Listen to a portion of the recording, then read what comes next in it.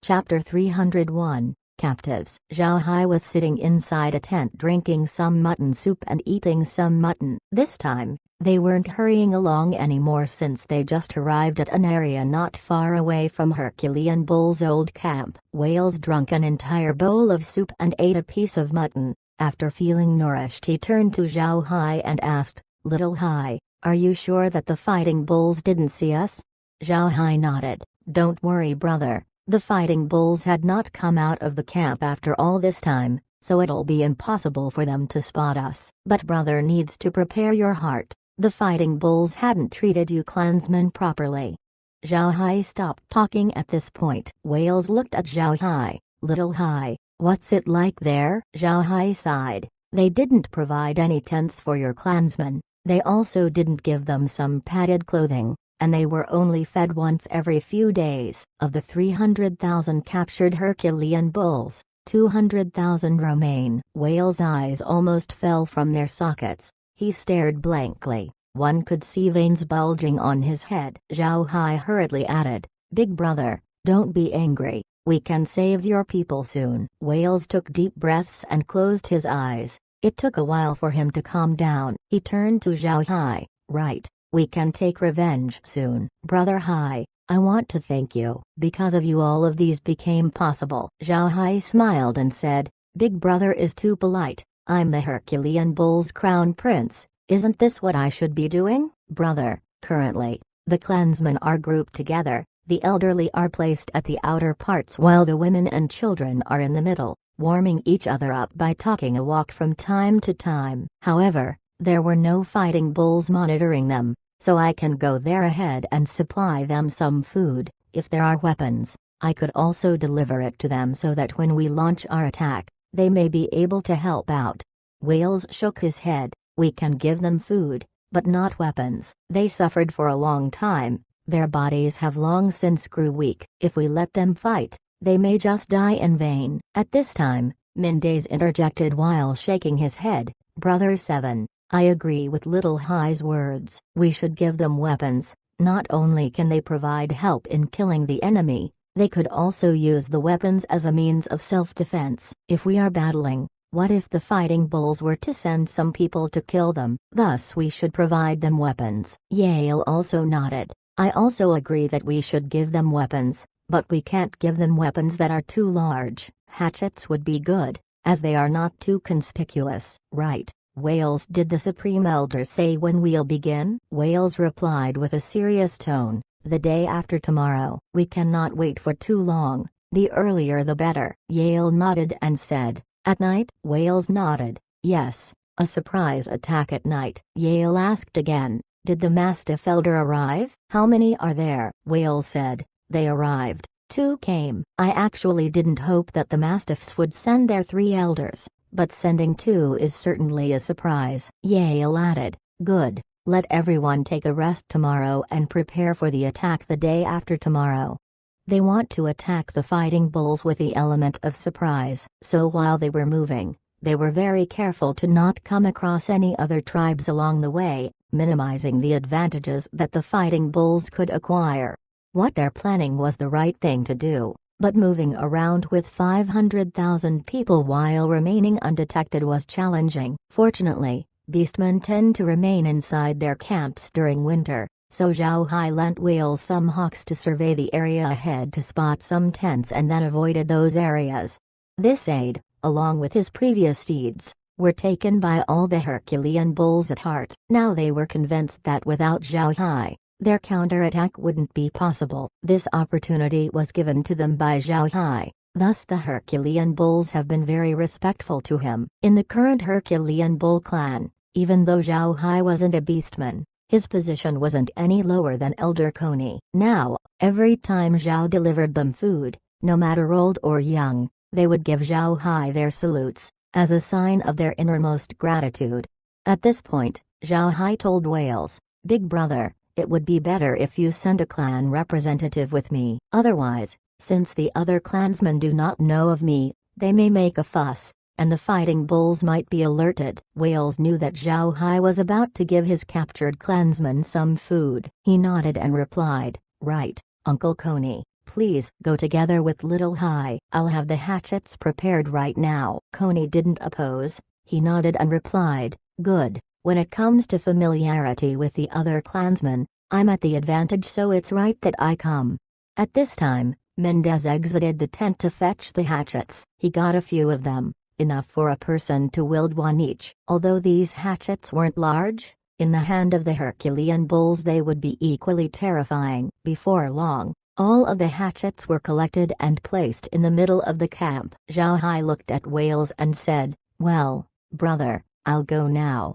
After having said that, the middle of the camp was immediately covered in a black fog, taking Zhao Hai and Coney along. When the black fog disappeared, the two also vanished from the camp. When the two appeared, they were already not far from the Fighting Bulls' encampment. It was a huge camp. To be honest, this was actually the Herculean Bulls' old camp, but now it was acquired by the Fighting Bulls. Coney can finally see the situation outside now that they were so close from the camp. Coney's eyes gave of a bit of light, but Zhao Hai didn't comment on it. They were again wrapped by the black fog and reappeared right beside a ragged group. These people wore expressionless faces and were moving constantly. They were bundled together with almost having no gap between them. This time, Zhao Hai used earth magic to elevate the place that they were in. Now they were able to see the whole group of Herculean bull captives. The Herculean bull captives didn't have anything to warm themselves up, so in order to survive the freezing winter,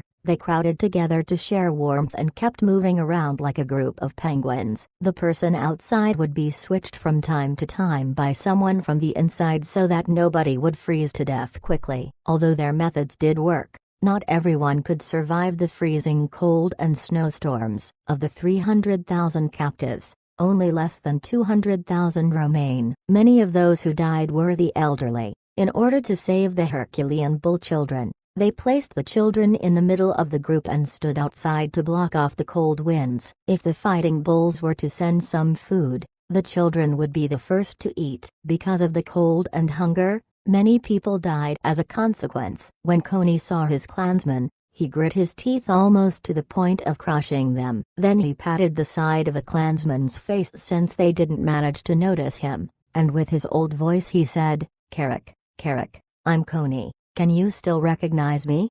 The Herculean bull woke up and started to turn his eyes. He glanced at Coney and seemed to not see him. He closed his eyes again before he opened them up quickly, as though in disbelief. The clansman looked around and then said with a lowered voice, Elder, why are you here? Were you also caught? Due to the small commotion, the surrounding people came to notice the new arrivals. But since all were elderly Herculean bulls, some of them knew that Coney was able to escape and was thus surprised to see him here. However, since they were experienced, they didn't make any loud noises and seemed to continue on with what they're doing while engulfing Coney and Zhao Hai towards the middle of the group.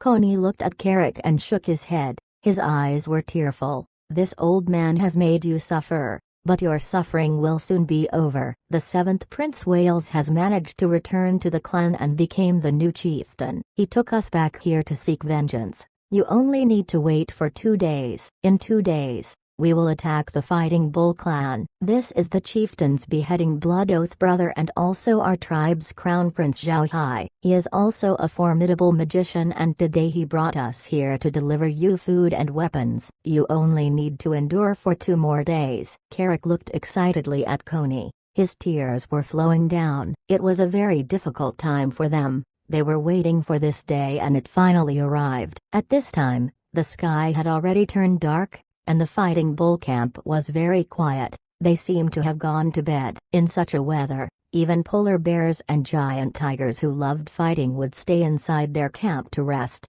1. They didn't fear that the Herculean bulls would escape. In such a weather, if the Herculean bulls were to try to escape without any warm clothes, then they would definitely freeze in the prairie. Thus they didn't send anyone to monitor the captives, but only sent someone look out for their argali and grain. Fortunately, Carrick and the others were veterans who had fought many battles. Although they were old and captured, they immediately calmed down, which was a skill they had acquired. Thus, The group resumed their tranquility after only a few moments, as though there weren't anything new happening. Coney looked at their calmness and then turned his head to Carrick. "Pass on the information that we have come back, so that they do not make a ruckus. Act as though nothing's going on."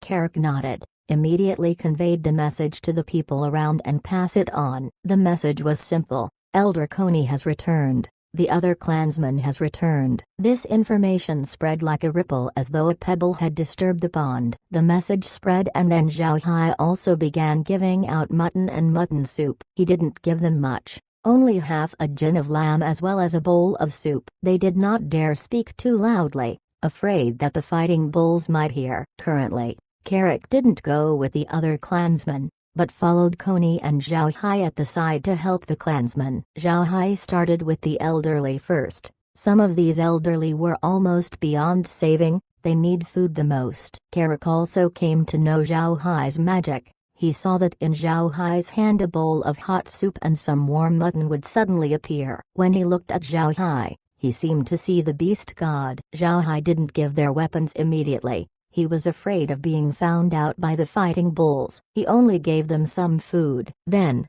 in between the cover of Carrick and the others, they headed towards the center of the group where the women and children were and gave them some food. Zhao Hai found out that giving food this time was more difficult. Back at the main camp, he only needed to send food to each tent, but this time he needed to deliver them one by one to the hands of the people. Zhao Hai was busy until dawn. Although it was winter, Zhao Hai and Coney were sweating. When the morning came, all of the people had already drank hot soup and ate warm mutton. Coney then told Carrick about their means of transfer and then vanished from the group with Zhao Hai. Although Carrick still had to endure the cold winds here, they now have a burning hope in their hearts. If winter comes, can spring be far behind? 2. When Zhao Hai and Coney returned to the main camp, Whale still had not rested and had been waiting for them. Looking at their unsightly complexion, Whales decided to walk to them instead. Zhao Hai was already tired and didn't have the energy to say a few words. He just waved his hand and went to the side to lie down. Coney fared better than Zhao Hai since he had a beastman's stamina, and also he didn't personally hand out the food one by one to the clansmen back then. Coney nodded at Whales and said, "The food has been given." But Little Hai didn't give them the weapons in fear of it being discovered. He decided to give the weapons tomorrow as we gave the evening meal. I also agreed with this. Whales nodded and asked, "How were the clansmen?" Coney replied, "There were less than 200,000 people left. Calculating the combat potential with the elderly and the women, they would amount to 150,000, which is still a formidable force. The rest have died of freezing or starvation and is now lying down on the prairie." Whales angrily snorted, "Fighting bulls. I'll certainly make you into slaves for generations." At this time the sound of snoring could be heard. Whales turned to look at where it came from, but realized that it was just Zhao Hai, tired and has fallen asleep. 1. I just want to state that if an animal's name is capitalized, then it's referring to the beastman version of that animal. 2. If winter is approaching and everything is dying, then there is a spring season ahead. Source: Chapter 302, Time for Revenge. Whales looked at Zhao Hai sleeping soundly. He sighed and turned to Mendez, "Sixth brother, please return Little Hai to his tent. Have Laura take care of him. Don't disturb him today." Mendez asked, "But what about breakfast?" Whales sighed and said, "Just tell everyone to endure it today. Little Hai is too tired. These days he's the busiest person out of all of us." Mendez didn't say any more. He picked Zhao Hai up and went outside. Soon he arrived at Zhao Hai's tent and had Laura receive Zhao Hai. Laura looked at Zhao Hai's state and thought that he was injured. She put Zhao Hai on the ground hastily and then whispered with a low voice, "Care, Care, quickly come out." Care's form appeared. Laura immediately asked, "Care, what's all of this about? What happened to elder brother Hai?" Care looked at Zhao Hai and said, "He's all right, just resting. He only needs to drink water from the space to get well." After saying this, a small vine appeared in front of Zhao Hai's mouth. It reached towards the mouth's opening and then water from the space smoothly rolled off the vine into Zhao Hai's mouth. After drinking a mouthful, Zhao Hai opened his eyes. He saw Laura and couldn't help but be surprised. He touched his head and asked, "I fell asleep?" Laura's heart ached when looking at Zhao Hai. She looked at him and said, "Brother Hai, why do you try so hard? You need to be careful. We don't know what we'd do if you get sick." Zhao Hai faintly smiled. "I'm all right. It's nothing. I'll only be busy for another 2 days. In a moment, we'll go give them breakfast." You did not see those who were captured by the fighting bulls. Of the 300,000, 100,000 died. Now only less than 200,000 Herculean bull captives were left. They were all dressed in unpadded clothes while having little to no food and drink. Those fighting bulls were too vicious. While speaking of this, Zhao Hai's complexion was bad. He saw the slaves on West Wonder King's camp as well as various slaves all throughout the prairie. But this was the first time he saw that slaves were treated like this. It was obvious that the people involved wanted the Herculean bulls to die out completely. This was the first time that Laura has heard of this incident since Zhao Hai never told them before. Now that she heard this information, she couldn't help but look shocked at Zhao Hai. Laura had also seen beastmen slaves. She also saw human slaves in the past, but the way the fighting bulls treated their slaves was a first for Laura. Although the humans did not treat their slaves that well, they didn't make their slaves die at will. After all, the slaves were also their property, and nobody is willing to just throw away their properties. The beastmen slaves were actually treated better compared to human slaves. Therefore Laura didn't expect the fighting bulls to treat the Herculean bull captives this way. They were too cruel. Zhao Hai sighed. "I now wholeheartedly support Brother Wales's revenge. The fighting bulls were really too much. Forget it. Let's not talk about this anymore. I still have to serve breakfast. I'll take a rest after then." Laura nodded. This was the first time that she experienced the brutality of wars in the prairie. A defeated tribe would have zero dignity left. They may even get exterminated. Wales didn't think that Zhao Hai would go out to serve breakfast. After breakfast, everyone returned to their tents. Wales told Zhao Hai, "Little Hai, why didn't you rest for a little more? You didn't need to hurry along. Not being able to eat breakfast isn't a big deal." Zhao Hai just faintly smiled. "Well, I can rest later. The group still needs to get full. It's no big deal. No need to say anything more." "Right, I'll go sleep now. Don't look for me today." Wales nodded. Zhao Hai then returned to his tent. Wales looked at Zhao Hai's departing back and muttered to himself, "Feel relieved, Little Hai. Elder brother will make sure to succeed." When the sky was turning dark, Zhao Hai went out of the space. He had already rested well. But what Zhao Hai didn't know was, while he was sleeping, the whole camp was very quiet. In the evening, Zhao Hai gave the clansmen their dinner, then went to the captives along with Coney. He gave out food as well as weapons to the captured Herculean bulls. This was in preparation for tomorrow, where the attack would commence in the evening. Zhao Hai and Coney told them the news of the attack tomorrow evening, advising them to get away from the camp before that time. The night passed as the food was distributed. Then Zhao Hai returned to the camp and gave the other group their breakfast, after which he rested. 1. What Coney didn't know was that when Zhao Hai gave food to the captives, he also included some life liquid to the soup given. This would help the recoveries of these people. Because they needed to act tonight, instead of giving the food then, the clansmen were given an extra portion of mutton while they stayed and waited for the evening so that they wouldn't get hungry.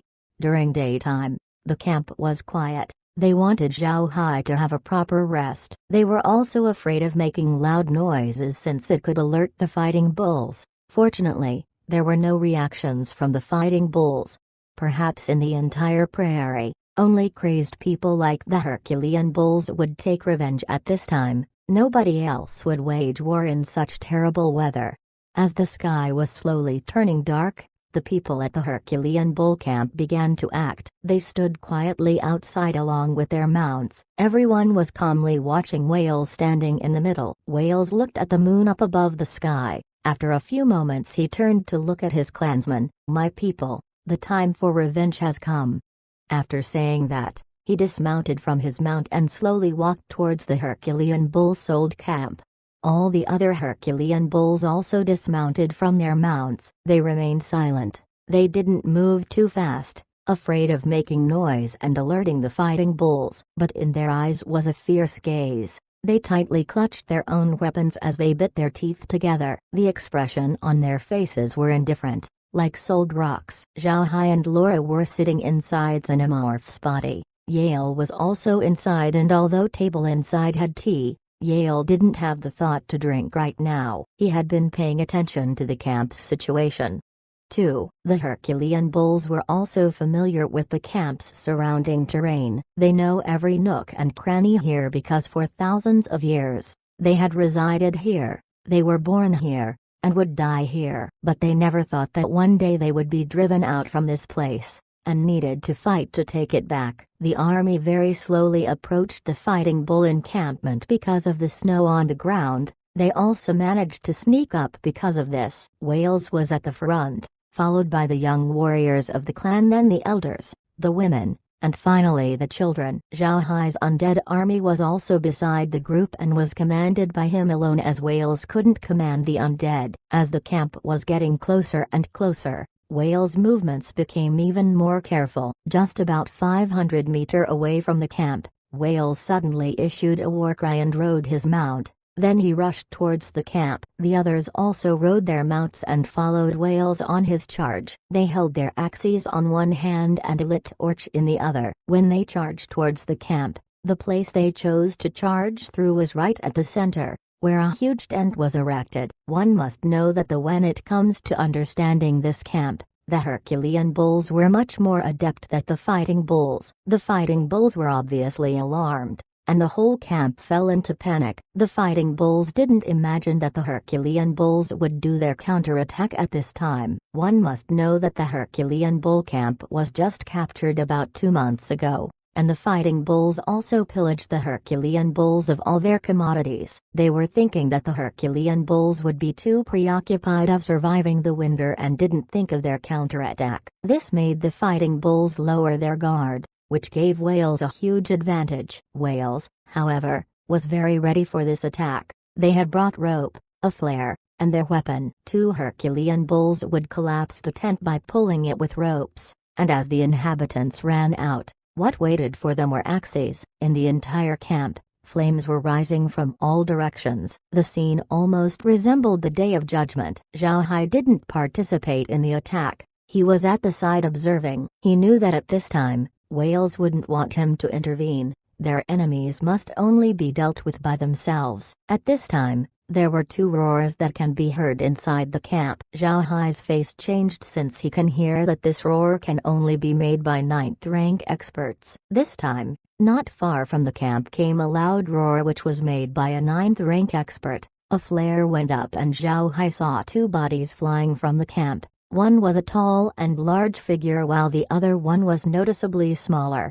The former was the 9th rank expert of the Fighting Bull clan, while the latter was obviously a human 9th rank expert. Zhao Hai didn't expect that the human expert actually didn't leave the Fighting Bull camp. It seems like there were errors from the information he got from Bell. However, Zhao Hai didn't worry much since in addition to the Herculean Bull's 9th rank Supreme Elder, they had also invited 2 9th rank experts from the Mastiffs to help them deal with the fighting bulls.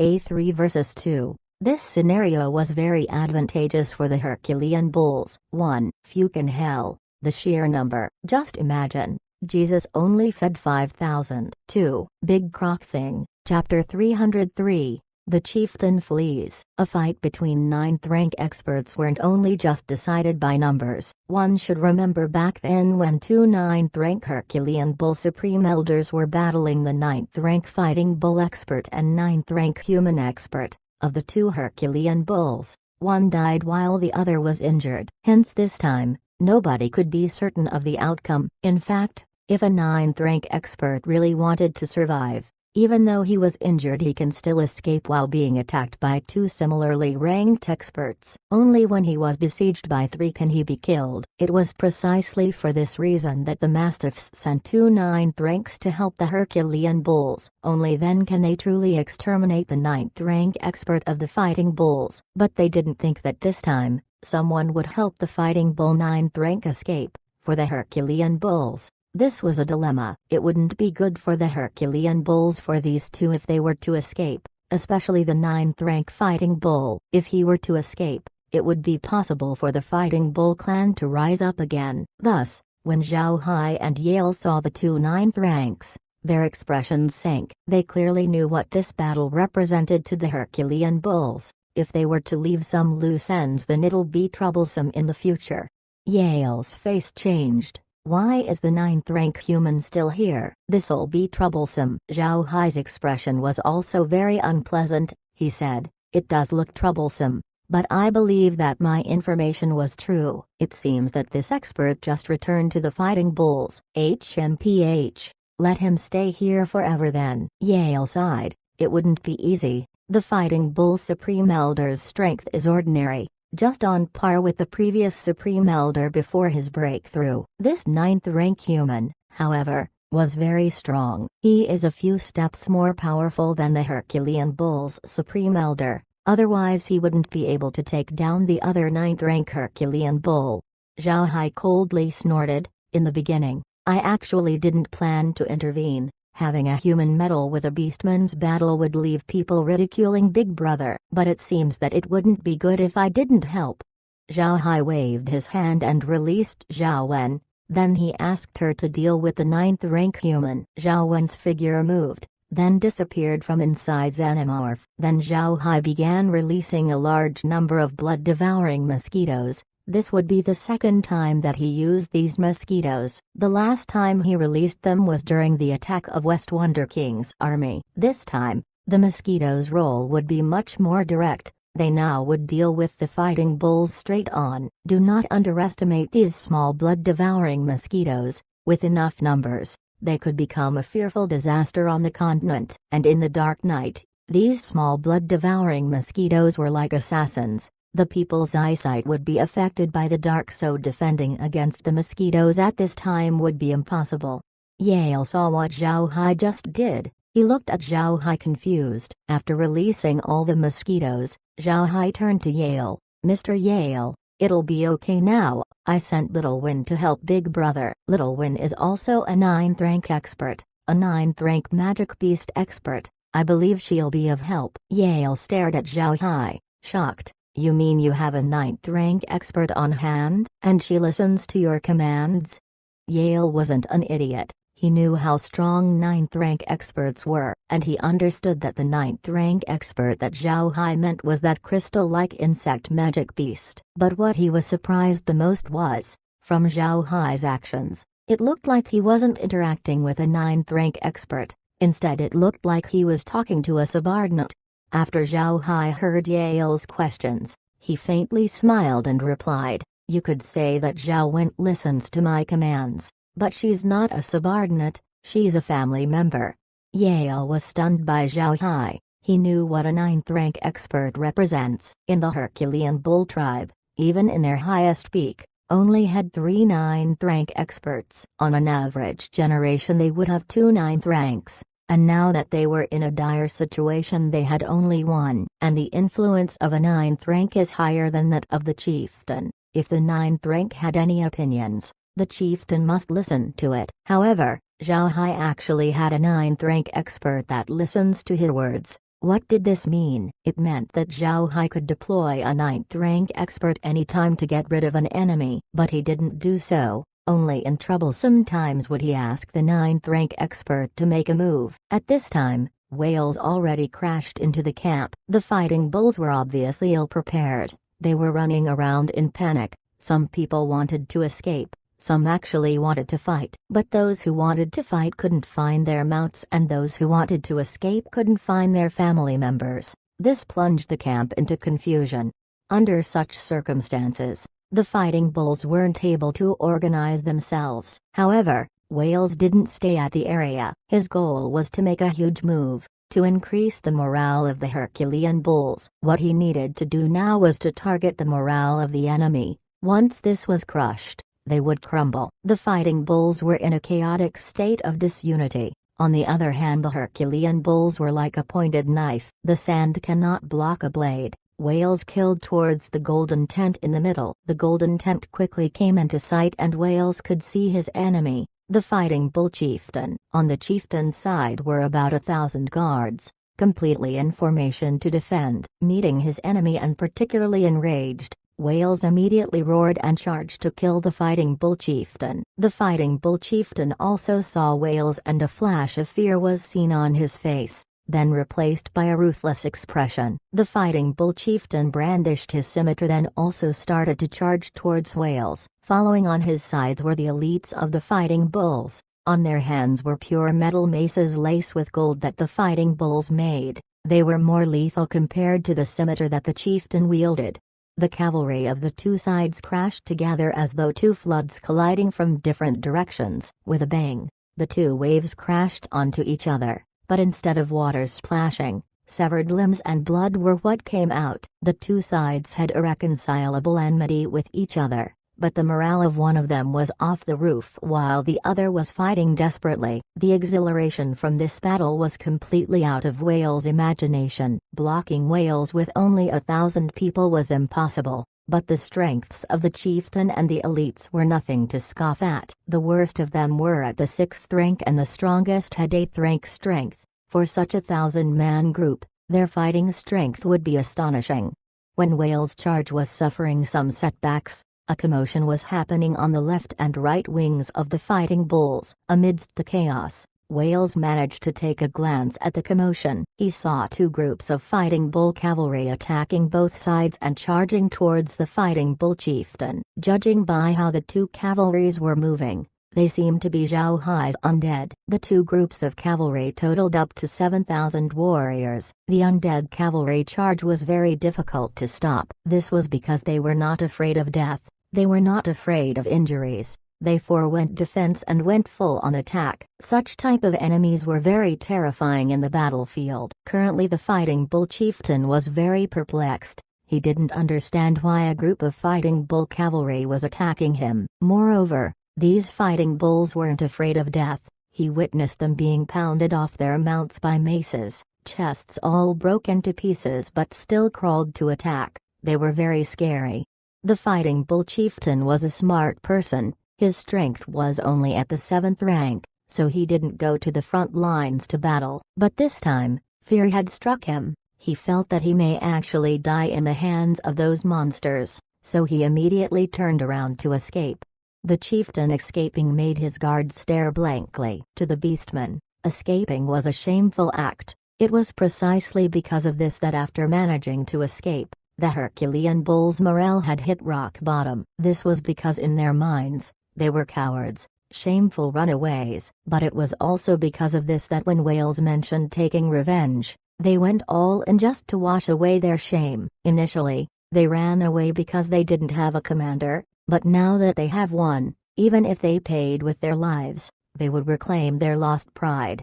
However, the Fighting Bull Chieftain escaping was another matter. He was a leader. It was an unspoken rule that everyone should be able to escape before the leader. Before, in this very camp, Whale's second brother Paul died while being surrounded by Fighting Bull cavalries. Even though he had no chance, he still fought and died with his group in his charge. For the beastman, this kind of person is worthy of respect, completely different to the Fighting Bull Chieftain who was very shameful. He didn't only shame himself, but also the entire Fighting Bull tribe. The guards looked at their chieftain, stunned, their faces full of disbelief. They didn't know what they were supposed to do. While they were dumbfounded, the undead cavalry arrived, and immediately overwhelmed the group. Whales looked at the escaping chieftain and quickly commanded. The Fighting Bull Chieftain escaped. Don't let him, give chase. The guards at his side also shouted. The Fighting Bull Chieftain ran. Don't let him escape. Give chase. These words were very important. When the resisting Fighting Bulls heard this, they froze. They were in disbelief when they looked towards the golden tent. Their chieftain's shadow was nowhere to be seen and their king's flag was also cut down to the ground. Chapter 304, Ultimate Weapon. For the beastmen, war flags were extremely important. Their war flag is the pride of their race. It was as important as their lives. A beastman would rather sacrifice his life than to let their war flag be discarded. Now their most important war flag has been cut down and fallen to the ground. The fighting bulls felt that the sky just collapsed. They had lost their motivation. Many fighting bulls could be seen giving up their resistance. They were just blankly standing there while they were hacked to death by Herculean bulls. Some turned around and escaped towards the plains. But in such weather, as well as having nothing to bring, running to the prairie is akin to suicide. Wales didn't think that the fighting bulls would be routed this quickly after only having fought for a few moments. Other Herculean bulls immediately brandished their weapons and gave chase to the escaping fighting bulls. Although this happened, the fighting still continued. There were still many fighting bulls resisting since the news of their chieftain escaping still hasn't reached their ears. They were resisting but were disorganized. It can only be seen as a futile struggle. The fight continued on up until dawn. At this time the fighting bull resistance had become weak. While some fighting bulls ran away, their slaves actually didn't escape. It was very clear to them that they had no other place to go, so they might as well remain and keep on becoming slaves for the Herculean bulls. The Herculean bulls also didn't kill them, they were just slaves. It was just like they changed ownership. Sure enough, just as the slaves thought, the Herculean bulls didn't care for them at all. They just basically forgot about the slaves since they were preoccupied with chasing the fighting bulls. As long as a Herculean bull sees a fighting bull, no matter they were women or children, they killed entire families due to their extreme anger. But what Wales didn't think of was the group of captive fighting bulls. When they were attacking the main camp, the group also went to intercept groups of fleeing fighting bulls. They would block the fleeing fighting bulls, then immediately threw their hatchets towards them, hacking them to death. Then they would run towards the dead fighting bulls to retrieve their hatchets while looting the bodies of their weapons, after which they would move again to find another group. That evening, they managed to eliminate 30 groups of fighting bulls, both large and small. The total number of people they hunted reached 10,000, which was never in Wales' expectations. He thought that because these captives have suffered for many days, their bodies simply didn't have enough strength to fight. But he actually didn't think these elderly, women, and children would achieve such success. It was very commendable. Wales knew that the reason why these people had their current fighting strength was because of Zhao Hai. He added life liquid to the mutton soup that the captives consumed. This made them recover quicker. Some elderly even had more strength in them than before they were captured.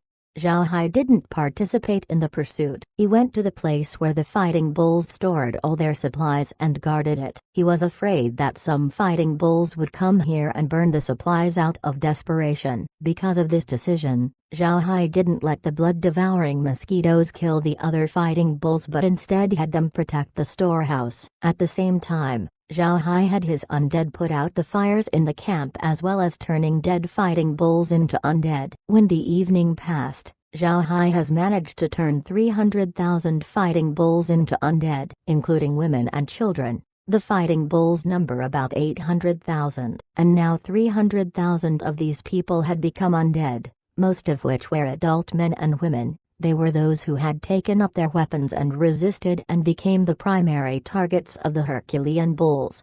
One could imagine the scene of tragedy in this war. The ground of the camp was stained red. While sitting inside Xenomorph, Lore's face was pale. Not out of Zhao Hai's expectations, attacks came from fighting bull deserters while he was defending the storehouses. In the entire evening he could count about a dozen attacks by the fighting bulls who wanted to burn the supplies. But in the end they did not succeed.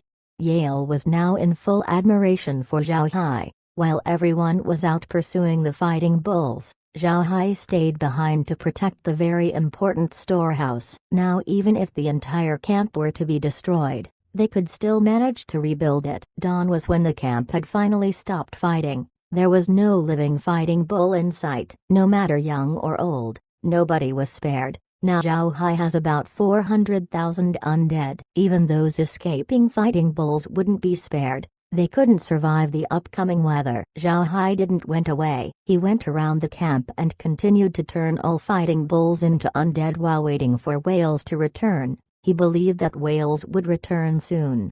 What he didn't expect was Wales continuing his pursuit of the fleeing fighting bulls for a full 3 days. In these 3 days, they depended entirely on milk wine. After expending the milk wine and having sobered up, the group then returned back to the camp. Zhao Hai, however, took advantage of these 3 days to rebuild the old camp. Now, excluding Zhao Hai's undead, the near 200,000 Herculean bull captives were also inside the camp. They didn't go after the fighting bulls since they didn't have any mounts to ride. The captives received food from Zhao Hai, so they already knew of him. Under Zhao Hai's command, they rebuilt the entire camp and gathered all dead Herculean bulls to prepare for a mass burial. The camp's ground had turned red, but since it was winter, it was very difficult to remove because the blood had become frozen. But it was also clear that the Herculean bulls never planned to clean these blood stains up. They just rebuilt their tents and cleaned the corpses of their clansmen.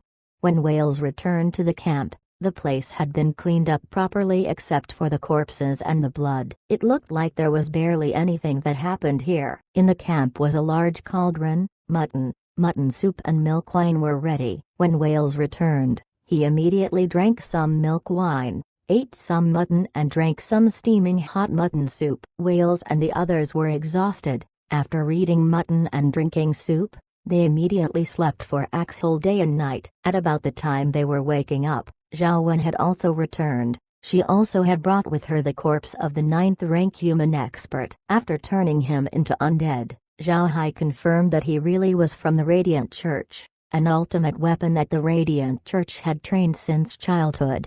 The Radiant Church had long been carrying out this ultimate weapon program. Their plan was to select some gifted children and gave them extreme training as well as some near-death experiences. These children's sole purpose were to become experts, 8th-rank and 9th-rank experts. Those who couldn't meet this criteria were killed off. Bringing up 9th ranks wasn't an easy task. Thus, after all these years, the program finally made 3 9th ranks, but the amount of 8th ranks they've acquired reached several hundreds. This was also one of the pillars of the church's strength. This time's fighting bull helper was a 9th rank ultimate weapon that the church had produced, and he was a fire mage. But he was still turned into an undead by Zhao Hai in the end, giving Zhao Hai's staff fire element magics. Now, Zhao Hai's ghost staff can do light, dark, earth and fire element magic. He only needs water and wind elements so that he can pretend to be an all-around mage. Unfortunately, Zhao Hai didn't manage to get much intel from this person since he was only a weapon for the church, who in their right minds would tell their plans to a mere tool. Weapons do not need to know so much.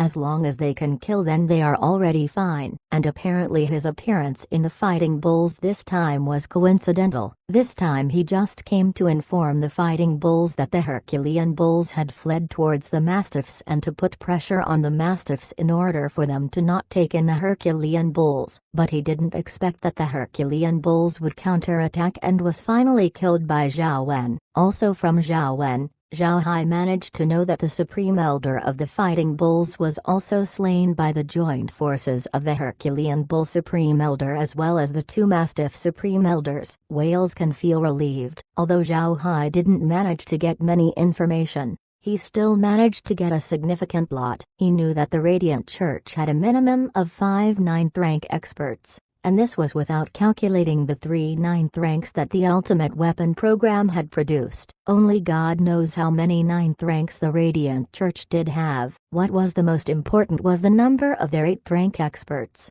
which reached several hundred. Even in the prairie, a tribe of near 1 million like the Fighting Bulls can only have a few numbers of 8th ranks. In the Guard Regiment of the eliminated Fighting Bull Chieftain, although they had 8th rank experts, they only number in about a dozen. The others were 6th and 7th ranks. But from the undead, the Radiant Church seemed to have a few several hundred 8th ranks. This was a very fearful amount of strength. While he was asking about these matters, Wales finally woke up. Zhao Hai immediately went to Wales' tent. Wales was chatting with Mendez inside while eating some mutton. After seeing Zhao Hai come, Wales immediately welcomed him and laughed. "Little Hai, come quickly. Ha ha ha, this time we won. The fighting bull cannot recover anymore."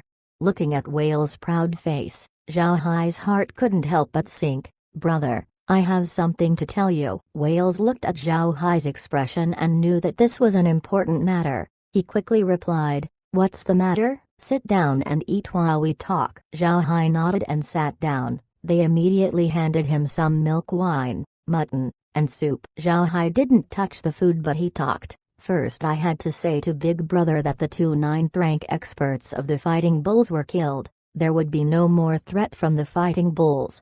Wales became ecstatic. Since the Supreme Elder still hadn't come back, he still hadn't received this news. But he already knew from Yale that Zhao Hai had sent a ninth-rank expert to enter the battle, so what Zhao Hai said couldn't be a mistake. Zhao Hai looked at his happy face and added, "I've also determined that the Fighting Bull Helper was indeed a ninth-rank fire element mage of the Radiant Church. This time he only came to deliver a letter and has gotten caught up without counterattack. The information we got before was not wrong." Wales nodded. Then Zhao Hai continued, "The Radiant Church's strength was completely out of my calculations. At present, they have a minimum of 5 ninth-rank experts. They also have 8th ranks that number to several hundreds. Big Brother should be more careful in the future." Hearing what Zhao Hai said, Wales' face couldn't help but change. He looked at Zhao Hai and said, "Little Hai, is what you're saying true?" Zhao Hai nodded.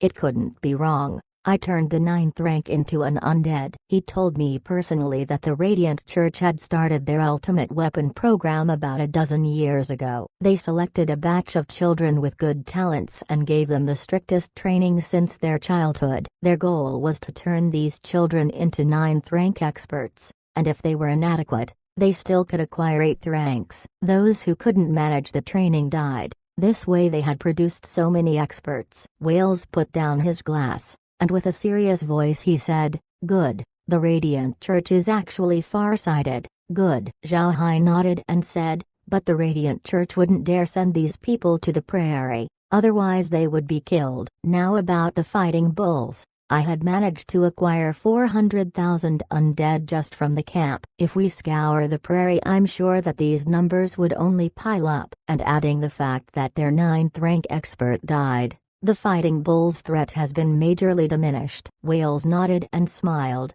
He had already expected these numbers. After all, they didn't capture any Fighting Bulls. All Fighting Bulls they've met were all killed. Zhao Hai looked at Wales and said, "But Big Brother shouldn't be careless. Since 2nd and 3rd sister had been rescued, West Wonder King would surely be more careful. And now that the Fighting Bull chieftain has been killed, his men may join the ranks of West Wonder King, making his strength increase." He also knew from the Fighting Bull refugees that the Herculean Bulls had returned, so they may try to escape. If they manage to do so, there may come a time where they can find an opportunity to come back. Thus, Brother should charge towards West Wonder King as soon as possible. Taking care of West Wonder King is the right thing to do. Chapter 305. A splash of cold water. Zhao Hai's words were like a splash of cold water. It made Wales calm down from his happy attitude. Wales put down his wine glass and closed his eyes. After a few moments he opened his eyes and turned to Zhao Hai. "Little Hai, I need to thank you. This victory made me complacent. But fortunately you reminded me that we still have more things we need to do. We shouldn't be too proud." After hearing Wales, Zhao Hai couldn't help but let out a long breath. This time when he approached Wales, it was to first persuade Wales, and the second was to see his attitude. If Wales listened to his advice, then it meant that he wasn't a person who let his victories go to his head, that he was a man of value, and Zhao Hai will help him as he did before. But if Wales didn't listen to his advice, then Wales wouldn't be someone significant, and Zhao Hai wouldn't help him anymore. Fortunately Wales listened to his advice. He can now follow up with his words. He looked at Wales and said, "Brother, we need to quickly take care of West Wonder King, then deal with the other runaway Fighting Bulls." "I'd like to hear Brother's opinion. What do you want to do? Will you make sure that the Fighting Bulls will never rise again? Or would you like to give them a trace of hope?" Wales coldly snorted. "Trace of hope? Why would I give them a trace of hope? Didn't you see how they treated my clansmen? They were children and the elderly, but they actually thought of freezing them to death. and I still want to give them a trace of hope." Hearing what Whale said, Zhao Hai nodded. "Good. There are a few more words that I need to tell Big Brother. After taking care of West Wonder King, you should report the collusion of the Fighting Bulls and the Radiant Church to the warring clans. You should also tell them about the Radiant Church's ultimate weapon program. At the same time, you should spread the word across the prairie that no matter which race, as long as they bring back a head of a fighting bull to the Herculean bull camp, then they would be rewarded with 1,000 jin of grain. For women and children it would be half, 500 jin of grain." Whale's and Yale's bodies couldn't help but shudder. To be honest, hunting the fighting bulls was very difficult. Even though there was a cooperation between the Radiant Church and the fighting bulls, the refugees can declare that it was their chieftain's decision, and it didn't have anything to do with them. But now, with Zhao Hai's idea of trading grain for the head of fighting bulls, exterminating them would be possible, although extremely ruthless. For the beastmen, grain was too valuable, especially to the small tribes. If these small tribes meet some fighting bulls, they would never let go of this opportunity of getting grain. One could say that due to this announcement alone, the fighting bull tribe may even perish from the entire prairie. Whales and Yale looked at Zhao Hai and cannot help but swallow their saliva. They hadn't seen this ruthless side of Zhao Hai before. Zhao Hai looked at the two people. "What's the matter, Big Brother? We already have grain on hand, and on the storehouse there were more. Adding the fighting bulls' supply with ours, there would too many, so why shouldn't we make use of these excess grain?" Bang! Whale slammed his hand on the table. "Good, Little Hai is right. I have to make the fighting bulls disappear from the prairie. But I also wanted to make the fighting bulls into slaves and gift them to you, so this idea won't work." Zhao Hai showed a faint smile. "You can just give those fighting bulls from West Wonder King's camp to me as slaves. Wouldn't that work?" Whale smiled. "Right, then it's done. Sixth brother, send my orders. In 3 days we would march towards West Wonder King's camp. I want to take a look at that ungrateful West Wonder King. Let's see how he will resist the might of our Herculean bull army." Zhao Hai smiled faintly. He didn't say anything. To be honest, he actually hadn't thought to be this ruthless towards the fighting bulls. But after he saw how they treated the Herculean bull captives, he changed his mind. Additionally, they were also in collusion with the Radiant Church, and the church was Zhao Hai's mortal enemy, so Zhao Hai couldn't possibly have any pity towards his enemies. It has been a long time since he had arrived at the continent. He also slowly experienced many situations. His heart has slowly developed its ruthless side. He knew that if he were too kind to his enemies, then he would only be harming himself. So what he needed to do was to totally exterminate his enemies, so save him future trouble. Zhao Hai looked at Whales and asked, "Brother, what are our losses? Also, how many supplies did we gain? How many argili?" These had to be known. Did you manage to calculate it? Without waiting for Whales to respond, Yale interjected. "I already had these listed. Before the family was attacked, we had a total population of 1,329,000 people. Now, our population has been reduced to about 800,000. But this is only the number of Herculean bulls currently with us. I'm quite sure that there are still some Herculean bulls out in the prairie that has yet to come back. They should come back if the message of our victory were to spread. From what I prophesied,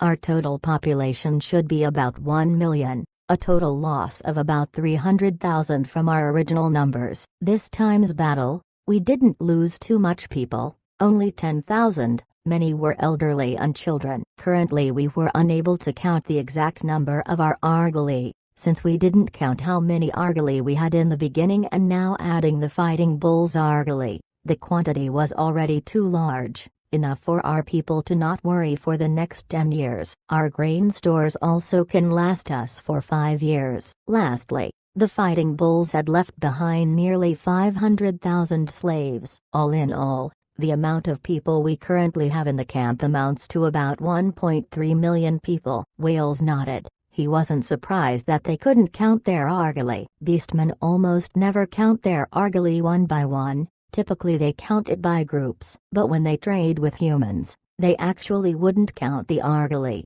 They just do clashing. What is clashing? When humans trade with commodities, the beastmen would lead the humans to a flock of sheep, then have their horsemen clash into the flock. How many argali your horsemen can manage to herd would be the amount of argali that you would receive. Thus, if your horseman was good, then you would obtain many, but if your horseman was bad, then you couldn't complain if you only gained little.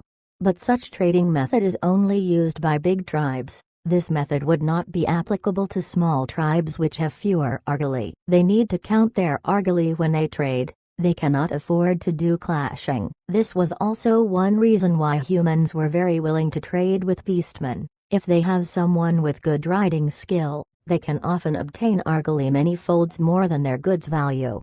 The reason why the beastmen were also more kind to their slaves was also these argali. For the big tribes, they needed slaves to herd their massive numbers of argali. Therefore, the big tribes would not count their argali individually but in herds. In the end, nobody actually would know exactly how many argali they had, but one can be sure that the big tribes' number of argali would reach tens of millions. And now, on the Herculean bull's hands were their original argali added by the fighting bull's argali. This was akin to having two big tribes worth of argali. This quantity is beyond astonishing. Zhao Hai nodded. Currently I still have a lot of mutton and mutton soup. We can say we are safe for food this time. Brother, earlier I was kidding about handing West Wonder King's people to me as slaves. The fighting bulls can be considered to be one of the fiercest warriors among the cow-headed race. It would be a pity if they were only to be used as slaves by me. If you really wanted to provide me with slaves, then just give me some ordinary slaves. The fighting bull slaves would be better if they were in your hands. It can also help you manage the entire cow-headed race by increasing your fighting strength. Wales knit his eyebrows. As the matter stands, do we need to carry on the plan to trade fighting bullheads with grain we made before? Zhao Hai smiled faintly.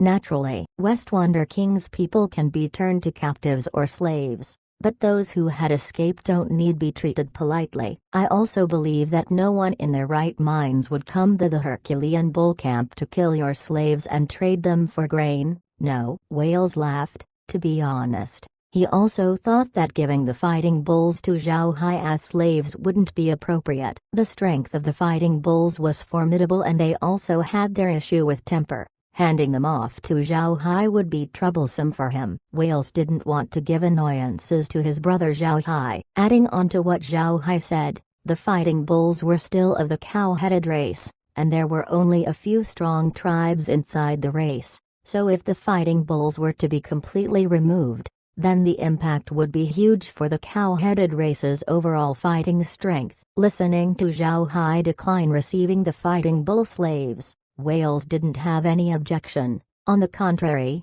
Zhao Hai's importance was further raised deep inside his heart. Almost everything was given to him by Zhao Hai.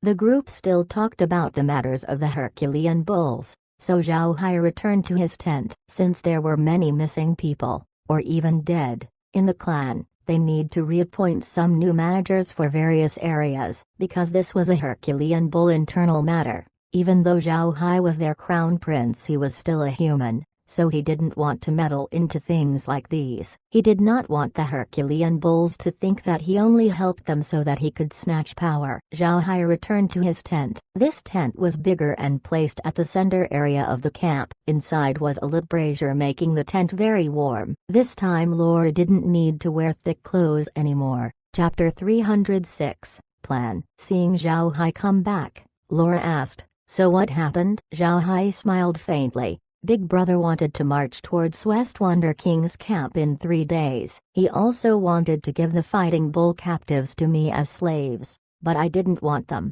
I wanted slaves who had gentle tempers. Too much temper is very inefficient for slaves. Me having the fighting bulls would be inappropriate.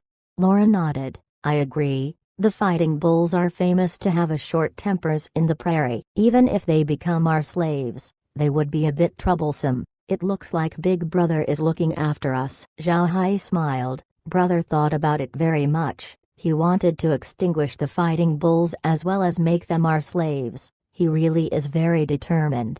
Laura also smiled. I'm afraid that of all the humans, we became the most busy in the prairie, but our profits is still sufficient." Zhao Hai replied, "Be relieved, our profits are also very big. No need to talk about this anymore. In 3 days we must prepare to head towards West Wonder King. This time may not be as big a battle. There's less young and able people in West Wonder King's camp. They shouldn't be that daring to face Big Brother, but I also suspect that West Wonder King just won't wait for his death. He may counterattack, but I just don't know what kind of counterattack it would be."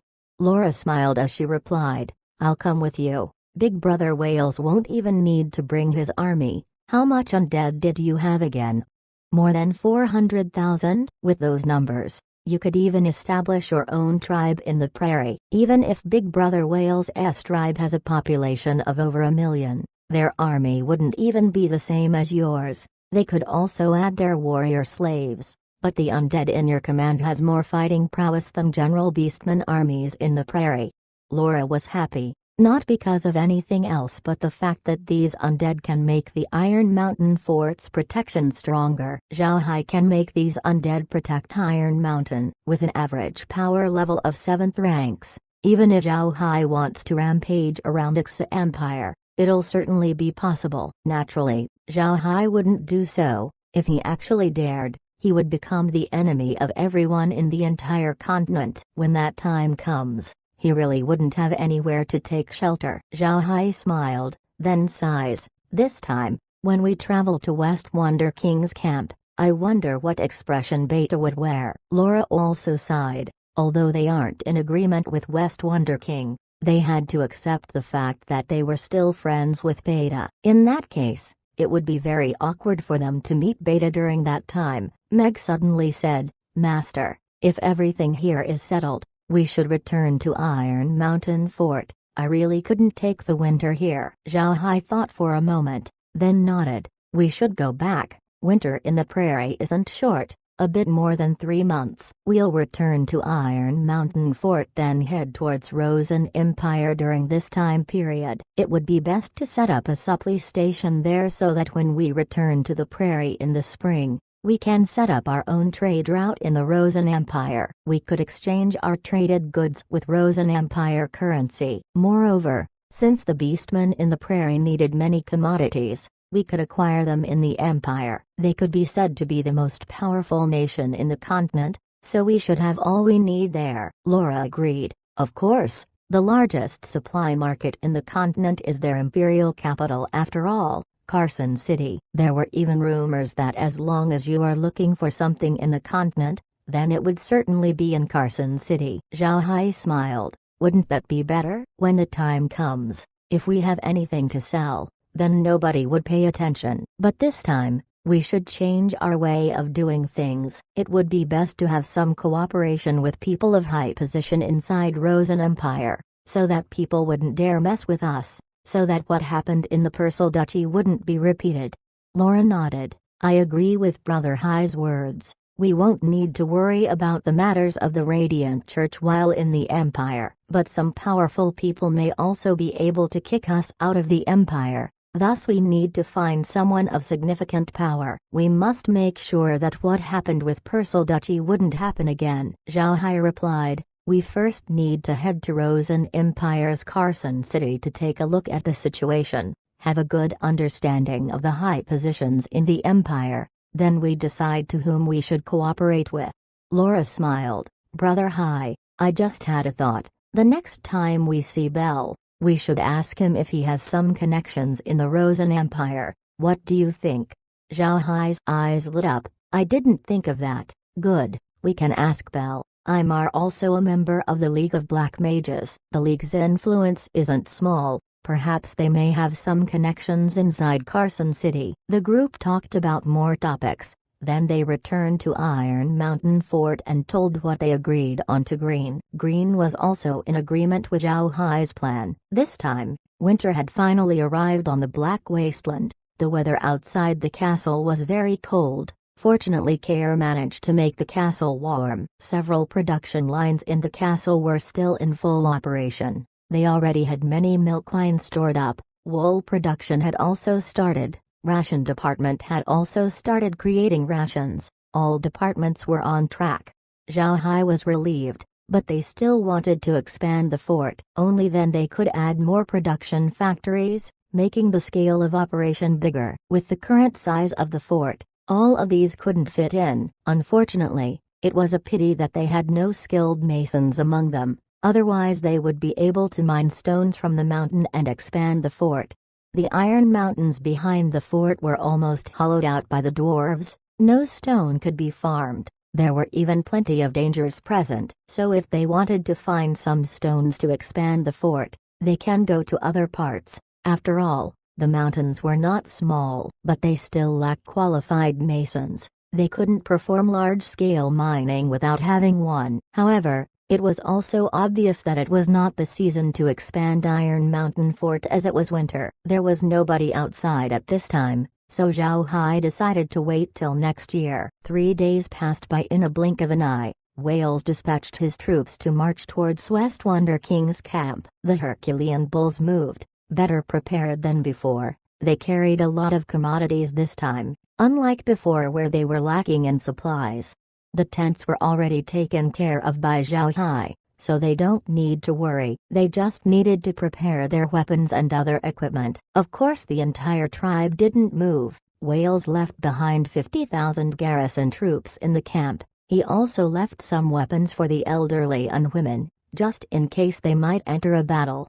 This time, Wales brought 150,000 Herculean bull soldiers, as well as 100,000 slave warriors. The Herculean bull slaves were mainly composed of half-beastmen, half-human slaves. For a clan like the Herculean bulls, it would be impossible to have their own dedicated slave race. They still weren't qualified. These half-beastmen slaves that Wales brought were the children between humans and beastmen. These offsprings did not grow beast heads like the beastmen. Instead, they had incomplete forms. Their head would be human but they would look much like beastmen. For example, a half-rabbit beastman would grow a rabbit nose, or grow long ears. Beside these qualities, they would have a human form. These half-beastmen races' physical conditions were better than humans, but worse than beastmen. Thus they could only be recognized as a slave race inside the prairie. They were basically born to be slaves. When the Herculean bull warriors saw that Zhao Hai would accompany them, they immediately cheered. They liked to go to battle with Zhao Hai as they didn't need to worry about logistics. They immediately hurried along and formed their lines. These half-beastmen didn't know of this, so they were obviously puzzled as to why the Herculean bulls cheered for Zhao Hai. They didn't know what it means. But they soon understood, since from the Herculean bull camp to West Wonder King's camp would take about 7 days. Adding on to the fact that it was winter and would experience snowstorms, their advance would be slow. Therefore, this time, it would take about 10 days to reach there. Fortunately, they had managed to perform this march with Zhao Hai before, so they were advancing forward constantly without much accident. Along the way, Zhao Hai and the group would encounter fighting bulls who were killed or had frozen to death. One could clearly see that the damage to the fighting bulls this time was quite serious. Zhao Hai released bloodhawks to survey around using the Herculean bull camp as the center. All around the camp he could see corpses of fighting bulls, reaching about 100,000. These corpses were mostly killed, a few froze to death. In total, the overall fighting bull corpses he had acquired numbered to around 600,000, but the population of the fighting bulls was 800,000. Their numbers had been reduced drastically.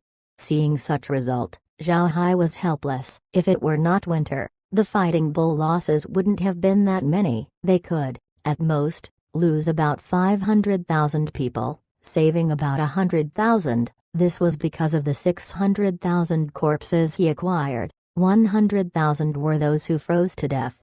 Zhao Hai couldn't do anything about this. This was war. After their 5th day of their march, Wales became alert, not for anything else but because they had met demon wolves. Chapter 307, Hidden Battle. The prairie's demon wolves were universally recognized as a disaster among beastmen, especially during the winter. In the winter, when the beastmen weren't out herding, the wolves' method of acquiring food became scarce. Therefore they would form huge packs and attack some small tribes, causing massive damage.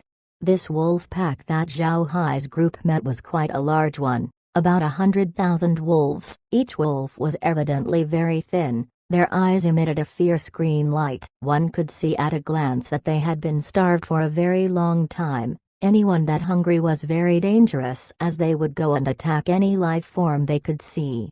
Seeing this group of hungry wolves, whales immediately became alert, moving forward cautiously. During the night while they would sleep, whales wanted someone to take watch, but instead Zhao Hai sent his undead to act as sentries. In fact, Zhao Hai wasn't just simply having his undead as sentries, he's actually planning to exterminate the wolves. Presently, Zhao Hai can see that in the wolf pack, there were different kinds of wolves mixed in. Zhao Hai wanted to catch these wolves and see if they would be able to make the ranch level up. He would be satisfied if the ranch could be upgraded.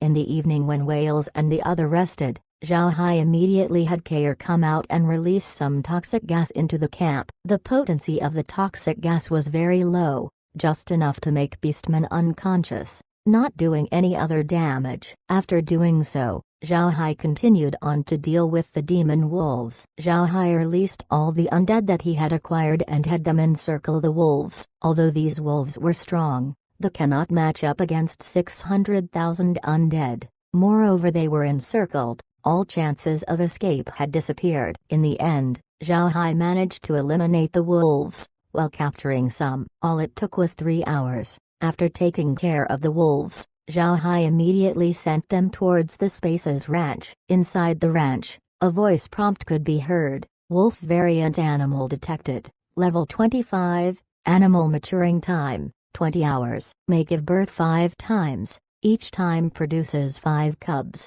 Consumes 2 feed per hour. Converting animal to data. Can now be purchased in the shop. Wolf variant animal detected. Level 25, animal maturing time, 20 hours. May give birth 5 times. Each time produces 5 cubs. Consumes 2 feed per hour. Converting animal to data. Can now be purchased in the shop. Seeing 5 same prompts made Zhao Hai confused. He didn't know why. He immediately went to take a look at the store and saw 5 pictures of wolf-shaped animals. Zhao Hai now understands. Even though these wolves were collectively labeled as demon wolves, they were also divided into many breeds, and the Space seemed to see different breeds as new animals, which was to Zhao Hai's advantage. At this time, a prompt could be heard again. Wolf variant animal, aggressive creature, listed as pest. Added to Space as a pest and can be released to destroy enemies. Space Ranch has met level up requirements, upgraded to level 8. Looking forward to the host's further efforts. Zhao Hai was surprised. The space upgrading wasn't anything new, but what were these pests? He was confused. He immediately asked Kair. Pests turned out to be an original function of the farming space. Originally, the space can send some wild animals to the space of a friend to destroy their crops and gain some experience. But now that the space had been integrated with Zhao Hai, and there were also no friends' farms around to send his wild animals to. Thus, this function has been transformed into a release pests function, and these demon wolves had been classified as pests, so the function had been unlocked. Zhao Hai was ecstatic. This function was too formidable. He saw this development as a good sign. The ranch had just upgraded to level 8. He now hoped that the ranch could reach level 10 soon. He wanted to look at the perks that level 10 could provide. Most importantly, he just didn't achieve ranch level up. He also acquired about 100,000 wolf's meat, skin, and bones. These were valuable things. Zhao Hai's face was very happy while exiting the space. He didn't think that his gains would be too great. The release pests function. This would be his special weapon. The space was too black-bellied, completely in line with Zhao Hai's character. The next morning, Whales and the others woke up. They felt that their sleep wasn't very good. After getting up, they felt very drained. However, after having served Zhao Hai's breakfast, they immediately recovered their strength. Zhao Hai knew that they were poisoned, although not very potent. It still had some effect. Zhao Hai therefore added some life liquid to the mutton soup he served, not only to remove the poison, but also to completely recover their strength. When they started to move, Whales suddenly felt something wrong. There seemed to be some traces of battle on the plains around them, as well as the obvious disappearance of the wolves. Whales immediately concluded that this must be Zhao Ha's doing. The entire evening, he must have taken care of the wolves. Regarding Zhao Hai's move, Whales was grateful. He was clear about the strength of these demon wolves. Even if they couldn't compare to the Herculean bull's strength, facing 100,000 would certainly bring losses. Having losses before arriving at West Wonder King's camp wasn't desirable for Whales, as this would have an impact on his men's morale. But Zhao Hai had already taken care of it, saving them from this crisis. The Herculean bulls moved along the road again. This time, the slaves were looking at Zhao Hai as though he was the beast god. Their adoration for him had already surpassed Whales. During the next few days, they didn't encounter anything special, but they had come across some corpses of fighting bulls. One could see from these corpses that they had been attacked by demon wolves. Except for a few large bones, the small bones were completely consumed, showing the demon wolves' fierceness. Being left with only a few bones, Zhao Hai had no way of turning these corpses into undead. Magic was not omnipotent. In order to revive a corpse into undead, there were also several conditions. Having a full corpse was one of the basic requirements. Zhao Hai couldn't revive these corpses, and Whales was unable to apply his hatred on these pieces of corpses. After 5 days, West Wonder King's camp came into view. Whales slowed down. They carefully observed West Wonder King's camp. The large camp was very calm. There were no commotions. Whales saw that the skies had begun to turn dark, so they stopped and prepared to meet West Wonder King tomorrow. The night passed silently. Zhao Hai was worried that West Wonder King might launch a night attack. He thought that West Wonder King should now be aware of the Herculean bull's counterattack. In this case, they should have been preparing, and now that the Herculean bulls had come close the West Wonder King's camp, seeing that West Wonder King was weaker, then the only chance that they could do against the Herculean bulls would be a night attack. Only then would they have any chance of defeating the Herculean bulls. But now, there weren't any movements coming from West Wonder King's camp, as if there wasn't anything wrong. This made Zhao Hai puzzled. Zhao Hai found Whales and went to discuss this matter with him. Whales and the others were also puzzled. Now they were suspecting that the escapees didn't come to West Wonder King's camp to seek refuge. Thus West Wonder King had no idea of what happened. Early the next morning, after eating breakfast, Zhao Hai stored their tents and they immediately went towards West Wonder King's camp. When they were about 5 li away from the camp, a commotion happened inside the camp. Then a cavalry unit rushed out. Whales didn't stop and instead he continued advancing, but all of them already took out their huge axes. Soon the two cavalries met. Whales looked at the person leading the opposing group, which turned out to be West Wonder King. West Wonder King was wearing his iron armor, and underneath this armor, he was wearing cotton clothes. West Wonder King looked at Whales. He looked stunned for a moment, then looked at the army behind Whales. His brow furrowed a little. He then went forward and gave a salute. West Wonder King has seen Prince Whales. Whales looked at West Wonder King and said, "West Wonder, I'm now the Herculean Bull Chieftain." At the same time, I also wanted to tell you good news. We had already defeated the Fighting Bull clan and reclaimed our camp. Now the Fighting Bulls have fallen. Do you have anything to say? West Wonder King looked at Whales' calm face and replied, "I have seen the chieftain. West Wonder has been preparing to help, but I didn't think that the chieftain didn't need West Wonder to defeat that thieving Fighting Bull chieftain. West Wonder's heart is very happy." Whales looked at West Wonder King. He didn't think that West Wonder King was this shameless, saying blatant lies to his face while acting honorable. Whales laughed madly and replied, "You said you wanted to help me? Ha ha ha. Help me? Help me by reducing my sisters to slaves? I really must give my gratitude to you." West Wonder King's expression changed. "My king, if I didn't do that at that time, the Fighting Bull chieftain wouldn't definitely let me off. I wanted to save my fighting power for my king, so I did so. Please forgive my sins, my king." Whales suddenly laughed. He calmly looked at West Wonder, Really? West Wonder King quickly replied. West Wonder does not dare lie. Wales nodded, then said, West Wonder, you are right. It seems that I have wronged you. Right. These few days, were there any fighting bulls that sought refuge with you? West Wonder King immediately shook his head. No, we didn't see any fighting bull escapees. It was because of this that I had no news of what happened to your old camp. If I knew, I would have helped out. My king can rest assured. Wales seemed to believe West Wonder King's words. He nodded and waved his hand. Good, I'll take your word for it. Zhao Hai didn't go out of the carriage. He strangely looked at Wales and West Wonder King. Presently, West Wonder King sees that Wales had believed him and his eyes were flashing with happiness. But Wales' eyes were actually gloomy. Zhao Hai had a very clear understanding of Wales. Those gloomy eyes were absolutely not calmness. Wales was hiding his anger deep down his heart.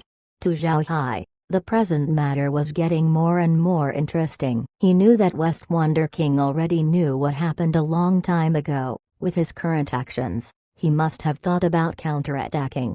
Wales had also thought about this for a long time, so while he was just pretending to believe West Wonder King, in fact, he was also carrying his own plans.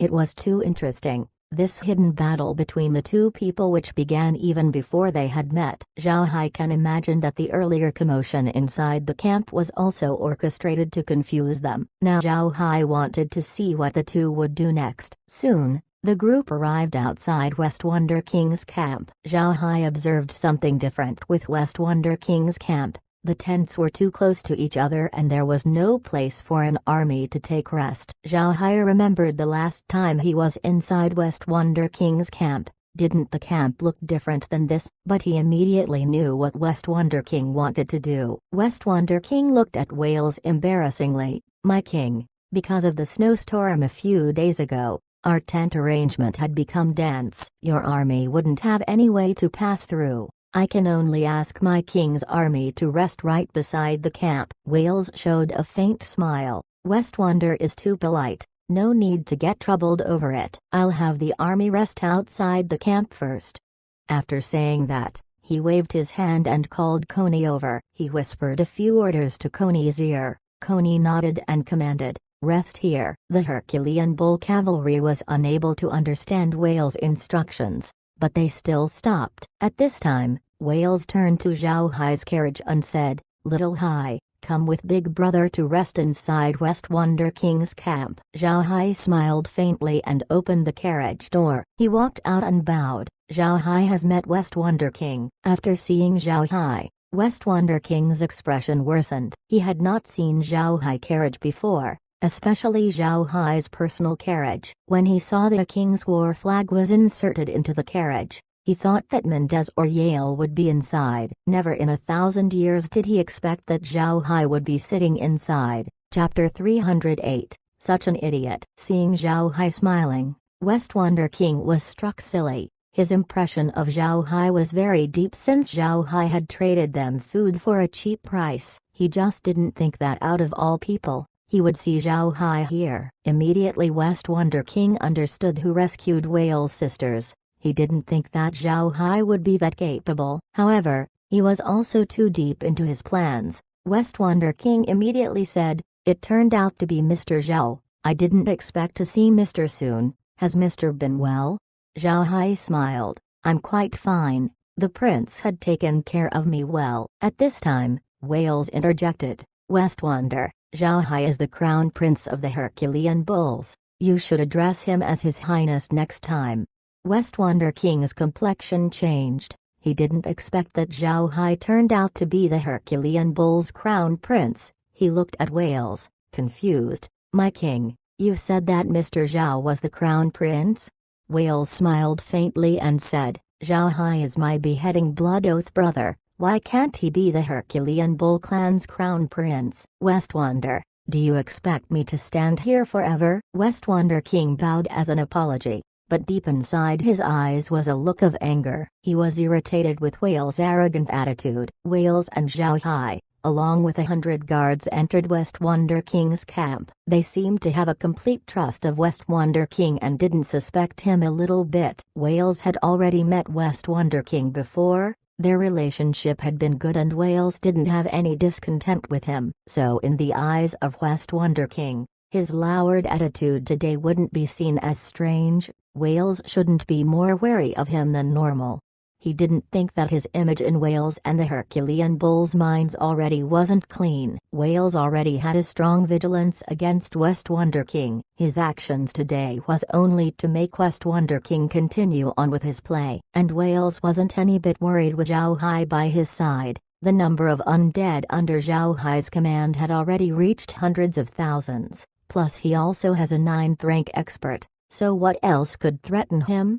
Naturally, West Wonder King had no idea. He was thinking that his plans were a success. He had lured Wales to his tent while leaving his army behind. This meant that Wales already fell into his hands. The group quickly entered West Wonder King's tent. The tent had been set up magnificently. The desk had been removed and has been replaced by small tables. In the middle of the tent was a brazier cooking mutton. Milk wine had also been placed at the sides of the small tables. Fighting Bull women were present specifically for pouring liquor. West Wonder King and the group sat down. The Fighting Bull women immediately arrived at their sides and served them liquor. The liquor was warm, just right for the current weather. West Wonder King took up his wine glass and said to Wales, "My king, your arrival had made this West Wonder happy. Please take a drink of this wine that I prepared with cordiality." Wales and Zhao Hai also held the wine glasses up, then drained their glasses dry. West Wonder King watched as the two of them drank their wines. His eyes turned happy and his focus became sharp. As the liquor reached Zhao Hai's stomach, a prompt from the space could be heard. Toxic substance detected inside host's body. The toxin's potency is low, suggested that the host drink spatial water to detoxify. Zhao Hai was surprised for a moment, then understood the West Wonder King had put poison inside the wine. Zhao Hai couldn't help but smile. He had the space. It could be said that he had an immunity to 100 poisons. To poison him, interesting. He put the wine glass down slowly, then turned to West Wonder King and smiled. Seeing West Wonder King today made this one happy. "I had prepared a bottle of fruit wine. I asked the prince to taste." His hand turned and a bottle of fruit wine appeared. West Wonder King didn't suspect him. He immediately replied, "Good, His Highness wine also gives West Wonder pleasure." After he said that, a Fighting Bull woman went to serve them the wine. West Wonder King took a moment to observe the bottle of wine. Seeing that the bottle was completely sealed and didn't have any traces of being opened, he was relieved. West Wonder King had frequent contacts with human merchants. He also drank a lot of their wines, so he could see at a glance whether the bottle was tempered with or not. And if the wine has been opened, then it meant that there was something wrong with the wine bottle, and he wouldn't dare to consume it. Wales didn't understand what Zhao Hai's actions meant. He looked puzzlingly at Zhao Hai. Seeing Wales' appearance, Zhao Hai showed a faint smile and his eye turned towards the wine glass. Wales immediately understood and a never-before-seen anger filled his eyes. Contained in this bottle was life liquid added by Zhao Hai. He was now more skillful in using the space. As long as it was inside the space's range, he can direct poison to anything without worrying that he may tamper with it. After all, the space itself can make space cracks. Of course, applying life liquid also works. After the women opened the bottle, they first gave a glass to Wales, then to Zhao Hai and finally to West Wonder King. The three then raised the glasses to drink. After Wales placed his wine glass down, he looked at West Wonder King with a faint smile on his face. "West Wonder, you're hesitating? Or are you waiting for something? We have already been here for quite a long time. When are you gonna make your move?" West Wonder King stared, his face changed. He looked at Wales and said with a serious voice, "My king, what do you mean?" Wales smiled faintly. "You're not convinced? Why, someone so young, Herculean bull like me would be the chieftain of the entire cow-headed race. And I'm also sure you also had met Fighting Bull refugees from the old camp. You're just holding up, acting. You want to lure me in your tent while leaving my army outside so that my life would be in your hands. I have already followed the script to your play. I went to your tent.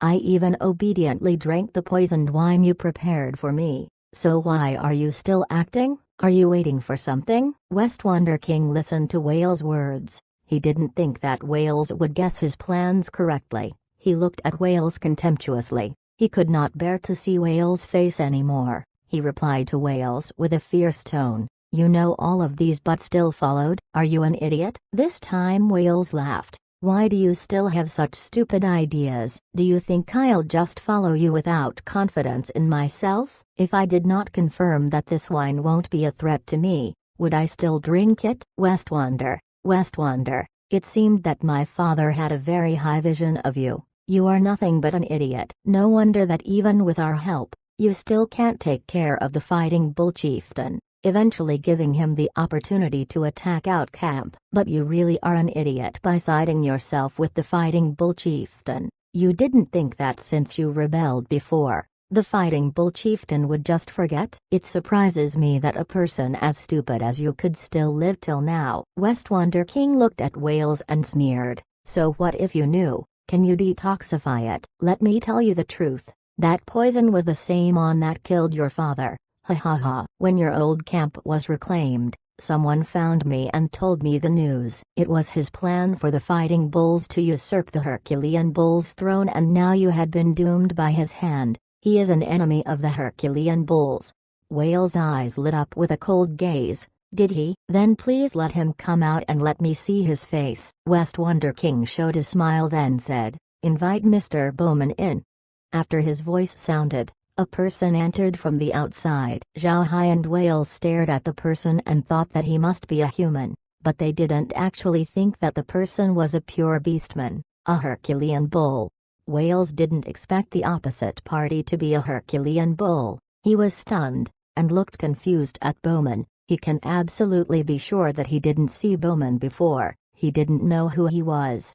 Although Bowman was a Herculean bull, his posture isn't as tall as other Herculean bulls, nor did he look physically strong. He wore a white magic gown, with a look of a cultured and well-mannered man. He seemed to be a light element mage. Bowman looked at Wales. He smiled faintly and bowed. "Bowman has met Chieftain Wales. Has Chieftain Wales been well?" Wales looked at Bowman, confused. He asked, "Are you a Herculean bull?" Bowman smiled. "It is proper to say that I am a Herculean bull orphan that was adopted by a human. The Radiant Church gave me everything. I devote my entire life to the Radiant God."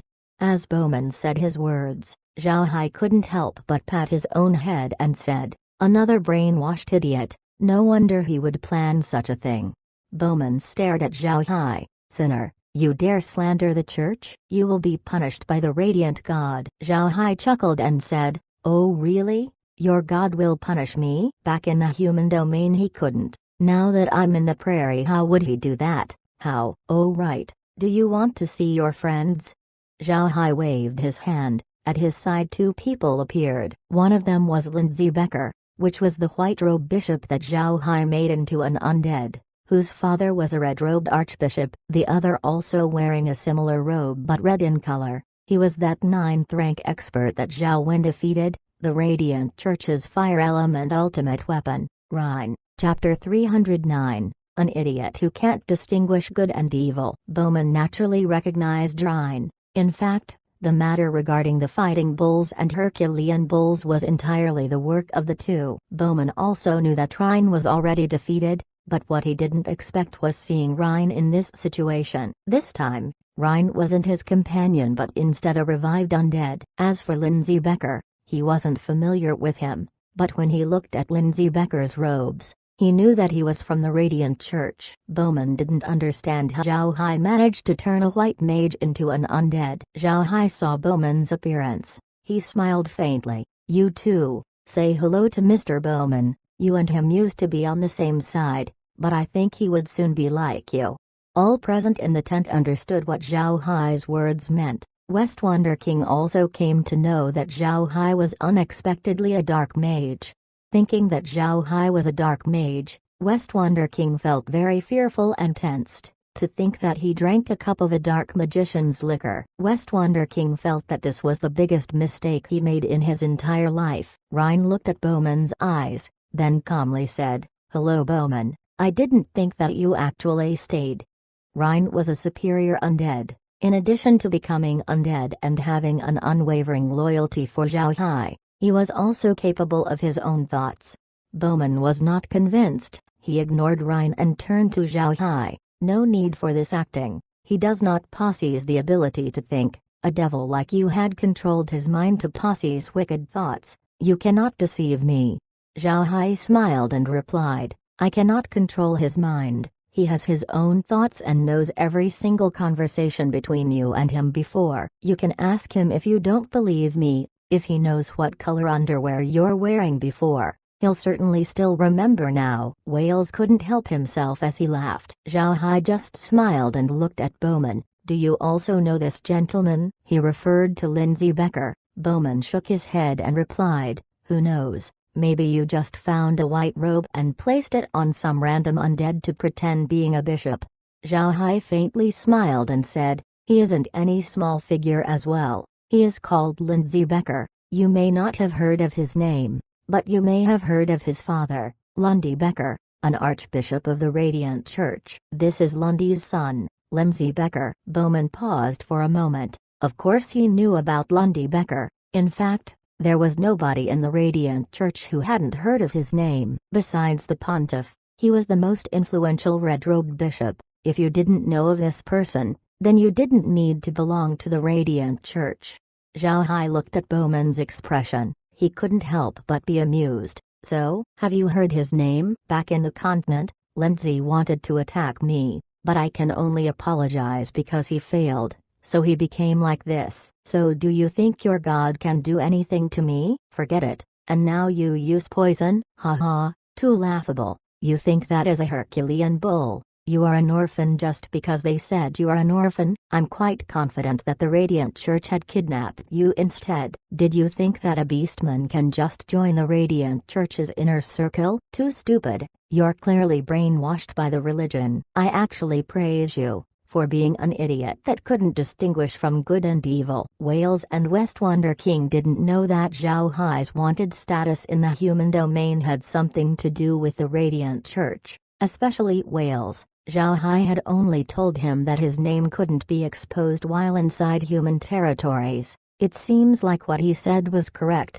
Although Wales and West Wonder King couldn't be considered as high-level members within the Beastman race, there would be no problem classifying them as intermediate level. Therefore they were privy to some information about the Radiant Church's influence among the humans. Seeing that Zhao Hai had turned the red-robed archbishop's son into an undead, they understood why he could not stay within the human domain. Zhao Hai looked at Bowman's flushed face. It wasn't that Bowman was shamed, but he was instead angry. Just like Zhao Hai said, he was already brainwashed to the point of being unable to distinguish between good or evil, so how could he believe Zhao Hai's words? In his mind, Zhao Hai was the devil, and a devil naturally wouldn't say good things about the Radiant God. Zhao Hai looked at Bowman and said, "It seems that you're still not convinced when I said that you cannot tell between good or evil. Then I'll ask you, when the Radiant Church sent you to the prairie to deal with the Herculean Bull clan,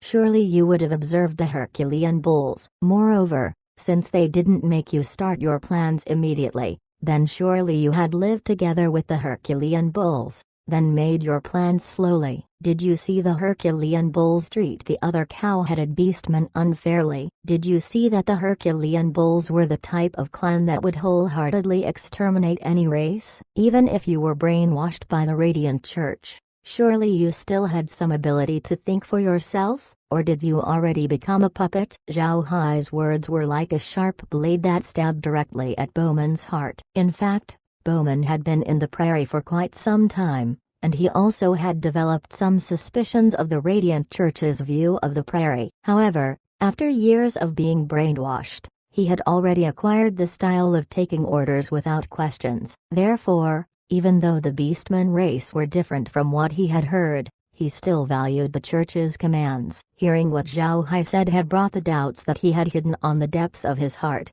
therefore he became angrier. angrier at Zhao Hai and also himself. He hated himself for doubting what the church had said. He only became what he is because of the church, but now he had actually listened to the enemy and brought doubts to his heart. He felt that he had betrayed the church. Too naturally he felt so enraged. However, he cannot take revenge personally. He was raised by humans, therefore he can't use soul techniques, battle chi, nor magic. This meeting, he could only use poison. So right now, he could not take action against Zhao Hai. He can only poison him. But it seems that his poisons were not up to level. Zhao Hai didn't care what Bowman was thinking. He thought that a man as brainwashed as Bowman wasn't worth killing personally, therefore he turned to West Wonder King. West Wonder King, you really think that your poison can deal with me and my brother? I was being polite for not poisoning you earlier. Now you're playing with poisons in front of me? Ridiculous. West Wonder King looked coldly at Zhao Hai. Do you really think that I only depended on that to deal with you? You're being funny. Wales cannot help but be interested. He looked at West Wonder King with a curious face. You have other ways of dealing with us? Did you invite a 9th rank expert? But if you have invited a 9th rank expert, you wouldn't need to poison us, but fight us directly. West Wonder King sneered. Using a 9th rank expert to deal with you? You think too highly of yourselves. After he said that, he threw his wine glass towards the ground. Zhao Hai patted his head, smashing the cup. That's another one. Damn, all the clichés had added up together. At this moment, war cries could be heard outside the tent. Zhao Hai looked at West Wonder King once. He shook his head, then waved his hand. Rows of undead fighting bulls appeared in the tent. Before long, their numbers collapsed the tent. Under their protection, Zhao Hai and Wales, who were on their mount and carriage respectively, managed to escape the camp under the protection of nearly 10,000 undead cavalry. When Zhao Hai released the undead, West Wonder King was frightened. He had heard about human dark mages, but he didn't hear about any dark mages capable of commanding so many undead. This scale was very scary. While he was dumbfounded, Wales and Zhao Hai left the tent and headed outside the camp. The prepared ambush simply didn't succeed because they were repelled by the undead. West Wonder King wanted to rally some troops to chase Wales down, but it was already too late. Wales managed to leave the camp. West Wonder King saw Wales leaving the camp and knew that he was already done for. With the strength of his camp, it was impossible to contend with Wales' army. He knew that he was already dead. However, West Wonder King didn't want to just willingly die. He was not a heroic character. He was ambitious and unwilling of living under another person. He thought that the Fighting Bull Chieftain was inferior, thus he cooperated with the Herculean Bulls and betrayed the Fighting Bull Chieftain.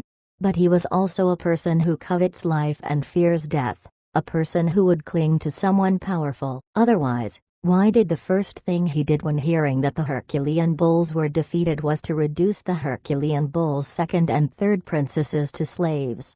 This time, to deal with Wales, he completely depended on Bowman, considered the possibility of succeeding, and ended up agreeing. This was his last chance, so he was quite desperate. In his mind, currently in the cow-headed race, besides the Herculean Bull clan, he had the most strength. The Fighting Bull Chieftain had already been dealt with by the Herculean Bulls. If, at this time, he could deal with the Herculean Bulls, he may become the king of the entire cow-headed race. Because of this greed, he decided to take the risk and plan to eliminate Wales. But he didn't calculate the existence of Zhao Hai, thus he was already doomed to fail. It was not only West Wonder King who didn't calculate Zhao Hai. Bowman had also miscalculated. In the beginning, when Bowman was concocting his plan, Zhao Hai still wasn't present in the prairie. Zhao Hai only arrived when they had already begun with their plans. Wales was unable to return to the main camp in time,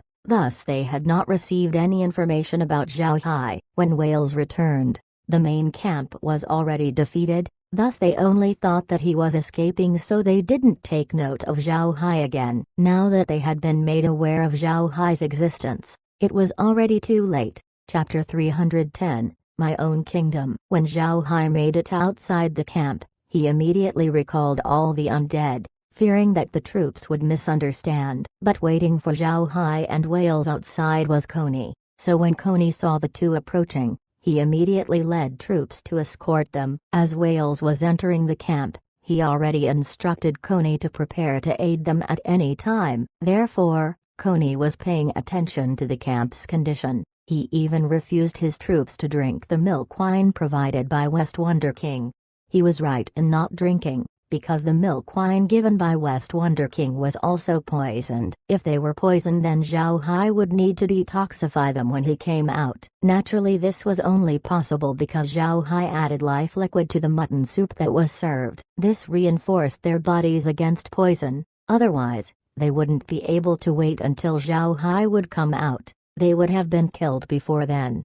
After Coney escorted Wales, they didn't immediately charge to attack. Instead, they retreated a bit before organizing their lines properly. Zhao Hai's carriage also retreated to the very back of the army. He knew that although he could exterminate the camp using his undead, Wales certainly wouldn't want that. Wales wanted to take care of their matters themselves, so Zhao Hai didn't participate in the assault. Instead just went to the back. Looking at West Wonder King's camp with a cold gaze, Wales shouted, "My clansman, West Wonder King, the ungrateful bastard, had finally betrayed us and also colluded with the Radiant Church to poison me. My clansman, I declare that the fighting bulls shall be reduced to slaves from today on. Charge." After saying that, he lifted his axe, and along with the other Herculean bulls, issued a war cry and charged towards West Wonder King's camp. In the previous battle between the Fighting Bulls and the Herculean Bulls, they were fighting inside the main camp, so they were quite wary of the destruction in their camp. Now, however, was different. They were battling at West Wonder King's camp, so even if they did destroy the camp they wouldn't need to be worried. Therefore they just charged towards the camp without abandon. Back at the main camp, they would hesitate upon which to charge, but this time they didn't need to.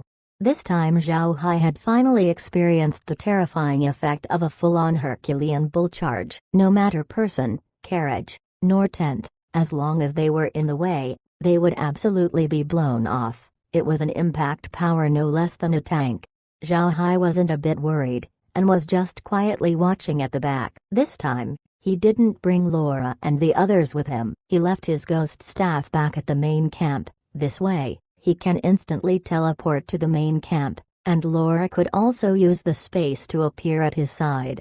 Zhao Hai knew that this battle would be the last battle he'd experience in the prairie this year. After this battle, he would return to the human territories and head towards the Rosen Empire. Zhao Hai was certain that West Wonder King would be defeated. West Wonder King's military strength was inferior to Wales. His personal strength was also inferior to Wales. And now that Wales was at the prime of his victories, morale was at its peak. But West Wonder King's troops were terrified upon spotting the Herculean bulls, making the fighting strength of both sides very disproportional. West Wonder King would without a doubt be defeated. Zhao Hai now wanted to see how Wales would treat the commoners inside West Wonder King's camp. While Zhao Hai was waiting, suddenly a loud voice echoed throughout West Wonder King's camp. "Those who want to surrender, kneel, and they shall be spared. Those who want to surrender, kneel, and they shall be spared." Hearing this, Zhao Hai was relieved. This shout didn't just came out of a single person,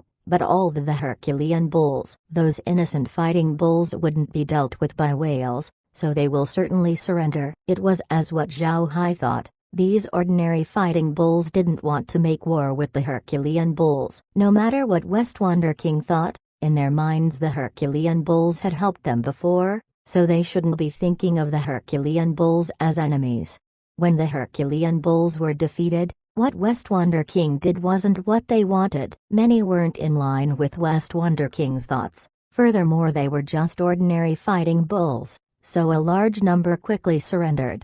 West Wonder King wanted to escape, but was unable to. In the end he was killed amidst the chaotic clash. Bowman already died in the hands of Zhao Hai's undead. He cannot use magic, battle chi, nor soul techniques. He could only poison and plot. He was completely useless. Naturally, in this battle, he would be the first one to fall. The fighting finished as the day ended. This time the fighting bulls were utterly defeated. Of the original 500,000, 100,000 were killed, leaving behind 400,000 people. And also, in this battle, Wales had lost about 20,000 Herculean bulls. Now, it could be said that in the prairie, there would be no more fighting bulls. They can only be known as Herculean Bull Slave Clan, impossible to be called an independent clan.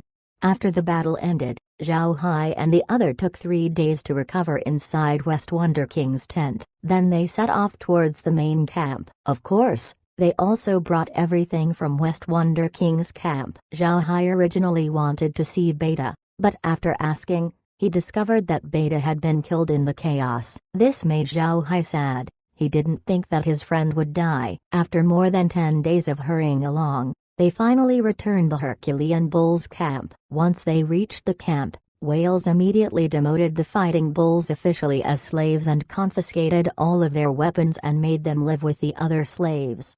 Because it wasn't easy to transmit messages during the winter, not many knew that the fighting bulls had been reduced to being slaves. Even among the cow-headed race, there were plenty who didn't know that the Herculean bulls had managed to claim back the old camp. This was the prairie's winter, arid, and very desolate. After returning to the camp, Zhao Hai discussed his plans with Laura, then prepared to head back. Although Wales was reluctant, he also knew that Zhao Hai and the others weren't comfortable being here, so he agreed. But this time, he cannot make Zhao Hai return empty-handed. He gave Zhao Hai about 200,000 dargali and 100,000 slaves. He was now filthy rich. Such numbers already didn't mean a thing to him. He also knew that Zhao Hai liked strange animals, therefore he had some people get some stone skin bulls to give Zhao Hai. Unfortunately, it didn't make the ranch level up. A stone skin bull wasn't enough to upgrade the ranch. However,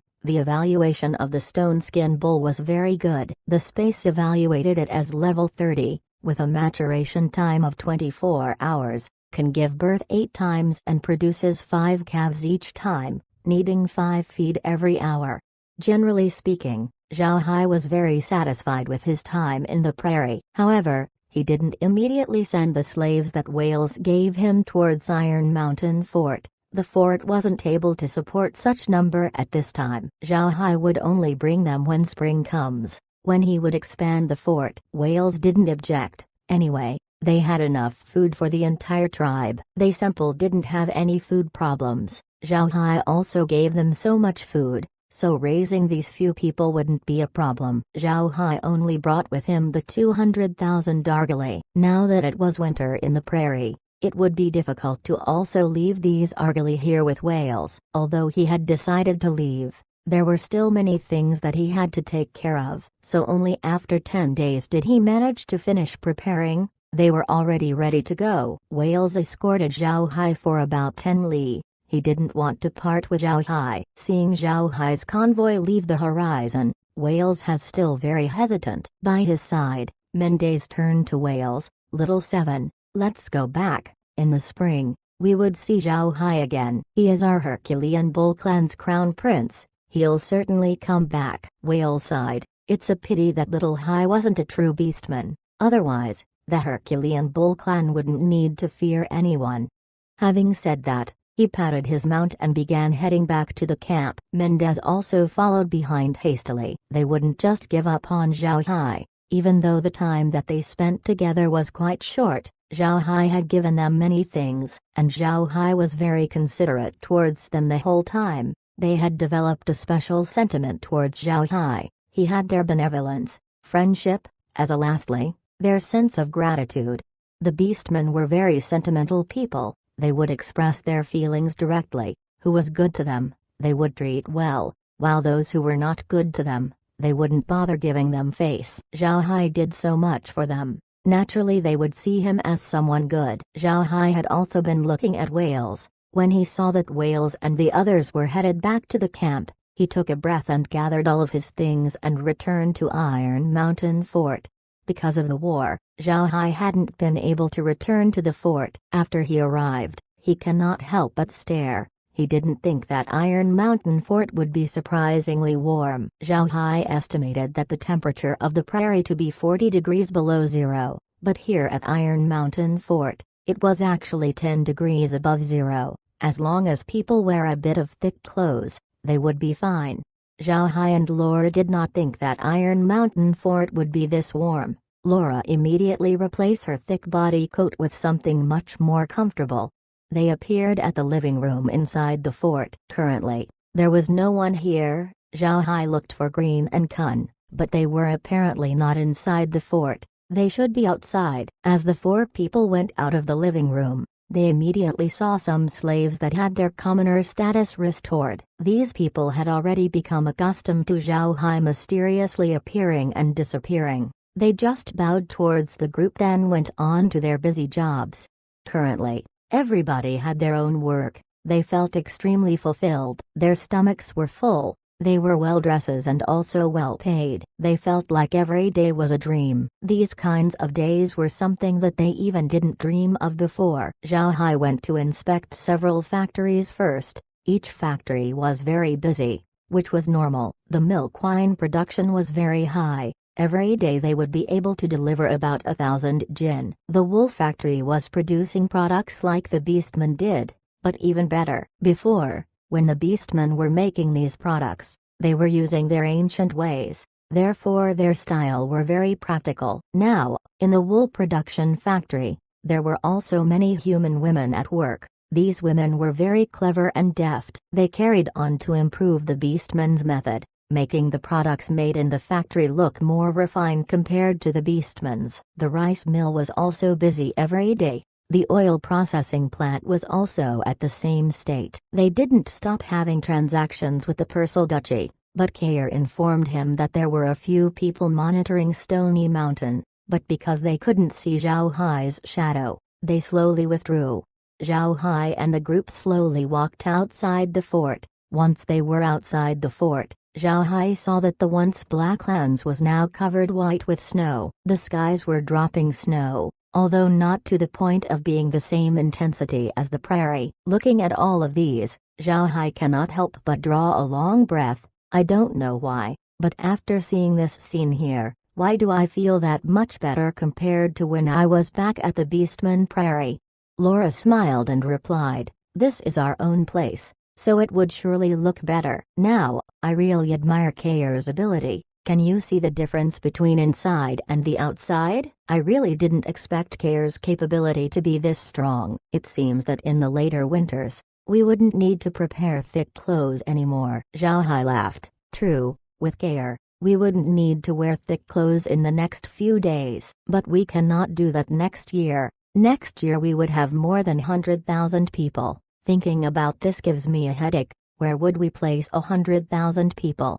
Laura just smiled and said, "Don't worry, the Black Wasteland is vast, there should be places we could use. What I'm mainly worried right now is the need for stone in expanding Iron Mountain Fort. Though we could mine stone, the progress was very slow. If we build stone houses for the 100,000 people, the amount of stone we would need would be too large. We shouldn't make the 100,000 people live inside the fort. I think we should carry out our plan of building a hamlet." Zhao Hai nodded. He looked at the vast white plain. He cannot help but feel passionate. Yes, we should start implementing our plans. We must establish our own kingdom. Chapter 312, Playing the Role of a Silk Pants. Laura looked at the vast lands. She repeated the words with a flat tone. Our own kingdom, our own kingdom. This thought would make any person feel excited. Zhao Hai smiled faintly. Yes, our own kingdom. Let's wait for Grandpa Green and the others to come back. We need to discuss the matter about the living conditions of the 100,000 people so that after spring they could arrive. Although they were only half beastmen, they still had lived their entire lives in the prairie, so they might not have any experience with farming. It seems that we need to head sooner towards the Rosen Empire and buy some human slaves. Laura agreed. We should, but before that we should meet up with Bell and settle the milk wine business with him. Then we proceed. What do you think? Zhao Hai nodded. Sure, we can go through Stony Mountain to head towards Kosa City and see the situation there. From Kosa City, we could then head towards Xa territory and find Bell. Then settle the milk wine business and at the same time asking if he has any connections in Carson City. This is important for our later actions. but this time's travel, we cannot do so with my dark mage persona. That would be obviously inappropriate. Laura nodded. Naturally, that wouldn't be proper. If you go with your dark mage persona, people may hold suspicions. First we need to head back and wait for Grandpa Green and the others to come back. Then we should discuss with them our further actions. Zhao Hai agreed, then turned his head towards the snowy area outside. He then led the three females to return to the fort. The four sat down, and after a while, Green and the others had come back from the outside. Along with Green were Muran, Kun, and Shu. Shu wasn't in the castle most of the time. The nearby terrains of the Iron Mountains weren't explored before, so Green gave the task to him. Shu carried out reconnaissance on the surrounding mountains. Green wanted to know all about the mountains these past few days. He wanted to know where were the good spots for mining stone, as well as spots for cutting trees. Green wore a cloak made of rabbit skin. It was obvious that the temperature outside didn't compare to inside the castle. Since the castle was warm, they just put on this easy-to-remove cloak on. Seeing that Zhao Hai's group had returned, Green stared for a moment, then after which the others became happy. Green smiled and asked, "Young master, why did you return this early? Was the matter in the prairie already dealt with?" Zhao Hai nodded, then gave them some items he got from the prairie. Then he told them about the Radiant Church's ultimate weapon program and the church's nurturing of beastmen children to send them back to the prairie and deal with the prairie's inhabitants. He also made these things confidential. This was the first time that Green had learned of these matters. When he heard Zhao Hai's testimony, he frowned. "I didn't think that the Radiant Church would have such a plan." "Young master, you should inform someone from the League of Dark Mages about this. If they receive this information, they would definitely do some preparations against it. Additionally, they could deal with the Radiant Church, relieving us of some pressure."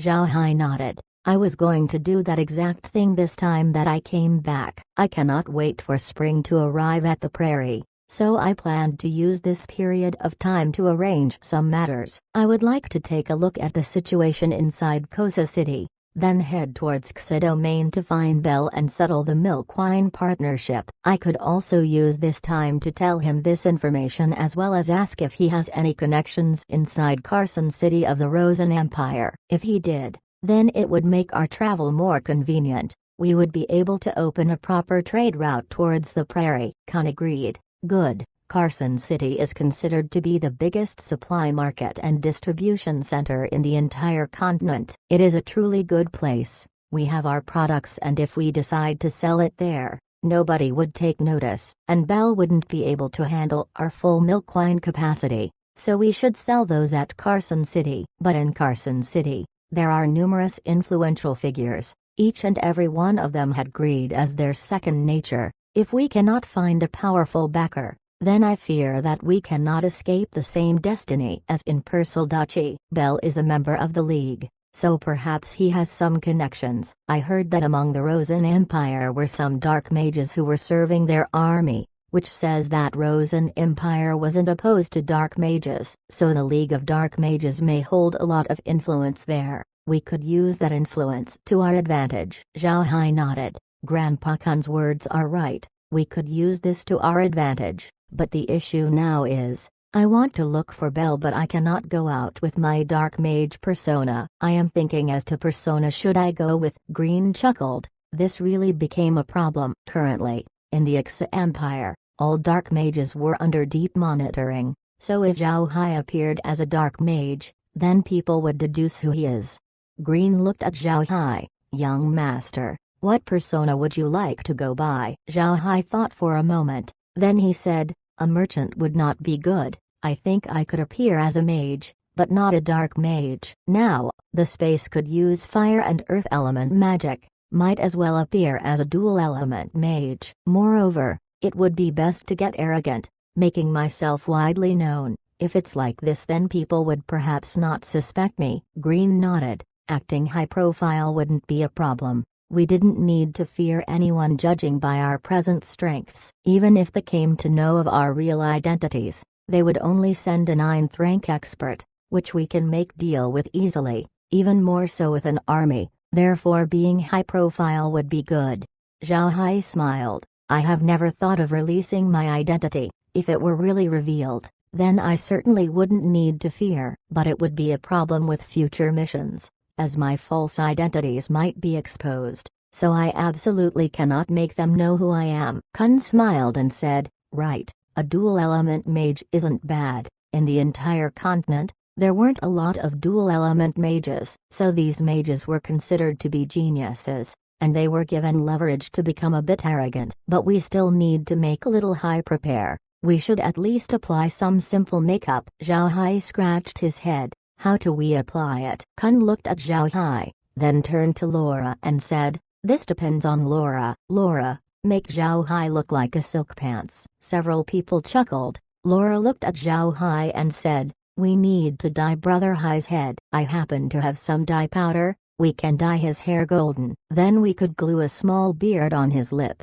making his age look older. A pair of pink crystal glasses would do good as well. A black line appeared on Zhao Hai's forehead. I could settle with the dye and the beard, but why the pink crystal glasses? Can we trade it with another color? Laura smiled. Pink is good. Pink is a very popular color in the continent right now. I saw a lot of silk pants wearing pink crystal glasses. Very beautiful. Rest assured, I have a pair of pink crystal glasses. I will give them to you in a while. Zhao Hai shook his head, and decided to not oppose anymore, and just went with Laura's plans. He turned to Laura and said, how about you? Exiting like you are currently would be conspicuous. I think in the continent, there are a lot of people who knows of you more than me. Laura faintly smiled and replied, mine would be very simple. I could just dye my hair and then wear a veil. You should know that any aristocrat would have their female companion usually wear a veil, so as to prevent any other people appreciating their female companion. Zhao Hai can only smile bitterly. He really didn't have anything good to say. Here, there were differences between men and women. For men, generally only dark mages would wear veils, but for women, they could wear them casually. Green nodded and said, this is good. But when the day comes, you should travel by carriage, and not any ordinary carriage. We need it to be more majestic. Laura's carriage cannot be used since many had already seen it. The Radiant Church's carriage cannot be used either since one could notice it at a glance. What kind of carriage would you use? Zhao Hai knitted his brows. To be honest, he didn't think that he would act a role of being a silk pants. So having proper carriage wouldn't just be enough. To the continent, a carriage is a sign of a man's wealth and status. Now the issue is that Zhao Hai embarrassingly didn't have a very good carriage. In the continent, a good carriage is made from good materials, but Zhao Hai didn't have any good materials. Naturally, he also wouldn't have a good carriage. Zhao Hai just shook his head and said, it would be very difficult to get a good carriage in such a short time. Laura knit her brows. It's not impossible. We can demolish the lightwood carriage of the Radiant Church, then use those lightwood to make our own carriage. A lot of good carriages in the continent uses lightwood as their material. As long as we do not follow the carriage design of the Radiant Church, then wood should be fine. Khan agreed. Good. Then we'll arrange for it immediately. We shall bring some artisans, and also among the beastmen there should be some who knows how to make carriages. I think the task should be done in a few days. But what magic beast would you use to pull the carriage with? Zhao Hai thought for a moment, then said, how about using a large horned bull? This magic beast is ordinary. Its endurance is also very good. What's most important is that a beastman race's magic beast is a rarity. If we pull the carriage with this magic beast, then people would know that we are in a good relationship with the beastman. Like this, we can sell beastman products and nobody would have suspicions. Khan thought for a moment, then agreed. 1. Shu was an assassin that made a blood oath with Zhao Hai. Chapter 312b, Keeping Up Appearances. On the streets of Kasa City, a strange convoy was slowly moving forward. One could say strange, since the convoy only composed of 2 carriages. The carriage at the front looked like it was made of high-quality materials, the continent's rare lightwood. The appearance of the carriage was very succinct. It had some resemblance to the carriages that the Radiant Church uses, but it can be seen that it's more likely from an old aristocratic family. The main thing about this carriage was that it had an exotic touch to it. The style of the carriage did not purely adapt human craftsmanship. There were also beastman craftsmanship here and there. Beastman craftsmanship was very different than the humans. The human were very rich in materials, so when they construct carriages, they would use a lot nails and metals parts. But the beastman race weren't blessed with resources. Since they were lacking iron, their carriages would be mostly made of wood and used wood joints for their processes, using the least amount of metal as possible. A discerning eye would be able to tell which is which.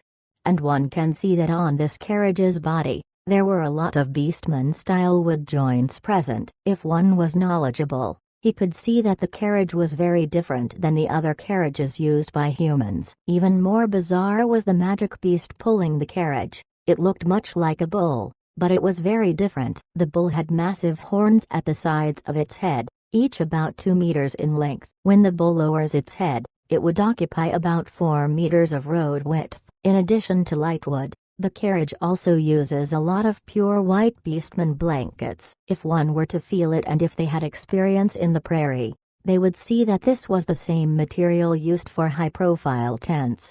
Driving this carriage was a warrior. He wore ordinary warrior clothing, and at his back were axes. He was calmly driving the carriage through the streets. Following behind the carriage was an ordinary cow-headed race's carriage. The carriage was very large, capable of holding a lot of things. A servant was sat driving the carriage. The pedestrians were often seen inspecting the carriages. They felt curious about the shape and appearance of it. But since it looked like the carriage belonged to a person of status, they didn't dare disturb the owner. The owner of the carriage was naturally Zhao Hai. It was the altered carriage originally belonging to Lindsay Becker. Because they had some giant horned bulls involved in making the carriage, there obviously would be some traces of beastman craftsmanship, and because they needed to stay warm, blankets were heavily used. Shu was the one driving the carriage. He was basically done with investigating the Iron Mountains. He took several days to explain to Green and the others his findings. When Zhao Hai noticed that Shu had nothing else to do in the fort, he made him drive his carriage. Shu didn't oppose. He was now very convinced of his young master's ability. He was even pleased to be his carriage driver. The carriage behind Zhao Hai was driven by Blockhead. Blockhead and Rockhead were now 6th rank warriors and are about to break through to 7th rank. What they needed the most was actual experience. So Zhao Hai made them come and drive the supple carriage. Because the two looked exactly the same, Zhao Hai had one of them drive the carriage while the other would be inside the space, switching between them from time to time. The two were also glad. They were either in the space or inside Iron Mountain Fort. They didn't have any chances to go out. They are still young, so this was a good time for learning, but they didn't have any opportunities to do so. So when they were asked to come, they certainly wouldn't decline. Inside the carriage that Blockhead was driving were some ordinary commodities, enough for someone to use during a long travel. This made the pedestrians even more curious. Zhao Hai didn't start his carriage ride to Kosa City from the Black Wastelands, but instead he decided to head from the direction of the prairie. This was so that the peculiarities of their carriage as well as their supplies wouldn't bring forth suspicions from other people. Inside the carriage were Zhao Hai, Laura, Meg and Near. The carriage was more spacious than Laura's, but the designs were quite similar. There were doors on the front and back of the carriage, as well as windows made of glass. In the middle was a cabinet. Suspended above it was a magical furnace where you can use either magic or charcoal to boil water. The upper part of the cabinet held various tools while the lower part had a freezer.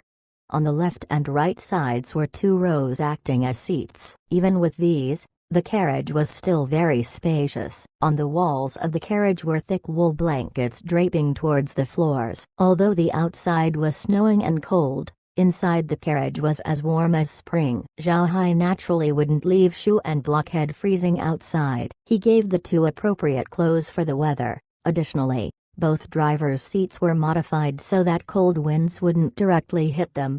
Amidst all of these, the main distinguishing feature of the carriage was actually its usage of glass. In the continent, glass could be considered as a top-level luxury. but now they were used in Zhao Hai's carriage. It really seemed like Zhao Hai kept up his appearance up until the end. Looking outside through the glass window, Laura smiled at Zhao Hai and said, "Brother Hai, do you think the people who see this carriage would think that the owner would be a beastman?"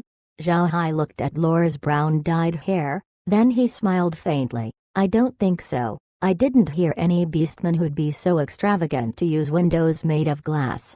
Laura just smiled, then she said, "So how was it? Was my idea good?" Meg looked at Zhao Hai's golden hair awkwardly, then she turned to Laura and laughed. "It's very good. You'll have to know that the young master was also a silk pants before at the imperial capital. This time, nobody would suspect his current identity." Worn on his face were the pink crystal eyeglasses, coupled with his golden hair and his highlighted eyebrows. It really did seem that he was a young noble master.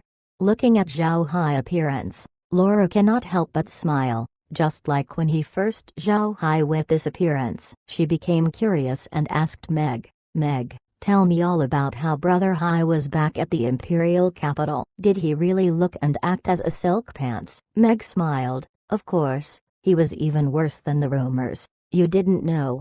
But Zhao Hai couldn't help but scratch his head and have a headache, but he couldn't do anything. These things were what the former Adam did, and he was now using Adam's body, so he had to own up to these things. Looking at the girls chit-chatting, Zhao Hai's mood became good. He suddenly had a blissful feeling. It was very warm, very moving. Zhao Hai's convoy appeared at a location not far from Kosa City, therefore before the day turned dark, they already arrived outside Kosa City. Because they didn't have an identification badge, the guards stopped their convoy at the gate. But Shu took out a mage's badge and gave it to the city's guards to look at. The guards allowed them to pass. Mages in the continent had the privilege of entering cities for free. However, the city's guards were still curious about Zhao Hai. Even though the Persal Duchy was in the continent, they were not far from the prairie. Still, these people had not seen a giant horned bull before. These giant horned bulls were the companion beasts of the giant horned bull tribe, so they were not sold, thus the people of the continent naturally wouldn't recognize them.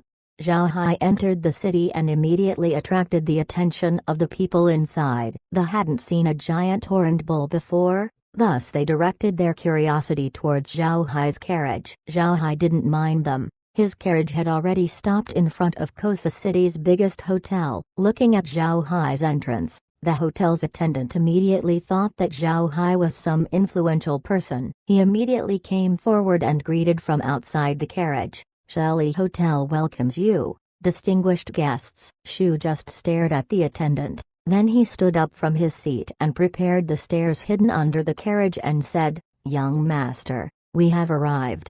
The carriage door opened. Then two figures came out and stood at both sides of the stairs. Zhao Hai came out of the carriage holding Laura's hand, and when he descended the stairs, he let go of Laura's hand and held Meg's. He then slowly went down the stairs, ignored the attendant, and went directly inside the hotel. The attendant wasn't offended. Instead, Zhao Hai appeared much bigger in his mind. He couldn't recall any other person like him. This was maybe because of Zhao Hai's aura. The attendant just stayed there bowing, and didn't follow Zhao Hai inside the hotel. Shu turned toward the attendant and said, "Look after our carriages and magic beasts. If there are any mistakes, I will not spare you." The attendant immediately responded, "The guest can be relieved. Our Shelley Hotel would ensure that there would be no mistakes." "Guest, you can just hand them to me." Shu nodded. He then signaled to Blockhead and entered the hotel. Entering the hall, there were resting areas at both sides of the hall. Zhao Hai was just sitting there while Laura was with the hotel's receptionist discussing something.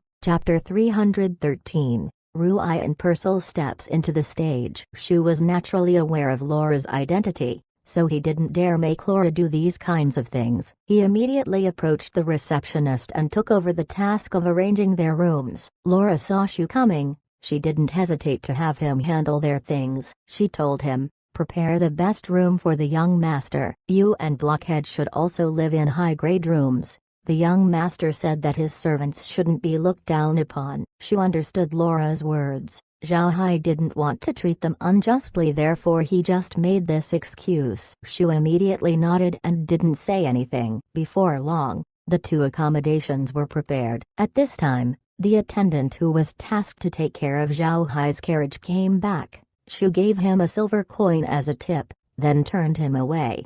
Zhao Hai led Laura and the others to the arranged hotel accommodation. The accommodation had 3 bedrooms, a living room, as well as a dining room. It was certainly one of the best accommodations in the hotel.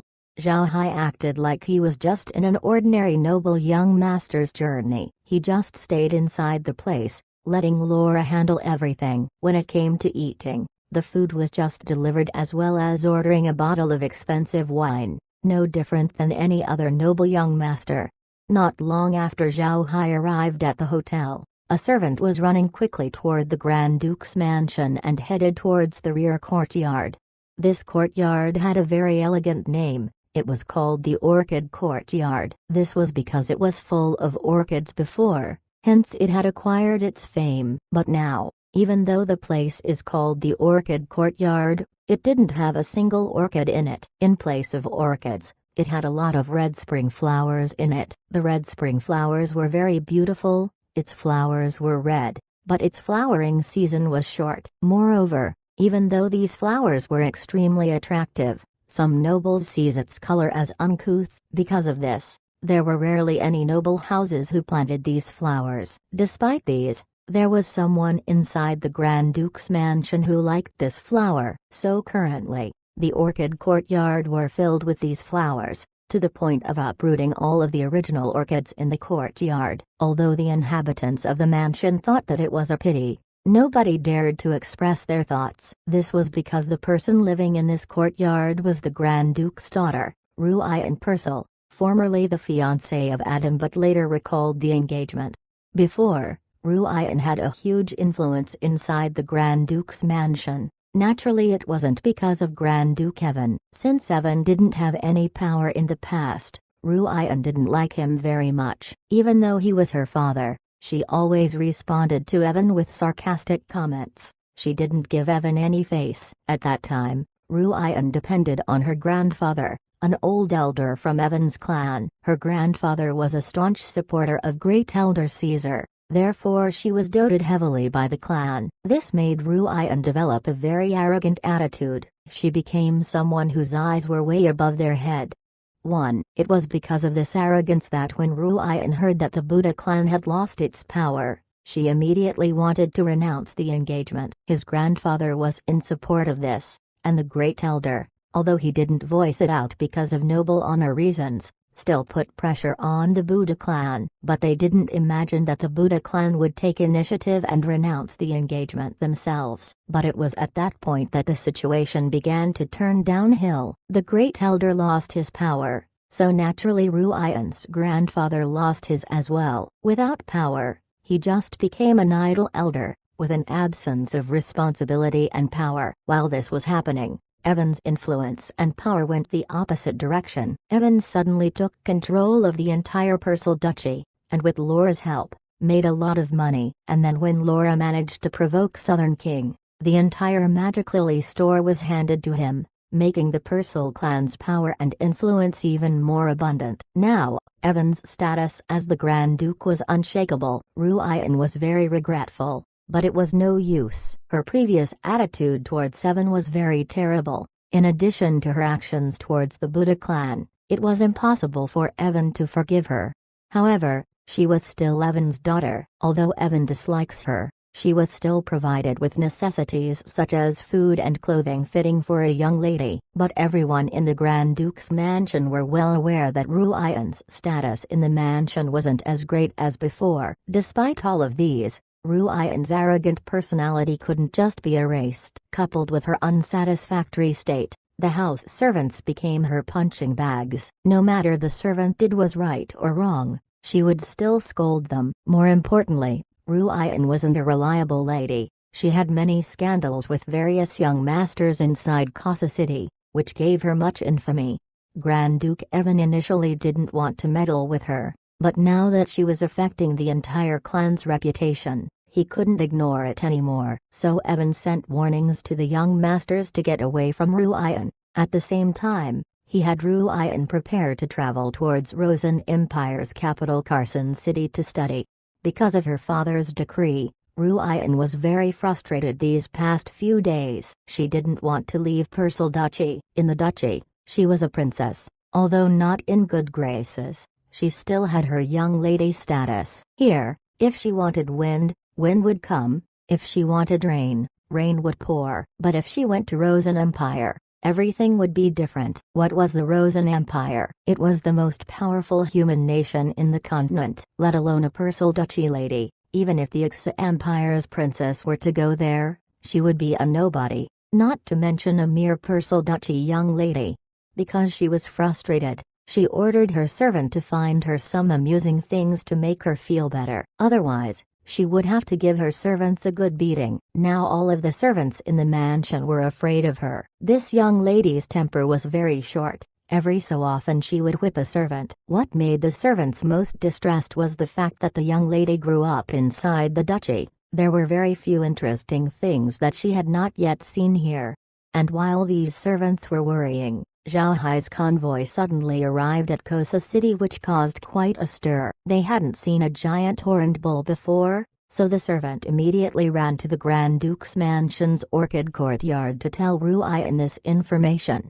Ruyan was truly bothered these days, since in 2 days she would leave Persal Duchy. This frustration caused her to shout loudly, "Someone come here, Jill hasn't arrived yet." If he's still not, might as well not let him return. At this time, an excited sound came from outside. Young lady, an interesting thing had arrived in town." Ruyan froze for a moment, then said, "Come in." The door was opened. Jill came in from the door. He had a long nose with small openings. His body wasn't that tall. He was Ruyan's personal servant, a children of a Persal clan slave, thus he cannot betray the clan. At the same time, he was also a eunuch, otherwise, Evan wouldn't let him become Ruyan's servant. Jill immediately entered the room and knelt beside Ruyan. "Young lady, I had an interesting matter to tell you." Quite amused with Jill, Ruyan said, What amusing thing has this young lady not seen inside Kosa City?" "If you dare deceive me,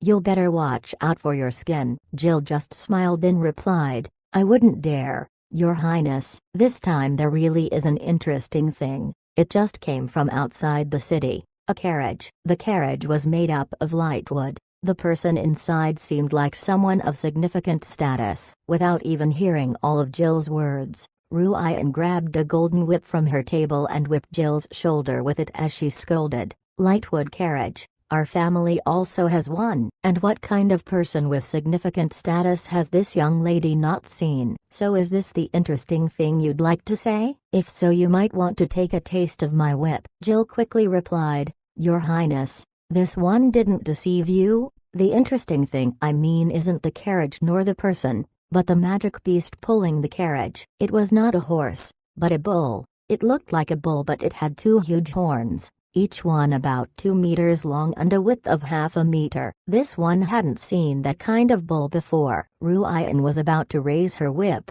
Now that she heard what Jill said, she was surprised. Then she put down her whip and looked at Jill. "Are you really not deceiving me? There really is a bull with horns that big? I don't think that you can find something that interesting." "What nonsense," Jill added. "Your Highness, I really didn't deceive you. What I said is actually real. It's currently at the back of Shelley Hotel. I saw it with my own eyes. Its horns were this big," he said as he gestured with his hands how large the horns were. This time, Ruyan was really interested. Actually, she didn't believe that Jill would lie to her, so she immediately said, "Really? You're not lying?" Jill nodded again and again. "Even if I had extra courage today, I still wouldn't dare deceive the young lady." Ruyan nodded. "Prepare the carriage. I want to go to Shelley Hotel and take a look. If there is no bull like what you've told me, you're finished."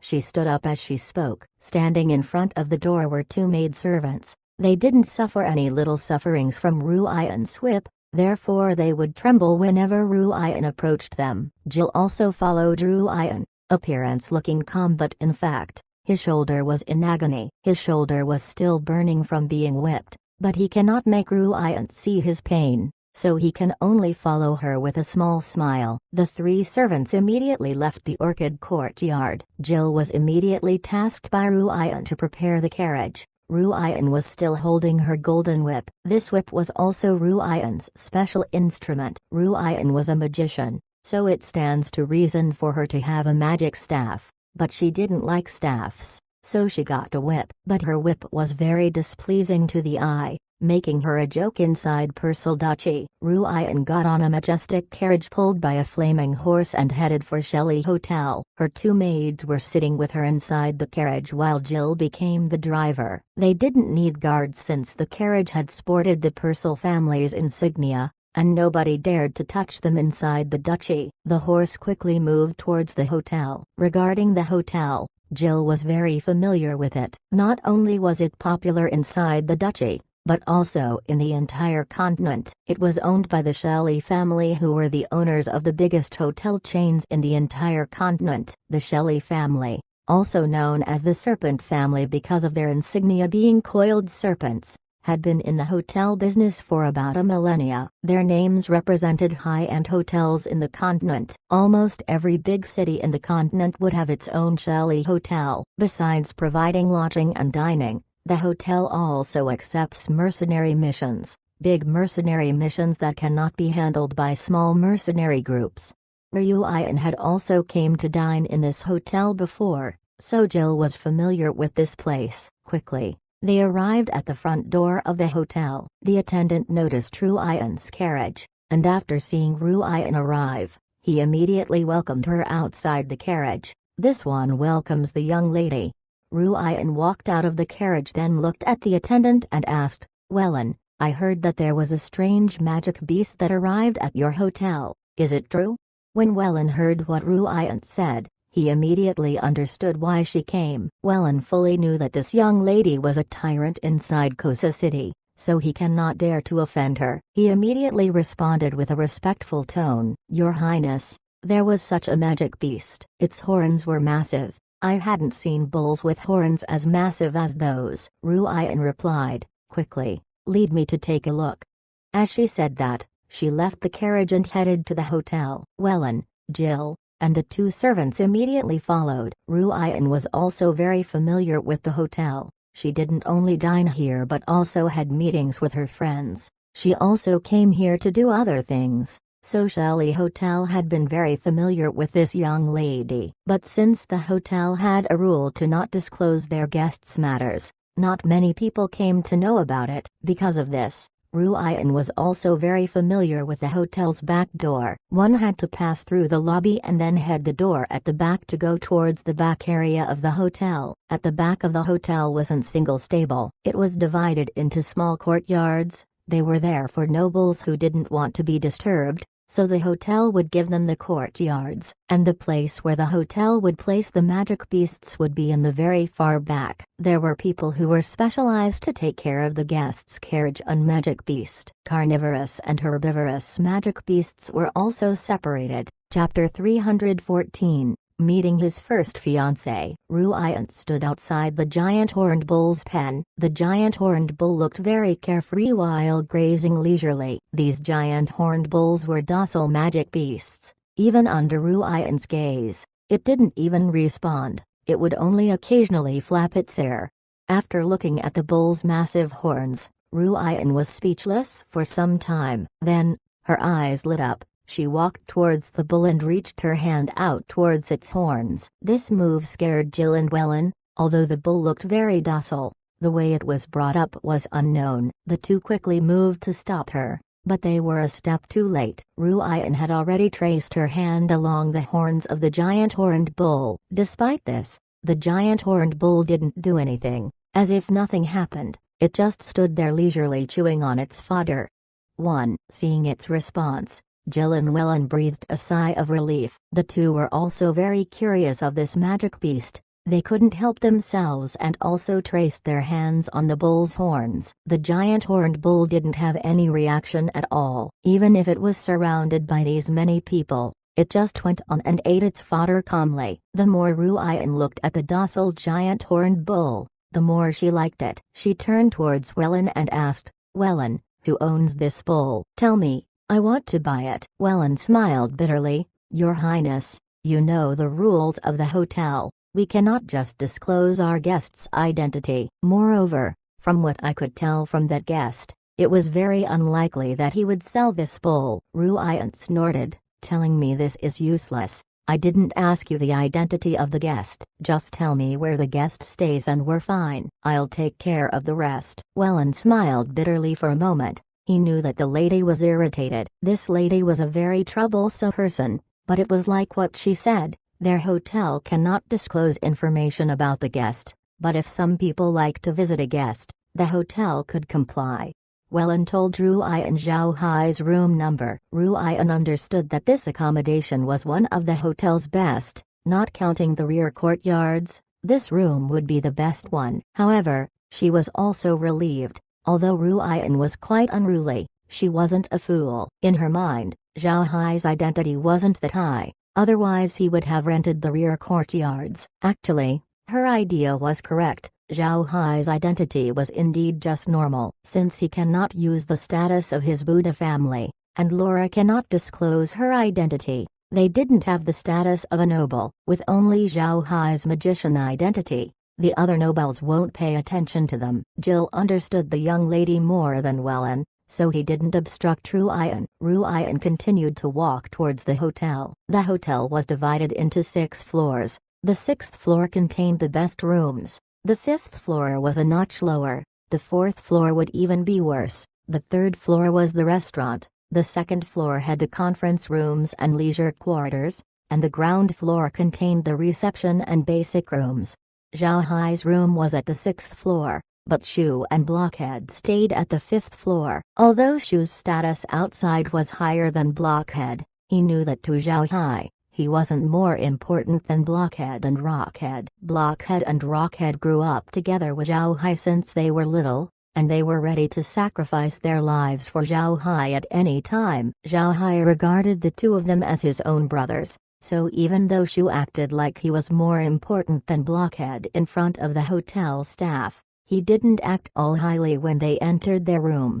Zhao Hai didn't give them orders. They just wanted to look at Casa City's situation while they were passing by as they head towards Xa Domain. They didn't want to stay here for long, therefore they maintained a low profile. However, even though Zhao Hai wanted to be low-key, there were some people that don't want him to maintain his low profile. It was just like what other people said, even when staying at home, a calamity would still come. This was Zhao Hai's current situation. Laura also did nothing. She just looked outside the window at the people being busy outside. To be honest, being at a high place while looking at the scenery outside felt very good. Zhao Hai was holding a glass of red wine while Laura stood beside him. They were looking at the people below Casa City through the window. Suddenly Zhao Hai sighed. "One day, I want to build a tall building within Iron Mountain Fort so we can see the entire landscape of the Black Wasteland."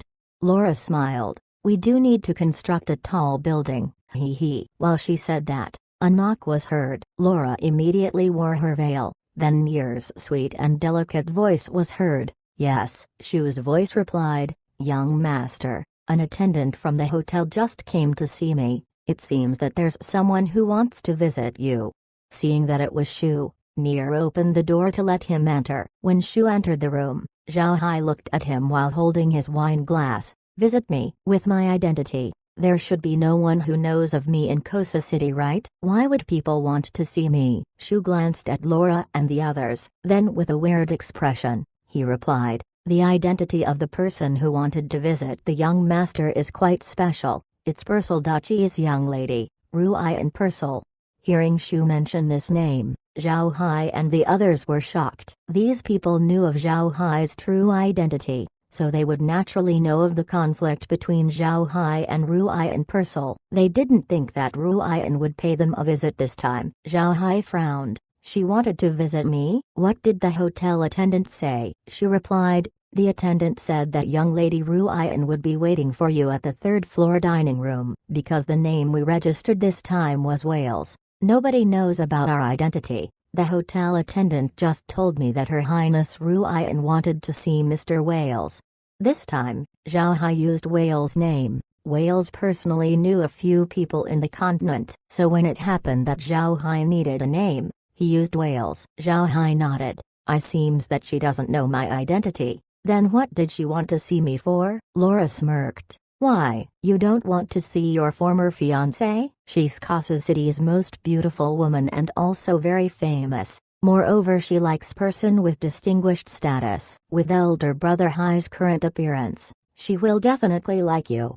Meg and the others laughed. With Zhao Hai's current appearance, he truly looked like a distinguished person. Zhao Hai cannot bear but force a smile. He turned his head and said, well, let's stop talking about this. Persal Duchy's princess is waiting for us. Not accepting her invitation wouldn't be good for us. I also wanted to see what young lady Ruian really wants.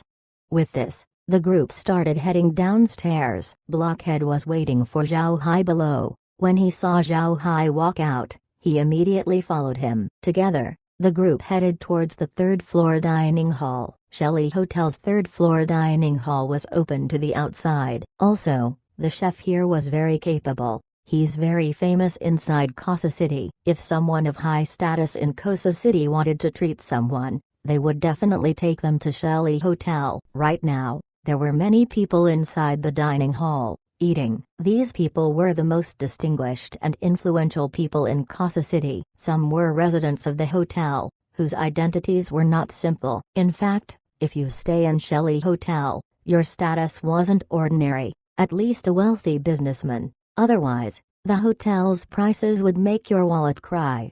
Ruian had already entered the dining hall for quite some time. All that knew her in the dining hall gave her a salute. They all knew that Ruian wanted to be in the spotlight, so they would be happy to cooperate. Ruian was sitting there drinking. Her golden whip was on the table. Jill and her maid stood behind her. At the same time, the guests of the dining hall were paying attention to her. They didn't know who Ruian would meet today. Ruian's romantic affairs were quite well known inside Casa City. This included the fact that she wanted to break her engagement with the Buddha clan, which made the Persal clan to place pressure to the Buddhas to break the engagement. Despite this, many people believed that one reason the Buddha clan broke the engagement by themselves was because of Ruian's romantic affairs.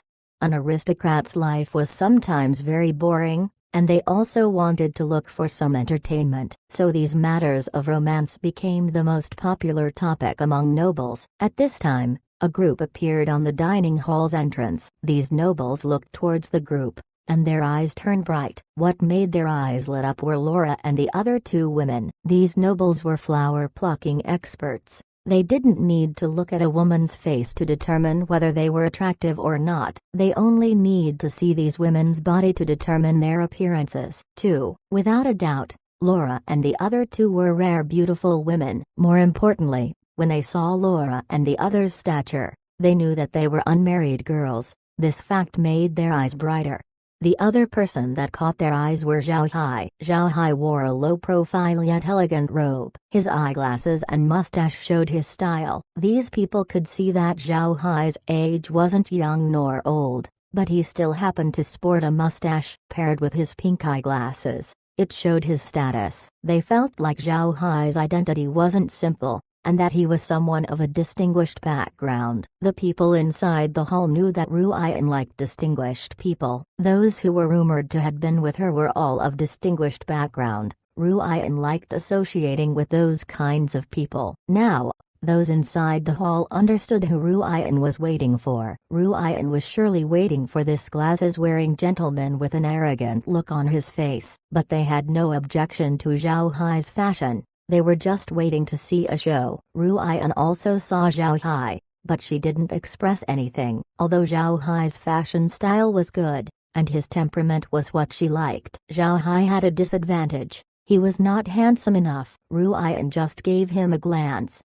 3. 1. I strongly resisted myself from typing bull don't give a fuck at this point. 2. There's where you're wrong, kiddos. 3. Our boy got burned XD. Chapter 315. Completely speechless. Ruian liked people with status, since they tend to be tall and handsome. Moreover, they all knew how to flatter women, which, for Ruian's own vanity, was very important. Ruian didn't care what connotation your status has, as long as you look good and knew how to please her, you pass. She looked like a queen playing with her men. However, Zhao Hai wasn't able to enter her qualifications. This was because even though Zhao Hai was charming, he wasn't able to catch her attention. Zhao Hai also looked at Ruian. He knew about this fiancée of his since a long time ago, but this was the very first time that he came to see her in person. Ruian was a beautiful woman with a long brown hair and fair skin. She was wearing bright clothing.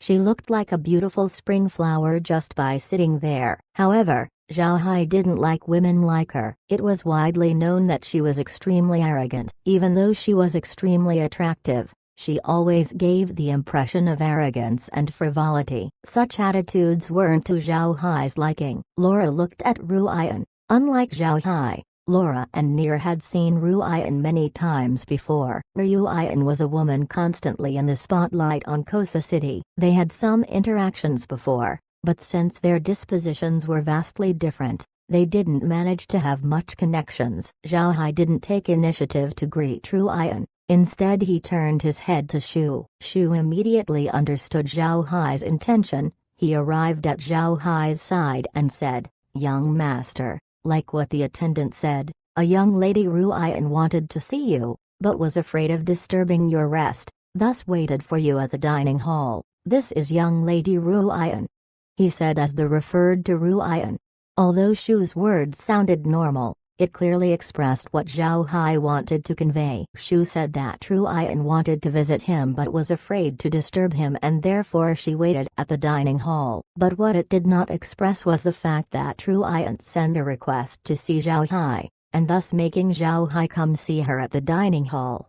Shu's words echoed throughout the dining hall. The people inside the dining hall all knew Ruian well. She cared very deeply for face. Now, with Shu's words, it seemed like she begged for Zhao Hai's attention. This was something that she couldn't bear. When Ruian heard Shu's words, her complexion turned for the worse. She placed her wine glass heavily on her table, making the entire dining hall silent. All the people present looked at Zhao Hai as if they were waiting to see a good play. They saw Zhao Hai as a small noble coming from somewhere unknown that only came here to keep up appearances. Nobles would always flaunt their status when meeting someone of a lower social standing, but this method wouldn't work well against Ruian. In the Persal Duchy, Ruian was a princess. It was unwise to not give Ruian any face while inside the duchy. However, Zhao Hai didn't care. He thought that Shu's words were said very well. He didn't pay attention to Ruian's reaction since currently, he was supposed to act like a dandy who didn't know about the immensity of heaven and earth. So if he were to act normally, people would be suspicious. Zhao Hai nodded. Then he turned his head to Ruian and said, "This one doesn't know why the young lady wants to see me." Ruian looked at Zhao Hai's impolite expression. With a pale complexion she asked, "You are Wales?" Zhao Hai nodded and replied, "I am Wales." Ruian banged the table. "Impudent, you dare to be impolite with me?" Zhao Hai looked as though he was curious at Ruian. "This is impolite? Firstly, I am not a citizen of the duchy. Secondly, I am a mage. I have a corresponding authority. It can't be that the young lady didn't know about this." Ruian's white face was riddled with anger. She stared at Zhao Hai and said, "Impudent mage, don't forget that you are still in the lands of the Persal Duchy. Daring to be rude to me? It seems like you don't want to live anymore." Zhao Hai knitted his brows. "Young lady, if there's nothing else, then I'll take my leave." It seemed like he didn't take Ruian's threat seriously.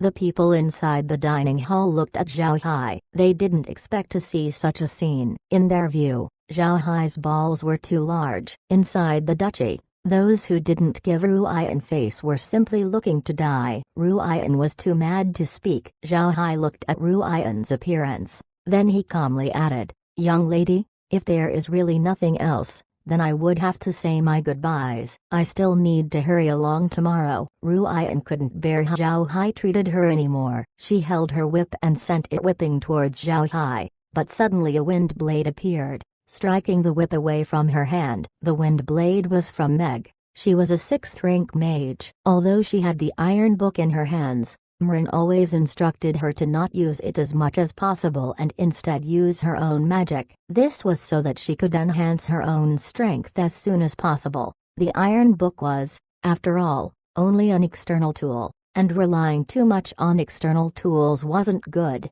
1. At the same time, Shu also made his move. Another Shu appeared beside Ruian, grabbing her neck. 2. The dining hall's visitors froze for a moment. Then an uproar quickly followed. They didn't think that Zhao Hai would dare to lift a hand against Ruian. His balls were too large. Meanwhile, they also noticed Shu's prowess. They didn't think that a formidable warrior such as Shu would be serving Zhao Hai. Zhao Hai coughed and said, "Right, Shu, please let go of the young lady." Shu snorted. Then the clone beside Ruian disappeared. Ruian was actually terrified. She really thought that Shu would kill her. One had to know that for someone like Shu who had killed a lot of people, there would be a murderous aura that surrounded them. Ruian was like a plant grown in a greenhouse, except for when she used magic spells during practice. She didn't have any other occasion that she needed to use magic, so when Shu went to seize her, she couldn't react at all. After Shu released Ruian, Zhao Hai looked at her and said, "I apologize to the young lady for my subordinate's rudeness, but if the young lady didn't attack me, he wouldn't act. So what does the young lady actually want with me? If there's nothing, then I really would like to rest." Ruian answered. Her response made all present feel odd. She looked at Zhao Hai with a complicated look. "Mister, please wait a minute. I think that we had started on the wrong foot. I only came to ask Mister if he would be willing to sell me that bull that pulled his carriage." Ruian's response made all people in the dining hall speechless. They blankly looked at Ruian.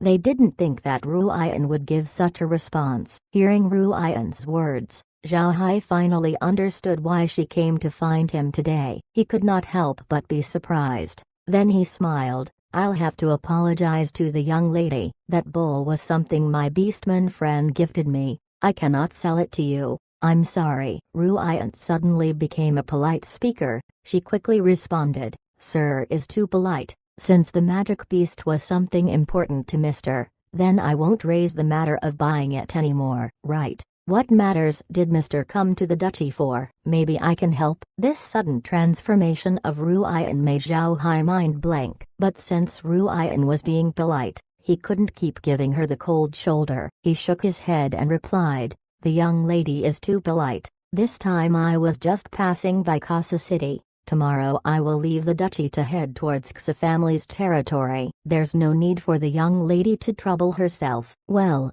I'll have to excuse myself, young lady." Ruian looked at Zhao Hai's appearance. Then she nodded. "Mr. can do as he pleases."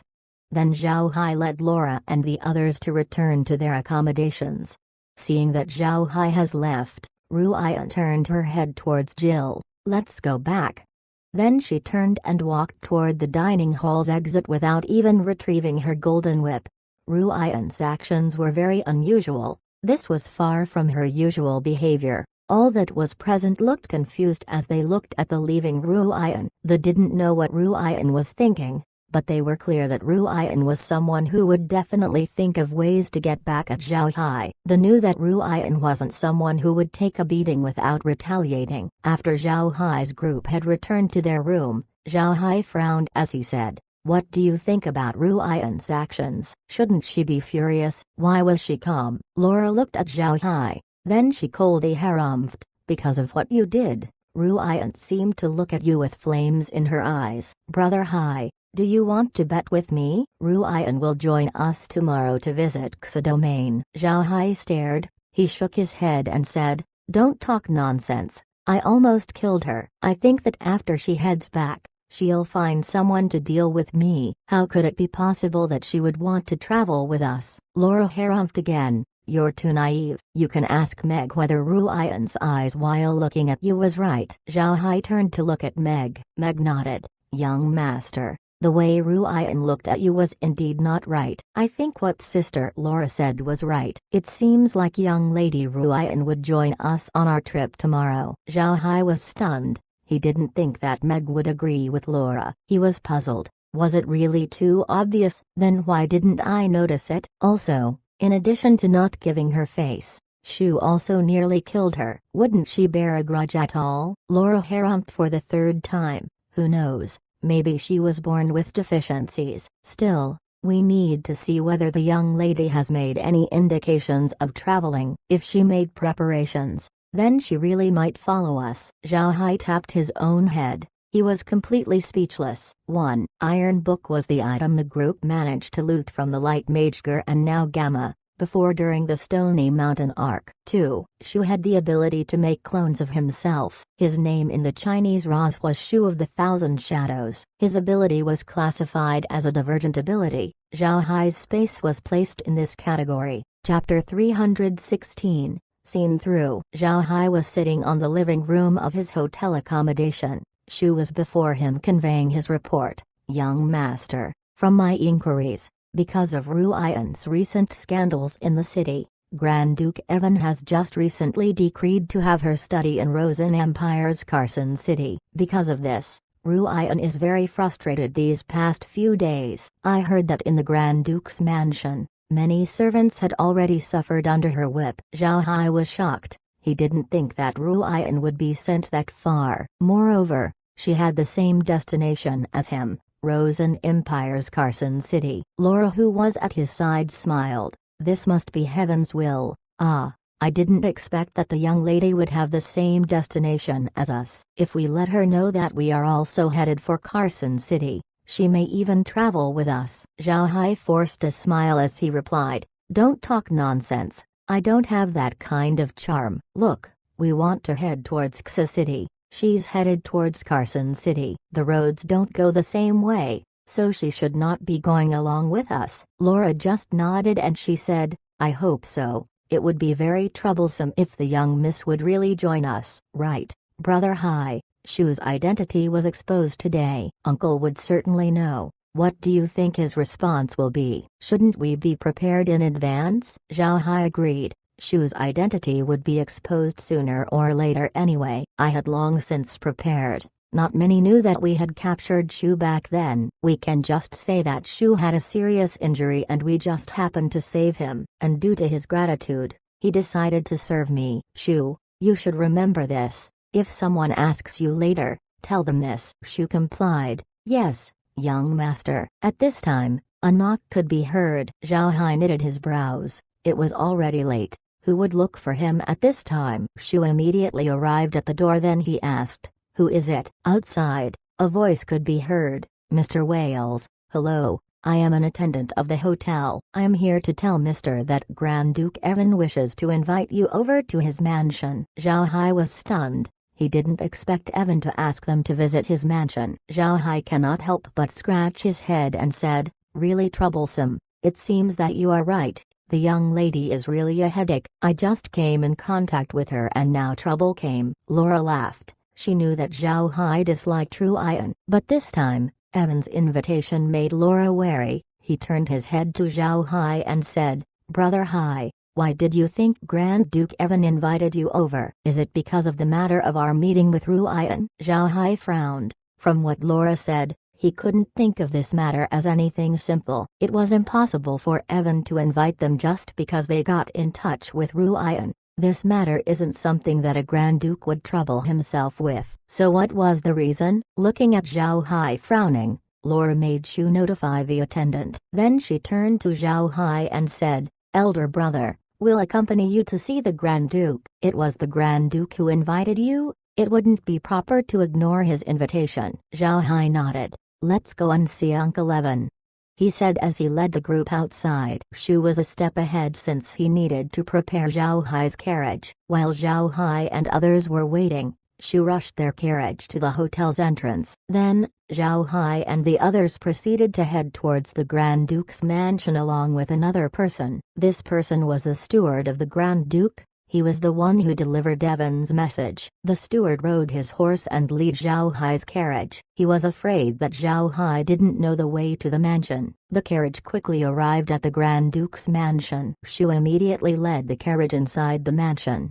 then had a house steward arrange the carriage's parking. Zhao Hai led Laura and Meg inside while the other three people followed another steward. Then the three went inside and were led towards Evan's study. Compared to before, Evan has already consolidated his power, so he had less matters that needed his attention. When he just took over the power center of the duchy, he needed to know about a lot of the family's matters, making him extremely busy. Now, however, he already had complete control of the family's resources. He had arranged his trusted subordinates to important positions, therefore he could trust them to do his job. He didn't need to deal with every small problem anymore. Zhao Hai brought Laura and Meg together with him. Shu, Blockhead, and Near were left to care for the carriage inside a small courtyard. Since Zhao Hai's current status can't be compared to the original Laura, Shu and the others cannot be arranged to a better place. When Zhao Hai arrived outside Evan's study, the steward leading them went towards the study's door and told the servant inside to notify the Grand Duke that Mr. Wales had arrived. The servant looked at Wales and gave him a bow. Then he said, "I ask Mr. to wait a moment." It was obvious that the servant had received proper training and was very polite. Zhao Hai nodded, then just calmly stood there. Up until now, Zhao Hai still didn't understand why Evan wanted to see him. To call him just for Ruian is a bit improper. The reason shouldn't just this small thing. But no matter how he racked his head, he was still confused. The servant who entered the study returned and said to Zhao Hai, "Mr. Wales, please, the Grand Duke is waiting inside." Zhao Hai nodded, then led Laura and Meg inside. There were no changes inside Evan's study. It was still like its original appearance. Evan was sitting inside waiting for Zhao Hai and the others. Then Zhao Hai was led inside by the servant. When the three arrived in front of Evan, they gave a salute. "Has met His Excellency Grand Duke Evan." Evan looked at Zhao Hai and cannot help but knit his brows. It was obvious that Zhao Hai was disguised, but he still nodded. "Mr. Wales, please sit down." After expressing his gratitude, Zhao Hai sat opposite Evan, while Laura and Meg stood behind him. The two were wearing veils. Evan just looked at the two, then didn't care about them anymore, but his impression of Zhao Hai had already dropped by a few points. The servant gave Zhao Hai a cup of tea, then Evan talked. "I was presumptuous this time for inviting Mr. I just have a few inquiries to ask Mr." Zhao Hai quickly replied, "Please, Grand Duke, I'll aid you as long as it's within my capabilities." Evan smiled faintly, then he continued, "I heard that Mr. has friends in the Beastman Prairie." Zhao Hai stared for a moment, then quickly thought about what Evan said. Then he realized that he told Ruian this fact. Zhao Hai immediately replied, "That's right, I'll let the Grand Duke know that I have some few commercial relations with Beastmen. They are my friends."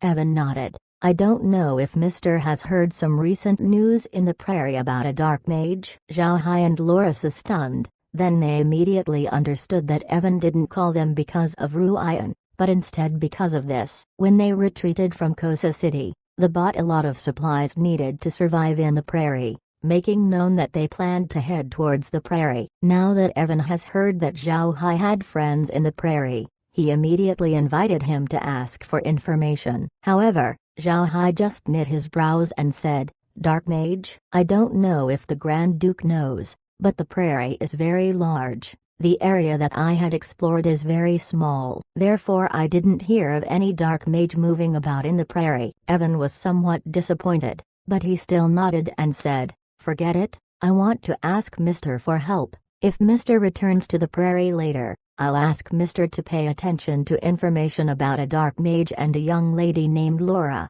Zhao Hai nodded. "This isn't an issue. By the way, can I ask the Grand Duke why you are asking information about these two people? If they offended the Grand Duke, I can discuss with my friend to issue a bounty for the arrest of these two." Zhao Hai intentionally said this to look at Evan's response. Evan was stunned. Then he smiled. "Mr. has misunderstood. These two has not offended me. It's quite the opposite. They are friends of mine. But because of a previous matter, they went to the Beastman Prairie to conduct business. Then we lost all contact. I wanted to know their situation."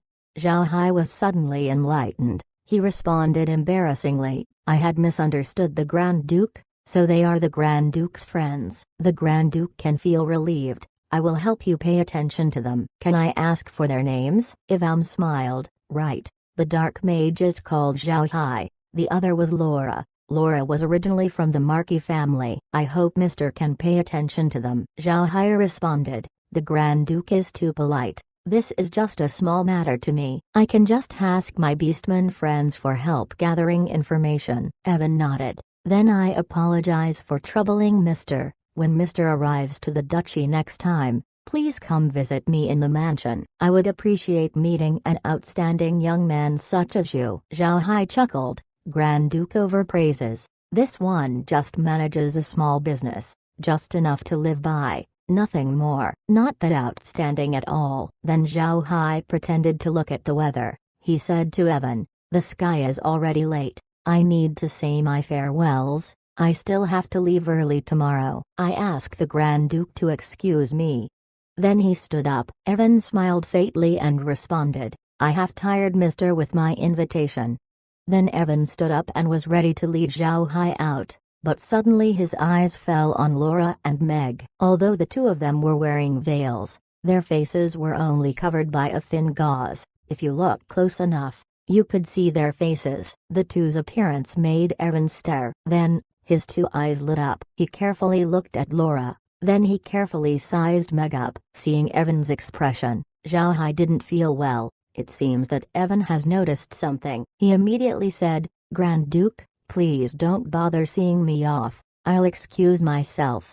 Then he led Meg and Laura outside the study. At this point, Evan was staring at him. Evan couldn't help but be surprised as he immediately shouted, Mister, please stay. Zhao Hai stopped, then turned his head to Evan. Evan carefully sized him up. A happy expression flashed within his eyes. Then he commanded the servant, you go out first. Make sure nobody approaches my study. The servant complied, then turned around to go outside and guard the door. Zhao Hai couldn't help but complain in his heart. He was sure that Evan had found something out. When the servant exited, Evan immediately arrived at the door. He carefully looked outside. Then he turned his head to Zhao Hai and looked at him with a strange expression. Zhao Hai looked at Evan, confused. Can I know what the Grand Duke needed me for? Evan looked at Zhao Hai's appearance then sighed. Boy, no need to pretend anymore. You really think that since I have not seen you for many years, I wouldn't recognize you? Even if I don't recognize you, you really think I wouldn't know Meg? You still don't know, but your father gave me your portrait. I can already identify your appearance. Zhao Hai stared blankly. When Evan said Meg's name, he knew that their secret had already been revealed. He didn't think that Evan's vision was that sharp. Evan looked strangely at Zhao Hai. I don't understand. Why are you and Laura together? Laura, what's happening? Laura was also stunned. She didn't imagine that Evan would recognize her. Since their cover was already blown, there wasn't any point in wearing her veil anymore. So she removed it and looked at Evan. How did Uncle Evan recognize me? Meg also took off her veil. Although Zhao Hai didn't do any action, he observed Evan. Evan didn't answer Laura's question but instead looked at Zhao Hai. Adam, why are you with Laura? What's going on? Upon hearing Evan, Zhao Hai finally lost heart since he was recognized by Evan. He sighed and responded, Nephew has seen Uncle Evan. Your nephew has already changed his name. I'm now called Zhao Hai Buddha. You can call me Zhao Hai.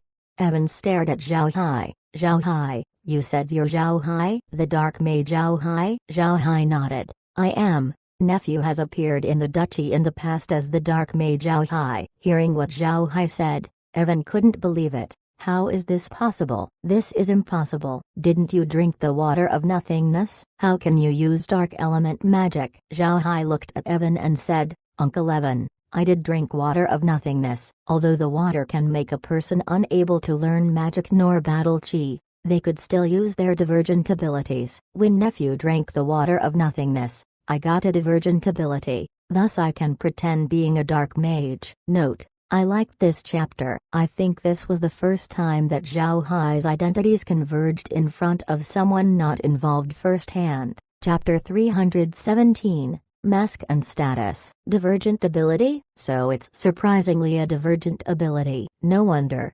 Evan looked at Zhao Hai with a complex expression. Good, a divergent ability is good. With this ability, I won't need to be worried about you. Right, little Hai, where are you living right now? Why do you have so much grain? Zhao Hai was embarrassed. I must apologize to uncle. I cannot tell you this. Evan stared at Zhao Hai, then he sighed. Alright, you don't need to tell me, I won't ask anymore. But your current disguise isn't enough. There would be some people who could recognize you. Right, you wait here first, I'll come back in a bit. Evan said as he left the study. Zhao Hai and Lori looked at each other, then they sighed. Zhao Hai shook his head. It looks like we overestimated our disguise. To think that we would be recognized this early. Laura just forced a smile. I didn't think that Uncle Evan would have such sharp eyes. Brother Hai, why did you think Uncle Evan had us wait here? Zhao Hai just shook his head. Forget it, let's just see what Uncle Evan is up to. I don't think he would harm us. Let's just wait and see what he wants to do. Laura nodded. At this time, the study's door opened as Evan entered. In his hands were boxes as well as a stack of papers. Evan went towards Zhao Hai and said, Little Hai, before, Uncle didn't have the ability to help you. But now I do. But since I cannot just aid you in front of the clan, Uncle just had these things prepared for you. In these boxes are 3 magical elven masks. When used, you won't need to worry about your disguise being discovered. And written on these papers are entitlement rights. Although it only gave the status of a viscount, it's already enough to travel outside with. I already prepared this for a loyal servant of mine, so I just slightly changed the name and age so when you use this later on, you won't need to be extra careful. After finished speaking, he placed the items on the table. The boxes were opened. Inside were 3 thin silk masks. Each one had mystical symbols in them. The papers were used to prove a viscount's identity. There was also an illustration on the paper, which was naturally the viscount's family insignia. Evan was Purcell Duchy's Grand Duke. According to the Empire's law, he has the authority to bestow titles. But he cannot bestow the title of a count. He could only bestow the status of viscounts or barons, titles for lords. Zhao Hai didn't expect that Evan would provide them with these things, especially the mask, which they needed the most. The elven mask, as the name suggests, was a mask made by the elven race. The way these masks were made are unknown and had to do with the elves' secret methods. When worn on a person's face, it would meld together with their skin. The person wearing it won't need to remove the mask when he wants to wash his face or do other things. The mask had the ability to change its form. It can turn into 5 different faces and did not need any magic to activate. It only needed to be worn on your face to work. Of course, this item isn't readily available. In the continent, only great families would have them. But the quantity wouldn't be that many. Only through a fortuitous encounter did the Purcell clan manage to obtain these 3 masks. Additionally, the Viscount title is as equally important to Zhao Hai. Now that Zhao Hai's Buddha clan status, and Laura's Marquis family status cannot be used, they could only use Zhao Hai's status as a mage. Because this identity didn't have any official status, there were little things that they could do while moving around. But having this Viscount title would change everything. Although a Viscount is only a low-level status among the aristocracy, it would allow Zhao Hai to move around without attracting suspicion. Some merchants from other countries would find ways to obtain a low aristocratic status like a Viscount or Baron to be able to move around in the continent. Although these ranks were low, they were still recognized all throughout the continent. Having these titles makes it more convenient to move around. From what Evan sees, Zhao Hai would travel the continent with the status of a merchant. So he gave Zhao Hai this title of Viscount, and as he said, he already had this status prepared for a loyal servant, so as long as he changed the age, it would be fine. This matter is very common in the continent. All noble families would select a loyal servant and bestow them a title. Then they would have the servant help in managing the matters of the house. Not only could this increase the strength of the family, it would also attract some people over.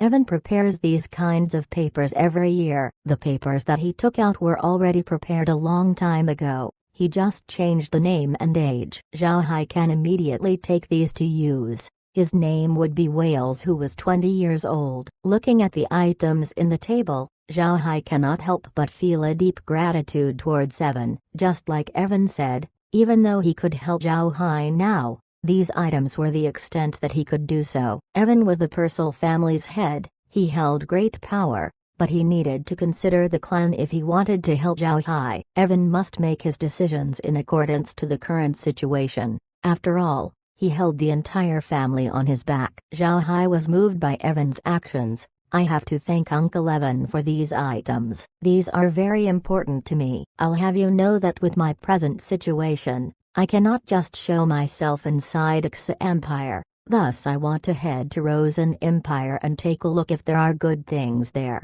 Evan thought for a moment, then said, "Good, Rosen Empire is good, although the situation in the Rosen Empire is complicated. There are big opportunities waiting there. Moreover, compared to Xa Empire, trade is very lucrative there. Whatever you sell won't attract suspicions. Unfortunately, I have no friends in Carson City, thus I cannot help you in that regard." Zhao Hai smiled. "Uncle has already helped me a lot. Uncle, I have something to give you."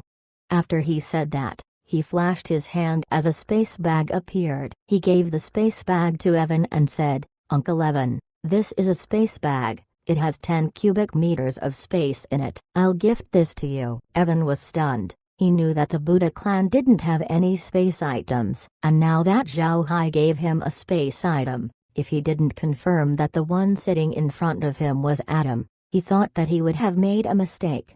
However, Evan didn't become polite. He nodded and received the space bag and said, "Are you really headed to Xa territory? What are you doing there?" Zhao Hai smiled and replied, "When I was conducting business in the prairie, I met Bell and discussed business with him. This time I want to discuss the cooperation with him." Evan frowned. "Bell? Why would you cooperate with that person? This guy is not a good partner." "Laura, what's going on?" "Adam, no, Little Hai. Is it because you didn't know what kind of person this Bell is?" Laura smiled. "Be relieved, Uncle Evan. I know exactly what kind of person Bell is, but our cooperation is just selling him things and nothing else." "You don't have anything to worry about." Evan nodded. "I just want you to be careful of Bell." "Right." This time, Shu's identity was exposed. "Won't this bring trouble?" "How are you going to deal with this?" Zhao Hai told Evan his solution. Evan agreed. "Good. Let's do it according to your plans. Tomorrow, I'll release information that you are a magician who was conducting business in the prairie. When Shu was injured, he went towards the prairie and was saved by you. You came to the mansion this time to ask a title from me. What do you think?" Zhao Hai thought for a moment and said, "Won't this make people suspect my identity? After all, Dark Mage Zhao Hai had worked with you in the past. If at this time, I suddenly worked with you, won't the people be suspicious?" Evan smiled and replied, "They won't. Don't worry. Every year there would be people I would make deals with. No one would suspect this time." "Right. This time you're heading to Rosen Empire's Carson City. Ruian was also coincidentally heading there. Let her follow you along the way. Help me take care of her." There was a sly smile on Evan's face as he said that. Zhao Hai and Laura were stunned. Zhao Hai worriedly scratched his head. "Uncle Evan, I have to remind you that I am engaged now. I have 2 fiancées, one is Laura and the other is Meg. Moreover, I already renounced my engagement with Ruian." Evan just smiled bitterly and replied, "I know that you don't want to marry Ruian. She simply isn't a match for you. But Little Hai, me having Ruian follow you is also good. She could be a cover for your identity. Many people would think that I gave you your title because of your connection with Ruian. This way, your title would have some sort of justification." Evan was aware as to what kind of person Ruian is. The entire duchy knows. Laura had stayed in the duchy for a long time, so it's impossible for her to not be aware. And now, with Zhao Hai's capability, as well as having fiancée like Laura by his side, what qualifications did Ruian have to marry him? Thinking about these made Evan sigh. Before, Zhao Hai was a spoiled brat, but with his present appearance, he had changed completely and became a talented person who could take care of important matters. But now that Ruian turned into her current image, Evan couldn't help but feel sad. Seeing that Evan wanted to insist, Zhao Hai felt it wouldn't be good to decline. He just nodded and said, "All right, but since we'll wear the mask tomorrow, wouldn't Ruian not recognize me?" Evan smiled and said, "Don't worry, I'll tell Ruian." Chapter 318. Traveling together with Ruian. Zhao Hai was very dizzy by the time he left Evan's study. For fear of being suspicious, Evan didn't keep Zhao Hai in his study for long. Evan didn't accompany him out, but the matter of Ruian following them towards Rosen Empire was already finalized. Although Zhao Hai was against it, there was no other way. To be honest, he didn't want to mingle with Ruian, but now that became very impossible. Laura was by Zhao Hai's side. She also didn't have anything to say. She also didn't want Ruian to travel with them. However, Evan was right that Ruian would be the best shield for Zhao Hai's status. At the study's exit, a servant immediately approached Zhao Hai and bowed. "Sir, your carriage is already parked at the front." Zhao Hai nodded. The group followed the servant to the front door. Zhao Hai and the two stared at the carriage in front of them. This carriage was his, but there seems to be an addition of an insignia on the carriage. Zhao Hai was stunned. He carefully looked at the badge that Evan gave along with his Viscount title. He didn't think Evan would be that quick. He knew that Evan already prepared the insignia for his servant's promotion to a Viscount. But now, the title was given to Zhao Hai. Zhao Hai's current Viscount status that was given by a Grand Duke was very different than an entitlement given by a king. A title given by a king gave you the right to develop your own insignia. A title given by a Grand Duke also gives you the right to make your own insignia, but in the corner of your badge there should be a scaled-down version of the Grand Duke's insignia. In other words, you get the mark of a Grand Duke. Zhao Hai looked at his insignia. Because his title was given to him by Evan, Zhao Hai could see Evan's family emblem on the top left corner of his insignia. Zhao Hai gave the insignia a look, then he proceeded to leave the Grand Duke's mansion. He already told Evan that he will leave Casa City tomorrow, so if Ruian wanted to follow them, she would need to be earlier than them. Otherwise, they will not wait for her. Evan didn't object, although he had Ruian follow Zhao Hai as cover for his status. This wasn't his original intention. Though he only interacted with Zhao Hai for a short time, he didn't forget that Zhao Hai settled in Persal Duchy as a dark mage before. Adding Zhao Hai at that time and the present Zhao Hai, Evan knew that his nephew was very outstanding. Adding on Evan and Zhao Hai's father's relationship, how could he give up having him become his son-in-law? Although Zhao Hai broke their engagement, Zhao Hai forgot that he didn't have any power to break the engagement. Although Evan couldn't change Zhao Hai's mind right now, he hoped that Zhao Hai can get along with Ruian and see whether they would come to like each other. If they can fancy the other person,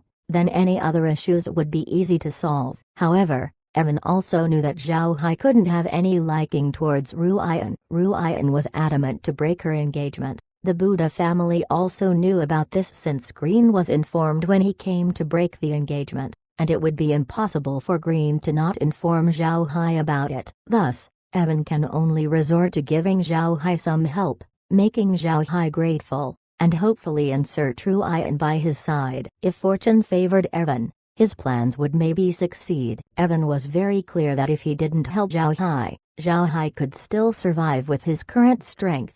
He didn't need to fear anyone, especially when Zhao Hai arrives at Rosen Empire. Ex-Empire's matters wouldn't be able to affect him. Zhao Hai wouldn't need to care about Evan then. Therefore Evan must make use of this opportunity and make situations where Ruian would get to interact with Zhao Hai. Otherwise, Ruian wouldn't get many chances to do so in the future. Fortunately, Evan obtained some information that Ruian's impression of Zhao Hai seemed to be quite good. Although there was a bit of a clash at Shelley Hotel, it seemed to make Ruian even more attentive towards Zhao Hai. To Evan, this daughter of him was a headache. He knew that her daughter was spoiled by her mother, which formed her bad habits. Although Ruian was very rude to him before and made him quite angry, she was still his daughter. He couldn't just overlook her future. Zhao Hai correctly guessed Evan's intentions, but even though it was what he expected, he couldn't just reject Evan's request, so he had no other choice but comply. They quickly arrived at the hotel before dark. Zhao Hai and the others discussed about their travel tomorrow and then rested early since they had to hurry the next day. They didn't know that their trip to the Grand Duke's mansion caused quite a stir in Casa City. When their carriage entered the mansion, it didn't have the insignia of a viscount, but when it came out, there was already one. This made the people in Casa City quite puzzled. The next morning, Zhao Hai and the other got up early. They had their breakfast and prepared to head out of Casa City. When their small convoy left the city, they saw that ahead of them was another convoy. The convoy was composed of 5 carriages. On each of them had the insignia of the Purcell family and along with it were 100 guards. At the forefront of the convoy was a very luxurious carriage. It seems that the carriage at front carried the passenger and the following carriages were packed full with items. Zhao Hai looked at the convoy and guessed that it was certainly Ruian's convoy. The young lady's self-image was truly very big. Zhao Hai could only bear with it and force a smile. He made Shu overtake the carriage. The carriage arrived by the side of the luxurious carriage. The window of the carriage opened and Ruian's flower-like face appeared. She smiled at Zhao Hai. "Mr. Wales, you are late." Zhao Hai still didn't wear the mask that Evan gave him. He just exited Casa City. There were many people who had seen him in the city. He didn't want the people to see that his face just changed overnight. He didn't want them to be suspicious, so he just maintained yesterday's appearance. Zhao Hai nodded to Ruian. "I apologize for making young lady Ruian wait. Let's get going." Then he closed his window and blocked it with curtains. Then he had Shu lead the carriage forward. Zhao Hai was very rude. If it was another person, Ruian would be raging. But when facing Zhao Hai, Ruian felt that she just couldn't get angry. She surprisingly smiled and said really very stubborn, "Jill, follow them." Jill immediately complied. He quickly had the carriage follow Zhao Hai.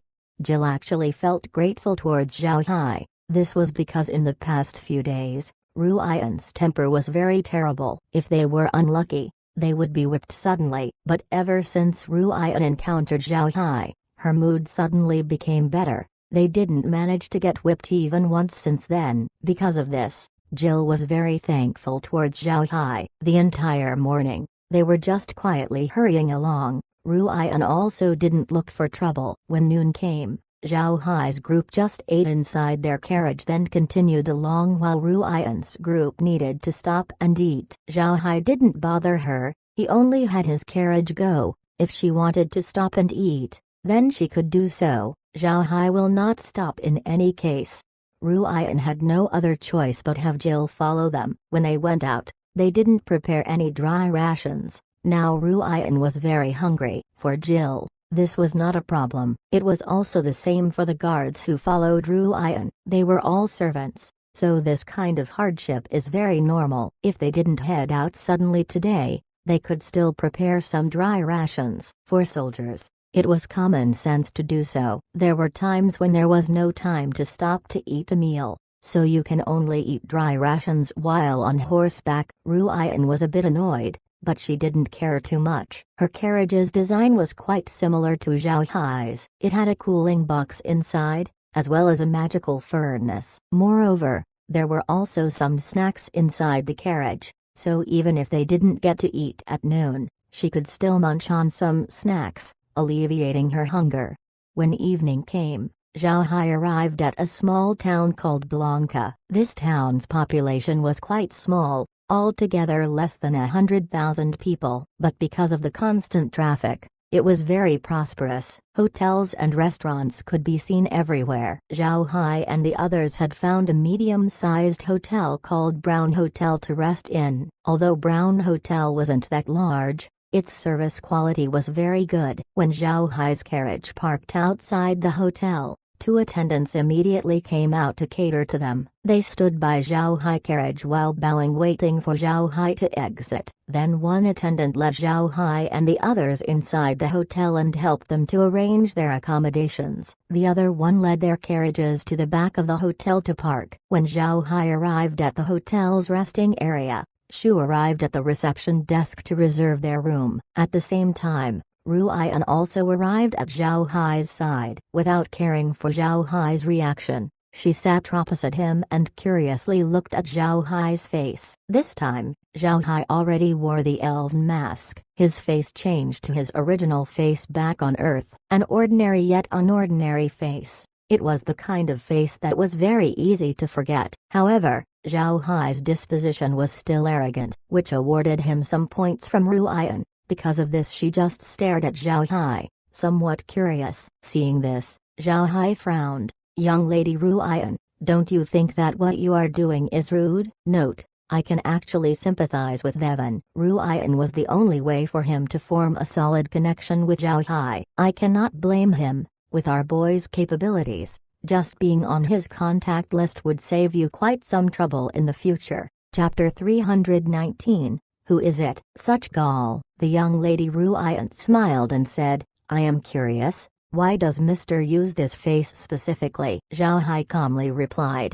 what's the difference? What does a face represent? Even if I were handsome, but if I have no strength, what's the point? Ruian looked at Zhao Hai's serious expression. She could not help but curl her lip. Mister, from your appearance, you shouldn't be a serious person. How come you're being serious right now?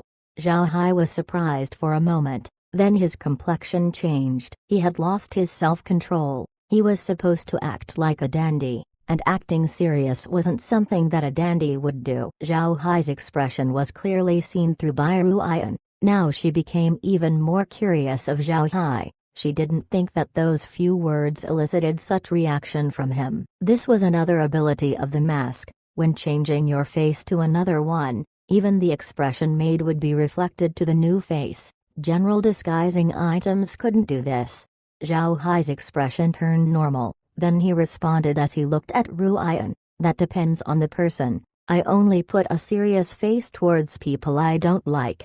Ruian felt that Zhao Hai's words were a lie. If what Zhao Hai said was true, then his complexion wouldn't have changed. What he said then should only be a cover-up, so Ruian didn't get offended by it. Now Ruian was looking at Zhao Hai with an even more curious expression. Zhao Hai was getting more and more interesting to her. At this time, Shu arrived. He bowed to Zhao Hai and said, Young master, I had arranged 20 low-class rooms for the guards. I also arranged 2 high-class rooms each for young master and young lady Ruian. Me, Blockhead, and Mr. Jill would be in a mid-class room. Zhao Hai shook his head and said, arrange mid-class rooms for the guards. You get a high-class room next to mine so that it'll be easier to issue orders and arrange escape routes. Shu complied. Then he turned around and arrived at the hotel's reception desk. Before long, the rooms were arranged. Because there were a lot of people today, not only do they to arrange for the rooms but they also need to prepare for meals. Fortunately, Shu was a former mercenary. He was used to these types of things, so the arrangements were quickly done with anything going wrong. Zhao Hai was now rich, so he didn't care about money. Like in this hotel, arranging for the meals and rooms for more than 100 people could cost a few gold coins a day, but it was no big deal. Although Zhao Hai had the space, they still needed to put on an act, so he had Shu tell the Brown Hotel to prepare some dried food so that they could have something to eat while traveling. After everything was arranged, Zhao Hai and the others went to their rooms to rest. Shu also had the hotel prepare their meals. They will meet Zhao Hai at the dining hall for their dinner when it is ready. Zhao Hai was now acting as a dandy young master, so when young masters went to a place, how could they just stay in their rooms to eat? They would certainly go to the dining hall to eat while keeping up appearances and showing off. So Zhao Hai didn't stay in his room to eat today, but went to the dining hall. However, this arrangement was a great inconvenience to Laura and Meg. This was because according to the continent's customs, while Zhao Hai is eating his meal, Laura and Meg cannot sit on the table since they were currently acting as Zhao Hai's concubines, not wives. Laura and Meg didn't have any say in the matter. Zhao Hai was currently fulfilling the role of a dandy. It wouldn't be any good if he suddenly became a good person. In the end Zhao Hai had the meat in the space first. When they are done, only then did Zhao Hai came out of his room and headed to the dining hall. In the dining hall, the food was already prepared. The dishes were all made with magic vegetables. Although it was winter, There were methods of growing vegetables in-house available in the continent, and of course, their prices would be anything but cheap. While Zhao Hai was just sitting down, Ru Yan arrived and impolitely sat opposite him. Zhao Hai couldn't help but frown. He felt very uncomfortable. Laura and Meg, who were his genuine fiancés, couldn't sit on the table to accompany him for a meal, but Ru Yan just naturally sat opposite him. This made Zhao Hai complain for his current identity. Although unsatisfied, the act should continue. Thus Zhao Hai can only sit on his table, looking at the dishes at the table. Zhao Hai actually lost his appetite. Zhao Hai turned to Meg and said, "Gemma, go get me some liquor that we got from the prairie. I want to drink that wine today." The matter of names was already discussed by the group. This time Meg's name would be changed to Gemma. Laura's name was also changed to Julie. Nier's name wasn't changed. Hearing what Zhao Hai said, Meg knew that Zhao Hai meant to get their milk wine. She immediately complied and went out of the room. Before long she came back bringing a liquor bag with her. Humans were used to placing their liquors in bottles or pots. Nobody used liquor bags. On the other hand, almost all beastmen used liquor bags to store their milk wine. This was because of its convenience. Using liquor bags while mounted was more comfortable. Whether they were Ru Yan or the other people in the dining hall, they were curious about the liquor bag on Meg's hands. They didn't understand why Zhao Hai suddenly wanted to drink milk wine at this time. Could it be that he thinks that a beastman's milk wine is better than humans' fruit wine? The beastman's milk wine is well known in the continent. Every so often, merchants would bring back rare items from the prairie to be sold the continent. But unfortunately, only a few humans could stomach the taste of milk wine, and with the lack of distillation, milk wine's shelf life wasn't very long. Because of these issues, milk wine wasn't sold in high volumes among the humans. Zhao Hai didn't care about these. He just dumped the contents of his wine glass and placed it on the table. Meg took the liquor bag and poured Zhao Hai a glass of milk wine. When the wine poured out, everyone became surprised. Among the people in the dining hall, many of them had drank milk wine before. In their minds, milk wine was white, but Zhao Hai's milk wine was colorless as if it was water. Then they smelled the wine's fragrance. The fragrance of milk was mixed in with the wine. This was a very unique type of fragrance. It made the people present feel that they were undergoing aromatherapy. Zhao Hai lifted his glass and took a sip. He nodded and placed his glass down. Then he ate some of the dishes with an expression of enjoyment. Ru Yan looked at Zhao Hai. She was curious of the contents of Zhao Hai's wine glass, so she asked him, "Mister, what is that liquor?" Ru Yan had drunk milk wine before, but she didn't like how it tasted, so she didn't drink it anymore. Today, she looked at Zhao Hai's cup of milk wine and became curious. This was because the milk wine that she had drank before was different to Zhao Hai's. Zhao Hai smiled. "Naturally it's milk wine. It's wine that Beastman produces." Ru Yan frowned and replied, "But I had drank milk wine before, and it was very different than this." Zhao Hai grinned. "This is a specially made milk wine. Even among the Beastmen, it wasn't widely consumed. This wine is much better than fruit wine." "Gemma, give young lady Ru Yan a cup. Have the young lady taste the wine." Meg complied. She took the liquor bag, went to Ru Yan and poured her a cup of wine. Then she returned to Zhao Hai. Ru Yan looked curiously at the liquor in her glass. She took a deep breath and lifted the wine glass. She looked at Zhao Hai's appearance, then took a small sip. Her face immediately turned red, but she didn't place her glass down. Instead she took another sip. Then she put the glass down and ate a dish. She looked at Zhao Hai and said, "Really good. This wine tastes very good." Zhao Hai smiled faintly and didn't say anything. He just ate some dish and drank liquor. When his glass had become empty, Zhao Hai took a napkin and wiped his mouth gently. Then he turned his head to Ru Yan and said, "Young lady, take your time. I'm taking my leave." There was still half a cup of liquor left in Ru Yan's glass. Although the wine was very good, it was too strong, so Ru Yan just drank it slowly. Now, Ru Yan's face was crimson red, becoming more charming, but Zhao Hai seemed to not take notice of it. He just got up and left. Seeing Zhao Hai leave, Ruian lost her mood to drink. She also stood up and headed back to her room. The rest of the people in the dining hall were looking at Ruian's half-finished cup of milk wine. They believed that if there weren't a lot of people in the dining hall, someone would have already drank the wine left in that glass. After Zhao Hai returned to his room, he immediately went to the space to prepare something to eat. He didn't get full back at the dining hall since he didn't feel like eating a meal together with Ruian, but he still had to put on an act.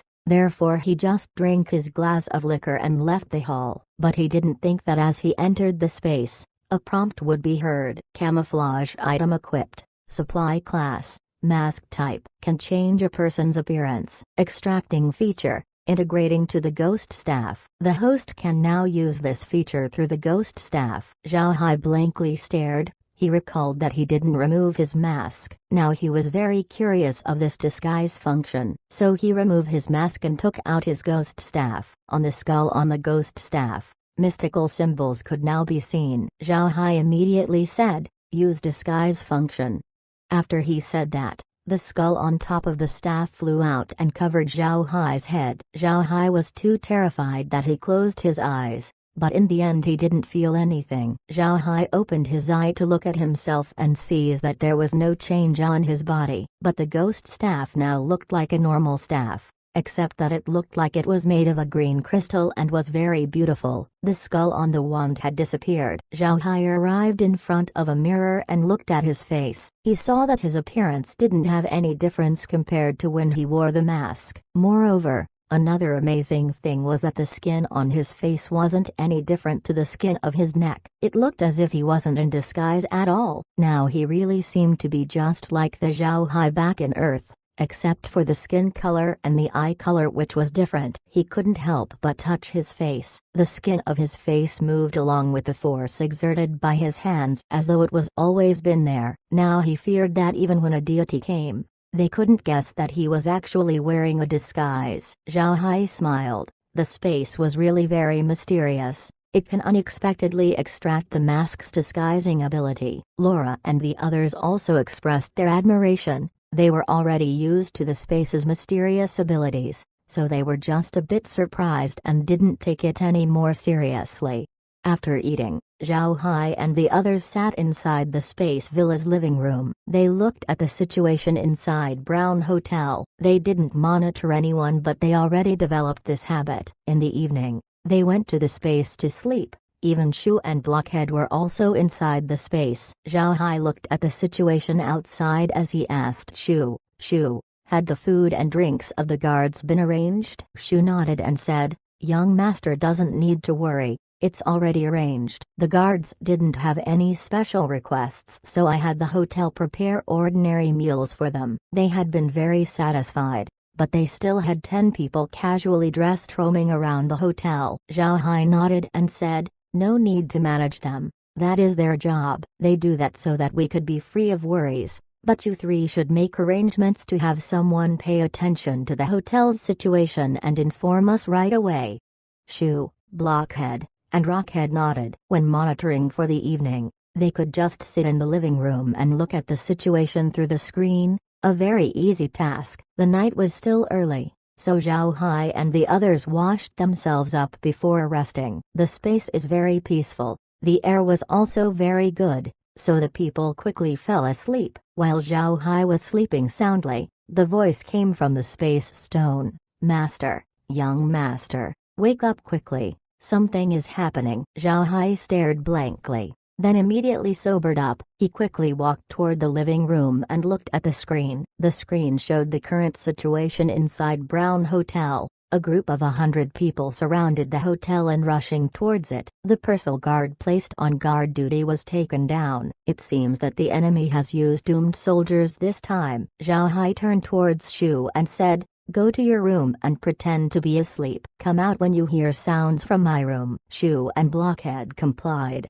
Then they vanished from the space to return to their rooms. Zhao Hai seriously said, "Care, come out. After we leave, pay attention to the situation on the screen. These people must be headed for my room. Pay attention and detect the invisibility magic used by the doomed soldiers." Care complied. and looked at the hotel's situation with bright eyes. Zhao Hai and the others appeared on the hotel room and laid down on their beds, waiting for the enemy's arrival. Although these people had not entered the hotel yet, Zhao Hai already believed that they should be heading for him. Otherwise, they wouldn't just attack the hotel. For the hotel to be attacked tonight isn't common. Brown Hotel didn't open just a day or two ago. They were an established institution inside Blanca. If they were attacked like this from time to time, then they would have a hard time keeping their business up. At this time, Kair suddenly said, "Young master." They had come. In front of the door is a stealth doomed soldier.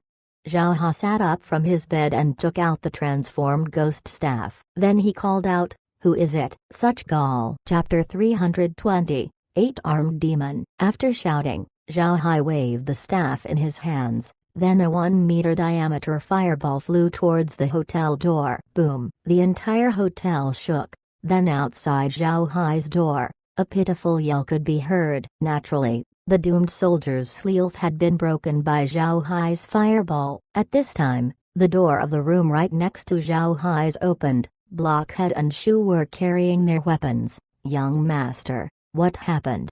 Zhao Hai loudly said. "Some doomed soldiers attacked. I already killed them." Zhao Hai's voice was too loud that the entire hotel was alarmed. Ruian's guards grabbed their weapons to took action. They didn't even have time to wear their armors. Jill ran up to Ruian's room, holding what looked to be a rapier. It seems like Jill wasn't just an ordinary servant. At this time Ruian also stumbled out of her room and looked at Jill confused. "Jill, what happened? Why is it noisy?" Jill replied, "Your Highness, someone just attacked Mr. Wales. But Mr. Wales already took care of it. The night guards we sent to patrol earlier seem to have met unfortunate ends." Ruian was smart, so she immediately sobered and turned to look at the scraps of Zhao Hai's door which he destroyed with a fireball. Her face became ugly. Then she commanded, "Immediately send someone to see who dared to attack." At this time, Ruian's 2 maids also arrived. On the hands of one of the maids were a set of clothes. She turned to Ruian and said quietly, "Your Highness, put some clothes on first." Ruian was currently wearing her night garments. Moreover, they were the sexy type of night garments. The hotel was currently chaotic. It would not be good if someone ran over and saw her. Ruian nodded, then returned to her room and quickly wore her clothes. After a short while, she went out of her room and asked Jill, "How is Mr. Wales' condition?" Jill replied, "He's all right." Mr. hadn't exited his room yet. Shu went out to deal with the enemies. But the attackers seriously underestimated Mr. They didn't know that Mr. was a fire element mage. Ruian started, then she nodded. "Looks like Mr. is really formidable." Mr. is a fire element mage, his maid is a wind element mage, and his carriage driver is Shu of 1,000 Shadows. Who knows how strong the driver of his other carriages. At this moment, battle cries could be heard outside, and before long the sounds vanished. Then Shu walked in from the outside. He quickly went to Zhao Hai's room. "Master, it has been taken care of." Zhao Hai nodded. Then he went out of his room, already wearing his clothes. Laura and Meg followed behind him. The group walked toward the courtyard of the hotel. Ruian also hastily followed them. Her guards were holding their weapons while being extremely vigilant. Zhao Hai quickly arrived at the courtyard. There a fat person had already been waiting for them. When he saw Zhao Hai come out, the fat person quickly ran toward Zhao Hai. Shu stopped him from going further. The fatty immediately stopped. Then he greeted Zhao Hai. "Respectable Mr. I am the boss of Brown Hotel." "Sir, I must apologize regarding the earlier matter. I ask Mr. to believe me when I say that it had nothing to do with our hotel." Zhao Hai was sizing up this fatty. The fatty was wearing very magnificent clothes with perfectly combed hair. Sweat could be seen hidden along his fat head, but there was no expression on his face. It made him look very weird. Zhao Hai felt that something was a bit wrong,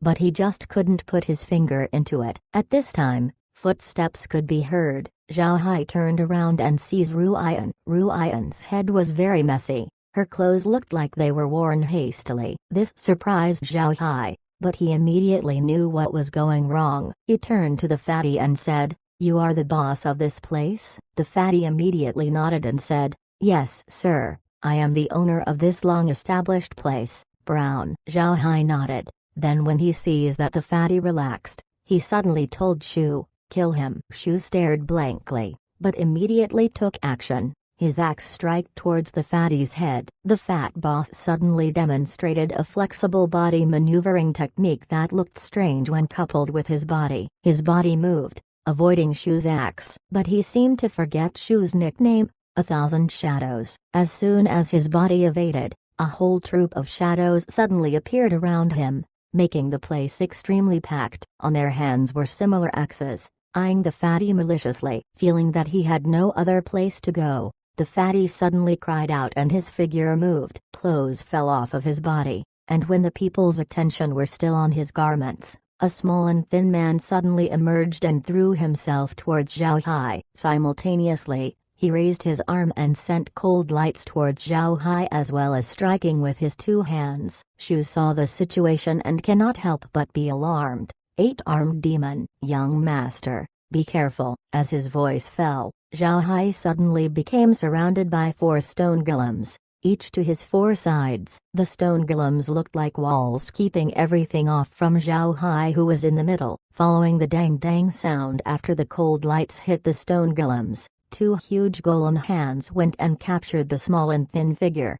The small and thin form immediately stopped, then he pitifully yelled, surrender, I surrender, I'll take a blood oath and follow you, please do not kill me.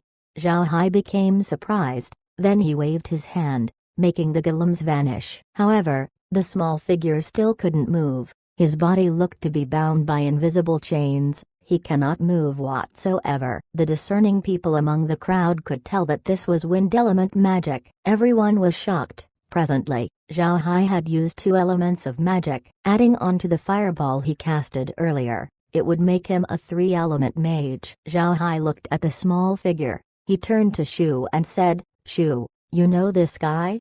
Ruian was also observing the man. He wasn't very tall, maybe 1.5 meters tall. He was very thin, he probably weighed less than 100 jin. He wore black clothes, his head was wrapped around with a black cloth only revealing his 2 eyes. On his backside was a very short stabbing sword. It wasn't even right to call it a sword, maybe just a long dagger. Shu looked at the captured person then turned to Zhao Hai. Young master, this person is a very famous freelance assassin with a nickname of 8-armed demon. His name is Shun, and while he didn't have a divergent ability, he held techniques of doomed soldiers. His unique skills are related to hidden weapons. Nobody knows where he hides his hidden weapons, but no matter what he could manage to bring them everywhere. He has formidable skills of disguise, and can act as anybody for a short time, making him very difficult to deal with. Being an assassin, coupled with the quick skill of his hidden weapons and his formidable strength,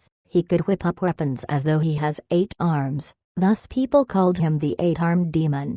At this time, Shun shouted, right, I am the 8-armed demon. Mister, can I know how you managed to see through my disguise? Zhao Hai looked at Shun and faintly smiled. Your costume was very well made, but do you think that the hotel's boss could still organize his clothes and tidy himself while his hotel was having an accident?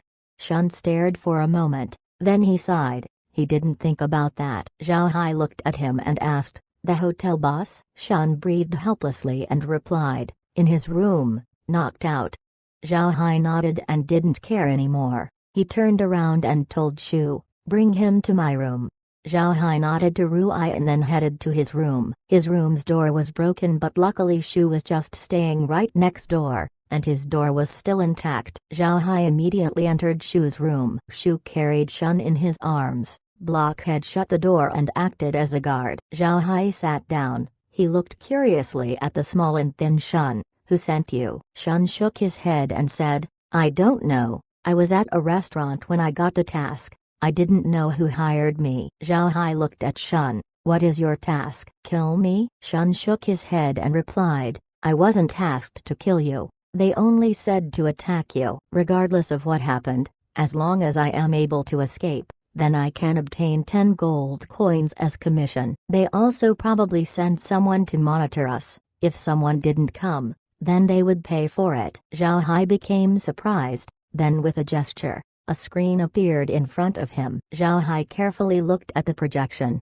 Then he asked Kair, "Did you find the monitoring person?" Kair appeared on Zhao Hai's shoulder. She shook her head and said, "I presently cannot. There are many people in the hotel. The monitoring person could be a resident of the hotel. There are currently no means to find out." Zhao Hai nodded, then turned the monitor off. He paid no attention to the dumbfounded Shun. Instead he turned to Laura and asked, "Laura, why did you think they sent people to attack me, without taking my life?" Laura knit her brows. "From the task, they seem to not want to kill you, only probe. I just don't know what they are probing for." Zhao Hai frowned. "Who was it?" "We're currently disguised and didn't have any enmity with others. How come some people suddenly want to attack me?" At this time, Blockhead, who just stood there silently, talked. "Young master, someone is probing to see if you know dark element magic.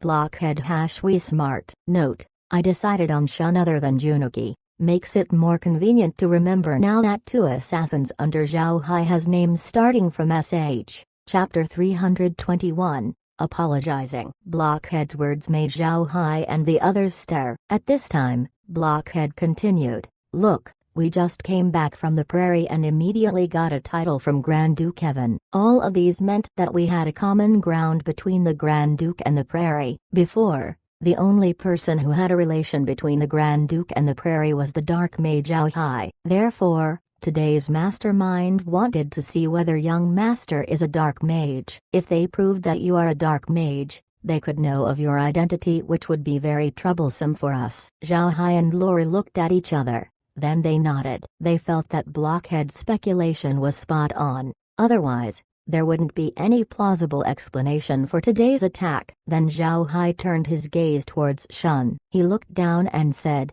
"You should have guessed who I am right about now. Well, do you still want to be my follower? If you do, I won't treat you any worse than Shu. But if not, you should know how I do things." Zhao Hai's method was widely known in the Persal Duchy. They knew that he liked to turn people into undead, making them his eternal slaves. Naturally, this method was also widely used among dark mages. This was the reason that any ordinary person didn't annoy dark mages for no reason. Nobody liked to die and have their corpse serve others in eternity. Shun kneeled on the ground and said, "Yes, I am willing." Then he bit his finger and made a blood oath. Zhao Hai's body felt the same way as the time when Shu made his blood oath. Now, Zhao Hai believed that he was not deceived. Zhao Hai looked at Shun and said, "Good, you're now my follower. Shu, take him, explain to him the rules here." Shu complied. Then he led Shun out. Zhao Hai looked at Blockhead, who was beside the door. He smiled and said, "Blockhead, who would have known that you would think of things we hadn't thought of?" Blockhead laughed. "It's because the young master thinks of too many things, so it's natural to miss things from time to time. My brain is very simple. It doesn't need to think of many things, so I accidentally thought of it." Zhao Hai laughed. "You guys are getting more and more interesting, right? We didn't get much sleep tonight. I think the enemy wouldn't dare make another move. Go get some rest."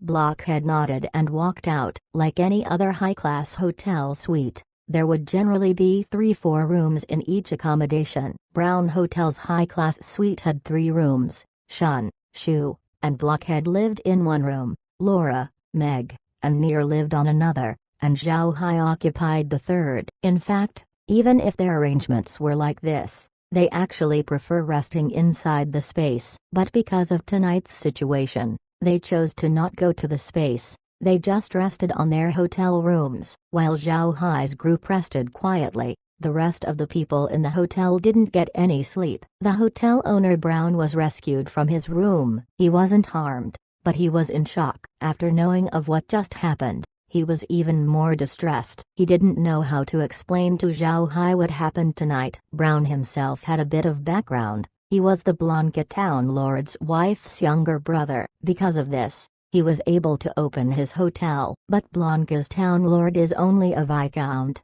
a rank similar to Zhao Hai's. Even more, from Ruian's carriage, the Purcell family emblem had been hung. They were people that Brown couldn't offend, but they were attacked on his hotel. Brown thought that he was already dead deep in his heart. At the same time, Ruian's heart couldn't calm down. She didn't expect that Wales turned out to be a three-element mage. On the continent, having a skill in one element is considered as average talent. Knowing two elements were considered to be geniuses. Knowing three elements, however, was a very rare talent in the continent. Most people wouldn't even see one in their entire lives. However, even if one was a three-element mage, they would still major in a single element, otherwise they would be very distracted in their studies. But looking at Zhao Hai, he was a three-element mage, but it looked like his spells were high-ranked in all elements. What did this mean? It meant that he had very high innate talent for magic. Originally,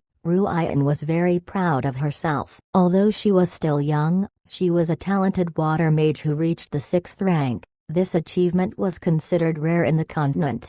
However, over these 2 days, she felt her confidence being attacked. Not to mention Zhao Hai being a three-element mage, Meg who was beside Zhao Hai wasn't any weaker than her. This made her disappointed with herself.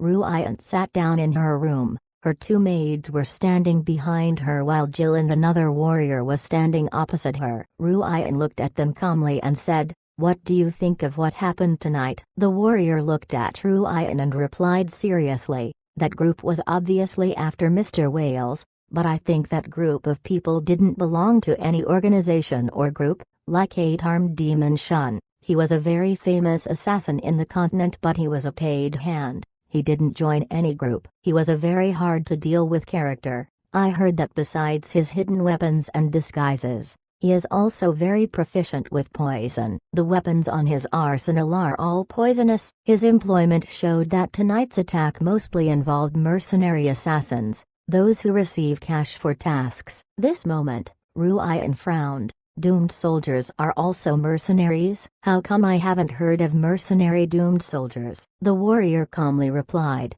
"There are some of them in the mercenary circle. Some escaped from their clans and some rebelled. They would even sometimes find a wife outside and later bear a child which they would pass their skills to. This situation isn't unusual." Ruian nodded. He turned to Jill and asked, "You were with Shu and Blockhead's room tonight. Did you manage to get any information?" Jill shook his head and said, "I didn't." After reading their meal and returned to their room, their lights were immediately turned off, and no sound could be heard from then on. I called them later, but they said they were too tired and needed to rest, unwilling to come out. Ruian knitted her brows. "I just want to know what Father told them, why he gave them the Viscount title, and why Father had me travel along with them. This matter is really strange." "Right. How many night guards were incapacitated? How many were killed?" The warrior replied, "All were killed. There are no living witnesses left." It seemed to be under the hands of another doomed soldier. They only have one wound on their neck. Their throats were sliced by a sword. It wasn't Shun's doing also, or else he would have used his poisonous hidden weapons. Ruian nodded. "Cremate their corpses and send their ashes back to the Grand Duke's mansion. Tell Father to give their families some compensation." The warrior nodded. Ruian continued to frown and said, "Tonight's attack is too strange. Mr. Wales' identity is too mysterious. No matter what, we should be more careful for a few more nights. Increase the number of night guards by a few more people." Jill and the warrior nodded. Ruian looked at the two. "You go back and rest. Send some people to patrol tonight." "Jill, Mr. Wales is currently in your room. Go rest with the guards tonight." Jill complied. Then he asked to be excused. Watching Jill leave, Ruian murmured to herself, "Things are getting more and more interesting, hee hee." Then she yawned and went to her room to rest. The next day, Zhao Hai and the others woke up quite late. Zhao Hai's body wasn't very good, so he needed a good rest. So he slept till it was late. After they washed up in their rooms, they came out of their suite just to see a fat figure standing outside their door. When he saw them come out, the fat man immediately went to greet Zhao Hai, but he was blocked by Shu and Blockhead. The fat man could only stop and bowed his body and said, This little brown has seen Sir Viscount. Sir Viscount was frightened yesterday. This one apologizes deeply to Sir Viscount. Zhao Hai looked at the fatty. This fatty looked the same as the fatty that Shun just imitated, but this one had very bloodshot eyes and a very sweaty face. He wore an expression as though his mother just died. Zhao Hai calmly replied, "It's nothing. I don't blame you. Those people came for me. I apologize to Mr. Brown for destroying a few things in your hotel." Brown's body bowed even lower.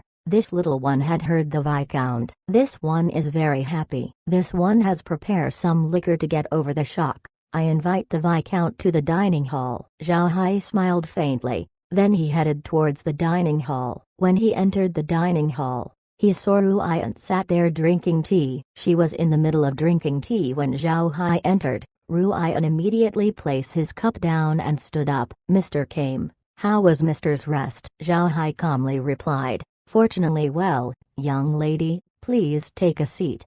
After having said that, Zhao Hai sat down. Fatty Brown, who was at their side, bowed. "Your Highness, young lady, Sir Viscount, this one specifically prepared liquor and some dishes to overcome yesterday's shock. I hope you two could accept my invitation." Ruian didn't speak. She looked at Zhao Hai, giving the decision to him. Zhao Hai calmed the nervous Brown. "Good. Boss Brown doesn't need to be polite. Let them serve it. We'll leave after eating." "Just as what I said before, I don't blame you. You don't need to be so nervous. When we head down, we'll provide the payment for our rooms." As soon as Brown heard Zhao Hai's words, he immediately replied, "This one wouldn't dare. The room charges could be considered to be my apology." "Right. I'll excuse myself and make the staff serve the food. I invite Your Highness, young lady, and Sir Viscount to take your time."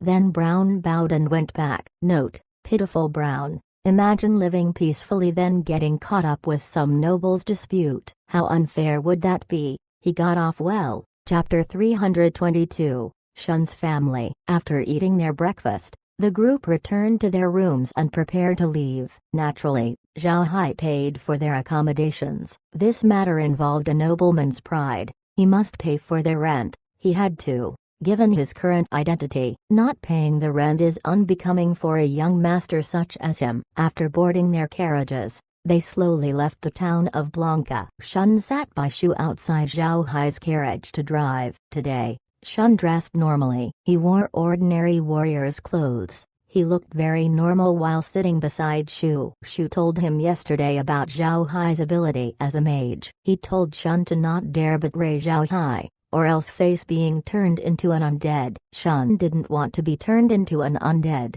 thus he acted obediently and asked about Zhao Hai's dislikes. Because of this, he just wore ordinary clothes today. One could say that Shun wasn't ugly. He had a childish face, and adding on to his small stature, it made him look younger than his actual age.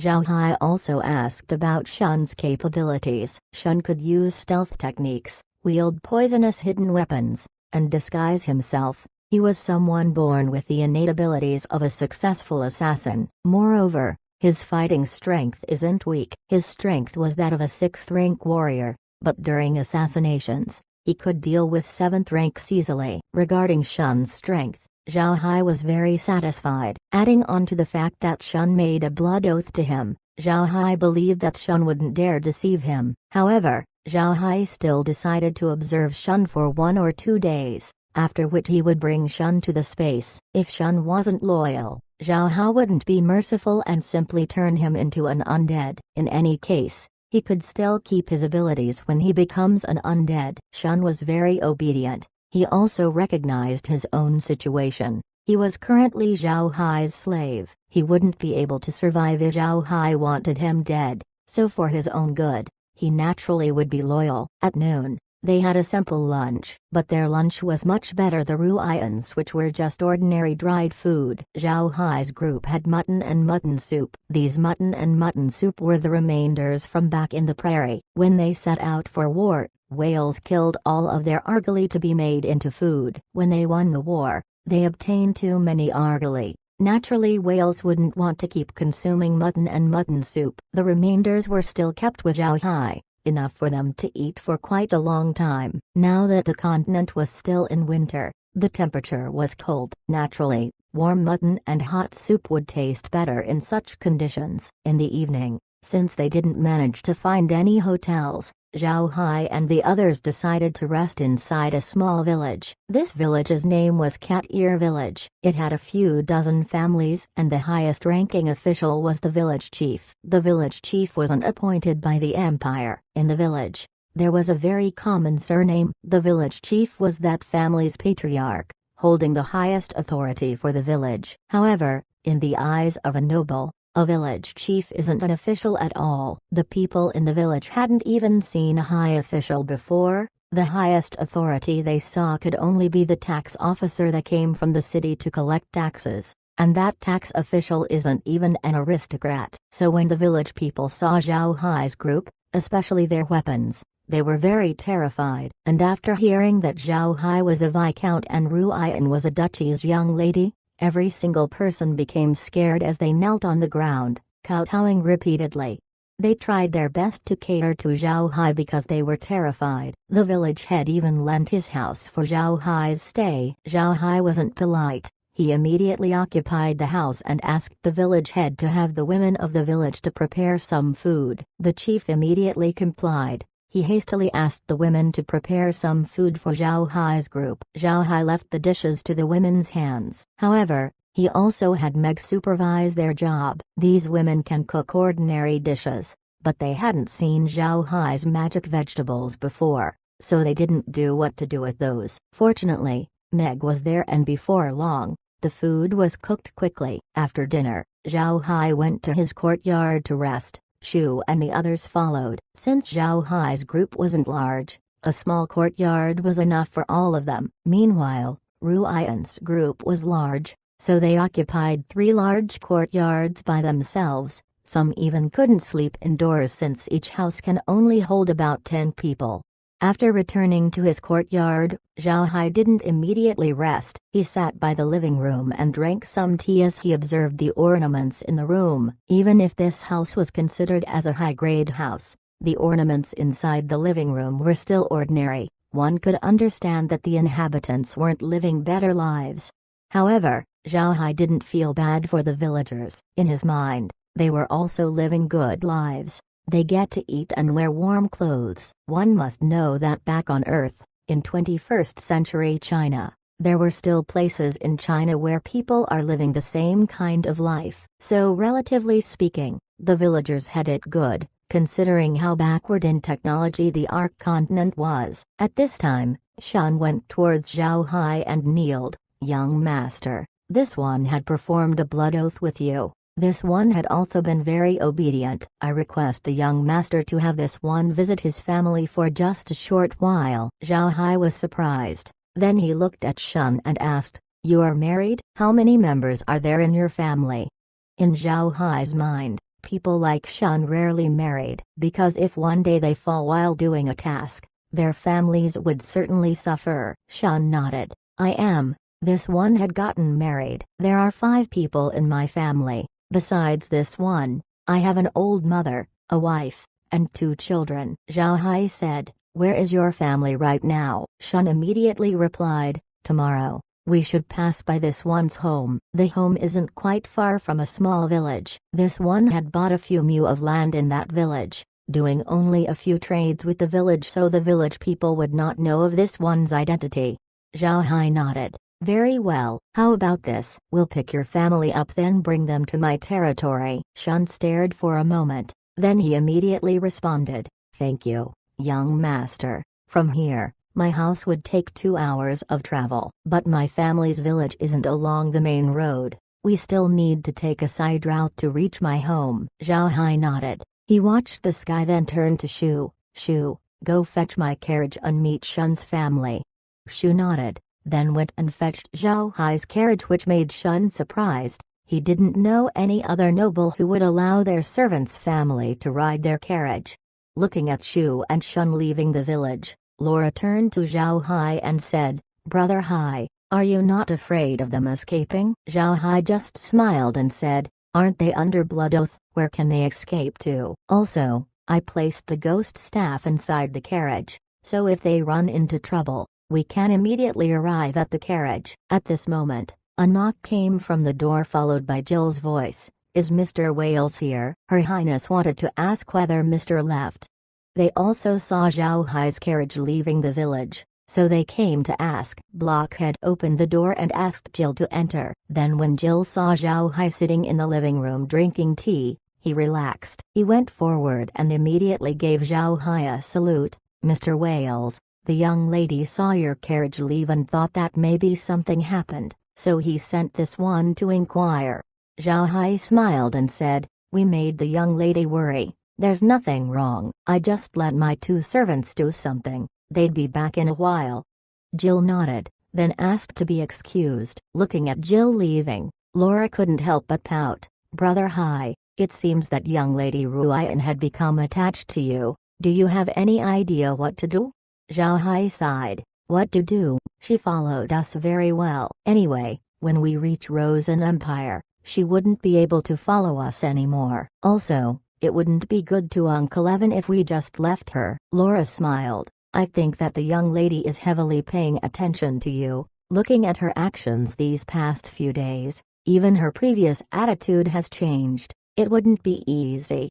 Zhao Hai sighed again. How could she change? Me and her are just casually traveling together. Forget it. Let's talk about Shun. I didn't think that he would be married. Also, do you think that Shu is also married? His age isn't that small. Hearing what Zhao Hai said, Laura just laughed. This time, it was Meg who talked. Young master, why are you worrying too much about these? You aren't even married. Zhao Hai also laughed. I have 2 fiancés. Can't a full man know a hungry man's thoughts? I was just worried for Shu. When Laura and Meg heard what Zhao Hai said, they couldn't help but look at Zhao Hai and snort. Zhao Hai laughed. The women also laughed. Everybody became very jolly. While the group was chatting, time unconsciously passed and the sky slowly turned dark. Although this village didn't have any magic lamps, they still had oil lamps. But Zhao Hai actually didn't light their lamp, and instead went inside the space.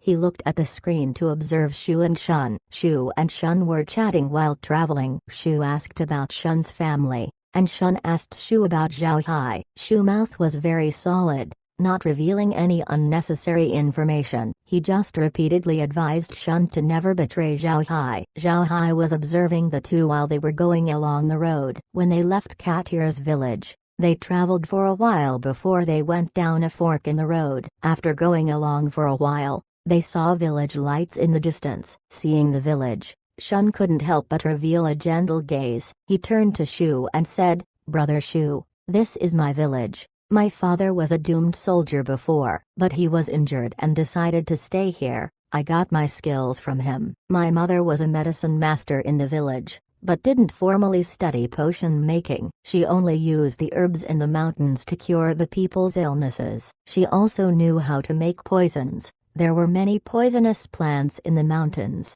and their toxicity was very strong. I learned by poison making from her. Later on, my father died because of his old injuries, so I went to the city to find some jobs. After a few years of doing missions, I managed to get my hands on some money and bought a few mu of land. Then I had a wife and 2 children. Because of them, I opted to do less dangerous missions if possible, nor could I go too far from the village. Most of the time, I do some farm work in the village. I think this life is good. Looking at Shun's expression, Shu smiled. If you really think so, then even more reason for you to not betray the young master. As long as you stay in the young master's good side, you would find out later that it was the best decision of your life. Shun forced a smile. Perhaps, but I just don't want my children to be slaves in their lifetime. But I already made a blood oath with master, so I have to follow him now. Without my support,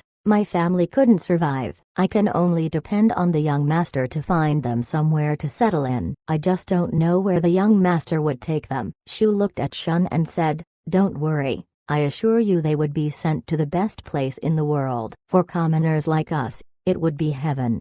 Honestly, Shu couldn't think of any other place better than Iron Mountain Fort. There, They all worked together to improve their lives and support their children. They would have food to eat every day, and didn't need to worry about their food in the future. If such a thing isn't heaven for an ordinary commoner, then what is? Shun sighed. He didn't speak. His mood was very complicated right now. He is very aware that even though he had bought some land, it was just enough to live by. If he wanted his family to live better, the family could only rely on him to work much harder. But now he became Zhao Hai's subordinate, and if he left, the family would lose their main source of income. So he can only force himself to ask Zhao Hai for some time to settle his family. But he didn't think that Zhao Hai would volunteer to take the family to his territory. It was a matter of worry and joy for Shun, since his family would have some sort of security. What worried him was what would happen to his family members when they reach Zhao Hai's territory. If they become slaves and Shun somehow falls,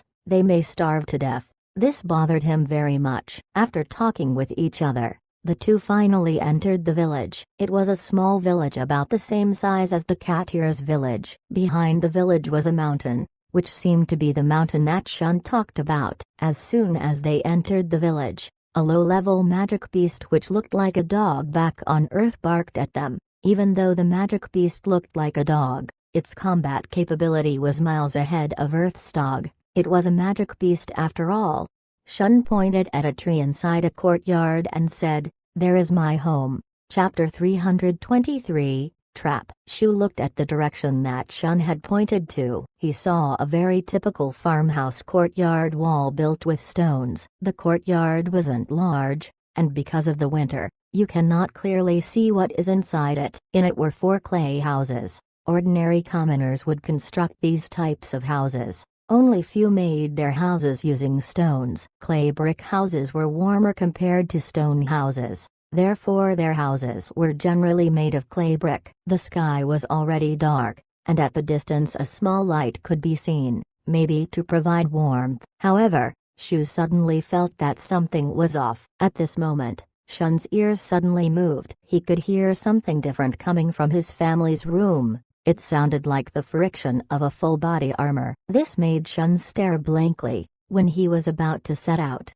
a voice suddenly told him, "Don't make unnecessary moves. Your family has been taken hostage. You'll bring them more harm if you go." This was Zhao Hai's voice. Shun couldn't help but be surprised. He clearly remembered that Zhao Hai didn't go with them. Shu was already accustomed to this. He said, "Young master, why did you come?" Zhao Hai nodded. "I didn't plan to come originally, but seeing Shun's family being held hostage I had to." "Stop the carriage." Shun's family is surrounded by 10 people. All the family members are in the same room with one person inside as a lookout. The remaining 9 are outside preparing for an ambush. It appears that they are completely ready for Shun. Weird. They seem to have just arrived. Did they know that Shun will come back today? Naturally, Zhao Hai saw Shun's family's situation through the monitor. He just didn't understand why the other party decided to set up an ambush here. According to Shun, his family should be very well hidden. Zhao Hai turned to Shun and said,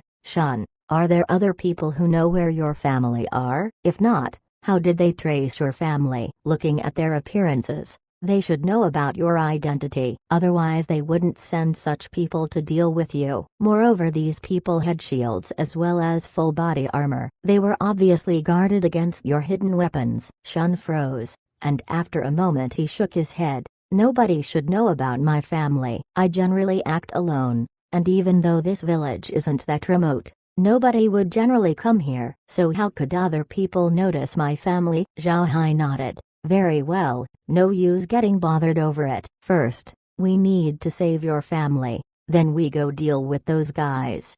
Zhao Hai waved his hand, then a monitor appeared showing the situation with Shun's family. Shun's mother, wife, and 2 children were grouped up at the east side of the house. Another man who wore a shield and full body armor was standing by the door, coldly staring at the family. Shun's eyes couldn't help but turn red. Zhao Hai talked with a deep voice, "Care, deal with that fellow, don't make any noise." Care complied. Then under Shun's gaze, a vine silently appeared behind the armored man.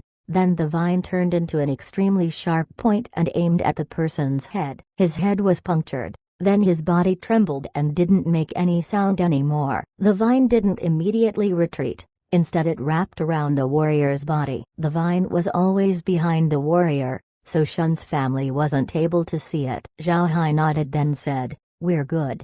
His hand moved. Then the three immediately appeared in front of Shun's family. As the family see Shun and was about to shout, Shun immediately stopped them. "Don't make any noise, come with me." Zhao Hai instructed him to say this.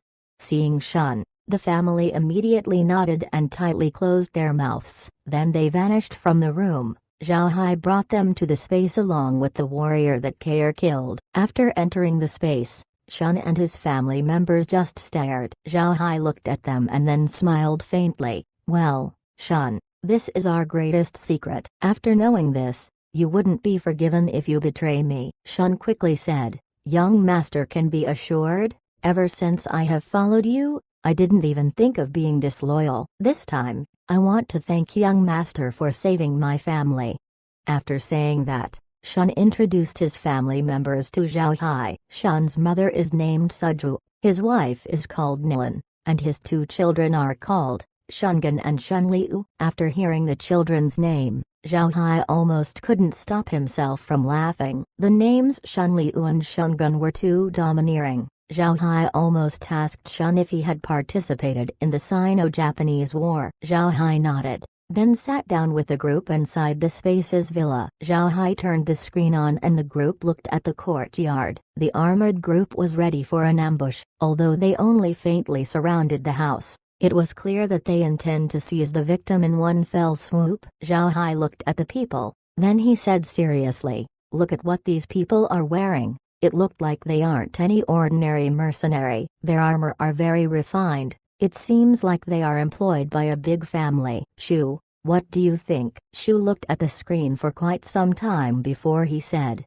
"Right, even though they didn't wear any emblems, you can see that their weapons and armor are made in the same style. Ordinary mercenaries simply don't use these kinds of equipment." Zhao Hai nodded. Seems like a powerful figure had their eyes on Shun. "We'll capture these guys later. I want to know who wanted to deal with Shun." Shun felt touched while looking at Zhao Hai. Zhao Hai knew that it was already late, so he turned his head to Shu and said, "Shu, arrange 2 rooms for Shun's family. Then we'll go take care of those guys. We still need to go back to Laura and the others." Shu nodded, then went and settled Shun's family down. And since Zhao Hai was afraid that they still didn't have their dinner, he gave them some food to eat. He also told them to go to the bathroom and wash up. Not for long, the family exited the living room. Seeing the other warriors, Zhao Hai turned to Shu and Shun and said, "Shu, Shun, remember their locations?"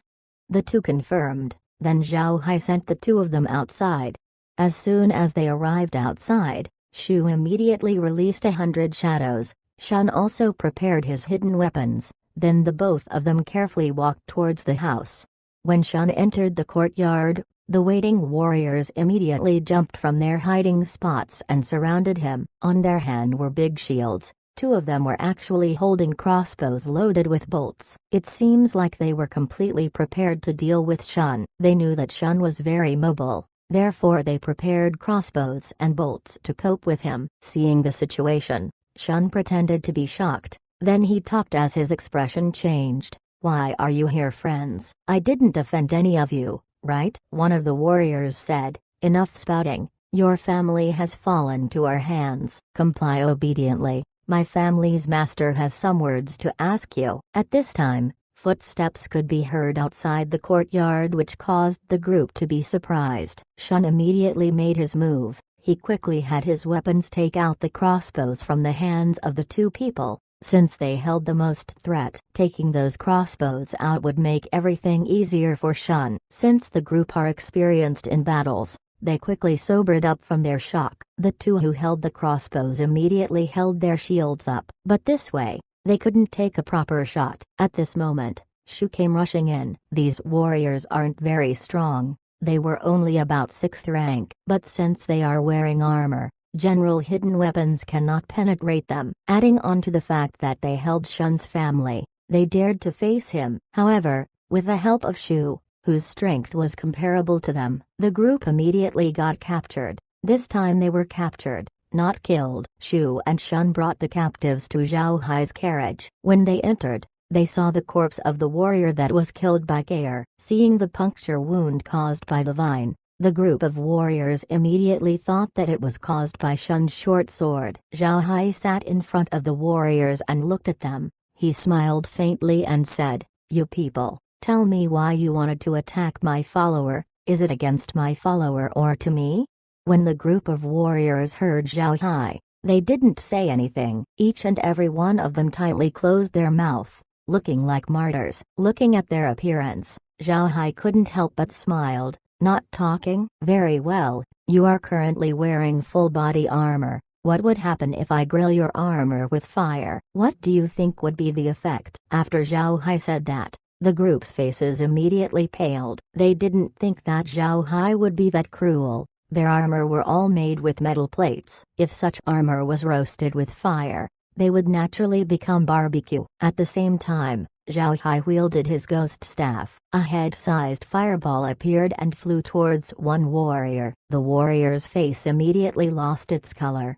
He said hastily, I'll talk, please don't burn me." Zhao Hai also looked at the other warriors. The group of warriors looked at each other and knew that they couldn't escape. They immediately nodded and said, "We'll talk, we'll also talk." Zhao Hai turned his head to Shu. "Shu, take them inside the house and interrogate them one by one. If two people says different things, inspect the others and find out who lied. When you find out who lied, kill him." This was the first time that Shu encountered this type of interrogation. The group now knew that there really wasn't any other way to fool Zhao Hai. They immediately complied. Shu took 4 people to the house and interrogated them one by one. These warriors didn't dare to speak untruthfully. Each of their faces showed bitter expressions. Chapter 324, Springgrass Residence. Sitting in the carriage, Zhao Hai observed as Shu took each person to the room one by one. After a few moments of interrogation, Shu placed all the warriors in front of Zhao Hai as he said his report. "Young master, from the interrogations, these fellows were sent by Southern King to Blanca Town, tasked with probing us if we are dark mages. When the plan in Brown Hotel didn't succeed, they began to trace Shun's origins. They wanted to capture Shun, and through him they could better understand our situation. Knowing that Shun frequented the town, they concluded that he had family nearby. And through the Blanca's town lord, they finally found Shun's home. They knew that when Shun became your follower, he would certainly return to settle his family. Therefore, they waited here for him, but were instead caught by us." Zhao Hai nodded. Then he turned his head to Shun and said, "Shun, what do you want to do with these fellows?" Since they dared to hold his family hostage, Shun certainly wouldn't be merciful. Therefore he told Zhao Hai, "Young master, I leave it to you." Zhao Hai nodded. He looked at the warriors and turned his head back to Shun. "Shun, you can't return here again. You don't need this house anymore. Let's burn it." Shun was stunned. Although he was a bit sad, he nodded. He also knew that Zhao Hai was right. He wouldn't be able to return to this place again in his entire life. Seeing him nod, Zhao Hai waved his hand. A few wind blades appeared and chopped the heads off of the warriors. Then he had Shu quickly stack their bodies inside the house and produced several fireballs as well as an inferno spell for good measure. Shun's house immediately went up in flames. Zhao Hai didn't turn the warriors into undead as he didn't lack undead right now, so he killed the warriors and dumped them here. Doing this also reduces other people's doubts about his identity. Looking at his own home slowly getting burned, Shun's heart was very gloomy, but he knew that he couldn't come back here anymore. Finally, he turned his head and went with Shu towards the carriage. When they left the village, the other people in the village became aware of what happened to Shun's home. Rural people were a very tight-knit group. They would take care of each other, especially in this case where a fire happened. Each resident took action to put out the fire, but unfortunately this was magical fire. It wouldn't be easy to exterminate. In the end, they could only watch as everything burned down to ash and as the fire also slowly grow weaker. The villagers cannot extinguish the fire, but they also didn't see Shun's family. When the fire extinguished itself, they went towards the house and looked at what remained. Inside the house were distorted armors. A few discerning eyes also noticed some burnt bones inside those armors. The villagers knew that something had to have happened here and didn't dare intrude anymore. The village chief quickly rode to Blanca and sent his report. Later on, the town lord heard the report and in turn Southern King also was informed. But at this time,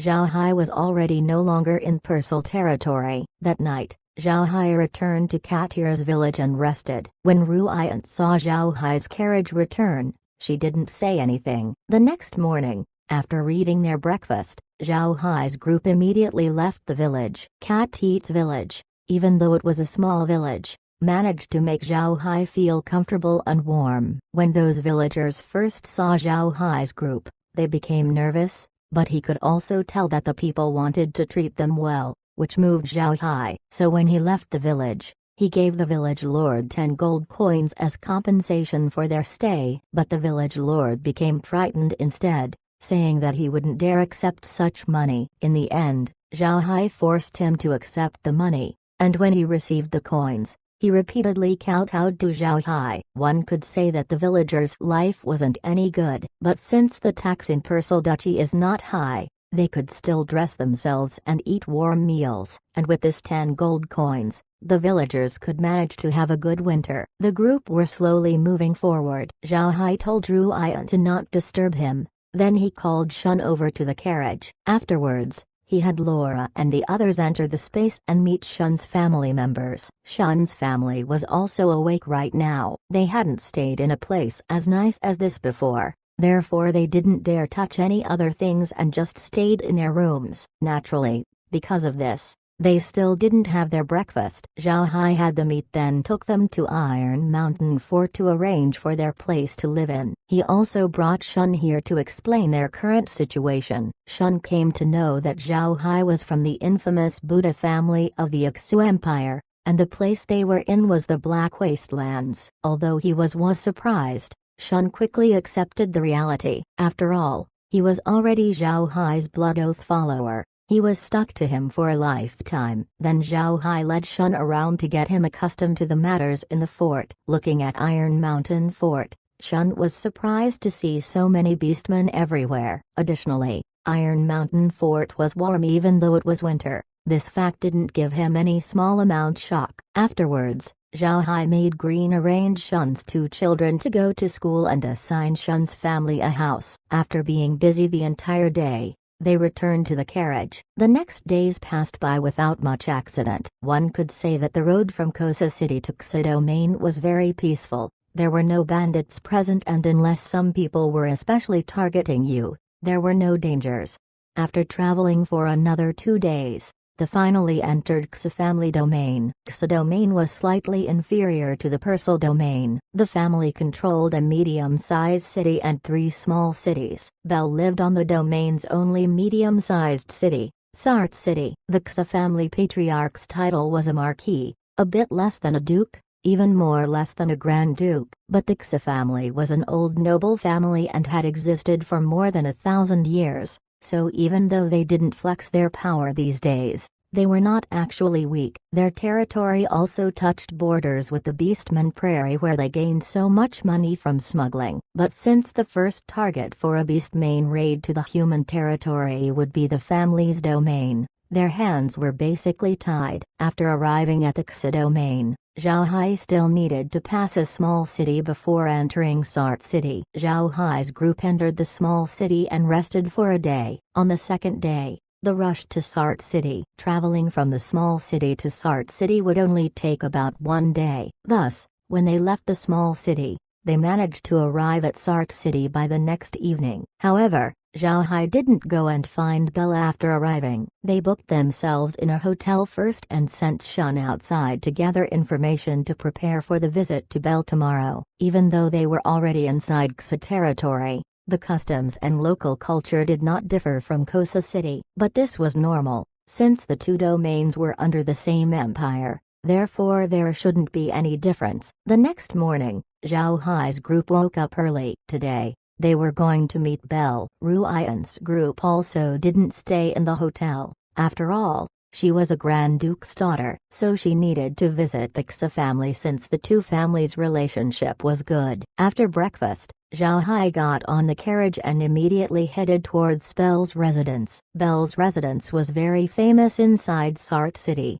known as Springgrass Residence. Listening to its name, one could think that the residence wouldn't be large, but the city's people was very clear that Springgrass Residence is considered to be one of the biggest mansions inside Sart City. The entire house covered 10 mu of land. It was only smaller than the city lord's mansion, making it very famous in the city. The carriage arrived in front of Springgrass Residence. The residence's door looked very ordinary, not having any special additions. The door was closed and did not have anybody in front. Shu and Shun stopped the carriage. Shun went down and gently knocked on the door. Footsteps can be heard at the other side. Then a person wearing servant's clothes opened the door and looked at Shun as well as the carriage behind. Then the servant immediately asked respectfully, "Mr. Is?" The servant can perfectly judge the quality things. His eyes could see that Zhao Hai's carriage was made of light wood. Moreover, an emblem of a viscount could be seen hanging from the carriage, so naturally he wouldn't dare be disrespectful. Shun smiled faintly and said, "I'll have to trouble little brother to pass a message to the house master. Tell him a friend from the prairie came to visit." As soon as the servant heard Shun's words, he was slightly surprised. Then he immediately said, "Please wait a minute, I'll go immediately send the message." Then he turned around and ran towards the courtyard. Zhao Hai wasn't worried, he just sat inside his carriage quietly. After a while, rapid footsteps could be heard from behind the door. When the door was opened, Belle immediately walked out. When Zhao Hai saw Belle come out, he also immediately went out of his carriage. Belle saw the giant horned bull that pulled the carriage and didn't doubt Zhao Hai's identity, but when he saw Zhao Hai's appearance, he was stunned. Seeing Belle's reaction, Zhao Hai couldn't help but smile. "Brother Belle, in order to move around easier, I had to change my look." "What's wrong? Can't recognize me?" Belle quickly nodded. "I really can't recognize you, brother. I have been waiting for you for a long time." "You finally arrived, please come in." He gestured his hand and guided Zhao Hai towards his mansion. Belle's mansion was very unique. Zhao Hai had not seen something like this before. Upon entering the mansion, you are met with a stone-paved martial arts field. The mansion's entrance had a stretch of lawn, and although it was winter and the grass had turned yellow, one could still picture an image of spring. Chapter 325, Kelsey Family. Belle and Zhao Hai quickly arrived at Springgrass Residence's courtyard. Here, only the most important friends of Belle could enter, so naturally Zhao Hai would be among them. After the group arrived inside and sat down, Belle looked at Laura and the others and laughed. "Dressing up like this, I really couldn't recognize you, but this is also good. Now nobody would pay attention to you, ha ha ha, otherwise it would be really troublesome." Zhao Hai knew that he was just joking. The group just laughed. Belle looked at Zhao Hai and said, "Brother Hai, regarding the Herculean bull's information, I really didn't think that the Radiant Church would actually return to the prairie. When I received the information, it was already too late to inform you." Zhao Hai smiled. "It's alright, actually. This time I came because I have a lot of information to give you. Pass this information to the League." Then Zhao Hai told Belle about the brainwashed Beastman children as well as the ultimate weapon program. Belle clearly didn't know about this information. His complexion became heavy as he talked. "There's actually such a thing. It was fortunate that you are able to get these. I think that the League was also in the dark about these. This is very important information." Zhao Hai just smiled. "Helping the League is good. Now that we are of the same group, we have a common enemy. So naturally I would tell the League information about them. I just don't know if the League could do anything about this information." Belle smiled and replied, "Rest assured, these intel that you gave won't be in vain. The League will reward you. If you want money, the League would provide money, but if you don't, you could turn them into contribution points. If you want some information, you could obtain them through these points. You won't need to spend money, and you can get more than information. There are many advantages. Zhao Hai smiled, listening to you. It seems like you want me to exchange them to contribution points. Alright, change them. Let's discuss about our milk wine cooperation. What do you think? Do you want milk wine? Belle replied, of course, I already had the preparations in place. As long as you send the milk wine, I could immediately continue on to distribution. We should also make the system more refined, so that we could sell it at a proper price. Zhao Hai nodded. I'll hand that matter off to you, but I need to tell you that the delivery point should be on or near the prairie so that other people would not suspect. I don't want them to know that the milk wine had any relation to me. When Belle heard what Zhao Hai said, he knew that this was the matter that Zhao Hai cared about. He smiled and said, this is easy to handle. I have an outpost in the prairie. You can send your milk wine there. I'll give you the map for it in a while. That outpost had been with me for a long time, and the tribe has a partnership with me. You don't have to worry. Zhao Hai nodded and said, that's good. How many milk wine do you think your shop can sell? Belle thought for a moment then said, our initial agreement is good, 1,000 jin for the first month, and when the market catches on, we'll buy more. Zhao Hai nodded. That is good. You'll be my partner in Ixa Empire. But now that I'm heading to Rosen Empire, I need to find another partner. Do you have any connections there? It'll be better if they have a relationship with the League, otherwise, I'll be going blind when I arrive there. Belle smiled. There is enough market in the Ixa Empire which can bring revenue to the League. I alone wouldn't be able to swallow it. Have you considered it already? Zhao Hai smiled bitterly. He didn't know what to say. Belle was a fanatic believer and is willing to give anything to the League. Compared to Belle, his contribution to the League is very small. Seeing Zhao Hai's expression, Belle moved on. Let's consider that matter finished, right? Did you say Rosen Empire? What city? Carson City. If you go to Carson City, I don't have any connections there. That place contains both snakes and dragons. It's not a good mix of people. In Rosen Empire's port city, Skywater City, the city lord is a member of the League. If you go to Skywater City, you can get in touch with him and have him cover for you. Then you won't have anything to worry about. Zhao Hai froze for a moment. He didn't think that the League really had connections in the Rosen Empire. Moreover, it was with a city lord. Zhao Hai quickly urged, quickly, tell me about him. Belle nodded. Skywater City is an important port city of the Rosen Empire. It was ruled by the ancient Kelsey family. The Kelsey family is a very influential family inside Rosen Empire. They had members serving in the army as well as the imperial court. But many people didn't know that the Kelsey family only reached their current standing due to their previous military exploits. They initially began by serving as doomed soldiers and most importantly, dark mages. It could be said that their family was brought up by dark element magic. Currently, there are a lot of dark mages in the family, possibly because of their bloodline inheritance. When someone from the family develops a talent for magic, it would almost always be an innate talent with the dark element. Because of this, they obviously would be a member of the League of Dark Mages, and at present, their family provided the largest contributions to the League. Moreover, their family also held several seats for the League's elder congregation. One could see that the family had become a backbone of the League even back during its establishment. The League and the family were inextricably linked to each other. Zhao Hai was surprised. He didn't expect that there would be such a family of dark mages. Good. This was really good for Zhao Hai. With Kelsey family's help, Zhao Hai believed that what happened in Persal Duchy wouldn't be repeated in Rosen Empire. Zhao Hai nodded. Good, I'll go to Skywater City. I'm going to Rosen Empire mainly to do business anyway. It'll be the same everywhere, and Skywater City is a port city.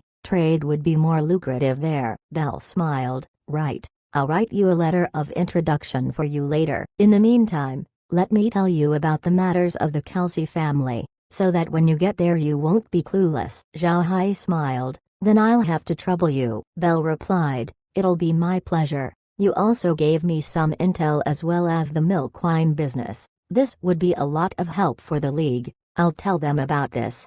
Zhao Hai smiled. Thanks. When you hand me your stronghold's map later, It'll take 2 days before the milk wine will be prepared for delivery. Remember to tell you people in the prairie that I won't be personally delivering the milk wine. I still need to head towards Rosen Empire." Belle smiled. "You are very busy, right? I'll give you the money later, maybe you'll find use for it." Zhao Hai declined. "No, we'll do it according to our previous agreement. Only pay me when the goods arrive. Give the money to the person in charge of the delivery. No need to hand it to me personally." Belle nodded, and then he looked at the sky and said, "It's already near noon. Let's have a meal here first. Let me express my hospitality, but you'll have to provide the liquor." Zhao Hai laughed. "Don't worry, I'll take care of the liquor." Belle immediately ordered his servants to prepare lunch, and of course, to prepare good dishes. There were a lot of people in Springgrass residence. This included Belle's family. He had 6 wives and a few children, including the servants. The total number present reached the hundreds, and also, being a prolific merchant, Belle also had a lot of guards. For someone of his status to not have guards would be preposterous. There were guards wherever you went inside the mansion. When noon came, their lunch was already prepared. Belle also used this time to introduce his 7 children, 3 sons and 4 daughters, to Zhao Hai. Belle's children were very young, with the eldest only at 14 years old. They still couldn't help Belle manage his business. Looking at it, Belle already considered Zhao Hai as his peer, otherwise he wouldn't introduce his family to him. Regarding Belle's hospitality, Zhao Hai didn't have any complaints. The 2 of them were allies in the same organization. Moreover, they were business partners, so their relationship was very good. Meanwhile, Ruian's trip to see the Xa family head wasn't going as smoothly. When Zhao Hai left in the morning,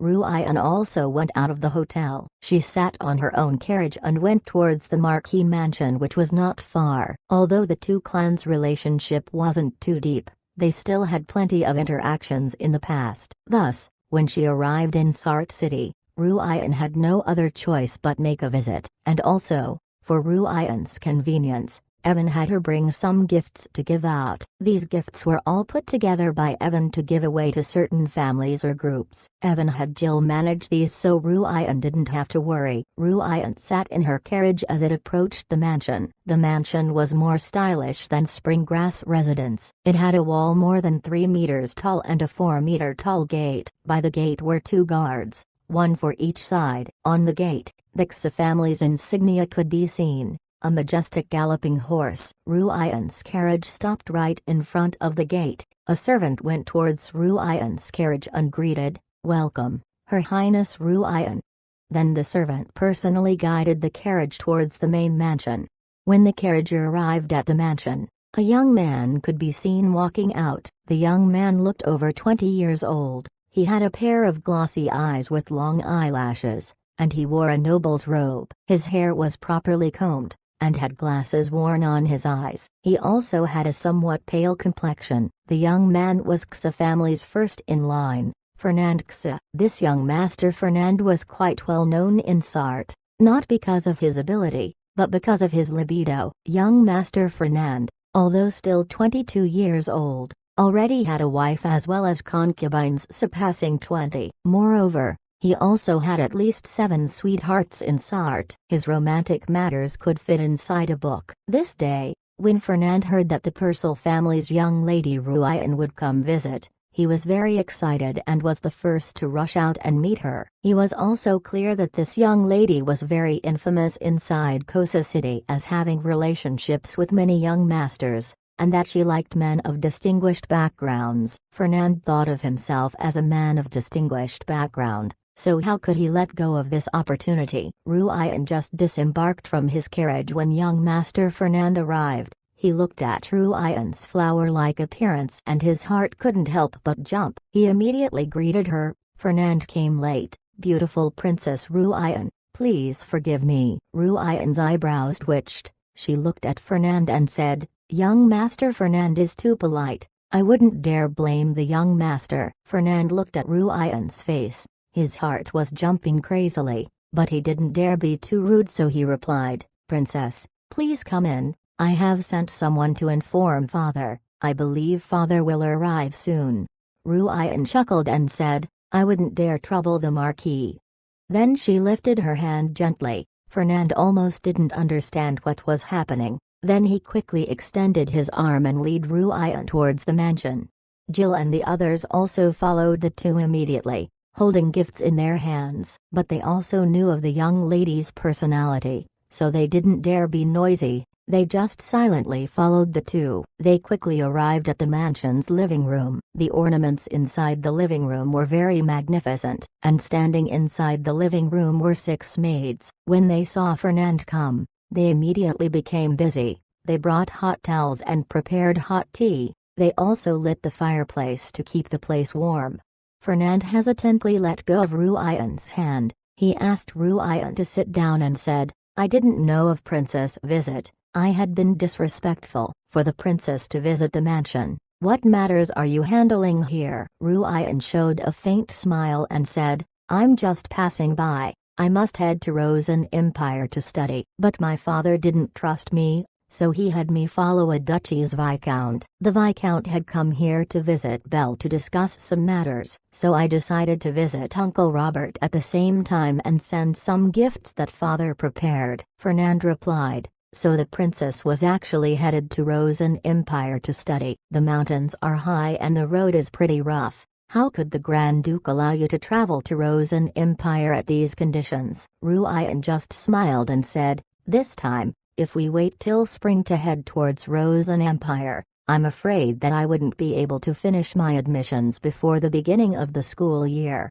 Chapter 326, Robert. Fernand quickly replied, "Right. I actually forgot about that." The Rosen Empire Institute's admission has very strict requirements. However, I believe that with the princess' natural talent, admittance is not a problem. Ruian covered her mouth to chuckled. "Come on, what talent?" "You hadn't seen talent until you meet the Viscount that I traveled with. Even though he is just over 20 years old, he actually knows wind, earth and fire element magic, a 3-element mage. Moreover, his talent in the fire element is very good, an absolute genius," she said with twinkling eyes. Seeing Ruian's expression, Fernand's heart felt uneasy. Fernand already considered Ruian as his prey, but now in front of him, Ruian was praising another man. He couldn't stop his expression from turning ugly. At this time, footsteps could be heard approaching. Then, while he still hasn't passed through the door yet, a man's voice was heard. "Ha ha ha, little Ruian, Uncle hasn't seen you for quite some time," the man said as he strode into the room. Entering the door was an over 40-year-old man. His body wasn't that tall and he looked thin and weak. He wore a noble's clothes and had worn transparent eyeglasses. He looked quite attractive. He was the patriarch of the Xa family, Robert Xa. Although Robert is still 45 years old, he was already a 7th-rank wind element mage. Moreover, he started managing the family at 25 years old, so he was already the family patriarch for 20 years. In the past 2 decades, although the Xa family didn't have much to show, they made lots of money by taking advantage of their border with the Beastman Prairie by smuggling and collecting private taxes. Xa family was different to Purcell family. The Purcell family had an elders' assembly to restrain their patriarch, while the Xa family, however, did not have an elders' assembly. This meant that Robert, as the Xa patriarch, had complete authority in the domain. Robert and Fernand had different personalities. In his life, Robert only had one wife and one concubine, which was his wife's maid dowry. Because of this, Robert couldn't get used to Fernand's actions, but his wife is alright with it, so he couldn't do anything about it. Seeing Robert arrive, Ruian and Fernand immediately stood up and gave a salute. Robert nodded and looked at Ruian. Well, little Ruian had already grown to be a lady. "The last time I saw you, you were still 7 years old. That was way back in the past." "Right. How is you father?" Ruian smiled. "Father is well. This time he made me visit Uncle personally and give Uncle a gift." Jill took a box and walked forward.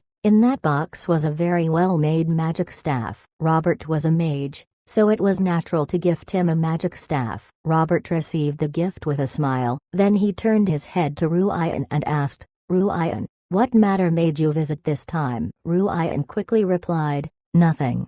I was just passing by on my way to Rosen Empire so study. Father didn't trust me in traveling alone, so he had a Duchess Viscount accompany me. But the Viscount came here to discuss business with Belle, so I felt that it was best to come visit you along the way. Robert smiled. Is it? Your father was actually willing to send you far away to study? Well, I need to learn from your father. Maybe I should also send my disappointing child away to study. Fernand's face turned bitter. He had the same situation as Ruyan. In their domain, he was someone, but if he went to a big place such as the Rosen Empire, he wouldn't have any status, and he knew this quite clearly. Ruyan just smiled and said, Father was saying that I needed to go out and get some experiences. He. Robert smiled. Right. Gathering experience is a good decision. Ah, this old man couldn't chat with you for long. Fernand, accompany little Ruyan around that mansion. At noon remember to come back and have your lunch here. After saying that he stood up and left. Seeing his father leave, Fernand relaxed. Normally, Robert was very strict to him, always giving him lessons. This made Fernand develop a habit of being nervous whenever his father was around.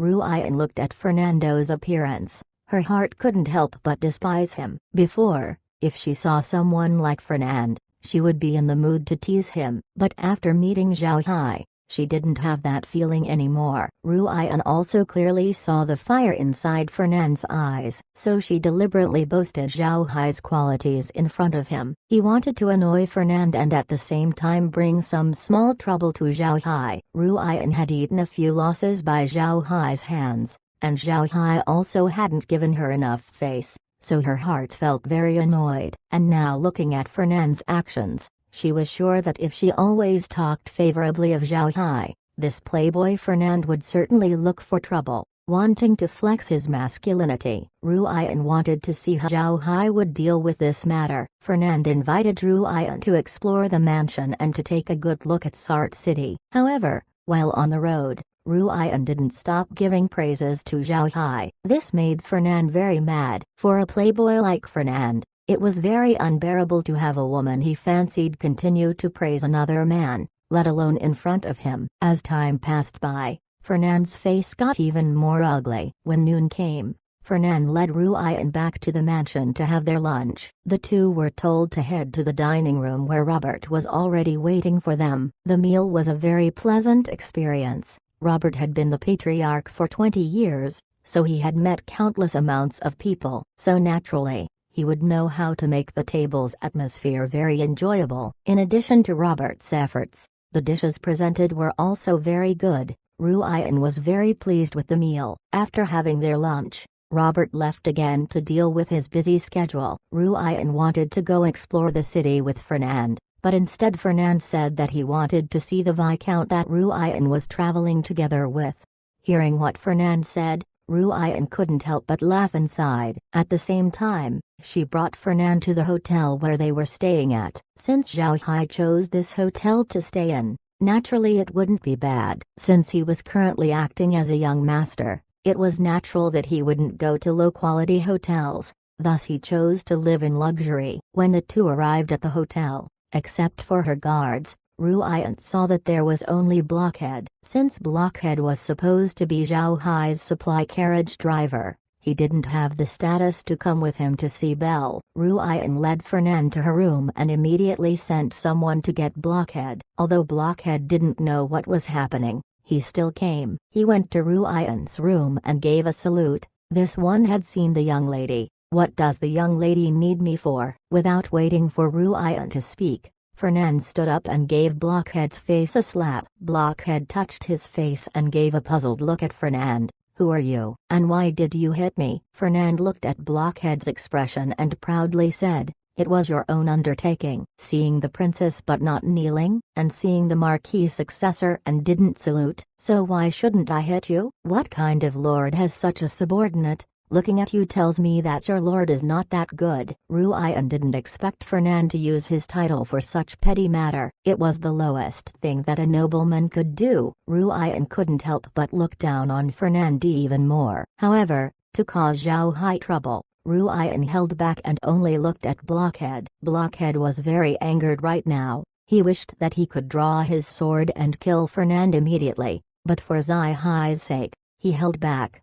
He endured, but Zhao Hai didn't need to. As Blockhead was about to give Ruian and Fernand a salute, a voice could suddenly be heard, "Marquis successor, such great power and prestige. But what is your actual title right now?" When seeing Zhao Hai coming through the door, Ruian didn't get frightened. This was the effect that she was waiting for. She wanted to know how Zhao Hai would solve this matter. Fernand also looked at Zhao Hai. What he saw was an ordinarily dressed man that had a very ordinary appearance. When he heard Zhao Hai, Fernand knew that he was Blockhead's lord, thus he couldn't help but snort and said coldly, "So you're saying that the heir of a marquis can't scold you?"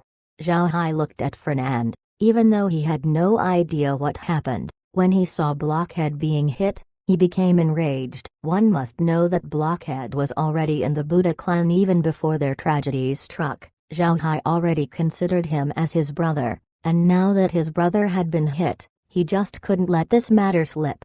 Hearing what Fernand said, Zhao Hai couldn't help but smile. A marquis title is very high, but I do know that his successor's title wouldn't be at same level, so what right do you have to teach my servant? Fernand's expression changed. Although his father was a marquis, his title wasn't that high up, only a viscount, the same as Zhao Hai. Him wanting to teach Zhao Hai's servant was indeed too excessive. It was a manner of, before beating the dog, find out about the owner. When he berated Blockhead, he also hit Zhao Hai's face. This was a taboo for nobles. Although it was a taboo, Fernand didn't care. In Sart City, he could afford to be domineering. He wouldn't care about a small viscount. Chapter 327, Escalating Conflict. Fernand looked coldly at Zhao Hai. "I'm still a viscount, so are you saying that a viscount can't scold a servant?" Zhao Hai smiled. "Of course a viscount can discipline a servant, but to scold my servant? You are a bit unqualified. And since you hit my servant, then it wouldn't be excessive for me to hit yours too, right?" Then he waved his hand and sent a wind blade towards Fernand's servant who was standing behind. Fernand didn't think that Zhao Hai would actually deal a heavy hand. The servant's reaction wasn't slow. When he saw Zhao Hai attack, he immediately circulated his battle chi throughout his body. However, Fernand's servant was just a 5th-rank warrior, so his battle chi's defensive properties were very limited. Additionally, the wind blade that Zhao Hai sent had a force equivalent to 7th rank. Therefore, although the servant was quick in circulating his battle chi, he couldn't block Zhao Hai's wind blade. Along with a pitiful yell, the servant's arm fell to the ground. Fernand saw his servant's pitiful condition and his face couldn't help but whiten. He said, "Good, such boldness, daring to act unruly inside Xi domain. You must be tired of living." Zhao Hai smiled coldly. "For me to be tired of living isn't for you to say." "Blockhead, let's go." Blockhead nodded, then followed Zhao Hai to leave Ruian's room. Ruian was frightened. She didn't think that Zhao was that ruthless and would chop a servant's arm off. Moreover, at this point, Zhao Hai had developed a hatred for Fernand. She expected this matter to not end well. Ruian also didn't expect Fernand to be that crude and taunt Zhao Hai further even after seeing the latter's ability. Fernand's face was pale. He didn't expect Zhao Hai to not give him any face. This made him very embarrassed. Even since he was born, there was nobody inside Xi domain who dared to neglect his face. Even though he couldn't bear it, he didn't bring enough guards. Even if he went to find Zhao Hai, he wouldn't be able to deal with him. He already lost too much face. Fernand can only snort. Then he lifted his foot and walked out. The servant followed Fernand. He suppressed the pain in his arm by sealing the wound with his battle chi, stopping the blood from flowing out. Ruian didn't think that things would reach this point. Looking at the severed arm on the ground, Ruian couldn't help but sense fear. She suddenly thought of that time back in the Persal Duchy when he threatened Zhao Hai and was almost killed by his follower. She knew that Zhao Hai didn't care about status. He wasn't afraid back in Persal Duchy, so why should he be afraid in Xi domain? Thinking of this, Ruian felt regret. The matter had gone out of control. It may even lead to Zhao Hai and Xi domain having a full-blown conflict. Although she wanted to teach Zhao Hai a lesson, She didn't want him dead. The current situation between Zhao Hai and Fernand wasn't the thing that was on her mind. While Ruian was secretly regretting, Shun appeared outside Ruian's door. He said, "Your Highness Ruian, Sir Viscount has invited you to discuss about something." Ruian froze. Then she quickly nodded and replied, "All right, I'll go." Then she stood up and followed Shun towards Zhao Hai's room. Zhao Hai was sitting in the living room while waiting for Ruian. As soon as he saw her, he nodded and said, "Young lady, please take a seat." Ruian looked at Zhao Hai. Then she said, "Mister, you're being too reckless this time. We are in the Xa family domain. Being in conflict with Fernand isn't a good idea." Although Fernand isn't that favored in the Xa family, they still wouldn't let you off if you continue to be in a fight with him. Zhao Hai only calmly looked at Ruian. "Princess Ruian, I just wanted to know why Fernand hit Blockhead. Is it really because he didn't give an appropriate greeting?" Ruian's heart was beating fast when she heard Zhao Hai. She clearly knew the true reason why, but she just can't say it. She lowered her gaze and said, "What does Mr. mean? Is Mr. suspicious of me? You can call your servant over and have him testify to what happened." Zhao Hai looked at Ruian and then calmly replied, "If young lady Ruian says so, then naturally it is so. But the young lady also saw that I've been embroiled in a great trouble. Thus, young lady will not be safe traveling with me anymore. It would be better for our two groups to separate. I will send word to the Grand Duke later. Shun, please lead the young lady out." Then Zhao Hai closed his eyes and ignored Ruian. Ruian froze for a moment. She didn't think that Zhao Hai would use this method to get rid of her. She quickly argued, "You can't do that. My father asked you to take care of me. How dare you leave me? Do you think my father wouldn't dare confiscate your title?" Zhao Hai opened one eye and looked at Ruian. "I don't care. If he takes it back, then take it back. I didn't ask your father for the title anyway. He was the one who willingly gave it to me. If he wants to confiscate it, then him confiscate it." Then he started ignoring Ruian again. Before Ruian said anything, Shun went to her and gestured his hand. "Princess, please." Ruian glared. Then she snorted and turned away. Looking at Ruian going out, Laura couldn't stop herself from asking, "Brother Hai, do you really want to drive her out and let her go on her own?"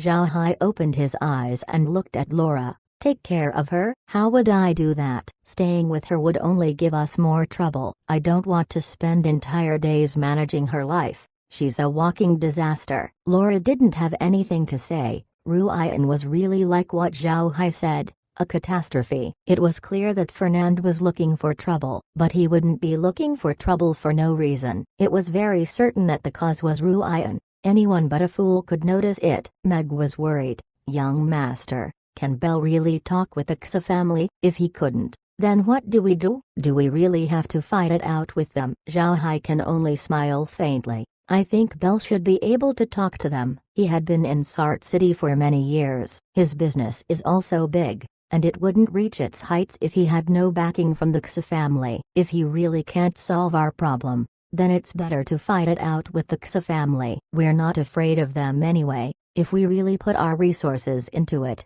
how could they stop us?" Laura smiled and said, "Maybe we can also use this matter to make contact with the Xa family. This would make it better for us later." Zhao Hai smiled. "That would be good. Let's wait first and see how Belle handles it." As he said that, the sound of hooves could be heard outside. Zhao Hai waved his hand and the monitor appeared in front of him. The screen showed a group of cavalrymen heading towards them and surrounding the hotel. Zhao Hai smiled and said, "He's really a spoiled young master. He even brought an army. It seems that I'm still far behind compared to the real one." Laura and the others laughed. They weren't frightened whatsoever.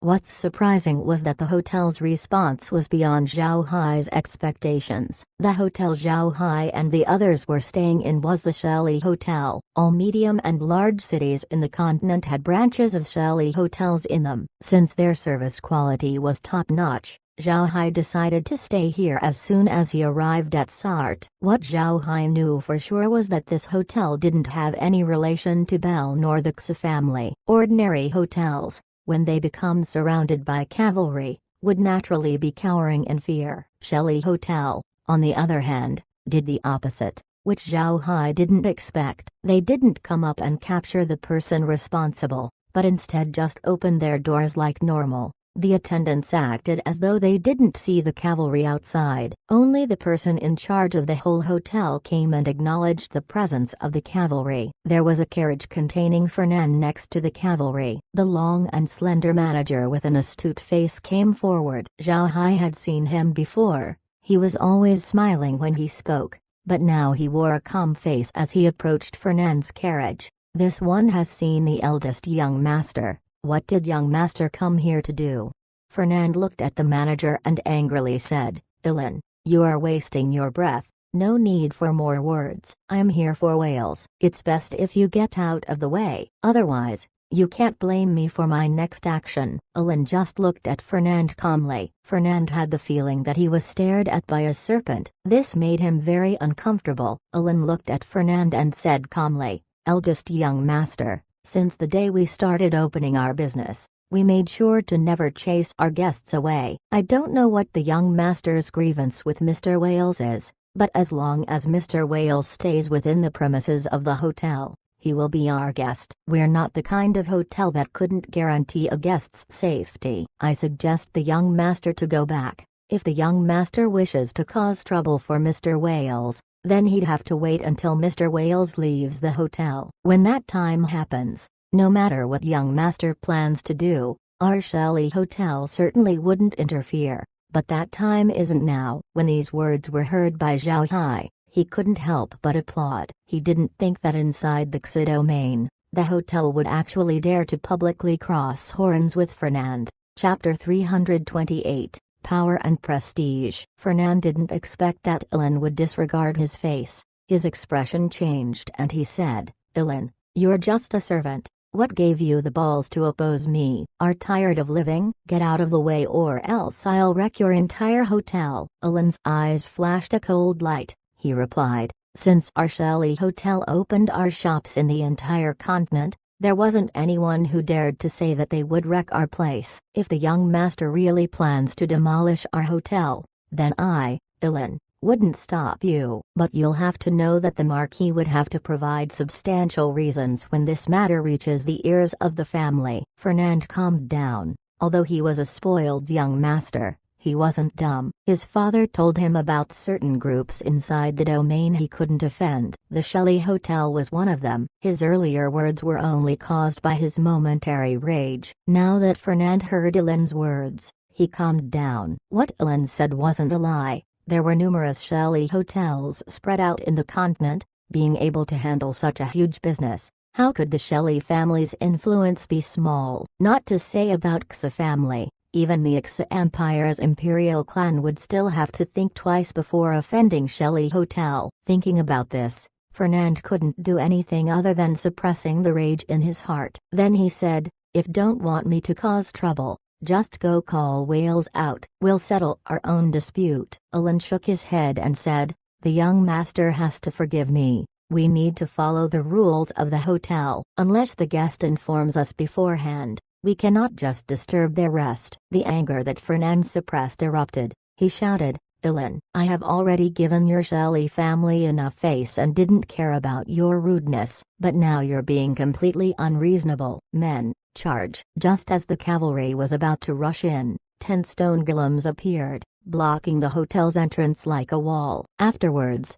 Zhao Hai's words could be heard, young Master Fernand, if you want to see me, just wait for me to come out. Why are you too impatient? After saying that, Zhao Hai walked out of the hotel. He first performed a salute to Ilan and said, I thank Mr. Ilan's protection. I will never forget this favor until I die. Ilan showed a faint smile. Then he said, as long as Mr. continues being a customer at our hotel, then we'll always guarantee your safety.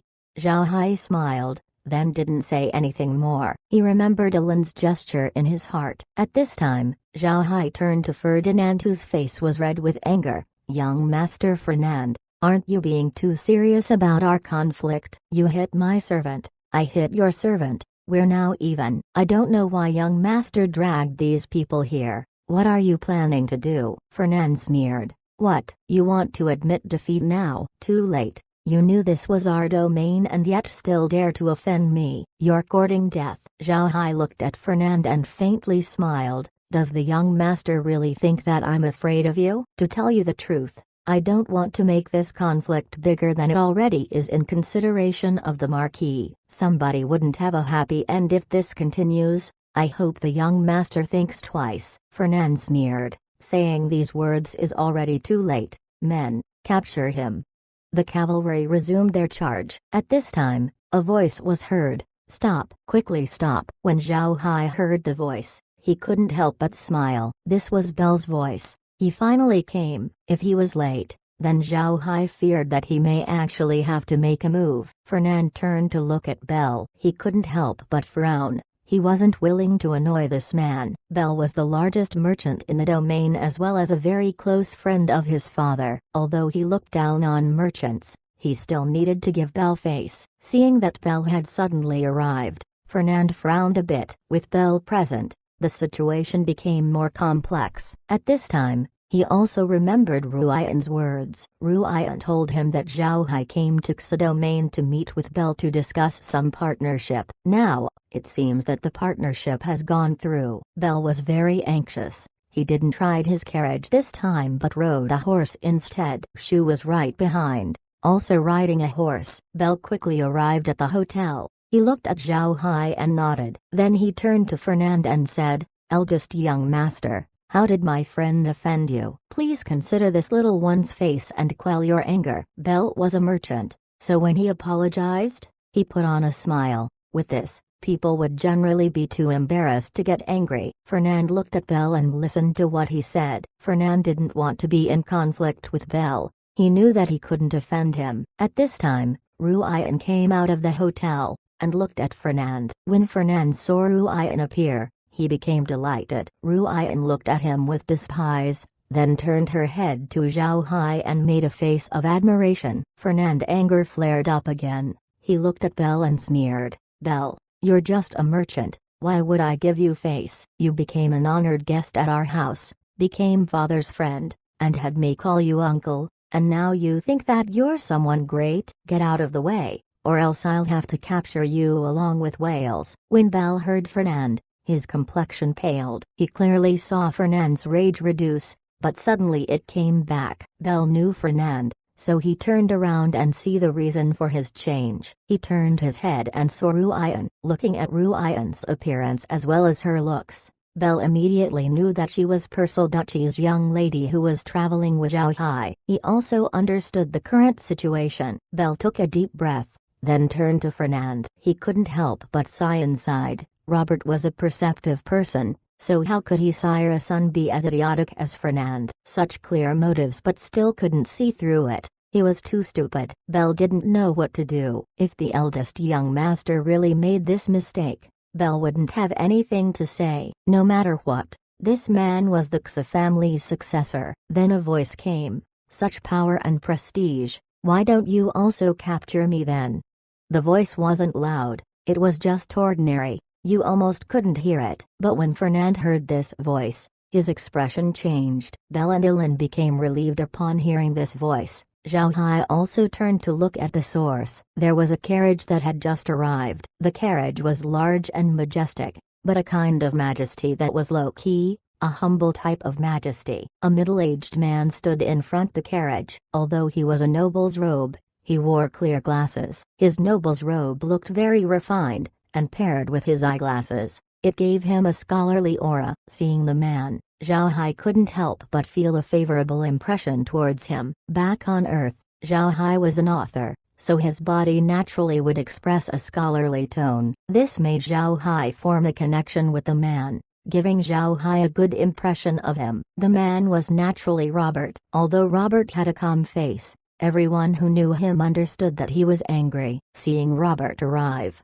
Belle greeted him. "Marquis Robert unexpectedly came. How dare we make the Marquis work hard?" "Wales, quickly greet the Marquis." Zhao Hai hastily bowed and said. Wales had seen Marquis Robert. Robert nodded as he looked at Zhao Hai. Zhao Hai was dressed like a dandy, but when Robert looked a bit more, he felt something was not right. Although Zhao Hai wore clothes that might make him flamboyant, and also wore pink eyeglasses, something that he didn't understand. Robert was very sure that him and Zhao Hai were the same. Robert also noticed Zhao Hai's aura because of his occupation as a novel writer back on Earth, as well as his fondness for ancient literature, and also the relative calmness of Earth's society compared to Ark continents. Zhao Hai's aura exhibited a calm and tempered attribute, a strange temperament that didn't belong in the Ark continent.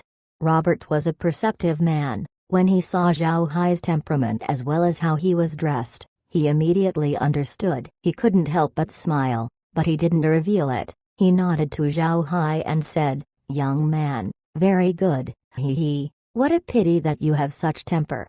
Hearing this, Zhao Hai knew that he was found out. His face couldn't help but redden. He really was quite impulsive. He replied, "Marquis was right, I had been impulsive." Robert chuckled. Then he turned to Fernand. Now, Fernand's face was pale ever since Robert arrived. Fernand knew that he was in deep trouble, but he didn't dare to run away. Robert didn't teach him that power and influence came with time. Robert was very lenient with him, making Fernand act unreasonably in their domain. Chapter 329. How did I get a stupid son? Robert just glanced at Fernand without saying anything. He turned to the cavalryman and asked, "Who is in command today?" A man in a horse went to Robert and bowed. 3rd Battalion Commander Nicholas has seen Marquis Robert. It was a rule that only in the presence of the Emperor would cavalrymen dismount when giving a salute. Therefore, even though the cavalry were Robert's subordinates, they didn't dismount when giving him a salute. Robert looked at Nicholas and nodded. "Head back and receive 50 canes. Go on." Nicholas immediately bowed and said, "Yes." Then he waved and led the cavalry away. Nicholas knew why he was punished. He was part of the Sart city's defense force, so even though they were subordinates of the Xi family, they couldn't just be ordered around. It would need Robert's command token to make them move. But this time, because of Fernand's words, they went out. This was enough justification for Robert to punish them. Looking at Nicholas' cavalry leaving, Robert turned his head to Fernand and said, "Go home. Mr. Wales and Bell will go to the mansion with me." Then Robert turned to Ilan and apologized. "Manager Ilan, the young one had been impolite. Please don't take it to heart. One of these days I'll come visit and formally apologize." Ilan smiled faintly. "Sir, Marquis is too polite." This one wouldn't dare make the Marquis apologize. Marquis had already taken good care of the hotel. Robert laughed and said, "Mr. Ilan is also very polite, pulling the business merit to my head." "Ha ha ha, good, I'll certainly find time to come." "But not today," Ilan quickly said. "Sir, Marquis can come anytime." Robert nodded. Then he gave a signal to the carriage as he drove off. Zhao Hai hastily went to Bell and rode his other horse. Then the both of them followed the Marquis towards his mansion. Fernand was also inside his carriage heading back to his home. At the mansion, Robert invited Zhao Hai and Bell to the living room while Fernand followed them. When they entered the living room, the maidservants immediately prepared tea, then were driven out by Robert. After the maidservants left, Robert's face immediately changed. He slapped the table and looked at Fernand. "You fool! How did I manage to get such a stupid son? You know what kind of place Shelley Hotel is? Even when I eat there, I still need to pay full. But now you just lead some people and want to barge in? Do you want to die?" Fernand lowered his head and didn't dare to make any noise. Robert looked at Fernand and continued, "Just because our family had such a large domain doesn't mean that we're someone great. The reason we managed to get this territory was because the other great noble families didn't take a liking to it. And now you regard yourself as someone powerful? If you add up all of the branches of the Shelley Hotel chain, they would reach up to 10,000. They're considered as one of the most powerful families in the continent, and you dared provoke them. Do you want to take the entire Xi family down with you?" Fernand was still quiet, still lowering his head, but deep in his heart he was not convinced. In his opinion, Robert was exaggerating. He didn't believe that a hotel could have such power. Looking at Fernand, Robert knew that his words didn't reach his son's heart. Robert couldn't help but sigh. Also, "Can't you see that Ruyan was deliberately instigating the conflict? You became too blinded and became stupid." Me, Robert, had been smart my entire life. How did I manage to sire a stupid son? Aside from women, don't you have anything else inside your head? Also, I wouldn't even have any problems if you were playing around with a good woman. But Ruyan is different. Didn't you know that she was quite infamous inside Persal Duchy? It even made Evan decide to send her away to study in Rosen Empire. For such a woman, you are willing to drag a lot of people in trouble? It wouldn't be proper for Zhao Hai to open his mouth at this time. Since Belle was in close terms with Robert, he quickly said, Sir Marquis, you really cannot blame this matter to the young master but instead to Princess Ruyan. It's too easy for her to pretend and fool men. If I were to meet the young lady when I was younger, I also wouldn't be able to stop myself. Robert stared at him and said, can't stop? Then how can Wales stop himself? I can see it. Wales didn't have any reaction towards the young lady. Wales, what's this about? Care to explain why you don't harbor any favor towards her? It wasn't a mystery why Robert was puzzled. He sees that Zhao Hai was given the Viscount title by Evan, so naturally it would be correct if Zhao Hai were to be more attentive to Ruyan. But why did Zhao Hai dislike her instead? Zhao Hai smiled faintly, then he prepared a response. Young Lady Ruyan is beautiful, but her reputation in the Persal Duchy isn't likable. I won't dare marry her. The title was willingly given by Duke Evan. I didn't want it. He just saw my capabilities and decided to give me this title. Robert chuckled and said, it looks like I didn't misread you. Your current appearance is just a disguise. No, what's the matter? Hearing this, Zhao Hai showed a faint smile. Nothing. Isn't it just nice to wear this attire? It even excuses me if I do something outrageous. Hee hee. It's extremely convenient. Robert laughed. Then he turned to Fernand. It seemed like I also need to prepare you for studying at Rosen Empire. When Fernand heard Robert, he immediately begged Robert, Father, I'll promise to be obedient from now on. Please don't send me to Rosen Empire. It's too far. I don't want to go there. Looking at his son's appearance, Robert helplessly smiled and said, forget it. You go back first. Don't forget to come back in a while and accompany Wales and Belle for dinner. Fernand looked at Belle and Zhao Hai then nodded and went away. Looking at Fernand's unwilling face, Robert couldn't help but sigh and said, his mother had spoiled him too much. He's already a big man, but still acting like a child. Belle smiled and changed the topic. Yesterday, I didn't manage to visit you until this. This is the League's new member Zhao Hai. You should have heard of him. Both Robert and Zhao Hai were surprised at Belle's words. Belle's message told both Robert and Zhao Hai that they were on the same side. Zhao Hai and Robert stared at each other then back at Belle. At this point, Belle was chuckling. Robert couldn't help but smile. So it's true that the two of you were in a partnership. I didn't know that you had another secret. Zhao Hai also couldn't help but smile. He didn't expect that the Xa family's patriarch would be a member of the League of Dark Mages. However, he changed his thoughts and saw that something was not right. He heard the Robert was a 7th rank wind element mage. How could he be a member of the League? Looking at Zhao Hai's expression, Belle smiled and said,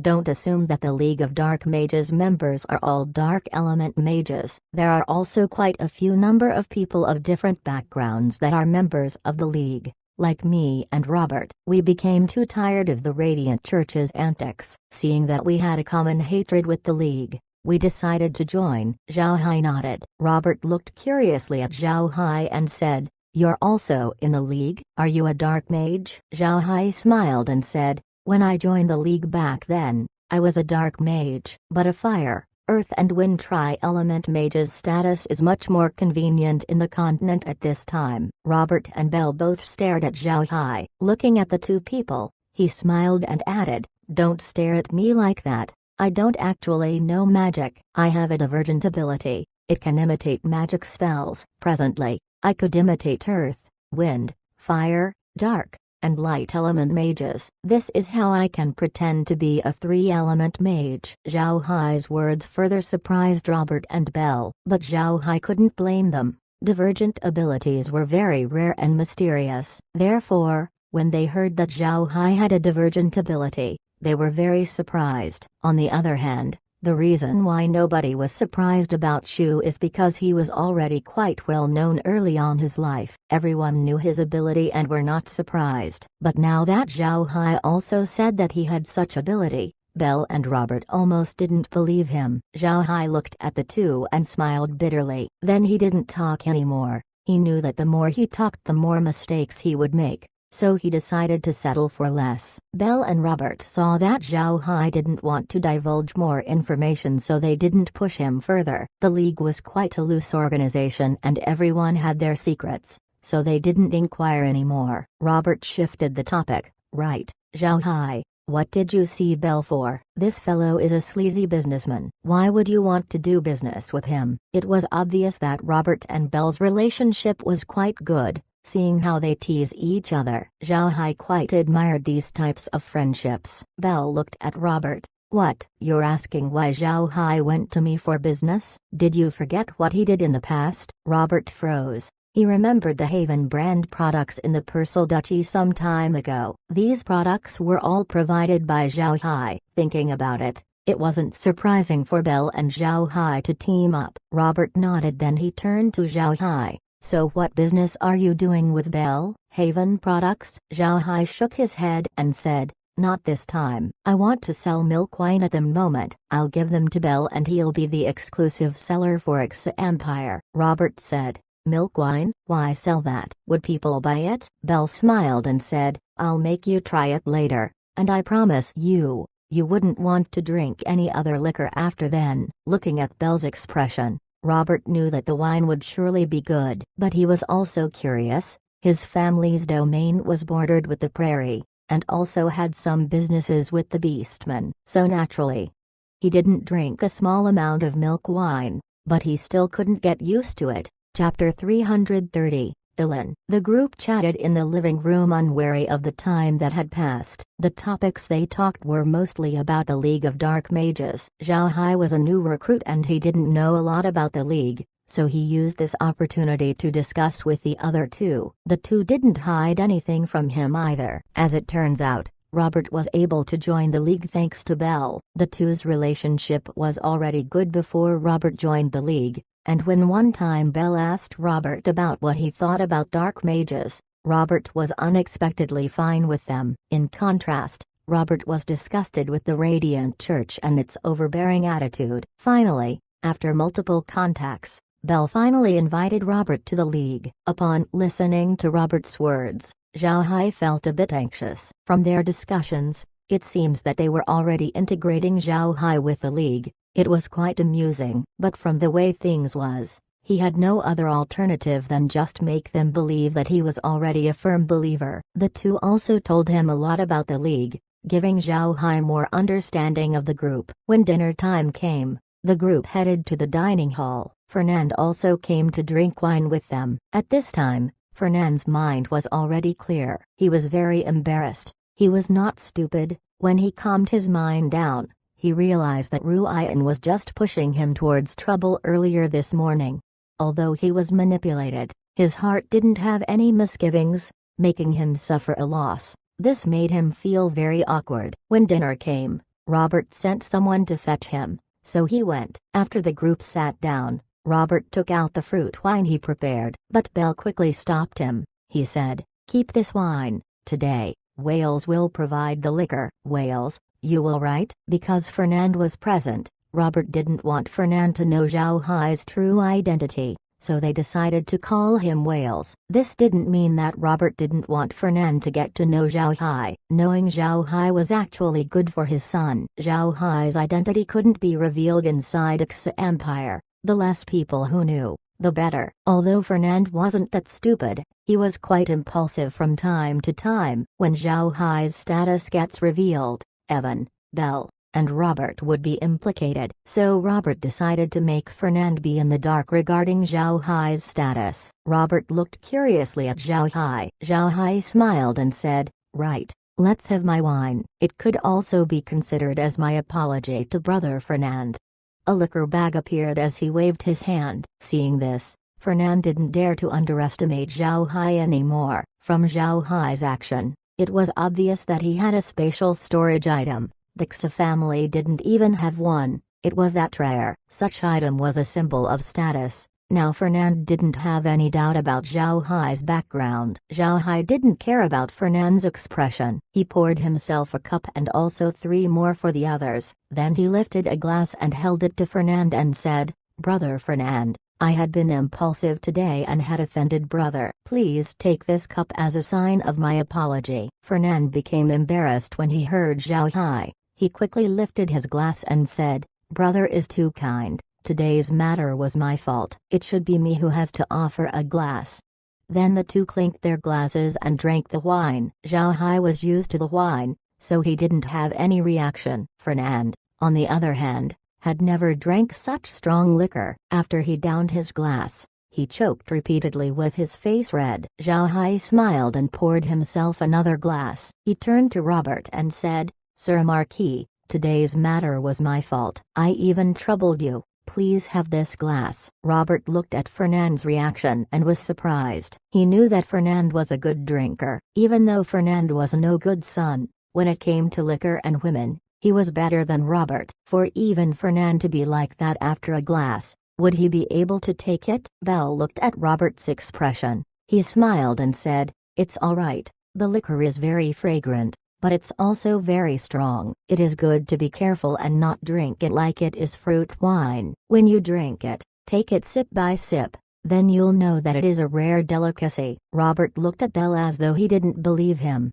Belle just returned his gaze. He looked at the glass and gently took a small sip, then his face changed into delight. Robert looked at the glass, and took another sip. He savored the wine's flavor. Robert couldn't help but get quiet and appreciate the wine. After some time, he opened his mouth and said, "Good wine, nice flavor." Fernand also finished his glass at this time. Zhao Hai gave him another cup and said, "Brother Fernand, how was it? Was the wine good?" Fernand didn't react. He looked at the clear wine in the glass and nodded repeatedly. "Good, it is a really good. Comparing this to the other liquors I've drank before, it seems like I had been drinking water all along. This liquor is very good." Then he lifted his glass and took another sip. Robert also continued to drink the liquor as the group ate the dishes on the table. It was said that the best way to make friends is through liquor. Before long, the group's relationships became better. Zhao Hai and Fernand now looked like intimate brothers. The meal was very jolly. Fernand still didn't want to go and study, so Robert berated him. But looking at Fernand's expression, it seemed like he didn't take his father's words seriously. After having eaten their meal, Zhao Hai returned to the hotel. This time, he didn't bring Laura and the others, so he wanted to tell them what just happened. When he entered the hotel, Alan welcomed him. Zhao Hai quickly gave a salute and said, "Manager Alan, hello." Alan smiled and said, "Mr. Wales had been well." "Mr. Wales, I have something to discuss with you. Can I borrow some of your time?" Zhao Hai stared for a moment, but his impression of Alan was good, so he said, "All right, Mr. Alan." Alan quickly reached his hand and said, "Please." Then the two went towards an office room in the first floor. Alan's room was very stylish. Aside from the living room, there was also a bedroom inside, but the door was closed so Zhao Hai couldn't see in. After Zhao Hai was invited to sit down, Alan began by serving Zhao Hai a cup of tea, then he proceeded, "Did Mr. experience some troubles when visiting the Marquis mansion? If you have any troubles, you can come see me. There are only quite a few things that the hotel can't do in the city." Zhao Hai gave a faint smile and said, "I thank the manager for his concern, but the Marquis had been very good to me while I was in his mansion." Although he expressed his thanks, Zhao Hao became vigilant. Alan looked too eager to get his favor. It wasn't an attitude you just show to a guest. Alan was being too suspicious. Alan nodded and said, "That's good. This time, I had invited Mr. to ask about something. Last time, you drank some wine back at Casa City's Shelley Hotel. I heard that the wine was very fragrant. Can I know where Mr. got that wine from? Is it really from the prairie?" When Zhao Hai heard him say so, he immediately understood the matter. Since the milk wine was to be distributed anyway, he didn't hide it. Although the wine was made using the regular milk wine method, I made some improvements to it, making its flavor better. "Why did you ask?" Alan smiled and said, "Mr. doesn't need to be anxious. Our Shelley family's intentions are good. It's like this. We want to buy a lot of wine from Mr. and sell it on our stores. I just don't know whether that would be possible." Zhao Hai stared for a moment then said, "It's possible, but I already had an agreement with Bell to have him be the sole supplier inside Ixa Empire. If I also supply you, it wouldn't be good. Also, the wine's output isn't high, to tell you the truth. Each wine needed a lot of raw ingredients to make, so we cannot produce it large scale." Alan nodded. He's also a businessman, so he knew about Zhao Hai's difficulty. He looked at Zhao Hai and said, "Mister, how about this? The liquor you supply will only be served on our hotels. If a guest wanted to acquire some for himself, then Mr. Bell would handle it." "Right, except for Mr. Bell's supply. How much could you provide our hotel each month?" "And for how much?" Zhao Hai thought for a moment and said, "Since the manager has decided on it, how about this? I'll provide your hotel 10,000 gin of wine each month. If the productions increases later, then we'll act accordingly. What do you think?" Alan's eyes lit up. 10,000 gin, although it isn't a lot, it would be sufficient in the meantime. "I hope that you could increase your production as soon as possible." "Right, since the supply had been settled, for how much would you sell them?" Zhao Hai smiled. 2 gold coins per gin. "This is also my selling price for Bell." "What does Manager Alan think of this?" Alan nodded. "Price isn't high." "Good, then we're settled." "Can I know when Mr. can deliver?" "When does Mr. want to be paid?" Zhao Hai smiled faintly and said, "In a few days, I'll have Bell contact you. The money will be given to Bell and he'll pass it to me." "Can you work with this?" Alan nodded. "All right. I'll do what Mr. said." "Does Mr. need a written agreement?" Zhao Hai smiled, then he replied, "No need. I believe that for the Shelley family to handle such large business, they should be very honest in their deals. I don't have any problems here. Manager could just wait for the wine to arrive and inspect them then. If manager can find faults in the product, you can just return them to me. What do you think?" Alan nodded and said, "Right, let's go with that." "Then, I won't disturb Mr.'s rest anymore." Zhao Hai stood up and was led by Alan out as he headed to his room. Chapter 331. They're as close as brothers. Laura and the others already had their meals when Zhao Hai returned. Currently they were in the living room talking with each other. When Zhao Hai came in, they immediately stood up and looked at him. Seeing their reactions, Zhao Hai said, "What are you looking at? Did something happen?" Laura smiled and said, "Happen? Looking at what you just did, didn't Marquis Robert give you problems?" Zhao Hai smiled, "It's fine, we drank liquor and became good friends, so how could he give me trouble?" "Right, what about you? Did you already have dinner?" Laura replied, "We've already eaten, but what did Robert talk with you?" Zhao Hai smiled and told them about what happened at Robert's mansion. When Zhao Hai said that Robert was someone from the League of Dark Mages, the group became surprised. They didn't expect Robert to be someone from the League. It seems like the League's influence isn't small. No wonder they dared oppose the Radiant Church. Zhao Hai continued. He also talked about his and Alan's milk wine agreement. Laura nodded and said, "Good, I'm also worrying about this aspect." Currently, we had 2 businesses, one from the Purcell Duchy and the other is in the Beastman Prairie. Our milk wine is a new venture. We produce about 1,000 gin per day and Bell certainly wouldn't be able to handle all of it. It's also not good to have a single channel for this product. With our agreement with Ilan, we obtained another outlet. Zhao Hai and smiled. Moreover, another important point is that we had drawn a connection with the Shelley family. You didn't see Robert's expression when he mentioned the Shelley family.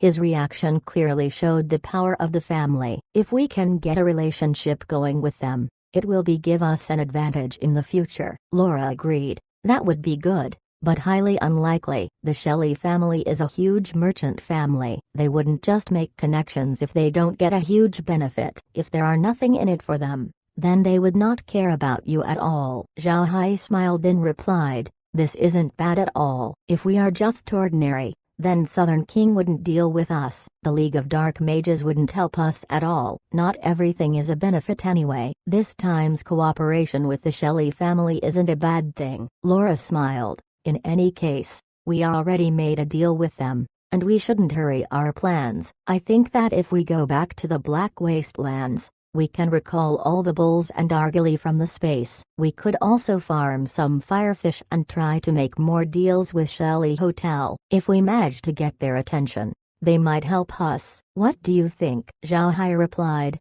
good. Also, it looks like we need to stay for an additional day. I need to see Belle and discuss about Ellen's deal. Then we can leave. Right. I plan to have Shu return to Kosa City and tell Uncle Evan about Ruian's situation. I won't dare accompany her anymore, seeing how she already tried to harm me once. I don't like to see her every day. Laura smiled. That's also good, but I think we should have Shun go. He's small and light. I think we could try to make him ride a blood hawk and see if the hawk could carry him. If we succeed, then maybe we can have some aerial battalions in the future. Zhao Hai's eyes lit up when he heard Laura's words. Having an air force was his dream. Although the hawks were not that small, carrying humans was still quite troublesome for them. But Shun was different. Shun was light. Zhao Hai believed that if the hawk can manage to carry him, then they would be able to set a standard in the future. Since it was still already late, Zhao Hai didn't drink again. The group chatted for a while and then rested. The next morning, Zhao Hai's group went to the dining hall to eat. When Ruian came in, she looked at Zhao Hai and coldly snorted. Then she sat on another table and ordered dishes for herself. Zhao Hai didn't care whether she joined or not. He and the others ate together instead. This was also the first time Laura and the group ate together in a dining hall since the start of their journey. At this time, a horse's neigh could be heard outside. Then a person came in. Zhao Hai curiously looked at the person and saw that it was Fernand. Zhao Hai couldn't help but stare. What did he want this time? Last night, Zhao Hai remembered that Fernand had drank too much. Why did he come so early in the morning? Fernand swept through all the guests in the dining hall. He gave Ruian a salute first, then ran up to Zhao Hai's table and said, Brother Hai, I see that you're eating. I didn't have my breakfast yet, so let me join you. Ah, I didn't bring any wine this morning, brother. Come give me some of yours. Looking at the alcoholic in front of him, Zhao Hai didn't know whether to laugh or cry. He said, Brother Fernand, why are you here so early in the morning and looking for liquor to drink? Aren't you afraid that Uncle Robert will scold you? These two people chatting here gave every person inside the dining hall a shock. Most of them knew that the two were in conflict yesterday, and Fernand even got the city's garrison involved, forcing Marquis Robert to act. The scene they were seeing today made them all speechless. In just one night, the two became as close as brothers. Was the world changing too fast? Everyone looked at the two, puzzled and shocked. Ruian was more dumbfounded. She knew that Fernand almost fought with Zhao Hai yesterday because of her instigations. How could Fernand disregard her today and instead ran up to Zhao Hai? Fernand didn't care about these people's reactions. He looked at Zhao Hai and said, I'm always scolded daily. I'm already used to it. And aren't you gonna leave? So I might as well go out drink. Quickly take it out. Zhao Hai said helplessly, don't worry, I won't be leaving today. Also, when I transport some wine, you can go to Belle and buy from him. I also made a partnership with the hotel to serve the wine here later on. You wouldn't need to fear about not drinking my wine. Hearing Zhao Hai's words made Fernand's eyes light up. Really? Fantastic. I actually feared that I wouldn't be able to drink the liquor anymore. But I'm actually a poor person. If you don't provide the wine, I'm afraid that I won't be able to afford it. Zhao Hai gave him a look. Why are you telling me you're poor? I didn't ask you to lend me money. Really? The successor of the Marquis running to me and telling me he's poor? Fernand forced a smile. Brother, you don't know my pain. Although I'm the mansion's eldest young master, my monthly allowance isn't that great. If I manage to overspend, my father would come and pick me up. But I can't help it. If you were in my position, you will always want to spend as much as you want. Zhao Hai rolled his eyes. You have it easy, compared to me who always traveled everywhere, or maybe do you want to change places? This time, it was Fernand who rolled his eyes. Now you're telling me that I have it better. If I had such beautiful women to travel with, I would be willing to be on the road every day. Zhao Hai was helpless against Fernand. Fernand wasn't a bad fellow, he just had the problem all rich young masters have. But Fernand was also different. If he liked a woman, then he'd find ways to bring her back home. Otherwise he wouldn't have that many wives and concubines. And if he wanted to go out and play, he could find some who are willing. Ruyan, however, was an exception. She was worse than the other women. Moreover, Fernand's age was close to Zhao Hai's, and since he was spoiled by his mother from an early age, his attitude was just like Zhao Hai's friends back on Earth. This made Zhao Hai chat with Fernand comfortably. Looking at Fernand's appearance, Laura felt it funny. Fernand and Zhao Hai ate their meals, but in the end, Zhao Hai still didn't give Fernand any wine. Watching them laughing and eating at their table, Ruyan's expression worsened. She didn't understand how this happened. Why did the playboy Fernand not come to her but instead went to Zhao Hai? After breakfast, Zhao Hai set out towards the outskirts of the city. Although Fernand didn't know what Zhao Hai was doing, he also joined him outside. Stopping the carriage and seeing that there was nobody around, Zhao Hai made howling sound as a blood hawk came down from the space. The blood hawk was naturally released by Zhao Hai, but since Fernand was present, he pretended to howl to call the hawk over. Fernand, who was with Zhao Hai, was very curious of this majestic hawk that fell from the sky. Zhao Hai didn't bother with him and called out to Shun. Imagining Shun riding the hawk,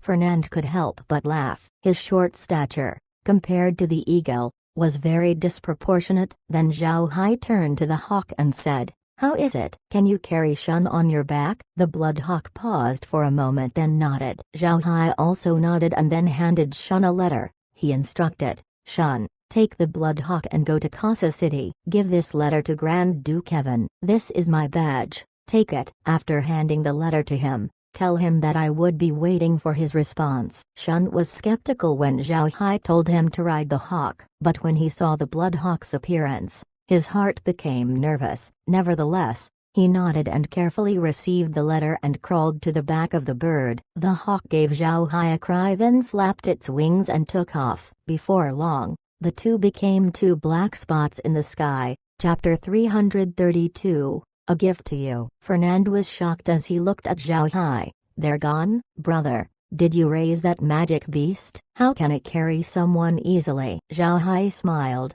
"It's a phantasmal beast I raised, hee hee. Also, don't think of riding it, only Shun can do that with his light body. Being too heavy is not good." Fernand paled while he asked Zhao Hai, "Brother, did you know how valuable that hawk is? Except for 9th ranks, there are only few people who could fly. Aerial magic beasts are very difficult to subdue, and only 9th ranks are able to do so. Even though they were captured, their bodies would be too small, unable to carry a person. Although you said that only lightweight people can ride your blood hawk, how difficult would it be for great nobles to find some light warriors? If your blood hawk were to be reproduced, they can become an aerial battalion. Brother, you must not reveal this fact willingly. Don't blame me if you get into trouble because of it. Also, did you say that the hawk was a phantasmal beast? Is there really a phantasmal beast that big?" When Zhao Hai heard Fernand warn him, he thought that Fernand wasn't that bad. He also treated Zhao Hai as a true friend, otherwise he wouldn't tell him about this matter. If it were to spread, Zhao Hai will have to change his appearance again. However, after hearing the other part of Fernand's statement, Zhao Hai couldn't help but roll his eyes and said, "You think I'm lying to you? That is a genuine phantasmal beast. How about I give you one?" Hearing Zhao Hai, Fernand's eyes lit up. "Are you sure? That's great. Where is it? Call it quickly." "Right. The beast's body is huge. I fear that my little body won't be able to support its consumption." What Fernand said was reasonable. Phantasmal beasts in the continent needed energy to feed on. With the blood hawk spilled, the amount of energy it needs to feed would certainly be huge. With Fernand's subpar mage talent, he is afraid that he'll be sucked dry. Zhao Hai smiled and assured him, "It's alright to feed them meat." "Don't tell me you can't even feed them meat. You'll make me look down on you." Fernand was confused. He replied, "You mean that your phantasmal beasts can eat meat? Is it really a phantasmal beast?" Zhao Hai gave him a blank look. Do you want it or not? Remember, either you feed it or make it find food for itself. Fernand's eyes were very bright. Of course I want it. Why would I deny such great thing? When will you give it to me? Zhao Hai gave another howl. Then a blood hawk came down. It looked like the one Shun was riding on. Zhao Hai turned to the hawk and said, I'll gift you to Fernand. Follow his orders from now on. The hawk nodded. Then the hawk went to Fernand and with its sharp beak, rubbed Fernand lightly, expressing its affection. Fernand did not become afraid of the hawk, even though it seems to have sharp beaks capable of breaking through metal. It didn't emit any harmful intentions at this time. He excitedly touched and pet the hawk. The hawk didn't have any reactions. However, Fernand said while looking at the blood hawk, how would I bring this thing back? It couldn't ride inside the carriage. The horses would be too scared to move. Zhao Hai chuckled and said, no need to place it on a carriage. Just let it follow you back to the mansion. But you need to prepare a suitable place for it to stay. Fernand nodded. He looked at the blood hawk happily and said, go fly. The blood hawk was very obedient. It immediately flapped its wings and flew. Fernand laughed and said, good, fantastic. This hawk is very obedient. I must say, Brother Wales, why do you have such good things? Zhao Hai faintly smiled. Well, isn't it good to have nice things? Since you already had the hawk, let's go back. I still need to see Belle and discuss the matter with the milk wine. Originally I only had him sell the wine, but Ellen unexpectedly suggested to serve it on the hotel. Fernand smiled. Look, how about you also do milk wine business with my family? I can talk to father. Zhao Hai looked at him and said, don't talk nonsense. If I supply you with milk wine you'll end up drinking all of them. Forget it, let's return. Soon after, the carriage returned to Sart City. Zhao Hai immediately headed for Springgrass residence. At this time, not only did Fernand forget about yesterday's matter, he also accompanied him like a friend. Also, his cheeky attitude made Zhao Hai admire him. Zhao Hai met Belle and discussed about the new developments on the business. Belle didn't object. The Shelley Hotel only intended to serve the wine to their customers. Guests drinking in the hotel wouldn't put a dent on his business. He also knew that his capabilities still aren't enough. It was natural for Zhao Hai to find another partner. Moreover, Belle understood that there was no way to compare his capability with the Shelley family. Zhao Hai and him weren't fellow members of the league. Their partnership won't probably even happen. Shelley family, on the other hand, is famous throughout the whole continent with their business, not to mention his 1,000 jin per month. They could even swallow more than 10,000 jin. Supplying 10,000 jin to the hotel each month sounds a lot,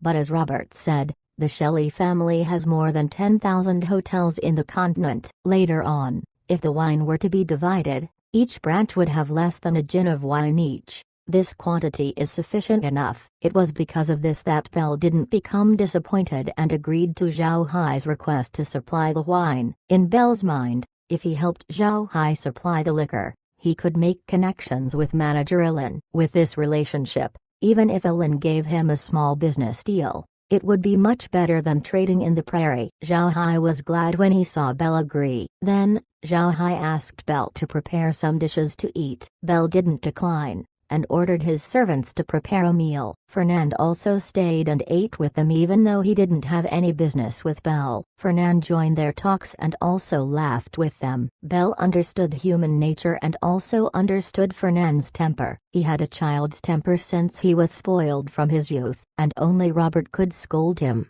No wonder he turned to be what he is today. With Belle's constant contact with Fernand, he knew all about Fernand's quirks, so he didn't take yesterday's matter to heart. Fernand also seemed to forget about yesterday as he joked around with Belle, surprising Zhao Hai. Regarding Fernand's disposition, Zhao Hai was helpless. After having lunch, Zhao Hai took the drunk Fernand back to the mansion. After handing Fernand milk wine to give to Robert, he left and returned to his room at Shelley Hotel to take a good rest. At around 2 in the afternoon, Shun returned bringing with him a wax-sealed letter and handed it over to Zhao Hai. Inside was a letter written by Evan. Zhao Hai opened it and read the contents inside. The letter didn't say anything else other than telling Zhao Hai that he didn't need to take care of Ruian anymore. He also stated how disappointed he was at his daughter. Zhao Hai also couldn't bear traveling with Ruian anymore. If Ruian keeps bringing him trouble, he wouldn't know what to do. If it were another person,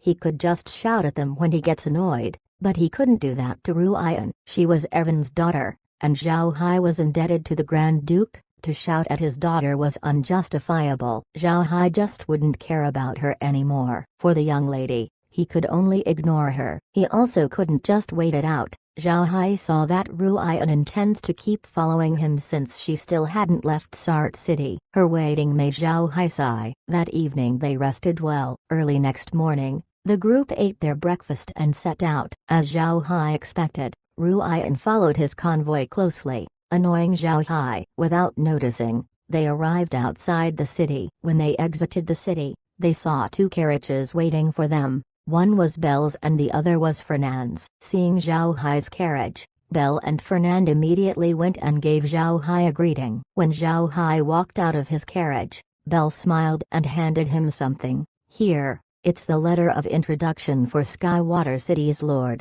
When you arrive there you can hand it to him.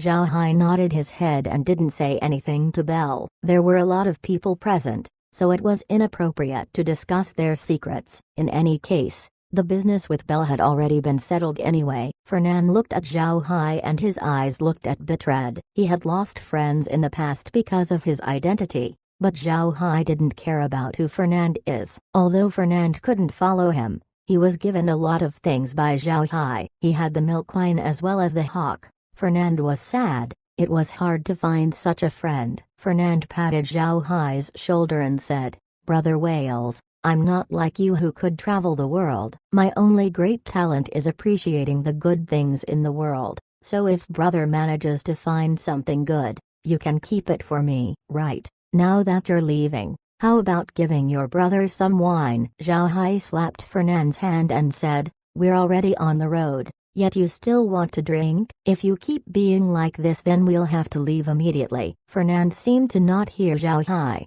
He smiled and took something from his carriage. "This is an emblem of our Xa family. Take it. It makes you become someone from the Xa family. Yesterday I had father register your name to the Empire. Although it doesn't hold any title, it is still an emblem. Use it if the Purcell family takes away your title. I know they're called phantasmal eagles or something in the past, but I can't find any connections where they suddenly became blood hawks. Let's just agree on this and move on. I'll do updates as I catch up on reading the previous chapters." Chapter 333 Send-Off. Hearing Fernand warmed Zhao Hai's heart. Although Fernand was impulsive and extremely valued his face, when you become his friend he'll treat you like a true brother. When he saw that Zhao Hai wasn't with Ruian, he was afraid that the Purcell Duchy would take Zhao Hai's title away, making Zhao Hai's travels inconvenient. So Fernand gave Zhao Hai his own carriage's emblem. One must know that a noble's emblem cannot just be used by anybody. Only immediate family members could bring it, and all who used this emblem would have to be registered to the Empire. Zhao Hai knew that it was impossible for Fernand to know his relationship with Evan. Fernand did this for Zhao Hai's good, but Zhao Hai cannot just casually use this emblem, since it may be involved in future troubles. For example, if Zhao Hai used the emblem while encountering some problems, the matters would be recorded under the Xa family on the Empire's register. This was different to the title bestowed by Evan. Even though Evan gave the title to Zhao Hai, it was Zhao Hai's own insignia that was presented, so his actions would be independent from the Purcell family. Whether he was innocent or guilty of crime, the Empire wouldn't give the responsibility to Evan. This and using a family's emblem was quite not the same. Zhao Hai carefully received the emblem, then he patted Fernand's shoulder and said, "You have to take care of yourself, brother. If there are any important matters, you can write a letter and send it through the Blood Hawk. He'll be able to find me and give the letter." Fernand nodded and gave Zhao Hai a hard hug. Zhao Hai also returned the hug. After the two let go, Zhao Hai gave Belle a salute and went to his carriage. He waved his hand to the two and departed. Looking at Zhao Hai's carriage disappearing, Belle sighed and said, "He's an eagle of a man, possessing a heart as big as the sky." Fernand smiled, "An eagle of a man indeed. He is a good friend." "Right, Uncle Belle, come visit the mansion with me today. Wales left behind a few bottles of liquor for me. We can drink some cups." Belle laughed and said, "Forget it. This old man couldn't keep up with you. You go back and drink slowly. I still have some accounting to do." Fernand smiled and said, "You're very much like my father. I really can't deal with that kind of boring work. I'll be returning then. I still have some wine to drink." Then his carriage drove back to the city. Belle looked at Fernand and smiled wryly. "Go live properly. You won't know how long you can keep being like that." Then he got on his carriage and drove away. Zhao Hai was sitting in his carriage and stared at the emblem for a long time. After a while, he sighed. He really didn't have a good impression of Fernand the first time they met, but now it looked like he was a friend worth keeping. Laura was also present when Zhao Hai and Fernand exchanged words. They didn't think that Ferdinand would show extreme care for them. Laura looked at the emblem and said, "You really can't expect that Fernand is also a good-hearted man." Zhao Hai smiled and put away the emblem. Then he took out a map and spread it on the table. He pointed at the mark on the map and said, "This is the outpost that Belle told us about. I think we should send him wine as soon as possible." Laura nodded and the group continued to look at the map. The map was very detailed. It showed how far the outpost was from the Xa domain. It showed the tribe's name, its banner and the names of the people present there so they would never get the wrong one. Zhao Hai turned to Laura and said, "What do you think we should do?" "I think we should have a bloodhawk bring the ghost staff, and when it reaches the prairie, we'll release the carts to deliver the milk wine." Laura nodded. "That is best. And to avoid unnecessary attention, we shouldn't have all of them be undead. Instead, we should have some drive the carts with Shu leading." Zhao Hai smiled and said, "Good. Let's send Shu." In any case, they could just return to the space and rest. After the plan was made, Zhao Hai called Shu over and told him the situation. Shu didn't complain. Although the prairie was cold, he wouldn't be there for long, and when he finished his business, they could just return instantly, so he naturally agreed. Without Ruian knowing, a hawk flew to the skies and headed to the prairie's direction. They were still fairly close to the prairie, so it only took 2 hours for the hawk to arrive. Zhao Hai immediately released the carts, 10 of them. Each cart carried milk wine, totaling to about 11,000 jin of wine. Then Shu went to the prairie through the space and led the carts and horses and headed to Belle's outpost. Zhao Hai used care to its full advantage. Care can be considered to be another ghost staff. With care,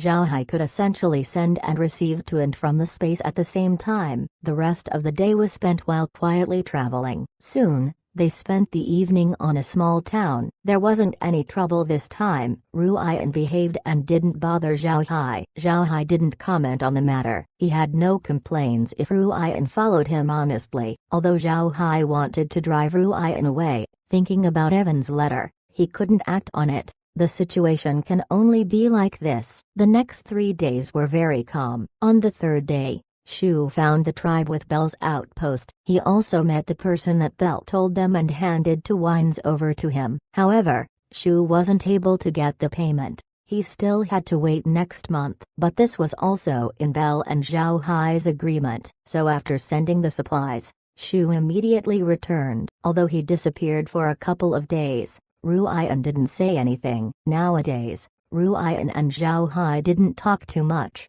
Everyone was just quietly hurrying along the peaceful road. Half a month of restless travel later, the group finally arrived at the central area of the Xa Empire, making Zhao Hai extra vigilant. They were hurrying along every single day, attracting as little attention as possible. Every time they pass a big city, they didn't stop. They only stopped when it became late. Zhao Hai thought that Ruian would want to stay at a hotel for 2 days, but he didn't think that she would endure and kept following Zhao Hai's convoy. This made Zhao Hai very uneasy. This time, Zhao Hai didn't want to go to the capital of the Xa Empire. It was the place where Zhao Hai used to stay, and there were too many people familiar with him. Although the ghost staff provided him with disguise, he still needed to be careful, so he avoided that place. After another 10 days of traveling, they finally arrived at the border between Iksu Empire and Rosen Empire, the Kolan Mountains. The Kolan Mountain Range was the continent's biggest mountain range. It stretched for almost the entire span of the continent and was the natural border between the Iksu and Rosen empires. This mountain range,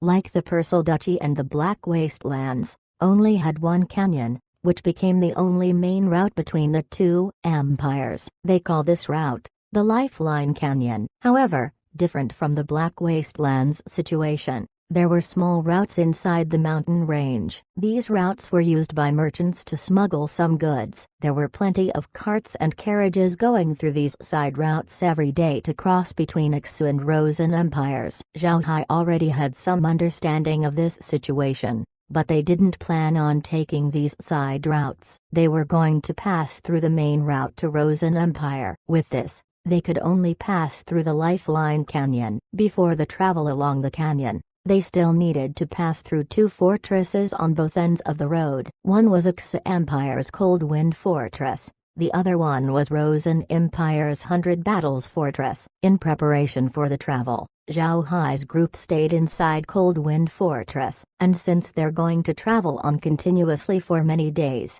they decided to rest well. Cold Wind Fortress was big. Its walls reached 200 feet in height and was 100% made of stone. There were 6 gates along the north and south sides of the fortress. The widest of them was more than 20 meters wide and 10 meters high. The smaller gates were 12 meters wide and 8 meters high. The fortress gates were made of cast iron, making them very sturdy. There were 100,000 guards present here all year round. The army belonged to the Iksu Empire's famous Magic Beast Cavalry Army. All magic beasts used by the army were all captured from Kolan Mountain Range. There were numerous magic beasts present in the mountains. There were even rumors that 9th rank magic beasts were present, but there was no proof of it until now. Because the mountain range had a lot of magic beasts, it also made it impossible for large armies to pass through it. This contributed to the Kolan Mountains being the two empires' natural barrier. Cold Wind Fortress was a heaven for adventurers and mercenaries who came to hunt for magic beasts. This also led to its chaos, making the fortress garrison to police the place and maintain public security. The garrison was also had two other purposes: to prevent invaders from the Rosen Empire and to collect tariffs. Zhao Hai entered Cold Wind as low-key as possible. He didn't have any choice. Cold Wind Fortress was under Southern King's control. They were now inside enemy territory. There was also a Shelly Hotel in Cold Wind Fortress, so naturally Zhao Hai chose to stay in the hotel. In such a place, his safety was backed by the Shelly family. If you go to another hotel, it was possible that you'll get into a bandit's hotel instead. After spending one night in the hotel, Zhao Hai didn't immediately take off. Instead, he went to some bookstores and bought a map of the Rosen Empire as well as miscellaneous books about the empire. Chapter 334, Lifeline Canyon. It was not only Zhao Hai who hadn't gone to Rosen Empire. Laura and the others also hadn't gone there, so no person on their group had any understanding of the situation inside the empire. The exception was Shu. He wandered around Rosen Empire for a period of time. When he arrived at Iksu Empire, he already had basic knowledge of the place. Zhao Hai made Shu brief them about Rosen Empire's situation. Rosen Empire was the continent's most powerful nation. In 100 Battles Fortress, there would be 150,000 soldiers stationed every year, 50,000 of which were Magic Beast Cavalry while the other 100,000 were normal soldiers. Their infantry were also deemed to be a first-rate soldier all throughout the continent. Even if they defend against a cavalry charge, they could still hold their ground securely. Mages are prevalent inside Rosen Empire, so there would be mages positioned in the fortress all year round, and there would be dark mages among them. It was because unlike other nations, dark element magic wasn't being suppressed in the empire. Rosen Empire was worthy of being called the continent's most powerful nation. They were connected to the sea, of which their navy had gained their fair share of fame. To their north was the Ixu Empire, while they have the Lion Empire to the south, and its territory was 7 times the size of Ixu Empire. One could imagine how enormous the empire was. The Rosen Empire's territory was also gifted when it came to terrain. To their south was the Akra Mountain as well as the Magic Beast Domain, having a single route towards Lion Empire. To their north was Kolan Mountain Range, with also a single road towards Ixu Empire. Such geographical advantage made it hard to invade the empire. It was because of these advantages that the citizens of the empire developed their prideful personality. They think that since their nation was the best in the continent, the citizens of the other nations were inherently inferior. They even call the people from the Ixu Empire barbarians, while those in the Lion Empire were called Southern barbarians. From these names, one could see their attitude towards the citizens from the other empires. It can be said that the Rosen Empire citizens were born with an arrogant heart, looking down on people from other nations. Therefore, for people like Zhao Hai who obtain their titles inside Ixu Empire, respect wouldn't be something that they'll receive in the empire. Even commoners won't give them a salute. After knowing these circumstances, Zhao Hai couldn't help but frown. He thought that his noble title would act as his self-defense, that he would be received with good intent. Now it seemed like that was false. After a 2-day rest inside Cold Wind Fortress, Zhao Hai's group finally embarked on their journey across Lifeline Canyon, heading towards 100 Battles Fortress. They didn't encounter any big problems when they started out, but it was said that Lifeline Canyon would place among the top 10 busiest roads in the continent. Although the fortress gate was very wide, the volume of people lining up to go in and out of the fortress was very long. There were a lot of people present. Zhao Hai was well-mannered while lining up to leave the fortress. He also learned that the distance between Cold Wind Fortress and 100 Battles Fortress was about 300 li 150 kilometers. Although the Kolan Mountain Range was very long, Lifeline Canyon's width only amounted to a couple hundred li. At this time, Zhao Hai saw many convoys along the way. On the carriages on these convoys were insignias of nobles. Some were even of famous great nobles. These convoys filled the entire scene, some even comprising of several hundred to 1,000 carts and carriages, with guards reaching thousands. With each and everyone talking and shouting, the entire scene was very lively. Comparing Zhao Hai's convoy to these huge ones would be like comparing a single drop to a huge ocean. Basically nobody paid any attention to them. Much to Zhao Hai's delight. It wasn't known whether Ruian was afraid, but she became quite behaved these past few days. When she wasn't in her room, she would stay inside her carriage and didn't come out. This situation made Zhao Hai feel even better. Despite being low-key, there were still some people who took notice of Zhao Hai's carriage, especially the giant horned bull pulling it. After all, this magic beast was quite rare in the continent. It was unavoidable that it attracted a few pairs of eyes. But as time passed by, nobody cared anymore. This was because in addition to the giant horned bull, there was also another bull pulling Zhao Hai's other carriage. People thought that the giant horned bull was just a variant of the other common bull. Traversing 300 li would take a bull-pulled carriage more than a day's travel. So in the evening, the group had to camp inside Lifeline Canyon, and it was clear that the other travelers were very prepared as they built their tents and made a temporary camp. Zhao Hai was also looking for a place for their camp. After their camp was constructed, Shu found Zhao Hai and said, "Young master, we have to be careful tonight." In Lifeline Canyon, small convoys disappearing suddenly is a common occurrence. Here, no matter if you're from Ixu or Rosen Empire, bandits wouldn't care, thus the amount of robberies were also high. Moreover, magic beasts would also find opportunities to attack during dark. Zhao Hai froze for a moment then nodded. "Good, we'll pay extra attention. Also, go remind Ruian about this as well to keep them on guard. Grand Duke Evan provided us with help, so we still need to keep Ruian in mind."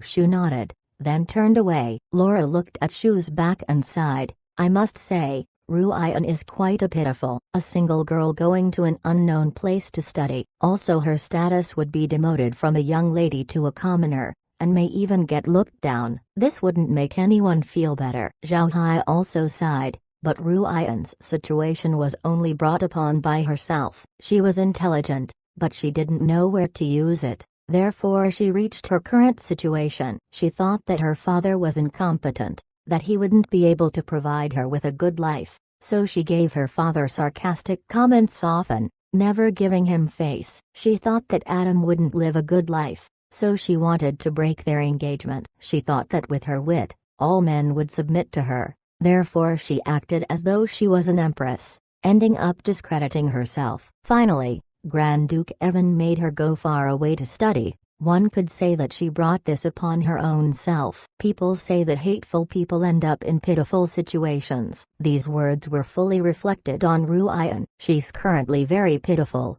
but she did do some hateful things. Because they were camping outdoors, the other people were very vigilant of each other, so there wasn't much contact between fellow travelers. In fact, this situation was present all along Lifeline Canyon, except for those extremely large convoys. General convoys were alert, afraid of being attacked by others. Like what Shu said, convoys regularly vanish in the canyon, so people were very wary of their surroundings. After Zhao Hai and the group entered the tent, they immediately went to the space. Tonight, it was Blockhead who was assigned to watch the night while Rockhead drove the carriage outside. This was also Zhao Hai's plan, to have Blockhead and Rockhead switch places from time to time. Today, it was Rockhead's turn to drive the carriage while Blockhead stayed inside the space. This made it so that one of them could be assigned to be the night guard, making Zhao Hai relax. Shu also told Shun and Rockhead about the situation, so the three prepared their weapons and didn't take off their armor,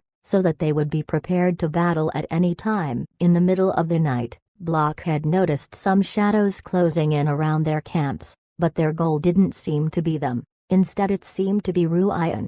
Zhao Hai's camp was near Ruian's, but they still had quite a distance between them. This made the other travelers inside the canyon confused whether they were traveling together or not. Seeing the situation, Blockhead didn't know what to do. He wasn't sure if he should wake Zhao Hai up or not. In the end, he decided to wake Zhao Hai. He was afraid that those outsiders would also attack them. Deciding on his action, Blockhead stood up and walked outside Zhao Hai's room. He knocked at the door and whispered, young master, something's happening." Zhao Hai was a light sleeper, so when Blockhead knocked on his door, he immediately woke up. He wore his clothes and opened the door. "What's the matter?" Blockhead led Zhao Hai to the living room and pointed to the monitor. Zhao Hai looked at it and nodded. He turned to Blockhead and said, "Go wake Shun, Shu, as well as Rockhead. No matter what, Ruian is with us. It isn't good for her to suffer an accident now. I wouldn't have any words to tell Uncle Evan if Ruian gets into harm." After that,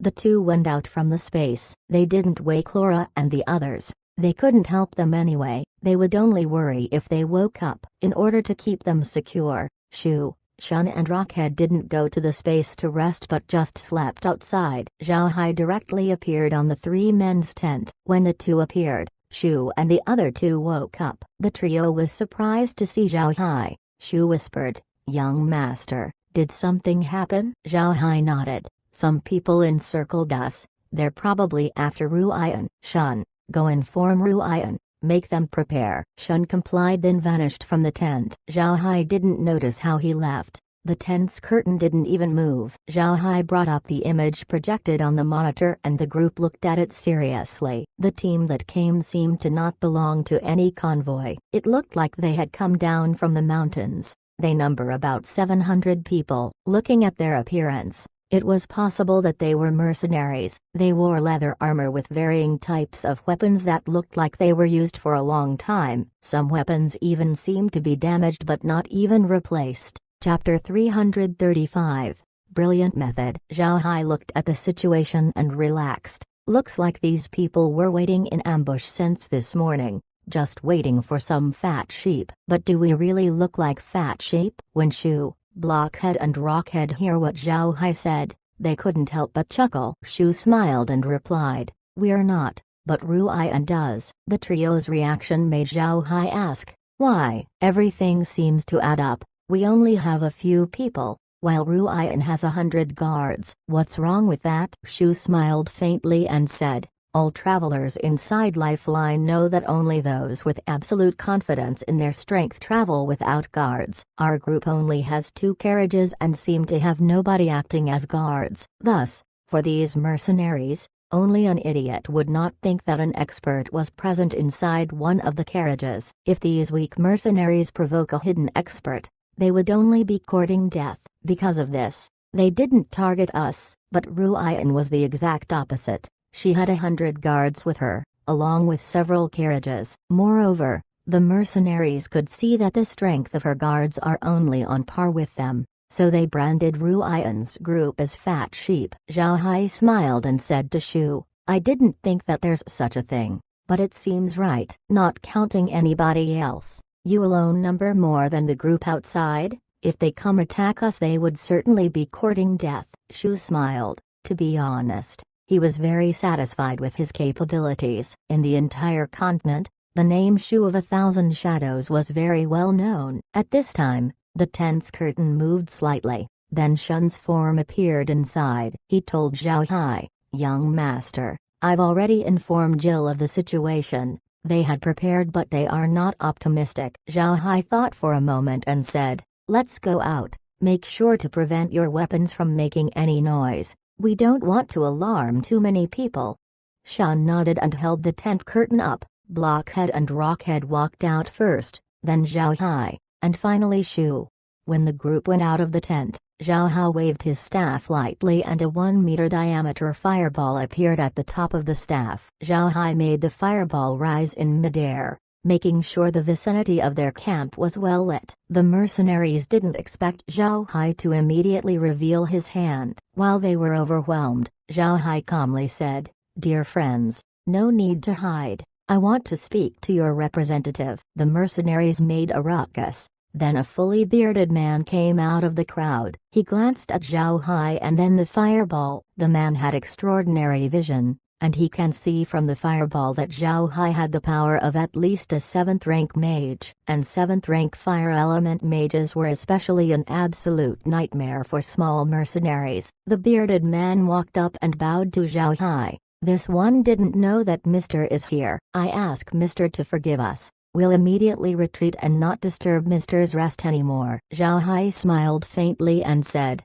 Good. Very good. You and your people also didn't have it easy by coming out at night. Shu, give them 1,000 gold coins to buy drinks with. Although Shu didn't understand what Zhao Hai was planning, he still turned around towards the tent and fetched a bag of coins. Inside the bag was exactly 1,000 gold coins. Shu took the bag and headed for the bearded man. Then he placed the bag full of coins on the ground. The bearded man examined Shu and finally wasn't able to stop himself from asking, I'm not sure, but is Mr. Shu of 1,000 Shadows? Shu looked at the man and knit his brows. He doesn't seem to remember this person. He couldn't help but ask, You know me? When the man heard Shu's confirmation, he couldn't help but reveal a panicked expression. So it really was Mr. Shu. Please forgive us, Mr. Shu. We really didn't mean to bother you this time. Shu faintly smiled. Forget it. This is a gift given by the young master. Go buy yourselves some drink. The young master's mood is good today and your responses have satisfied him. Otherwise you people wouldn't be able to go back alive. Then he returned to Zhao Hai's side. The bearded man didn't know if he should take the coin bag or not. The other people in his group were also helpless. Zhao Hai looked at the bearded man and said, I have kindly given you this money, but you cannot just take it. I don't want to be bothered this evening anymore. I'll have to trouble you to be my night guards. Are you willing? The bearded man froze. Then he immediately said, Of course we're willing. Mr. Can rest assured, we guarantee that even a mosquito wouldn't be able to enter Mr.'s tent. Zhao Hai smiled faintly and said, Good. Then he returned to his tent in silence. Zhao Hai's move attracted the admiration of the other people in Lifeline Canyon. His move was too brilliant. First, he used his strength to shake the minds of the bandits. Then not only did he bribe them with money, He also hired them to be his night guards. This was a very clever method. All the merchants who travel here knew that you shouldn't offend thieves and bandits inside Lifeline Canyon. Even if you are strong, it's also best not to offend them. Even if they weren't capable of fighting strong people, they had a lot of crooked ways to annoy you. They can harass you at night, and even if you manage to defend, they could still make you suffer some losses. They could also find a way to direct magic beasts down the mountain to attack you. Without even using a single person, they could still make you suffer. One could say that these bandits were like insects. Unless you exterminate them in one fell swoop, they would annoy and attack you constantly until you feel very uncomfortable. There was also another reason why these merchants didn't dare offend the bandits inside Lifeline Canyon. These bandits were linked to some people inside Cold Wind Fortress and 100 Battles Fortress. If you push them back too much, the garrison troops of the two fortresses may even cause you a bit of trouble, causing you to suffer more losses. So the general travelers in the canyon didn't dare to offend these bandits. They would regularly send some protection money to them so that they wouldn't be attacked. This time, in this area, there were seasoned travelers of the canyon, and they could see at a glance that Zhao Hai's group were newcomers and had never passed by the canyon before. And looking at the strength of Zhao Hai's group, they wanted to know how they would deal with the bandits. Therefore, there were quite the number of people keeping track of Zhao Hai's campsite, looking at how they would deal with the situation. These people didn't expect Zhao Hai to make such a brilliant move. With 1,000 coins, they didn't only erase the crisis, they also developed some connections with the bandits. If they pass through this canyon again, these bandits would certainly give them some face. Because of Zhao Hai's action, he managed to attract a lot of attention. They wanted to see where these people came from. Their way of doing things was very unique. That evening, nothing else happened inside Lifeline Canyon. The next morning, Zhao Hai got up and saw that the mercenary bandits were really acting as his night guards. Moreover, they were very spirited while doing so. This was especially true for the bearded man. When he saw that Zhao Hai had come out, he immediately welcomed him with a salute. "Mister, you've woken up. We brothers should also leave now. I ask Mr. to take care. I can guarantee that as long as Mr. continues to use the same carriage to pass through, nobody would disturb Mr." Zhao Hai smiled faintly and said, "Good, you've worked hard." "Right, I have something to give you, Blockhead. Go get 2 bags of rations." When Blockhead heard the command, he went to their supply carriage and fetched 2 big bags of food, weighing a few hundred jin each, sufficient for these group to stuff themselves full a couple of times. Blockhead placed the bags in front of the bearded man. Zhao Hai smiled and said, "These rations were made by the beastman. If you want to consume it, just take a piece and add it to a pot to boil, then you can eat it." Don't underestimate these 2 bags of rations. The 2 of them were made from 4 agrolus worth of meat each. These 2 bags should be enough for your brothers to eat for 3 or 4 meals. Take it, it's my small gift to you. When the bearded man heard Zhao Hai, he couldn't help but be stunned for a moment. Then he gratefully said, "Thank you very much, mister." Although these bandits weren't far from Cold Wind Fortress and 100 Battles Fortress, they still need to control the roads and perform raids. So generally, they would live their lives in the wilderness, feeding on dry flatbread for food. Hearing about Zhao Hai's rations, they couldn't help but get happy. For them these rations were rare delicacies. Zhao Hai didn't care about their reactions and only smiled. "Good, you can go. We should also be hurrying along." The bearded man called 2 brothers over to get the bags of food, then they bowed to Zhao Hai and retreated to the mountains. At this time, Laura and the others walked out of the tent. Laura looked at Zhao Hai and smiled. "For bandits to be like this, it's my first time seeing it." "Interesting." Zhao Hai didn't say anything. He faintly smiled then replied, "It's not that easy." "Forget it. Let's eat something then let's get ready for the road." At this moment Jill arrived. He bowed to Zhao Hai and said, "We thank Mr. Wales for last night. The young lady has sent me to represent her in expressing our gratitude." Zhao Hai waved his hand. "Forget it, it's only a small matter, no big deal. You guys should also get ready. We'll be on our way soon." Jill nodded, then returned to their camp to get ready as they needed hurry along to arrive at Rosen Empire's territory. Chapter 336, Free Wind Merchant Company. Soon, Zhao Hai's camp started being collected, after which they will immediately leave. But at this time, they saw a man walking towards their camp. The person wore elegant garments, but not the type worn by nobles. Although he wore commoner type clothes, Zhao Hai could see that the man had quite the temperament hidden inside. Additionally, if one were to closely investigate the material used to make his garment, one could see that it costs an entire year's worth of income for ordinary mercenaries.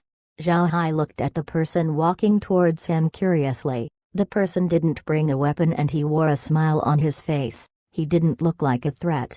Well aware of customs, the man stopped about 5 meters away from Zhao Hai's carriage and bowed to Zhao Hai as he said, "Mister, this one is Free Wind Merchant Company's servant. I didn't have any other purpose coming today other than to wish to accompany Mister on his travel. I don't know if Mister can agree to this one's request." Zhao Hai was surprised. Even though the man looked ordinary, his convoy wasn't small. Looking at it, Zhao Hai could count about more than 200 carriages. The man looked at Zhao Hai's reaction and quickly added, "Mister, please don't misunderstand. We didn't offend any bandits inside the canyon. Our Free Wind Merchant Company had 100 years of history doing trades between Rosen Empire and Ixa Empire. I have become familiar with the other travelers in the canyon. This time, I wanted to accompany Mister and get to know you. I bear no ill intent." Zhao Hai looked at the man as he showed a faint smile and said, "Good. This is my first time traveling towards Rosen Empire and we don't know the local custom, so I may ask Mister about them." "This one's name is Wales. Mister is?" The man quickly replied, "This one is Free Wind Merchant Company's servant, Storm. We'll follow Mister immediately when Mister's camp gets settled." Zhao Hai faintly smiled then replied, "Very well, we'll go set out together, Mr. Storm." Storm smiled then returned to his convoy. Zhao Hai didn't understand Storm's intentions. Why did he want to suddenly travel together with him? After entering his carriage, Zhao Hai asked Laura, "Laura, have you heard about Free Wind Merchant Company?" Laura nodded. "Of course I've heard of them. Free Wind Merchant Company is a medium-sized company inside Rosen Empire. Their scale of operations isn't that big. They trade frequently between Rosen Empire and Ixa Empire, going back and forth, but because Persil Duchy is quite far, their company's operations didn't reach there." Zhao Hai nodded and asked again, "What about their reputation?" "We're currently going blind entering Rosen Empire. It would be great to have someone who clearly knows what's happening inside." Laura nodded. "Their reputation is very good. Their company is famous for their honesty and trustworthiness. Although they aren't a large-sized company between the Rosen and Ixa empires, they're quite famous in the business community." Zhao Hai smiled. "That's good. But why do you think they approached me this time?" "We didn't have any contact with them, and we only have 2 carriages, and seeing the carriages we use, it was clear that we don't intend to do business." Laura smiled faintly. "Although we don't look like we're doing business, but you're someone who would become very important in the future. Don't forget that you've not only shown a power of a 7th rank, you also dealt with the bandits brilliantly. In addition to giving them some coins, you also had them act as your night guards, attracting admiration to you. How could they overlook such qualities?" Zhao Hai smiled a little. "I just don't want to make enemies out of those mercenary bandits. Think about it, there were a lot of groups surrounding our camp, so it was impossible for their night guards to not notice the bandits. But why did they pretend to not see them? It clearly showed that there's some special relationships going on inside the canyon. Therefore, I chose to not offend those bandits." Actually, when Zhao Hai saw these bandits, the first thing that came to his mind were those protection agencies, Biaju, mentioned in novels back on Earth. The men from these agencies would set up an area where they'll ask for protection money. They even inform travelers about their agency. Just like what the novels show, when erecting these agencies, one needs sufficient strength and background. One should make sure that they don't get underestimated. or else the people passing by your territory won't give you much face. These bandits would steal goods from the canyon and sell them to either Cold Wind Fortress or 100 Battles Fortress. It's impossible to think that these bandits have no relation to anyone inside those two places. Zhao Hai didn't reach 100 Battles Fortress yet, and he didn't want to provoke the garrison there, so he decided to just give 1,000 gold coins to the bandits. Naturally, Laura didn't have anything to say regarding this method, even though 1,000 gold coins was a lot of money to ordinary people. To Laura and the group, those coins were just spare change. Spending 1,000 gold coins to establish rapport with the bandits, as well as having them act as their night guard, was very well worth it. As soon as their convoy departed, they heard a voice sounding out nearby. "Mr. Wales, might I have the honor in inviting you inside my carriage? I have prepared some dishes as well as some fruit wine. How about having a drink?" Zhao Hai smiled and turned to Laura. "I'll go and take a look." Then he laughed loudly and replied, "I was thinking the same thing." Then he opened his carriage door and walked outside.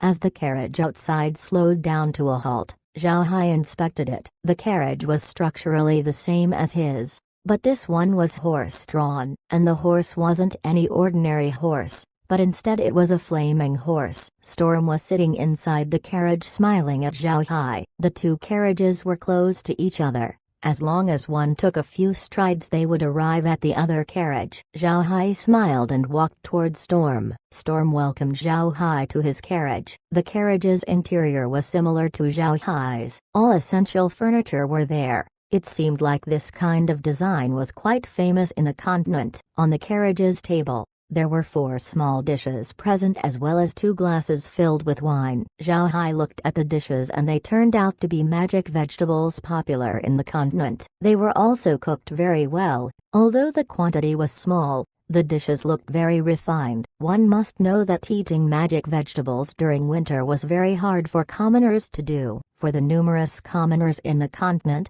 they would only eat rice and pickled food during the winter. Some even had no pickled food. Zhao Hai didn't say anything. Laura once said that Free Wind Merchant Company was a medium-sized company. Medium-sized companies held extraordinary status in the continent. Laura's Magic Lily store back at Persal Duchy, even though it had quite the number of customers, could only be classified as a small-sized company if placed on the continent's stage. After Storm invited Zhao Hai to sit down, he held his wine glass and said, "Being able to meet Mr. on this journey was a kind of fated encounter, so let me offer this glass to Mr. Cheers." Zhao Hai also held his wine glass and clinked it with Storm's "Cheers." Taking a small sip of his liquor, Zhao Hai then placed it down and asked while smiling, "Why did Mr. Storm suddenly want to travel with me today?" Storm froze for a moment. He didn't think that Zhao Hai would go straight to the point, but he recovered and smiled. "The method that Mr. used last night was very beautiful. I must be honest to Mr. All the people in the canyon knew about these bandits. We saw that Mr. was a newcomer, so we already knew that you would get raided tonight. However, Mr. handled the matter beautifully. When I saw it, my heart couldn't help but feel admiration." Zhao Hai smiled. "Mr. is too polite. Actually, it was quite easy for me to exterminate those bandits, but I'm afraid that they were related to some people inside Cold Wind Fortress and 100 Battles Fortress, so I didn't dare make a move on them."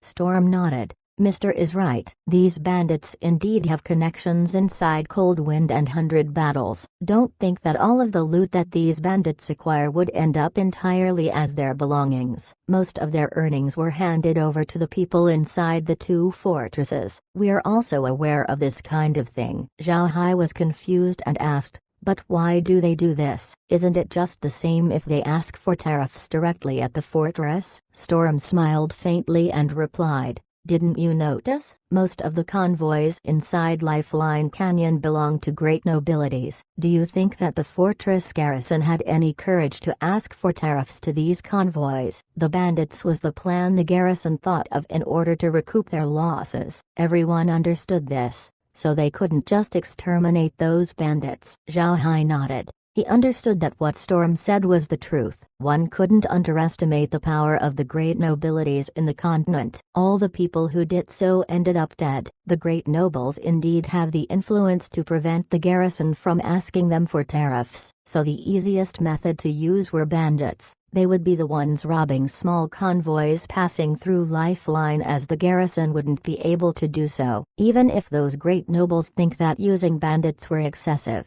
it was a good trade-off in exchange of being in conflict with the garrison because of tariffs.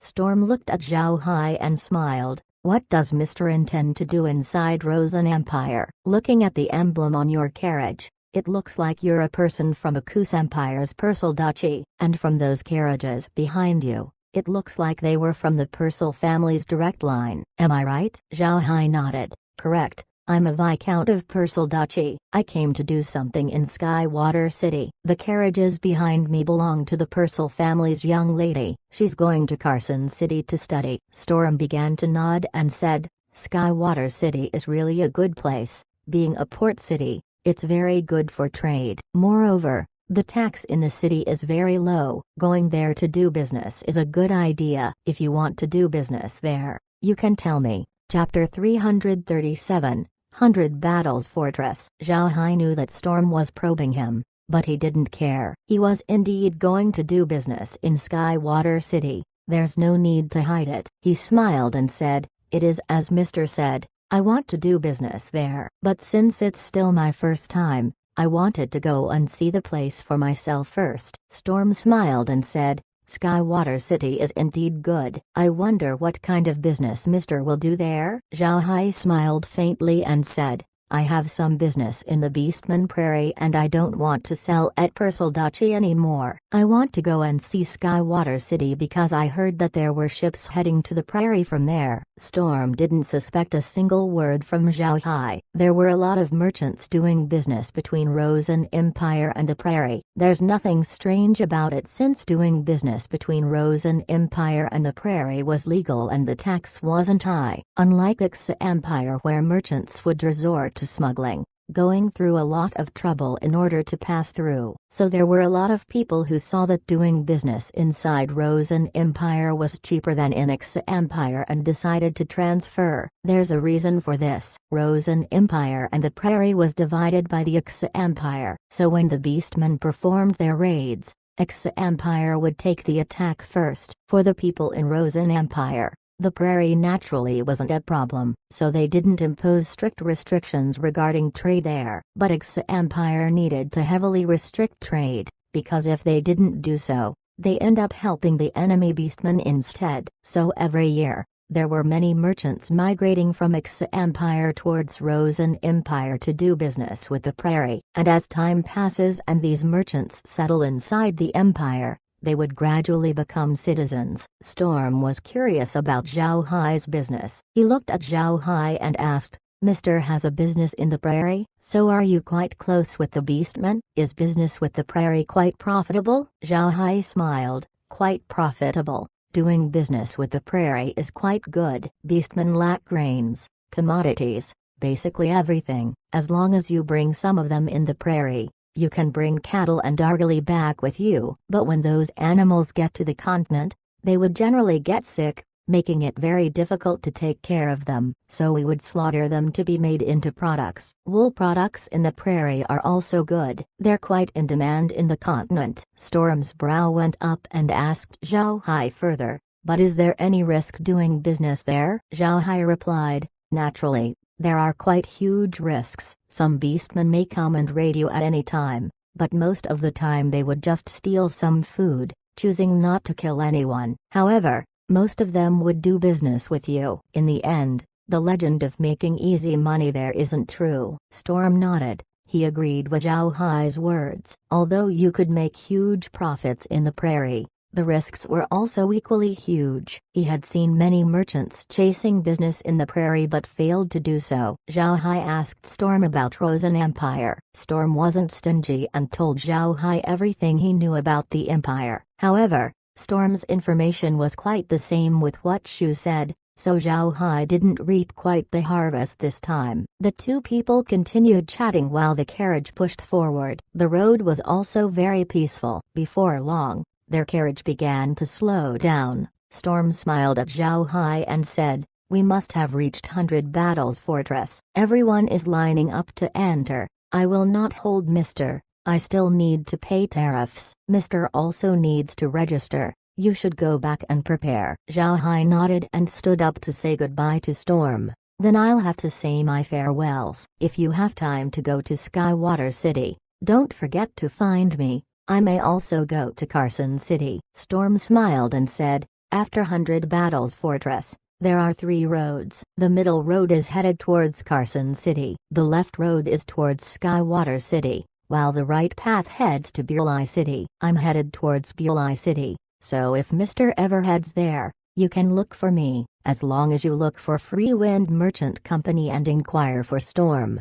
you will find me." Zhao Hai nodded. "Good. I'll certainly visit when I have the opportunity." "Well then, goodbye," he said as he opened the door and headed to his carriage. Zhao Hai didn't immediately enter his carriage, but instead he looked at 100 Battles Fortress. 100 Battles Fortress looked more impressive than Cold Wind Fortress. Its walls reached 25 jong tall, 250 feet. The fort looked like a giant beast blocking the entire width of the canyon. The carriages entering and exiting the fortress looked like ants compared to the structure. Zhao Hai didn't think that he would see such high walls in the continent. He couldn't understand how the people in our continent was able to construct such wall. However, when he thought about the mysterious magics, he relaxed. This world has magic spells as well as divergent abilities. Anything was possible here. Looking at the carriages in front of him, there were actually thousands of them. He didn't know when their turn will come, but he didn't become impatient. He returned to the carriage to chat with Laura. When Zhao Hai entered the carriage, Laura stood up and asked, "Brother Hai, how was it? What did Storm discuss with you?" Zhao Hai laughed and said, "There wasn't anything noteworthy. We just chatted for a while, but it seems like you are right. He thought my method of dealing with the bandits was brilliant. Also, when I mentioned my business in the prairie, he became strangely less enthusiastic than normal people. It's quite strange." Laura smiled. "Not all merchants in the continent like doing business in the prairie, and Free Wind Merchant Company is one. I heard that from the time they established their business up to the present, they didn't make a single trade with a beastman." Rumors said that the Free Wind Company's founder had a grudge with beastmen. Zhao Hai knit his eyebrows and said, "But Storm asked regarding doing business in the prairie just now. Can it be that they had a desire to do business in the prairie this time?" Laura thought for a moment and said, "It's possible. In any case, in the eyes of an ordinary person,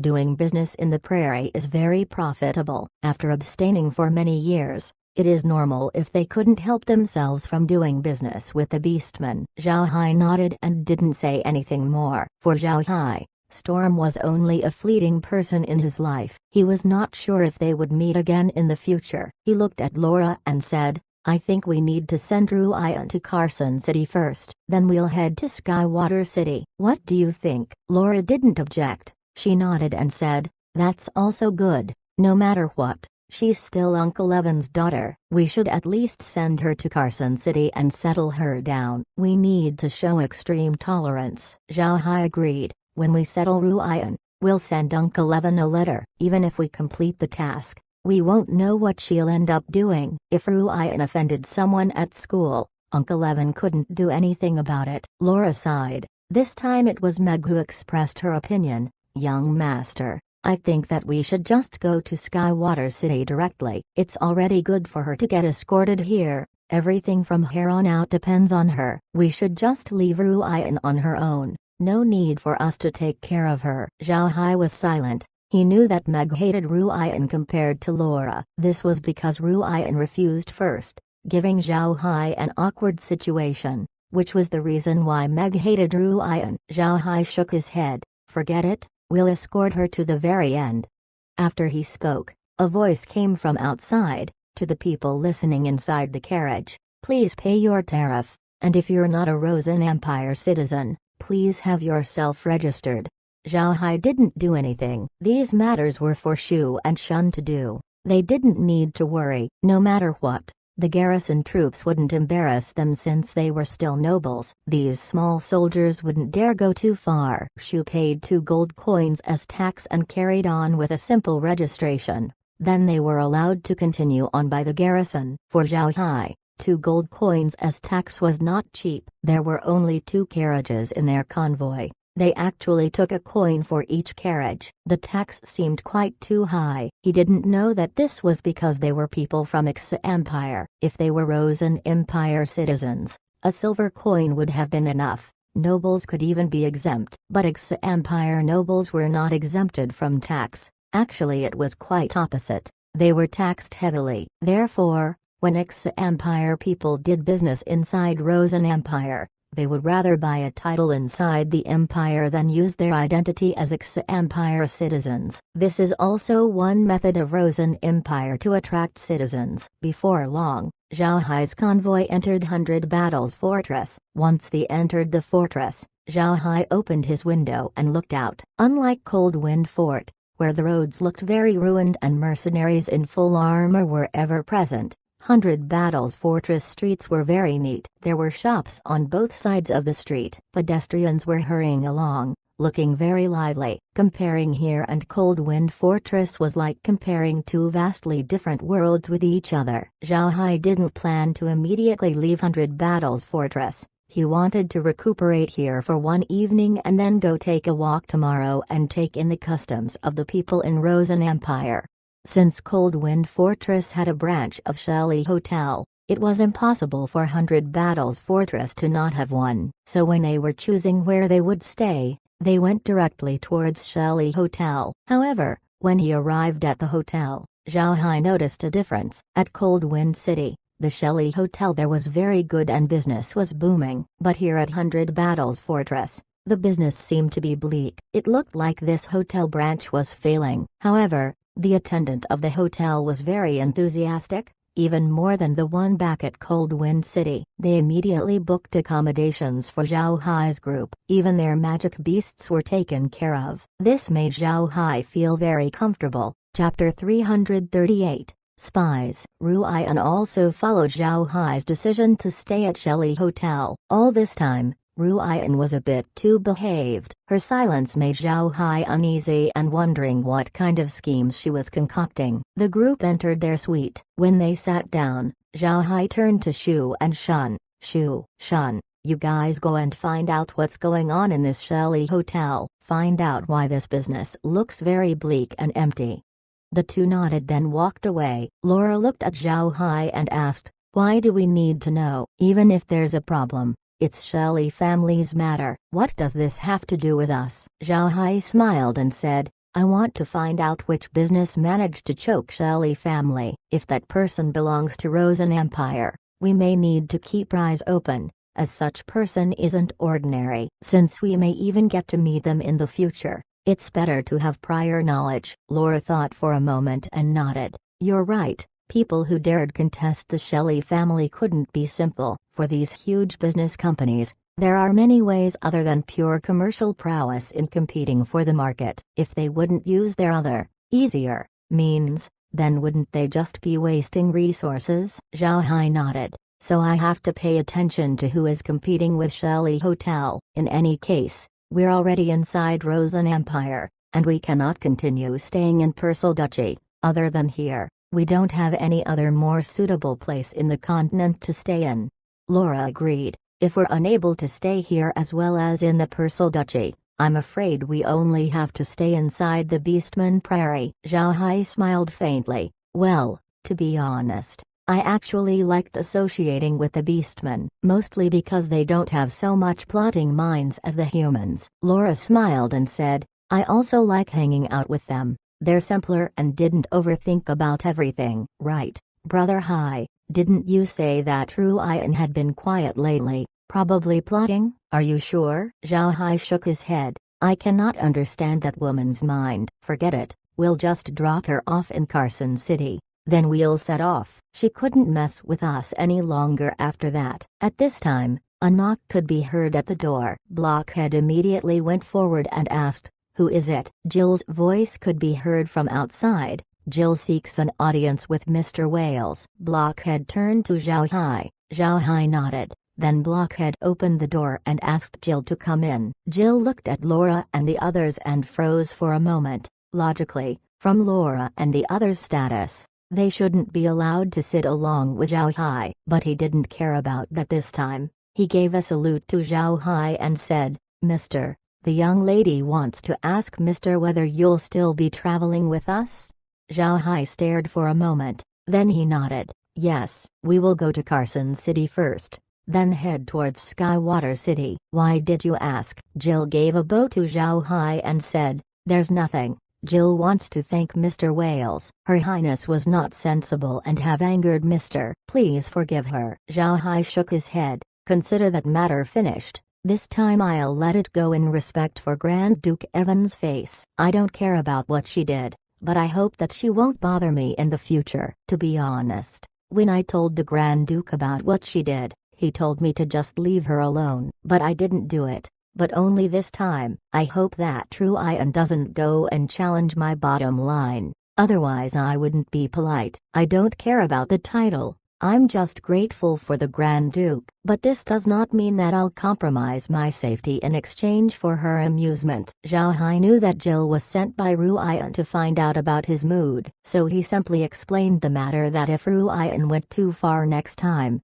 he wouldn't be polite anymore. Hearing Zhao Hai, Jill sighed inside. He understood Zhao Hai's temperament. He knew that Zhao Hai didn't care about Ruian's identity. Zhao Hai didn't make a move previously simply because of his relationship with the Grand Duke. If the young lady continues to annoy him, Jill wouldn't know what will happen. Zhao Hai sighed as he looked at Jill's appearance. "Go back. I know Ruian wouldn't listen to your words anyway. No matter what, we'll send her to Carson City first. I'm sure the Grand Duke already informed you. Carson City is different from Casa City. Although they only differ by one word, the quality of people present differ by 1,000 folds. If she can't fix her attitude, her life will be hell. Don't think that you're smart. Nobody in this world is stupid. You can leave." Jill complied. He bowed and headed out. Looking at the door closing on Jill, Zhao Hai couldn't help but sigh. For Jill to follow such a master, he really is unlucky. Laura forced a smile. Actually, young Lady Ruian's situation is very common among the nobility. People like Fernand are already considered good. I heard that there is even something known as a noble's right of the first night inside their territories.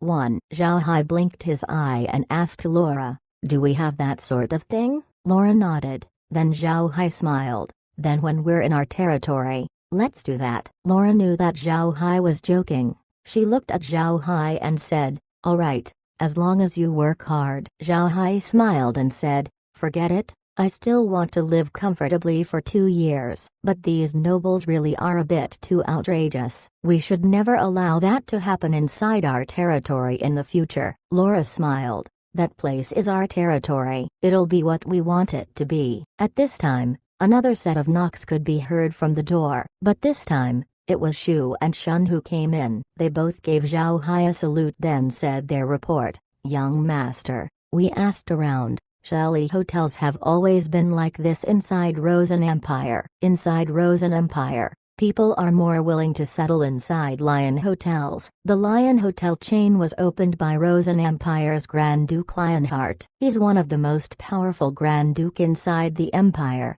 so he didn't need to fear the Shelley family." Zhao Hai nodded. It was the typical domestic force versus international force. Seeing that the Shelley family's headquarters wasn't inside Rosen Empire, it was understandable for Grand Duke Lionheart to go head-to-head with them, even gaining the upper hand inside his home empire. Even though the Shelley family can be considered as a strong power, a powerful dragon cannot defeat the local snake. Additionally, Grand Duke Lionheart wasn't the local snake. He was the local dragon. Laura turned to Shu and said, "Good, you two take a rest. We also need to get up early tomorrow. Also, go tell the hotel to prepare some food for us to eat." Before ending their conversation, Shun interjected, "Young master, madam, I heard those who settled inside this Shelley hotel had met bad luck. Do we need to pay attention?" Zhao Hai and Laura froze. Laura looked at Shun and said, Really? Is this information accurate? Shun nodded.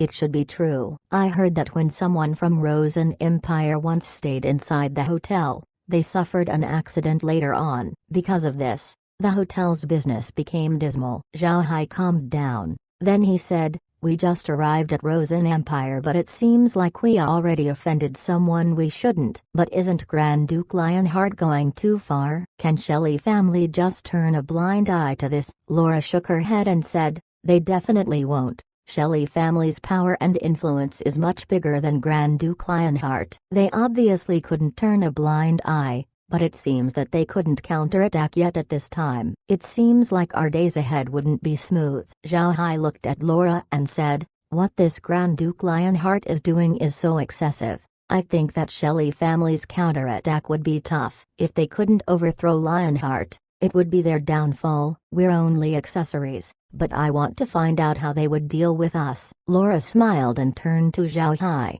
"Brother Hai, do you think that the Shelley family will use our milk wine for their counterattack?" Zhao Hai froze. He didn't think of this, but when Laura said it, there could really be a possibility for it to be so. He smiled and said, "Well, if it isn't used, we'll just continue selling. We can't control any other aspect of their dispute." Laura waved her hand and said, "All right, you two go on. You don't need to worry about this." Shu and Shun gave their affirmation and then turned away. Zhao Hai looked at Blockhead and said, "Blockhead, go inform Jill about this and make them prepare. I'm afraid that the road ahead wouldn't be peaceful." Blockhead nodded. Then he walked out. Zhao Hai looked at Laura and said, "What method do you think the Grand Duke's men will use against us? We just arrived from Xa Empire. They shouldn't be too excessive, right?" Laura shook her head. "I'm uncertain about that. Grand Duke might just have ordered his men to teach the residents a lesson, but it isn't easy to know what his subordinate might do. In any case, we're in some trouble. If it was just any noble from Rosen Empire, they might hold back, but we're from Ixu Empire. We didn't have any influence here. We aren't afraid of them if they move against us in the dark. What I'm afraid of is that they'll use their authority inside Rosen Empire to deal with us. If that happens, then it won't be easy for us to solve it." Zhao Hai nodded and frowned. "We're Xa Empire nobles. Would they dare accuse us of crime?" Laura forced a smile and said, "They will. Rosen Empire citizens think that they're above all others. For them to pin some charges on us isn't impossible." Zhao Hai was helpless. "If they really dared, then we'll make a fuss. Not only am I a Viscount, I'm also a tri-element mage. Let's see how they'll handle us then." Laura nodded. "Right, mages aren't easy to offend inside the continent. If they really wanted to give us trouble, then we'll reciprocate their efforts." At this time, Blockhead came back. Zhao Hai looked at him and said, "How was it? Did you send the message?" Blockhead nodded. "I've told Jill. They prepared themselves, but they're evidently quite worried." Zhao Hai nodded. "Telling them is enough. You also go and rest. Tomorrow we'll leave 100 Battles Fortress. When we leave, I want to see how the Grand Duke's men deals with us." However, it was a pity that the Grand Duke's men didn't give him that opportunity. They didn't wait for Zhao Hai to leave the next day. They came immediately. While Zhao Hai's group was eating at the dining hall after resting for a while, sounds of conflict could be heard outside the hotel. Zhao Hai couldn't help but stare at the commotion. Shun immediately went out to find out what's happening. When he came back, he went to Zhao Hai and said, "Young master, a lot of cavalry came to get you. They said that you are a spy sent by Xa Empire." The hotel staff stopped them at the entrance. Zhao Hai stared blankly. Then he turned to Laura and smiled slightly. "I didn't expect them to arrive so soon. We should go and take a look. There are people who came to grab us." Then he got up. Laura and the others also closely followed him behind. Ruian, who was sitting at another table, was listening to Shun's report. When she saw Zhao Hai's reaction, she knew that it was related to what Jill informed her later. Ruian couldn't stop herself and stood up to take a look at the situation. She wanted to see how Zhao Hai was going to deal with this matter. Before long, everyone arrived at the hotel's lobby. As soon as they arrived, they heard a sly voice outside. "Shelley Hotel's attendants, do you really want to shelter an enemy spy?" A calm voice responded. "No matter who he is He entered our hotel and thus became our guest. Before he leaves our hotel, nobody could enter and disturb him. Who dares to do so would be waging war with our Shelley family." The impudent voice laughed and said, "And how would your Shelley family wage war? Is the Shelley family too powerful to circumvent the Empire's laws? Know your limitation, or else we won't be polite." The calm voice replied, "Shelley Hotel certainly follows the Empire's laws, but we didn't receive any notification that the guest was a spy before he settled in our hotel. Therefore, he is a legitimate guest at our hotel, and we cannot allow you to bother our guests." Right to the first smash. Degrees. Note, little confession, I actually like these hotel scenes. There's no such thing as a peaceful hotel stay in a novel. Ha ha ha. Chapter 339, Retreating. Zhao Hai stood at the hotel's lobby quietly. He didn't expect the Shelley Hotel to be this protective even here. They really didn't want to compromise the safety of their guests. Zhao Hai took a deep breath and calmly headed outside. As he arrived at the door, he noticed at least more than 1,000 cavalry soldiers outside, 2 meters away from the hotel's perimeter. They wore fine steel full-body armor, carrying a kite shield at their back, and had a sheathed double-handed broadsword on their waists. Additionally, they had knights' spears inserted on their saddles, with a triangular flag accessory on the spearhead that looked eye-catching when blown by the wind. The horse that they rode in were also extraordinary. Although they were horses, all of them were nearly 4 meters tall with a pure black body. There were 2 curved long horns on their head as well as red eyes. They looked very terrifying. Zhao Hai remembers that he had read about these kinds of magic beasts in the compendium. They were 5th-rank horse-type magic beasts with a simple name, devil horses. They had the dark attribute, can be as tall as 6 meters, with high magic talent. They can cast blood magic's siphon, dark element spells weaken, slow, and confusion. They're very difficult to deal with. Zhao Hai also noted the saddles the cavalry used. They were specially designed with 2 stirrups on both sides, allowing for easier mounting. When the leading knight saw Zhao Hai, he didn't take note of him. For the night, Zhao Hai was just merely a tool used to cause trouble with Shelley Hotel. Even if Zhao Hai didn't come today, they would still find trouble with the hotel. In his mind, he didn't have any beef with Zhao Hai, only with the hotel. He needed something or someone as an excuse. As to whoever they used, he didn't care. But he didn't know that he just offended someone he shouldn't. He thought that the other party as just a pawn that he could use casually and then discard at will. He didn't expect that this piece he used today would be covered with thorns. Zhao Hai looked at the knight and said, "I heard that you are looking for me. May I know why?" The knight turned his head to Zhao Hai and demanded, "Wales, you're suspected for being a spy. You'll have to come with us."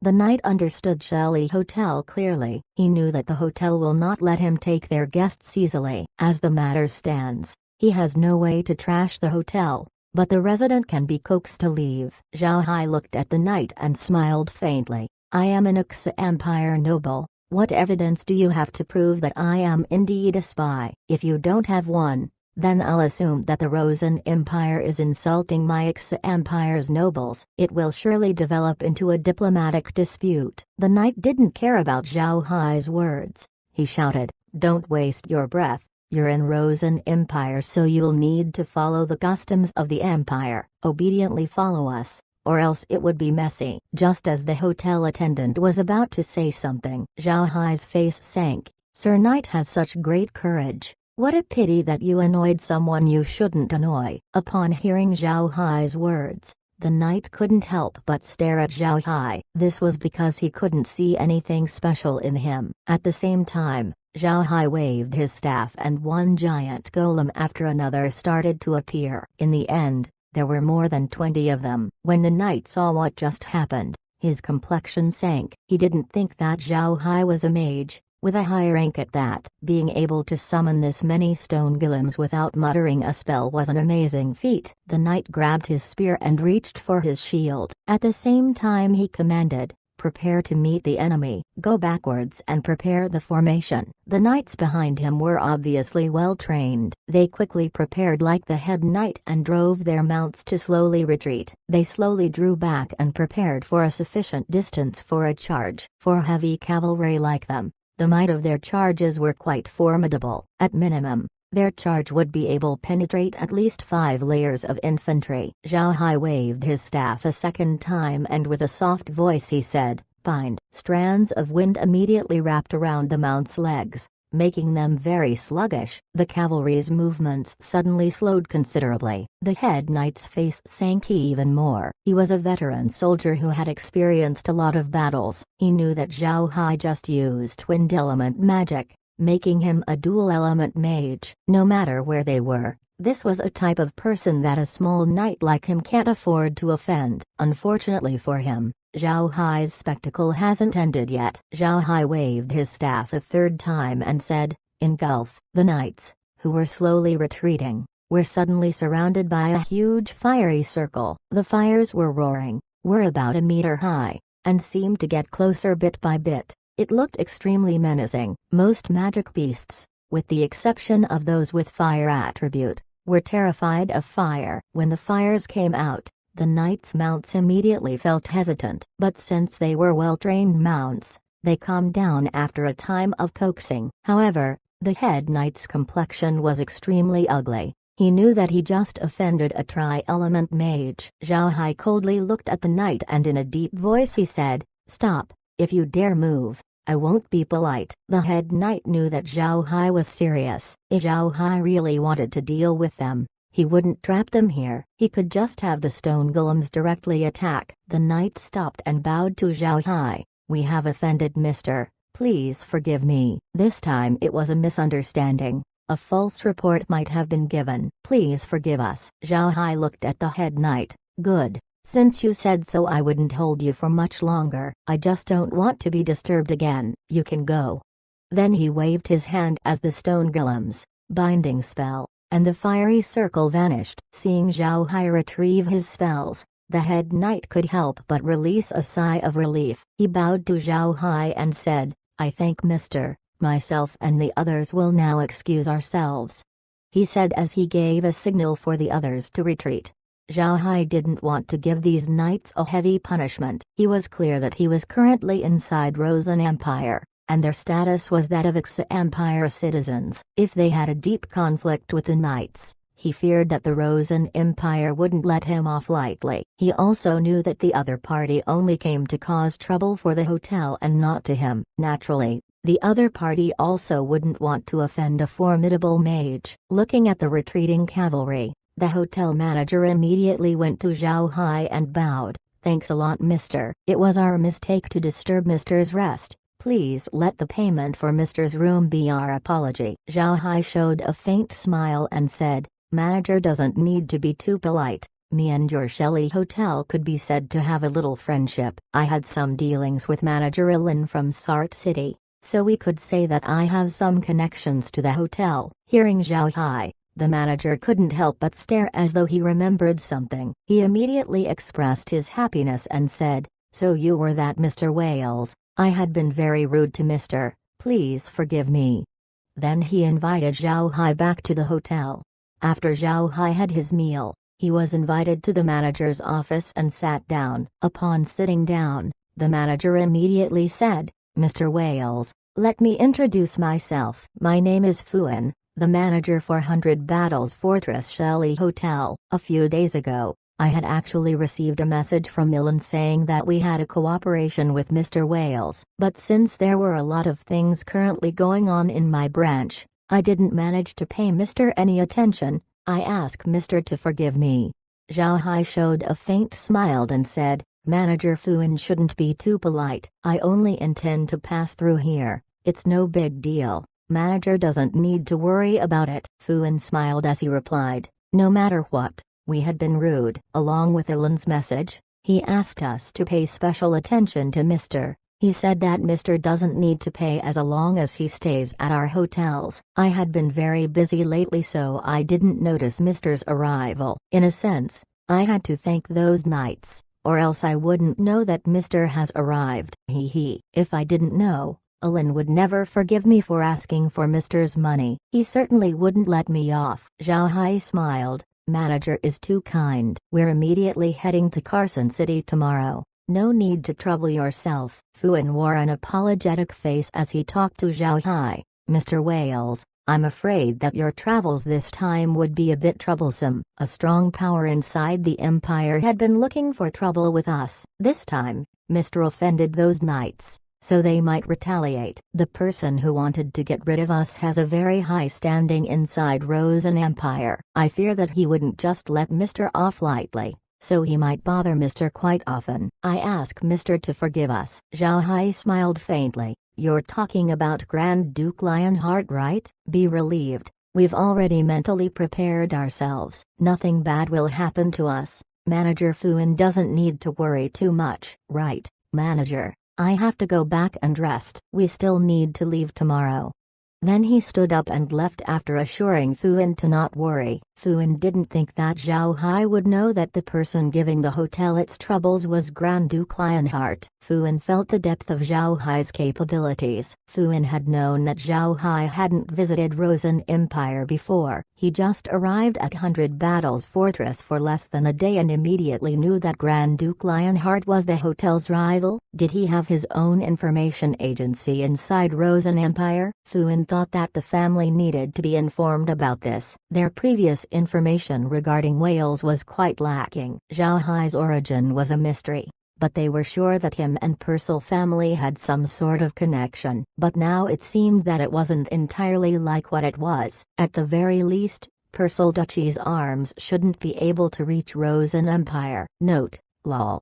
No information is safe when it comes to stealth assassins like Shun and Shu. Chapter 340, Planning. Actually, Zhao Hai deliberately mentioned Grand Duke Lionheart to Fuan. He wanted to make Fuan think that he's not clueless about everything, making his image in Fuan's mind a bit blurry. It's a simple trick. Sometimes people speak a little, but sometimes speaking more can achieve the same result. Just like what Zhao Hai had done, just by mentioning that he knew about Grand Duke Lionheart, he made Fuan wonder even more about his origins. This was done so that the next time he and Shelley Hotel does business, he wouldn't be underestimated. When he returned to his room, Zhao Hai was met by a frowning Laura. Brother Hai, although we made the cavalry retreat, it's possible that they wouldn't just let us off lightly. We need to make proper preparations just in case. Zhao Hai showed a faint smile and said, of course they wouldn't just leave it like that. Even if the cavalry is fine with us, the Grand Duke wouldn't be, especially when a lot of people heard the conversation between me and Fuan about my business with Shelley family. When he hears about this, the Grand Duke surely wouldn't just sit still. But as long as he doesn't use official means to deal with us, I'm not afraid of him. Laura continued to frown. You also intentionally told Fuan the fact that we're on the same side as the Shelley family. Even though Lionheart didn't have an initial intention to give us trouble, now he really had to, forcing us to fully side with Shelley family. Zhao Hai smiled. Actually, this isn't a bad thing. We didn't need to befriend the Grand Duke anyway. Moreover, the methods he works with were extremely overbearing. I don't want to work with him. Although the Shelley family is a bit calculating, relatively speaking, their way of doing business is quite modest. We will not suffer losses working with them. I intentionally revealed our connection with the family so that when the Grand Duke decides to deal with us, the family would feel restless. With this, our relationship with them might get even closer. Laura relaxed when she heard Zhao Hai's intentions, but she still couldn't help but worry. But is it really good to offend Lionheart just as we entered Rosen Empire? What would happen if Shelley family loses the fight against the Grand Duke? Zhao Hai smiled faintly as he replied, right now, we're currently gambling that Shelley family would win. If they did, our cooperation with them will advance further. And if they lose, it doesn't matter to us. Don't forget that we're headed towards Skywater City. We can rely on our connection with the Kelsey family as fellow members of the League. And with Belle's introduction, the Kelsey family would certainly act as middlemen in the conflict. I don't think Grand Duke will overreach his bounds just for us. Laura saw that Zhao Hai had already thought this through. She nodded and said, "What about Ruian? If the Grand Duke couldn't deal with us, wouldn't he cause trouble for Ruian?" Zhao Hai nodded. "It's possible, but no matter what, Ruian is the Persal Duchy's princess. Moreover, she came this time to study. I heard that Rosen Empire's institute holds a high standing inside the nation. I think Ruian will be fine." Laura nodded. Even though she didn't like Ruian, she still needs to consider Evan, thus they just can't ignore Ruian's well-being. Although Zhao Hai has stated his speculations, Laura was still worried. What if they cause trouble inside the institute? She's still a young lady unfamiliar with her surroundings and needs help. I'm afraid that she wouldn't be able to find help when she wants to. If something were to happen to her, we wouldn't be able to face Grand Duke Evan. Zhao Hai sighed. We really can't help her. Actually, Uncle Evan had her travel far away because he wanted to develop her sense of independence. If everyone was going to help her,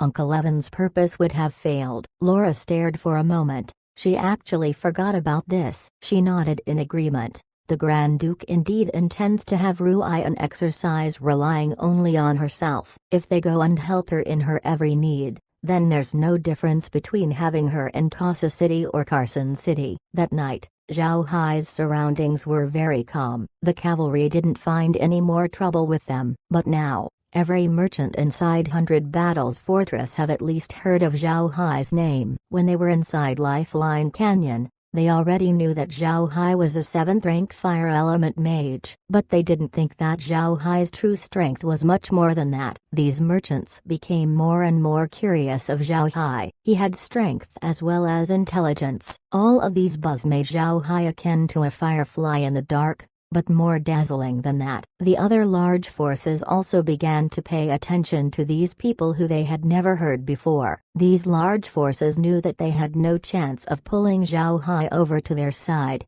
but they still wanted to know about him, so that if by chance they managed to get in conflict with him in the future, they may have some ideas on how to deal with him. Zhao Hai didn't know that these forces had already began to pay attention to him. He thought that he didn't merit such huge attention. The next morning, the group had their breakfast, and under Fu In's farewells, left 100 Battles Fortress and advanced towards the direction of Carson City.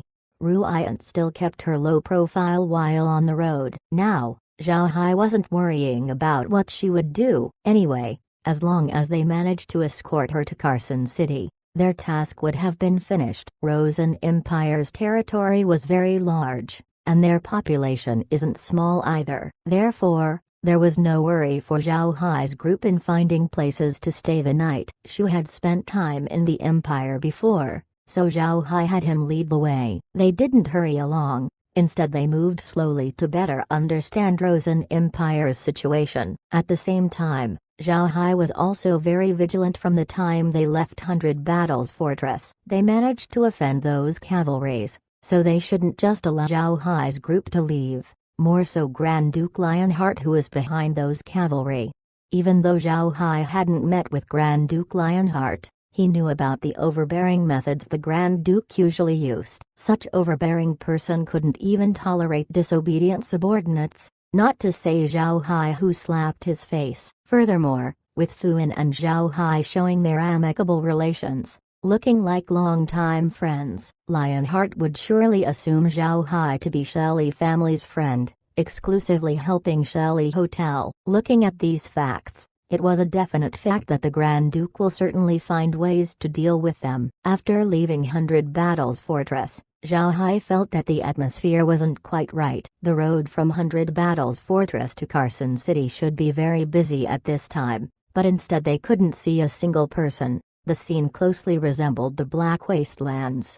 Zhao Hai knew that there were people who wanted to confront them. He just didn't think that they would go as far as emptying out the entire road just to deal with him. As long as one wasn't a complete idiot, it would be very clear as to why those people would do this. Zhao Hai looked at the situation and immediately had Laura and the others enter the space. At the same time he had Blockhead go on standby. He also had someone inform Ruian of the situation. Ruian's group became very serious. They knew that their strengths fell short compared to Zhao Hai. 2 hours after leaving 100 Battles Fortress, they still didn't receive any attacks. Not only did they not receive any attacks, they also didn't meet a single person. This situation brought great pressure to the group. They were tense since they didn't know when the enemy would attack. They still aren't that far from Kolan mountain range, so the area was still very hilly. Oftentimes, there would be two hills on both sides of the road. Although the hills weren't that high, the ever-present trees on the hills were tall and lush, which was a sufficient area to wait for an ambush. Of the group, Ruian's guards were the most tensed while Zhao Hai fared better. He sat down inside his carriage gazing at the monitor. If there was to be an ambush nearby, he should be able to detect it. After another 2 hours, he still didn't see a single person on the monitor. This made Zhao Hai confused. He didn't expect the other party to have this much patience. After more than 2 hours, they still managed to keep their hands. But at this time, the monitor suddenly showed green spots. The green spots were very dense and seemed to contain thousands of people. They were placed on the hills on both sides of the road. Zhao Hai stared for a moment before he pulled the monitor closer. He saw that the other party was a magic beast heavy cavalry unit. They wore full body armor, carried a shield on their backs, had their great swords on their sheaths as well as their spears. They were positioned on the slopes on the sides of the hills. It seemed that they were waiting at a distance for their exhausted prey to arrive. The knights on the hillside didn't bother to hide themselves. They just stood there with their shining armors that Zhao Hai could see them easily. It seemed like they want to attack Zhao Hai's group in a straightforward manner. Seeing the situation,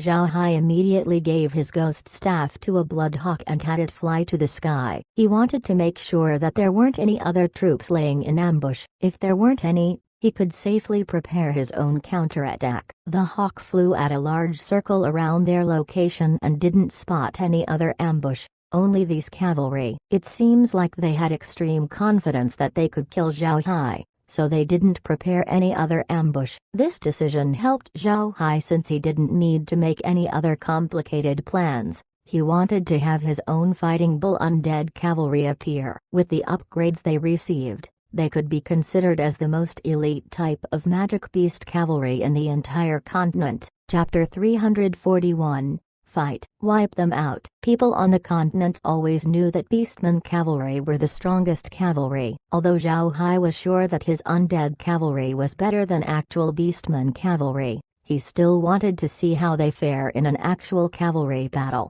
At this time, Shu also spotted the other party, so he had the carriage stop. Ruian's carriage also halted, but her guards looked with despair at the enemy cavalry. These guards were veterans who had fought in many battles. With their eyes, they could see that the cavalry on the hillsides number approximately 5,000 people. For 5,000 cavalry to deal with them was a huge respect, but this also meant that the chances of their escape had reached zero. In the eyes of the guards, although Zhao Hai was fierce, he was only a single 7th-rank mage. Believing that he could face these 5,000 cavalry would be an idiotic move. Zhao Hai got out of his carriage and gazed towards Ruian. He was a bit hesitant because Ruian would be able to see his undead when he releases them. To let Ruian see the undead would be the same as revealing his secret. After thinking for a moment, Zhao Hai turned to Shu and said, "Shu, you go tell Ruian's guards to protect Ruian. Tell them to not worry as long as they stay with the carriage." Hearing Zhao Hai's instructions,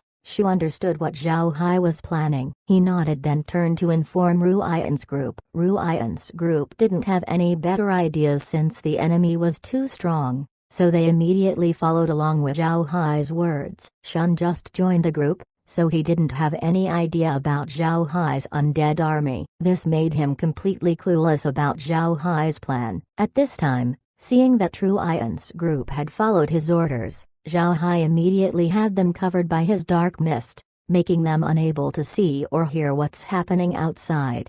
Shun looked puzzled at Zhao Hai. He didn't know what Zhao Hai wanted to do, but when he looked at Shu, Blockhead, and Rockhead's anticipating expressions, he didn't say anything. He looked curiously at Zhao Hai, wondering what the young master intends to do. Zhao Hai looked at Shu's excited face. He smiled faintly and said, "Shu, what are you getting excited for? It still hadn't begun." Shu smiled and said, To be able to watch a cavalry battle at this distance is very exciting. Young master, hurry up. We need to deal with them quickly so we could be on the move soon. Zhao Hai laughed. Then he turned to the other party and said very loudly, all of you, what are you waiting for? Still not ready? Or are you waiting for lunch? Shu and Blockhead laughed. The cavalry knights were enraged. They didn't attack because Zhao Hai didn't reach their optimum attack distance. In their minds, since Zhao Hai couldn't escape anyway, why not wait until he reached their best attacking spot? As long as Zhao Hai enters their attacking zone,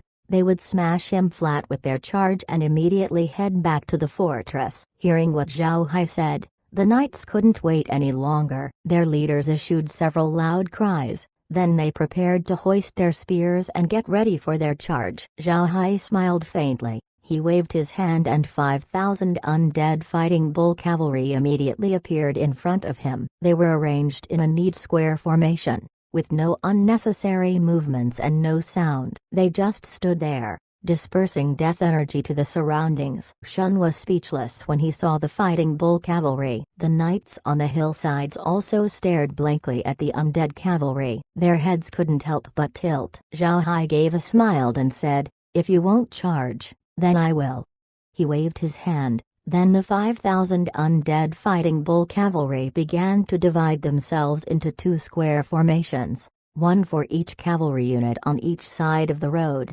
Zhao Hai used the formation management function to lead the undead cavalry. The two squares were finely formed, devoid of chaos. Seeing the two orderly square formations advancing, the knights on the hills couldn't help but take a step back. Shun was speechless when he saw the undead cavalry, but he was more speechless about Zhao Hai's ability to lead the undead. Shun had been wandering for many years. He also had contacts with numerous mercenaries. Large mercenary groups would have a cavalry unit under their employ, and their cavalries weren't much worse than regular cavalry. One should know that training cavalry was very difficult. A qualified cavalry unit would need about 2 years' worth of training, and even elite cavalry would still have troubles maintaining their formations during an assault. People could be trained to do so, but magic beasts cannot. But Zhao Hai's charging cavalry didn't have any trouble with formation during their charge. This was definitely not the undead's doing. It could only result on Zhao Hai's control of the undead. Being able to control such number of undead with such precision, Shun had developed a new understanding of Zhao Hai's might. The cavalry on the hillsides were also startled. They saw that the unit charging at them were undead, but they couldn't believe that they were all zombie undead.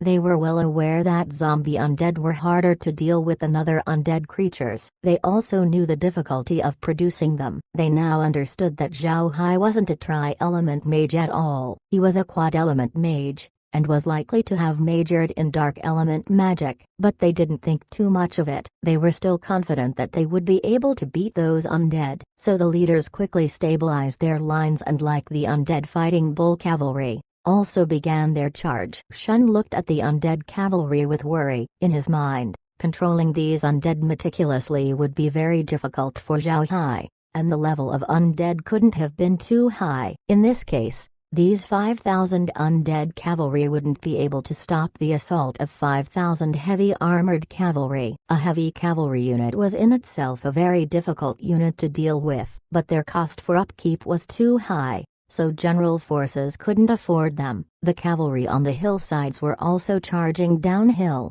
giving their power a huge boost compared to the uphill charging undead. The heavy cavalry believed that they will win the engagement and completely flatten the enemy. When the 4 units of cavalry clashed, the heavy cavalry immediately realized their mistake. They didn't expect that each and every one of these undead were terrifyingly fierce. Their striking force surprisingly reached 7th rank. Adding on to the fact that they weren't afraid of getting hurt or dying, these undead proved to be very difficult to deal with. The charge managed to cut away 3,000 of the heavy cavalry, a loss of more than half of their number. For these heavy cavalry soldiers, this loss was unimaginable. But what made them more sullen was the fact that their undead opponents barely managed to lose as much as they had. Although the knights' spears were inserted onto the undead's bodies, they could still function, and thus continue on to wave their maces around. What hit them the most was the fact that even though the undead's heads were smashed, they still managed to recover. They didn't imagine that fighting undead was this hard until they had fought with real undead today. This almost made the cavalry line collapse, but they were experienced soldiers who cannot be easily defeated. After they exchanged positions with the undead cavalry, they saw that they weren't too far away from Zhao Hai's carriage. The leaders of the heavy cavalry immediately issued a few cries. They didn't stop their charge and continued on towards Zhao Hai's carriage. They knew that as long as Zhao Hai gets eliminated, these undead would automatically disappear. However, the moment they resumed their charge, another group of undead appeared in front of them. These group were the same as the previous group. 5,000 fighting bull cavalry. The heavy cavalrymen immediately collapsed. They didn't imagine that another undead cavalry unit would arrive. When they saw the unit appear, they saw that their lives were in extreme peril. And at this moment, the initial group of undead cavalry behind them turned around. Now they were sandwiched both at the back and at the front. Looking dazed at the side of Zhao Hai, Shun didn't know what to say. He recovered himself and then turned to Zhao Hai. "Young master, how many undead do you have? You can control these many undead?" Zhao Hai smiled faintly and said, "Be assured, I can control as much." "And how many?" "I didn't count them, but from what I think, I should probably have about 700,000 undead." Shun stared at Zhao Hai. While stuttering, he said, "Young master, did you just say 700,000? Zhao Hai didn't speak but only showed a faint smile. Shu patted Shun's shoulder and said, "Shun, later as you stand by young master's side, you'll get to know that the young master has many secrets." Blockhead and Rockhead laughed. They were already used to the space's magical abilities. Only Shun, who was a new addition, would get surprised. At this time, the enemy cavalry were already eliminated. However, their mounts were kept alive at the orders of Zhao Hai. These heavy cavalry had a lot of magic beasts that Zhao Hai's space ranch didn't have. These were horse-type magic beasts, the lowest being 4th rank. Only 4th rank and above were the suitable mounts for heavy cavalry units. Because their armors were too heavy, lower-ranked beasts like the flame horses couldn't support their weight, and even if they could, they wouldn't have the endurance to travel long distances. So the magic beasts that heavy cavalry units generally select were either 4th or 5th rank magic beasts. And since horse-type magic beasts were mostly docile, they were the most suited ones to become mounts. Moreover, their carrying capacity was also fairly high. Even though they couldn't compare with bull-type magic beasts in strength, their temperaments were much better. These qualities made it so that the majority of heavy cavalry units in the continent would use horse-type magic beasts. Zhao Hai took these magic beasts, upgrading his ranch to level 9, making Zhao Hai very excited. Now he needs to find more beasts so that his ranch would reach level 10. He wondered what changes the ranch would undergo once it reaches that level. Then, Zhao Hai turned the 5,000 heavy cavalry into undead and stored them inside the space. After sweeping the battlefield, Zhao Hai undid the dark mist surrounding Ruian's convoy. Ruian was very anxious while inside the dark mist. They didn't dare exit in fear of offending Zhao Hai. Moreover, they also knew that their fate was now closely tied with him. If Zhao Hai lives, they live. If he dies, then they die. They were very afraid that they wouldn't survive inside Rosen Empire, so they chose to just stay put and wait. Inside the dark mist, they felt that years had come by. Every minute was extremely long. Zhao Hai's fog wasn't any ordinary fog. Not only could it block vision, it could also block sounds from entering in. Now the group was completely blind and deaf to the outside. It made them even more anxious. Just as Ruian was about to completely lose her patience, the dark mist suddenly vanished. Now, the group could see the outside again, completely out of their expectations. There was nothing there except from Zhao Hai's convoy. Not even a drop of blood could be seen on the ground. Zhao Hai wasn't in the mood to explain everything, so he had Shu inform them that they could proceed. Then he went back to his carriage and took the lead. Ruian, although confused and full of doubts, couldn't do anything aside from following behind. When evening came, They rested inside a small town. Zhao Hai's group had their dinner and then rested inside the space. On the other hand, Ru Yan couldn't fall asleep. She called Jill and Gonza, the head guard, over to her room. Now that she couldn't sleep, she decided to have a discussion with the two. Ru Yan looked at the two and said, "What do you think about today's matter?" Gonza and Jill looked at each other. Jill opened his mouth first. "Your Highness, I reckon that a battle had taken place outside the mist. Although the place was cleaned up,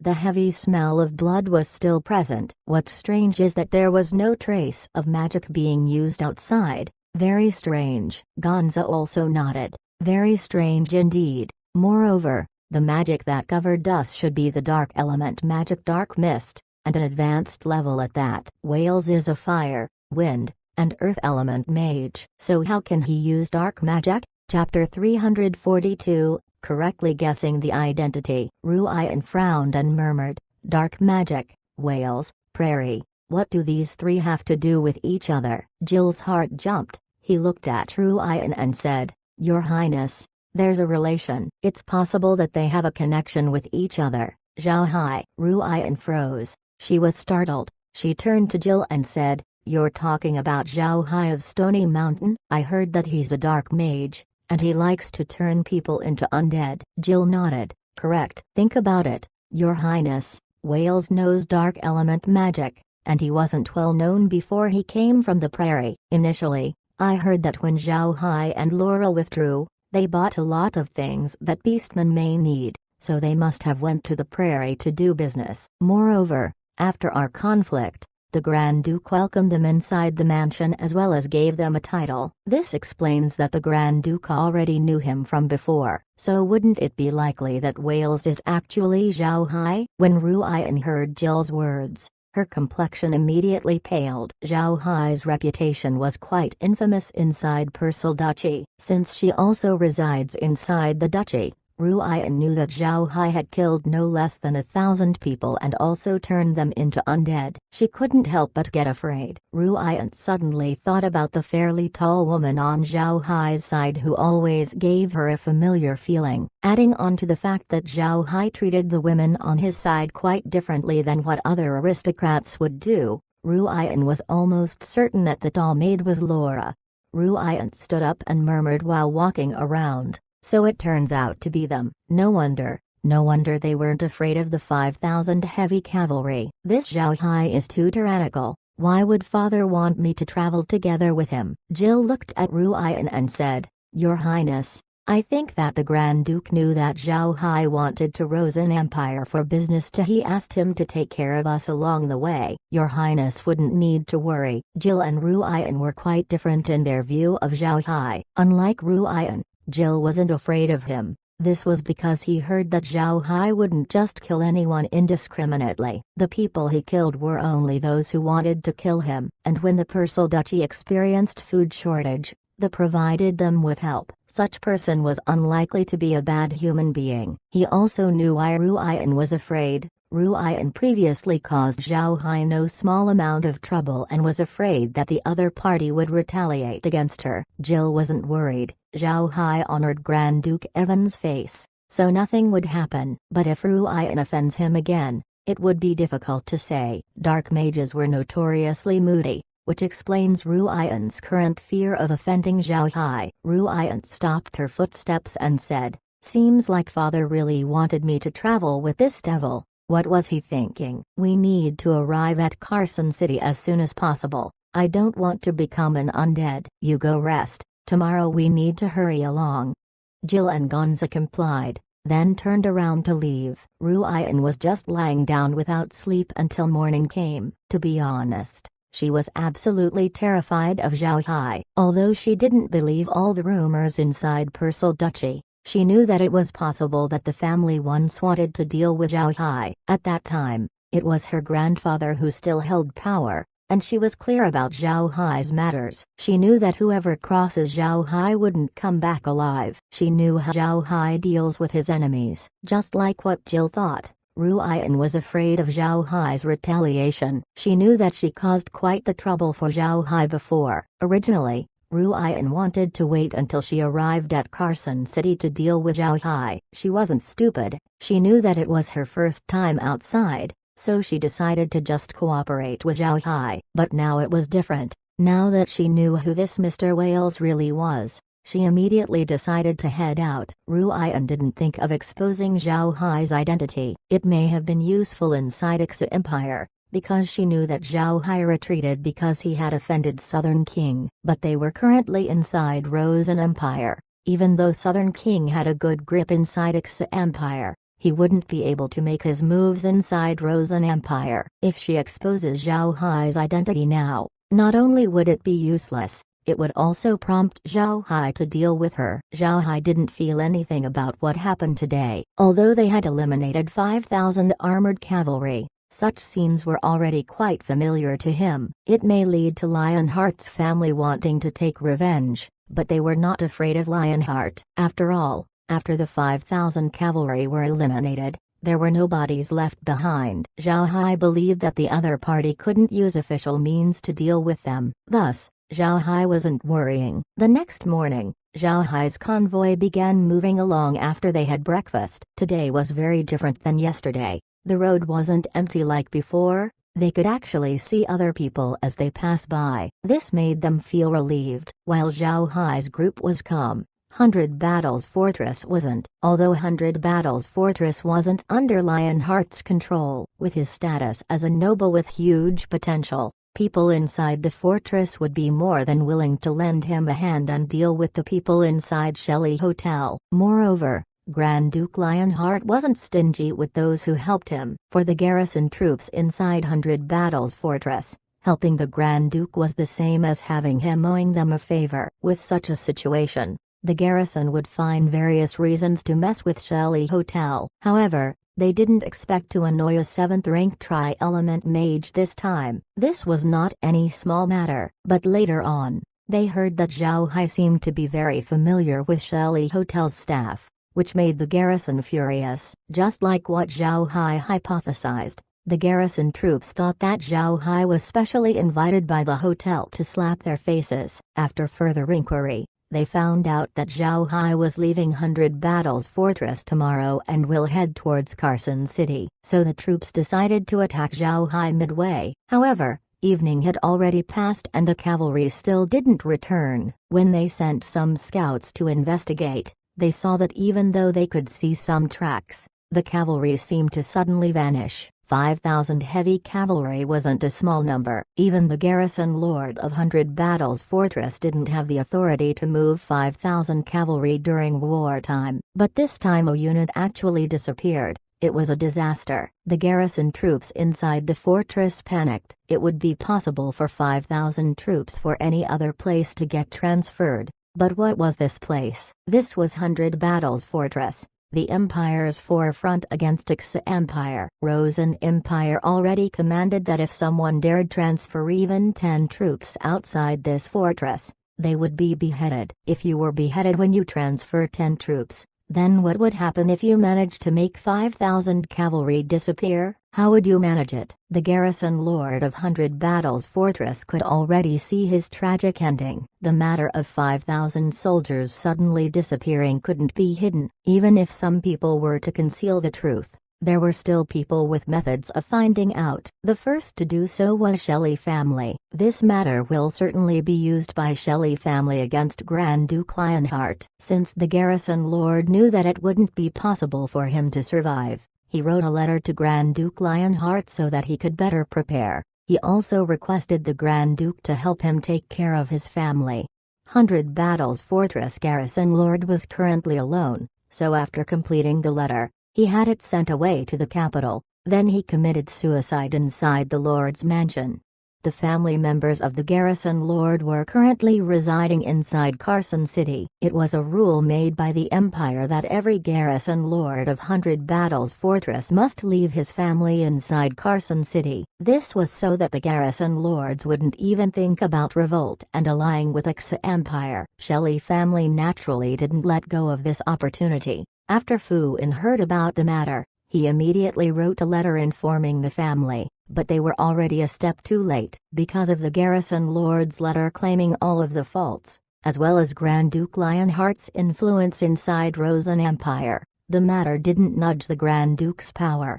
Still, Shelley family was very grateful to Zhao Hai. They knew that the missing 5,000 cavalry was related to him, although they didn't believe that Zhao Hai could deal with 5,000 cavalry. They knew where the 5,000 was headed, which was towards Zhao Hai. So Shelley family began preparing to send people to protect him. Zhao Hai didn't know about any of these. The convoy was still moving slowly on the road and stopped to rest during the evenings. There wasn't any point of peculiarity. However, Zhao Hai noticed an issue with Ruian's convoy. Although the two departed at the same time, the other party seemed to put a lot more distance between the two of them. Zhao Hai was very confused as to what Ruian was doing. During the evening, Ruian appeared very solemn, and she surprisingly chose not to eat at the dining hall, but instead she had the hotel deliver her meals to her suite. She looked like she was hiding from Zhao Hai. After Zhao Hai and his group had eaten their meals, he looked at Laura and asked, "If you say that Ruian was still angry, then why did she seem to be running away from us?" Laura coldly snorted, "Maybe it's because she didn't want to be implicated. After all, people wanted to deal with us because of our connection with Shelley family. She might be afraid being associated with us, so she just hid." Zhao Hai said, "Will it? Grand Duke Lionheart surely knows that she traveled with us. Wouldn't her efforts to hide be futile?" Laura sneered, "Who knows, maybe the young lady thinks like that." Chapter 343, Mercenaries. Ruian became even more alienated to Zhao Hai these past days, but she was actually happy with it. She didn't want to associate with Zhao Hai. He was too scary. At this time, Zhao Hai was somewhat surprised these past few days. It had been 7 days since they were attacked outside 100 Battles Fortress, but they didn't encounter any other ones in the 7 days that had passed. This was beyond his expectation. Naturally, he didn't know that 100 Battles Fortress garrison lord's body had already gone cold. This absence has created a power vacuum inside 100 Battles Fortress that a lot of people inside Rosen Empire wanted to fill. Because of this, there simply wasn't any time to consider Zhao Hai. The position of 100 Battles Fortress garrison lord actually didn't have that huge of an authority inside the fortress. Although there were civilians living there, the majority of its inhabitants were still the garrison troops, and only during wartime did the garrison lord have jurisdiction over these soldiers. However, 100 Battles Fortress was placed in a very lucrative position. This was one of Rosen Empire's entrances, so every day tons of merchants would pass through here. The tariffs as well as the loot they receive from the bandits would add up to be a lot of money. Because of this, the position of garrison lord would be changed every 5 years. But, even with this time restriction, there were still a lot of nobles who were crazily trying to take on the position. But this situation wouldn't likely to last long because 100 Battles Fortress was after all the Empire's shield. So the position of garrison lord had already been decided during these few days. This unusual situation was caused by the garrison lord's suicide. Otherwise, the position wouldn't be vacant for such a long time. Now that the matter has passed, the implicated Grand Duke Lionheart naturally hated Zhao Hai. Although the garrison lord wasn't his direct subordinate, they two of them had a good relationship. It was an unexpected event that Zhao Hai managed to compel the garrison lord to kill himself. The Grand Duke not only failed to solve his problem, he also suffered no small amount of loss, eventually benefiting Shelley family. At this moment, how could Lionheart resign? So he naturally had to think up ways to deal with Zhao Hai. Although Zhao Hai didn't know that Grand Duke Lionheart had pulled back in order to prepare, he didn't reduce his vigilance. He was very clear that defending the Grand Duke inside Rosen Empire was just like offending Southern King inside Ixa Empire. The reason they had such slow journey these past few days was because Zhao Hai needed to inquire about Lionheart's affairs. Grand Duke Lionheart really did have a large power and influence inside Rosen Empire. He found out that although Lionheart was titled a Grand Duke, he wasn't always inside his duchy but instead handled matters inside Carson City. This was because he was a trusted subordinate of the current monarch, handling the job of the empire's head lord of the treasury. It was a position carrying a large weight, This was also the reason why he had the gall to face against Shelley family. After knowing these information, Zhao Hai became more careful. He knew that because he managed to annoy such a character, his future days wouldn't be any peaceful.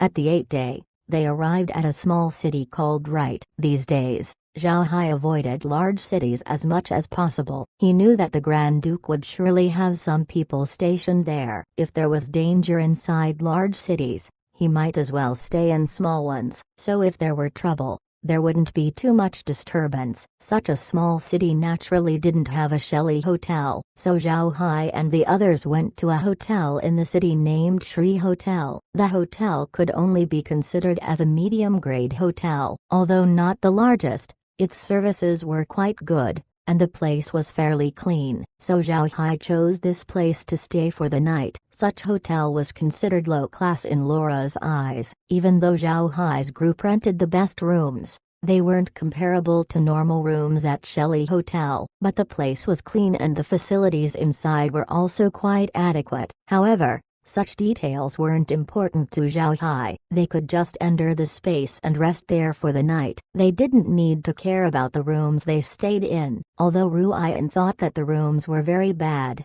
she didn't dare say anything. After guessing Zhao Hai's identity, Ruian's plots basically vanished. She was afraid of offending Zhao Hai any further. It was already quite late when the group checked in, so they settled their things and then headed to the hotel's dining hall. The dining hall was also quite simple. It was on the hotel's first floor, and its size wasn't that small. It was enough to house 100 guests dining together. As soon as Zhao Hai's group entered the hall, the hubbub of the guests quieted down. On these medium-grade hotels, mercenaries were the common customers. They didn't only live here, they also received tasks while in the hotel, making the hotel's profits quite good. But these mercenaries were mostly quite rowdy. They drink while blabbering their mouths, take huge chunks of meat per bite, and adding on to the fact that it was the end of the day, and they had nothing else to do, they would congregate inside the hotel's dining hall. Zhao Hai was acting as a nobleman. When looking at his clothes, one would think of those young masters. Their appearance was quite unusual inside the hotel. There were no such young masters willing to stay at these kinds of establishments, especially in hotels where mercenaries were staying. Thus, when Zhao Hai and the others entered the dining hall, everyone immediately quieted down. They looked at Zhao Hai, and when they saw Laura's eyes, their gazes immediately turned green. Zhao Hai looked at the mercenaries, then had Laura and the others sit down. They ordered a bunch of dishes for the hotel staff to prepare. At this time, the mercenaries resumed their ruckus, returning the hall's atmosphere to the bustling scene it was before. But Zhao Hai felt that these mercenaries were paying attention to them, making him feel uncomfortable. At this time, a drunk stood up from their table and drunkenly headed towards Zhao Hai's. He reached out his hand towards Laura's veil and said,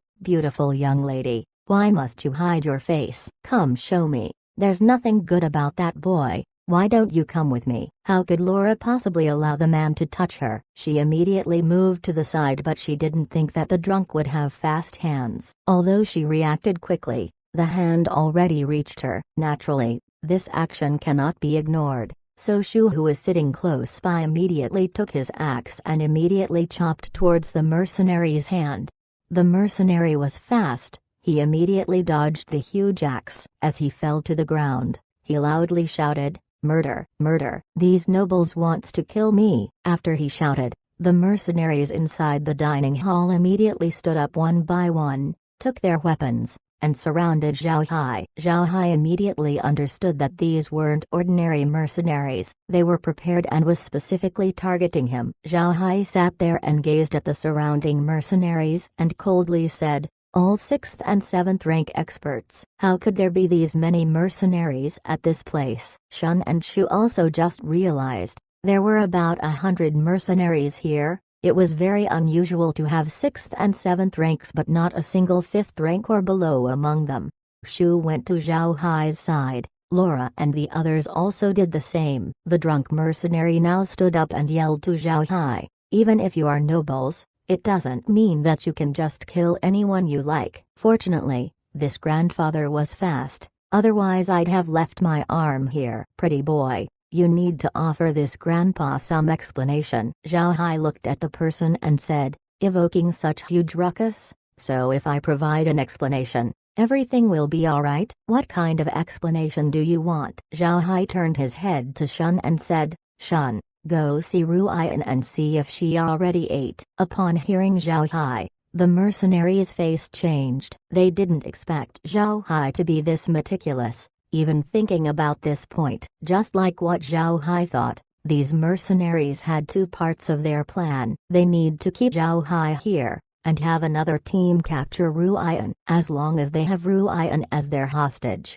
Zhao Hai wouldn't have the guts to retaliate. However, they didn't think that Zhao Hai would make Shun go to see Ruian. The mercenaries now hope that their companions have accomplished their part. Still, they need to give their companions time. So the mercenary, upon seeing that Shun was getting ready to leave, immediately commanded, brothers, we cannot let him leave. Then the mercenary took his weapon and attacked Zhao Hai. The man's weapon was a short-handled broad axe. In a small place such as this dining hall, this was the most suitable weapon. But when he moved, Shun immediately threw his hidden weapons while Shu produced shadows to surround the group. To the two, Zhao Hai's security was the most important. As for Ruian, did she have any significance to them? Zhao Hai just stood there quietly looking at the mercenaries, but in his mind, he was in contact with Kair. He wanted to have Kair see Ruian's situation. The information he received made him startled. Ruian was already captured by the mercenaries. All of her escort guards were killed. Only Ruian, Jill, and the two maids were kept alive. The mercenaries' methods were quite ruthless. Zhao Hai's expression sank. It seems like this group was not simple. They weren't stingy in their methods of attaining their goals. Such people were very hard to deal with. Chapter 344, Keeping Count. But Zhao Hai didn't go and save Ruian right away. He didn't want to expose his true capabilities this early. These people wanted to use Ruian to threaten him,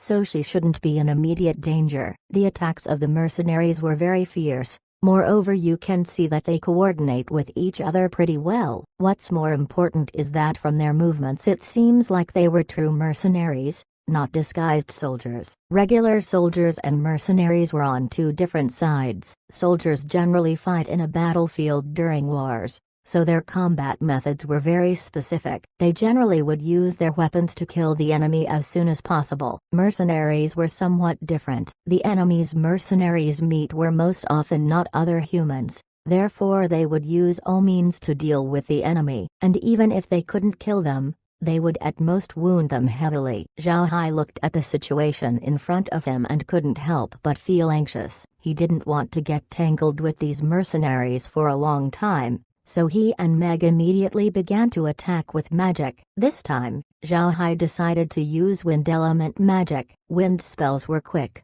and was very effective inside a small space like this. Meg also happens to be a wind element mage, so naturally she would use spells of this element. Since Shun couldn't go out and see Ruian, he decided to fight as well. At this moment, Zhao Hai else came to know how fierce Shun was. Just like what Shu said, Shun really lived up to his name of eight-armed demon. One after another, an uncountable number of hidden weapons were thrown out, and these hidden weapons were doused in poison, giving these mercenaries a lot of difficulties. With the help of Zhao Hai and Meg's magic, these mercenaries slowly got taken out one after another. When the drunk mercenary saw this, he immediately called out, "Retreat!" Then he ran away along with the other men. In a blink of an eye, all the mercenaries in the dining hall vanished. There was nothing else left but shattered chairs and tables as well as Shun's hidden weapons laying across the ground. At this time, the manager who was hiding behind a door approached while trembling.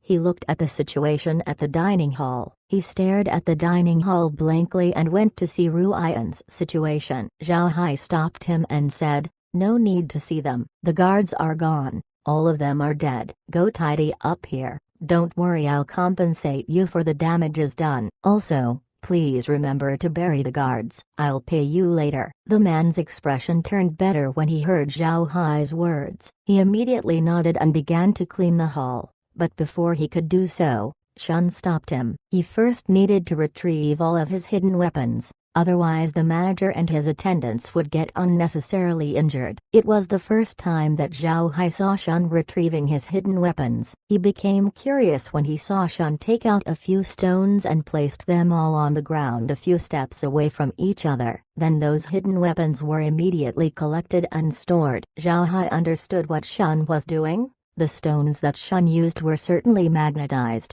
therefore he could easily collect his hidden weapons. Moreover, Zhao Hai also noted the unnoticeable gloves that Shun wore, which were tight-fitted to his hands. It was only noticed this time when Shun was retrieving the weapons. No wonder Shun didn't get affected by his own poisons. It turns out that it was because of this glove. After his task, Shun wasn't asked by Zhao Hai to help tidy the place up. Then the group immediately went to their rooms. Zhao Hai also asked the manager to deliver their ordered dishes to their room, as he gave a hefty tip, making the manager very happy.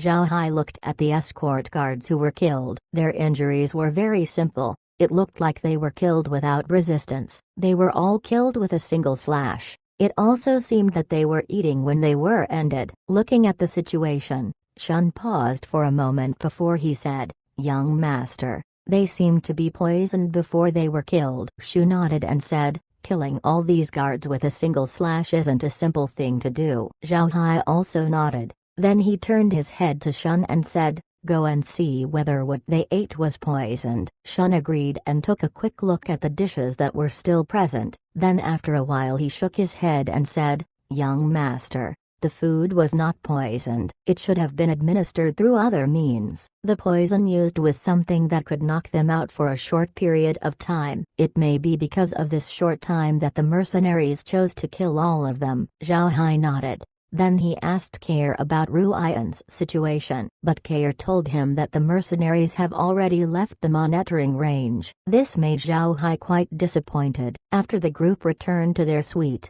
Laura asked Zhao Hai with a calm face, "Brother Hai, do you think Grand Duke Lionheart may have a hand in this?" Zhao Hai nodded. "Definitely. We didn't have any enmity with any other person inside Rosen Empire, so it could only be Grand Duke Lionheart. I just didn't expect him to resort to such methods." Shu seriously responded, "Young master, this is not strange. Grand Dukes tend to control a few mercenary groups. Even though these groups do ordinary mercenary work, when tasked with a certain order, they would immediately execute it. The group this time seems to belong to Grand Duke Lionheart." Zhao Hai nodded. At this time it was Meg who worryingly said, "Young master, we should go look for young Lady Ruian, for her to fall to their hands. Who knows when an accident might happen." Zhao Hai felt that what she said made sense, so he immediately had a blood hawk carry the ghost staff and go search for Ruian. The city wasn't that big. If they couldn't find Ruian, then the mercenaries could only have gone out of town. The hawk flew out the city and followed the road towards Carson City. Zhao Hai believed that the mercenaries would certainly bring Ruian to Carson City. Moreover, they had quite a few wounded among them, so they should be moving slowly.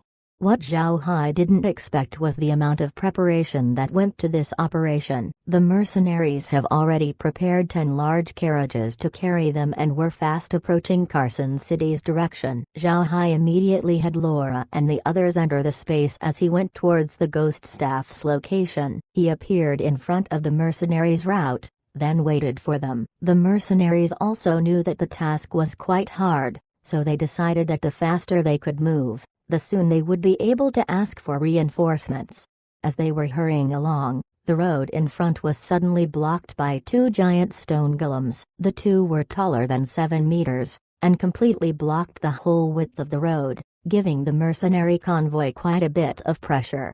When the mercenaries saw the 2 golems, they knew that Zhao Hai had certainly come. They already received intel about Zhao Hai, so they knew that their opponent was a tri-element mage. The convoy immediately stopped as some men fetched Ruian to come over. The mercenary who tried to touch Laura's face back then looked at Zhao Hai, who was standing behind the stone golems, and said, "Whales, be obedient and stay put. Otherwise don't blame me for being impolite." "Do you know who this is?" "It's Purcell family's young lady. Being a man of the Purcell Duchy, if something happened to the young lady, What would you do? Zhao Hai looked at the mercenary and showed a faint smile. It seems like you really looked into my affairs. But did you find out that I don't have any relatives inside Persal Duchy? This time, I came to Rosen Empire in order to settle here and not go back to Persal Duchy. Even if you kill the young lady, it wouldn't have anything to do with me. Persal Duchy is only a mere territory.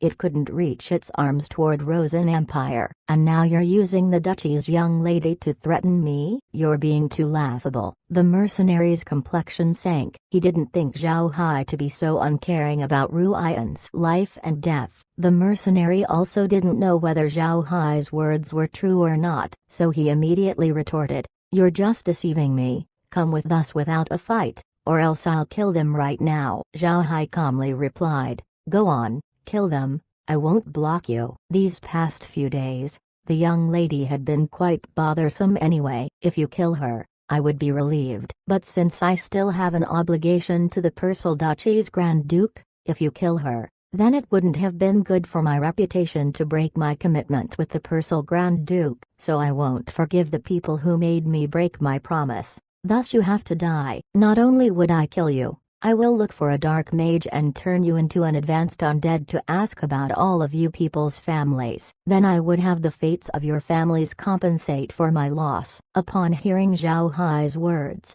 the mercenaries couldn't help but shiver. They didn't expect such words to come out of Zhao Hai's mouth, but they didn't doubt him. There were some people who would actually do those things, and they never wanted to cross those people. Such people were the least likely persons that the mercenaries would offend, because such people were much more devious than mercenaries. The mercenaries looked at each other. They knew that using a hostage wasn't enough to deal with Zhao Hai. What they didn't know was at this time, Zhao Hai suddenly made his move. Forvind appeared under Ruian and attacked the mercenary holding her. The mercenary fell to the ground, letting go of Ruian. When the other mercenaries managed to respond, Ruian's body was already wrapped by the vines. When the mercenaries rushed in, the stone golems also attacked. At the same time, Zhao Hai's magic fell on the opposing group. The mercenaries had no chance to escape and was immediately killed by the spells. Then Zhao Hai waved his hand as the ground below the four captives fluctuated,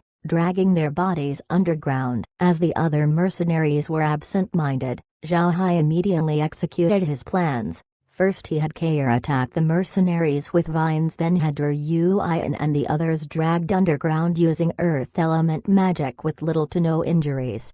Regarding the 100 or so mercenaries, Zhao Hai turned them into undead. With what these mercenaries did, killing them would be too cheap of a punishment, so he turned them into his eternal servants. After killing the mercenaries, Zhao Hai didn't care about their carriages and instead went straight back to the hotel and then placed Ruian and the others to their rooms.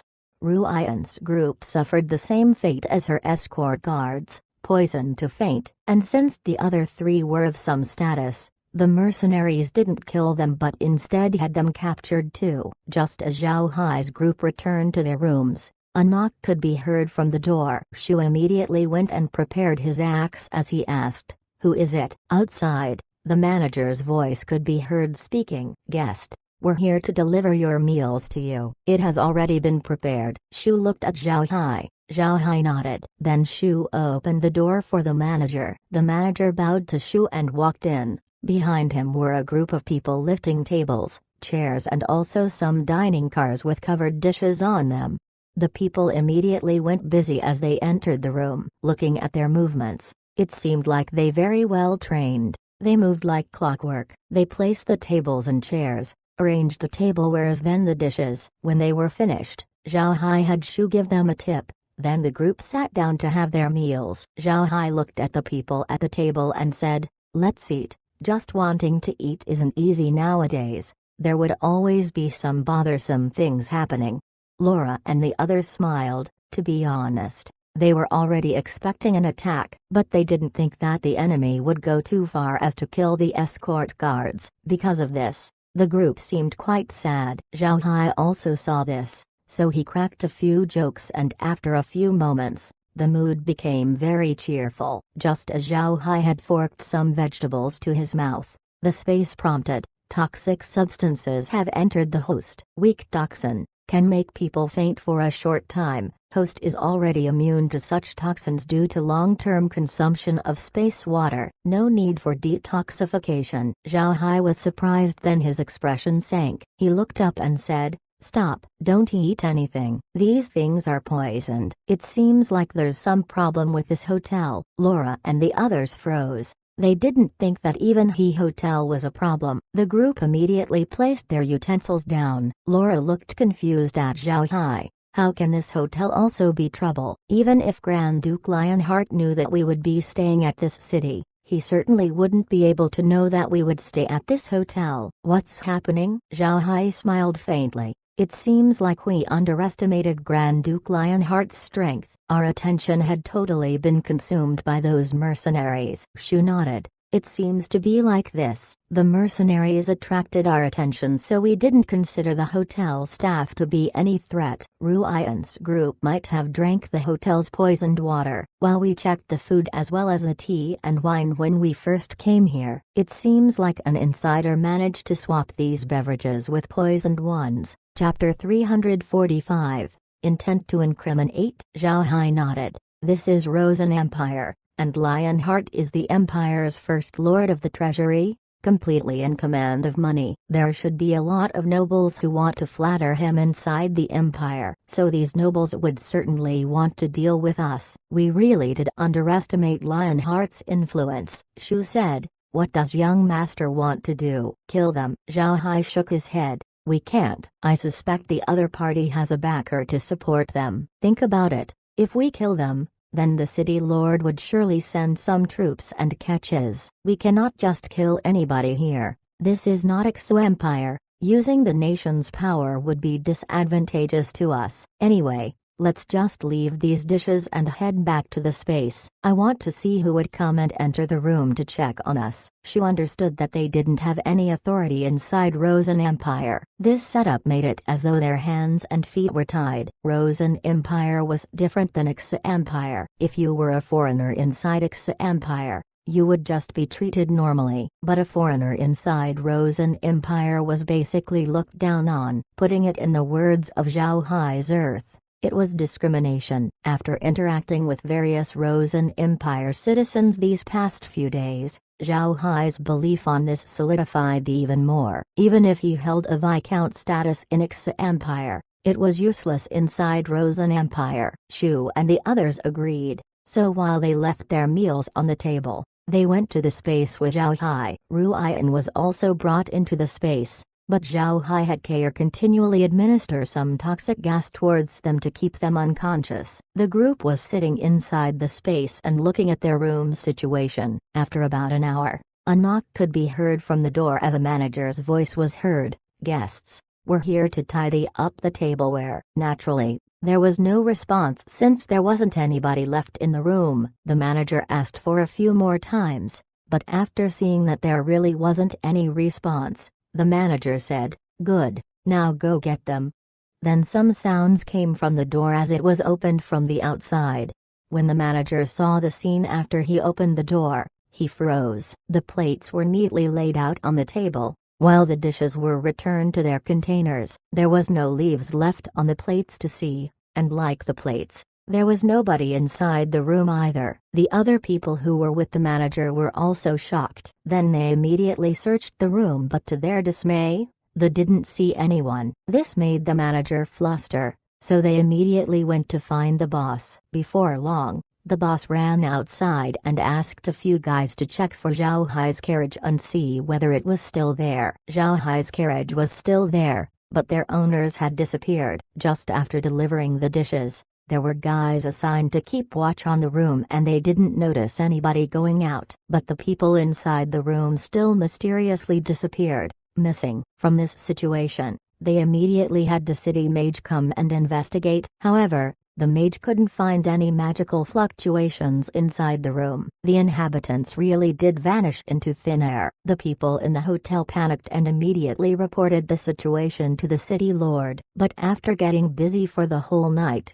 they still didn't get any result. In the middle of the night, they felt that the room was very creepy, so they left. They didn't know that the whole spectacle was seen by Zhao Hai. Zhao Hai felt like he was watching monkey drama. seeing them getting busy inside the room but retreated with impatience. Laura looked at the monitor and turned to Zhao Hai. Brother Hai was right. The city lord did have a hand in the operation. Otherwise, how could the city's defense force arrive so quickly? It seems like they were paying attention to us. Zhao Hai nodded and said, looks like they really wanted to deal with us using official means. Now we must be even more careful. Laura frowned. To use official means to deal with us will be difficult to do. We're currently inside Rosen Empire after all. Zhao Hao turned his head to look outside the window. He sighed and said, looks like we can only bring the young lady to Skywater City with us. If we bring her to Carson City, then she'll surely be killed. Laura nodded, then sighed as she said, this young lady will certainly be beset with disasters. It seems like she could only travel with us. Zhao Hai frowned. It's no problem if she follows us, but it's just very inconvenient. She's really causing us so much headache. Laura smiled bitterly. She didn't know what to reply. The group talked about other matters, and when they saw that the sky was getting late they had Stonehead keep watch on the monitor as the rest went to sleep. The next morning, Zhao Hai and the others had their breakfast inside the space. When they looked at the monitor and sees that there was nobody there, the group immediately went out of the space and returned to the hotel. The manager didn't clean up, but Zhao Hai just looked around the room as he said, go wake the young lady. We'll be going out. Meg nodded as she patted Ruian's and the others' faces while calling out their names. Not knowing what just happened, Ruian and the others groaned while slowly opening their eyes. Upon opening her eyes and seeing Zhao Hai at the side, Ruian cannot help but freeze. Then she looked Zhao Hai and said, why are you in my room? Who made you come in? Zhao Hai frowned. Then he turned to Laura and said, explain everything to her. Laura complied. Then she explained to Ruian the current situation. Ruian also somewhat recovered and discovered that she was not inside her original room. Jill and the other two also woke up. They didn't say anything and just listened to Laura. They also immediately understood the current situation. When they heard that all of Ruian's guards were killed, the four people's face couldn't help but turn pale. They didn't think that they would reach this kind of situation. Until the time Laura finished speaking, the group's face were very pale. They didn't think that such number of lives were lost while they were asleep. Zhao Hai looked at Ruian and said, young lady, you now have two choices. First, you can follow us. Second, we will deliver you to the nearest large city and Shelley Hotel. They will guarantee your safety while I deliver a letter to the Grand Duke to request for your pickup. Then you can go home. So, would you rather follow us, or wait for the Grand Duke to fetch you? Zhao Hai preferred the latter choice of leaving Ruian inside Shelley Hotel than go informing Evan to fetch her. This would mean that his troubles would be reduced by one. Hearing what Zhao Hai said, Ruian stared for a moment before saying, I want to go to the hotel, then go home. Ruian herself didn't want to travel far away. Now with the current situation, it was very certain that she wouldn't want to travel with Zhao Hai. She knew that if she managed to annoy Zhao Hai, she would be in immediate danger. Hearing her decision, Zhao Hai's heart relaxed. He really also feared Ruian traveling with him. However, before Evan sends for her return, he still had to take care of her for some time. He thought for a moment before he nodded. Good, let's wait until the next large city, then we'll have you stay inside a Shelley Hotel there. From there, I would send a letter to Grand Duke Evan, and after receiving his reply I would leave. Ruian nodded and didn't say anything more. Zhao Hai looked at the time and said, good, let's go. The Shu opened the door to allow them to exit. When the group reached the door, they managed to see the manager who came from cleaning the room downstairs. Looking at the group coming out of the room, the broom on his hand fell down, then stared blankly at Zhao Hai and the others. Zhao Hai looked at the manager and said with a faint smile, Manager, I must thank your services. Last night was very satisfying. Shu, give the manager a gift. Shu complied and then gave a gold coin to the stun manager. The manager was still gawking, thus making the gold coin slip through his hand, landing on the ground and making a clear sound which awakened him. The man looked at Zhao Hai's group as though he just saw a group of ghosts. After staring at Zhao Hai for a long time, The manager screamed loudly and ran downstairs. He didn't even have a chance to get the gold coin on the ground. Looking at the manager's reaction, the group couldn't help but laugh. They quickly walked and headed downstairs. When they reached the first floor lobby, they saw the people of the hotel looking very alarmed as they looked at the soldiers standing outside. Zhao Hai looked at the battle formation and said, "Boss, check out." The thin boss told Zhao Hai, "Mr. Guest, there are a few soldiers looking for you outside." Zhao Hai looked at the boss' eyes coldly and said, "Really? Then have them come in."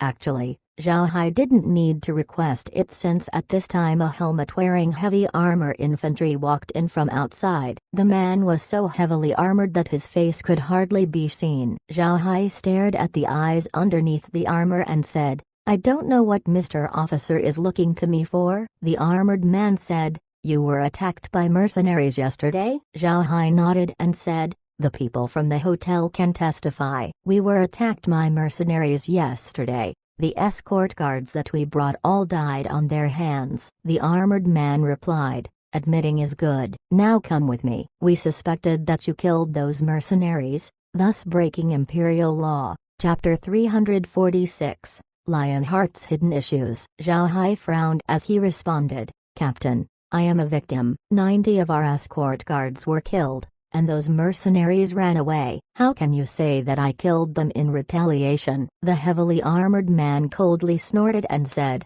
"Don't waste your breath. Some people already seen that the mercenaries were killed. I suspect that you have killed them. Now come with me." Zhao Hai looked at the man coldly, "Captain, I think that you don't know what you're doing. I am a noble of the continent, a recognized noble of the continent. You have no right to place unwarranted suspicions on me. Now get the hell out, or else I won't be polite with you." The armored man's gaze also turned cold. "So you don't intend to cooperate? Then don't blame me for being."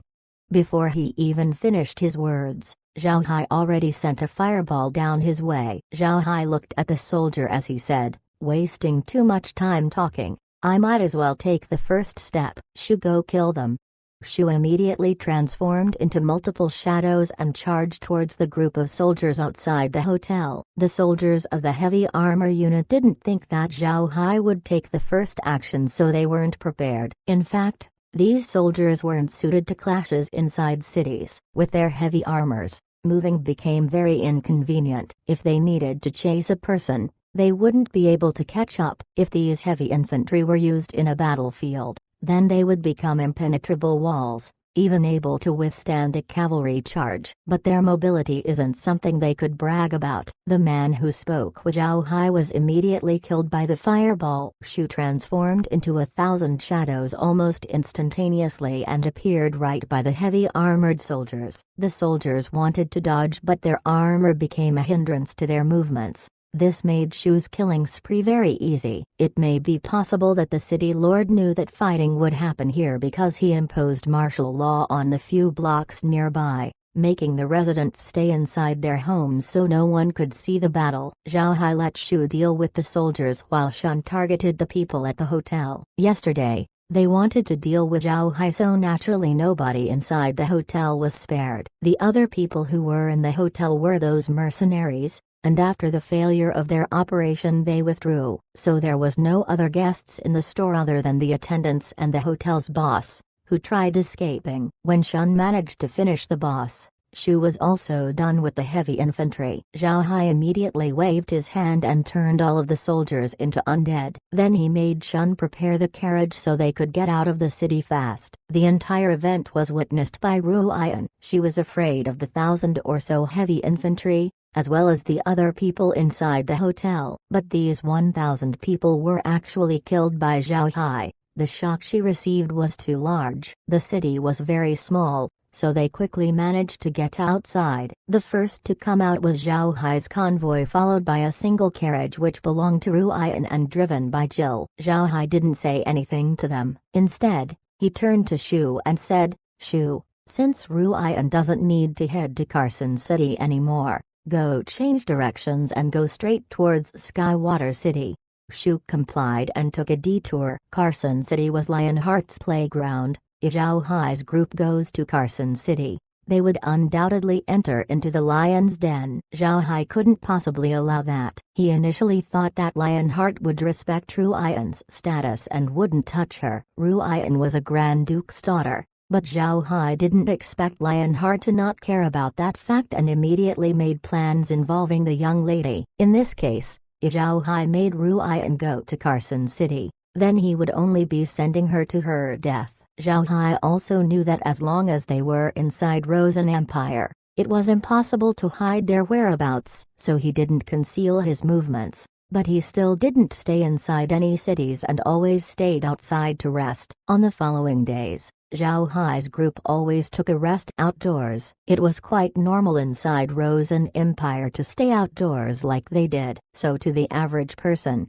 what Zhao Hai's group were doing wasn't strange. But Zhao Hai's situation was quite special. Almost every night, some people would go and attack them. Sometimes they were mercenaries, sometimes they were a city's garrison. There was no time for them to stay for a long time. Zhao Hai became used to this. When they were moving inside their carriages during the they would sleep. In the evening, they would be fighting against the attackers. Everywhere they go they would get attacked, further terrifying Ruian. This routine of traveling and killing went on for 7 days, but they still didn't manage to find a city with a Shelly Hotatellade in it. Moreover, during these 7 days, Zhao Hai had managed to surprisingly kill 5,000 people. Looking at the amount of undead Zhao Hai had amassed, Ruian felt her hair stiffen. To her, Zhao Hai's name became synonymous with the devil. Zhao Hai also became very impatient. He didn't dare enter a city in order for Lionheart to be unable to use official means to deal with them. He didn't want to face against the judicial system of Rosen Empire. If that happens,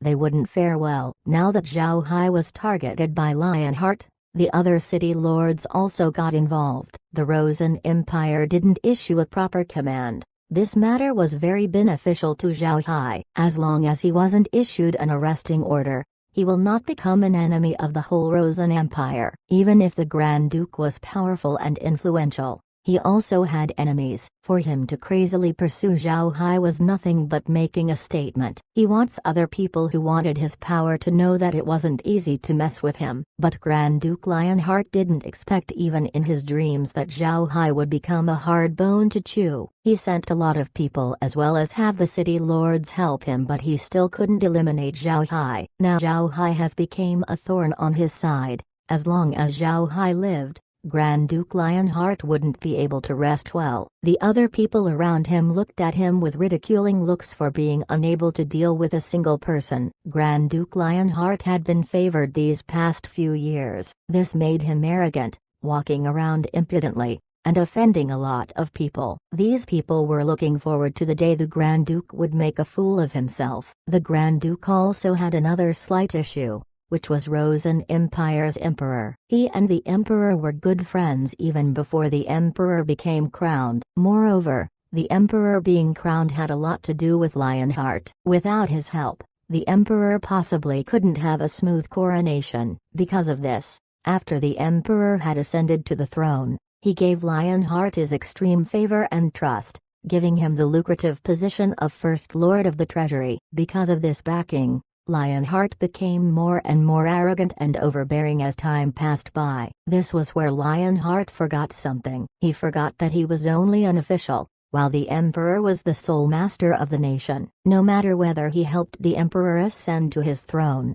was his best friend, say good things to him, but if Lionheart begins to threaten the crown's position, the emperor wouldn't be polite. This time, when Lionheart was going after Zhao Hai, he only released a message, but there were a lot of city lords who answered. It showed how much influence he had, and the greater influence he had, the more the emperor was dissatisfied with him. This point didn't strike Lionheart, since he was fully absorbed in dealing with Zhao Hai. However, the Grand Duke's enemies wouldn't let go of this opportunity. From time to time, these people would report Lionheart's activities to the emperor. At the same time, they also reported about his attitude. Although these points eventually convinced the emperor, He stood back and didn't reprimand Lionheart. But these people already knew that the Emperor now placed his sights on Lionheart. Zhao Hai naturally didn't know of these. He was still very annoyed by Lionheart's daily attacks. These days, the attacks had become more and more fierce. This gave Zhao Hai a very difficult time because it was impossible for him to release hundreds of thousands of undead inside Rosen Empire. If he really did that,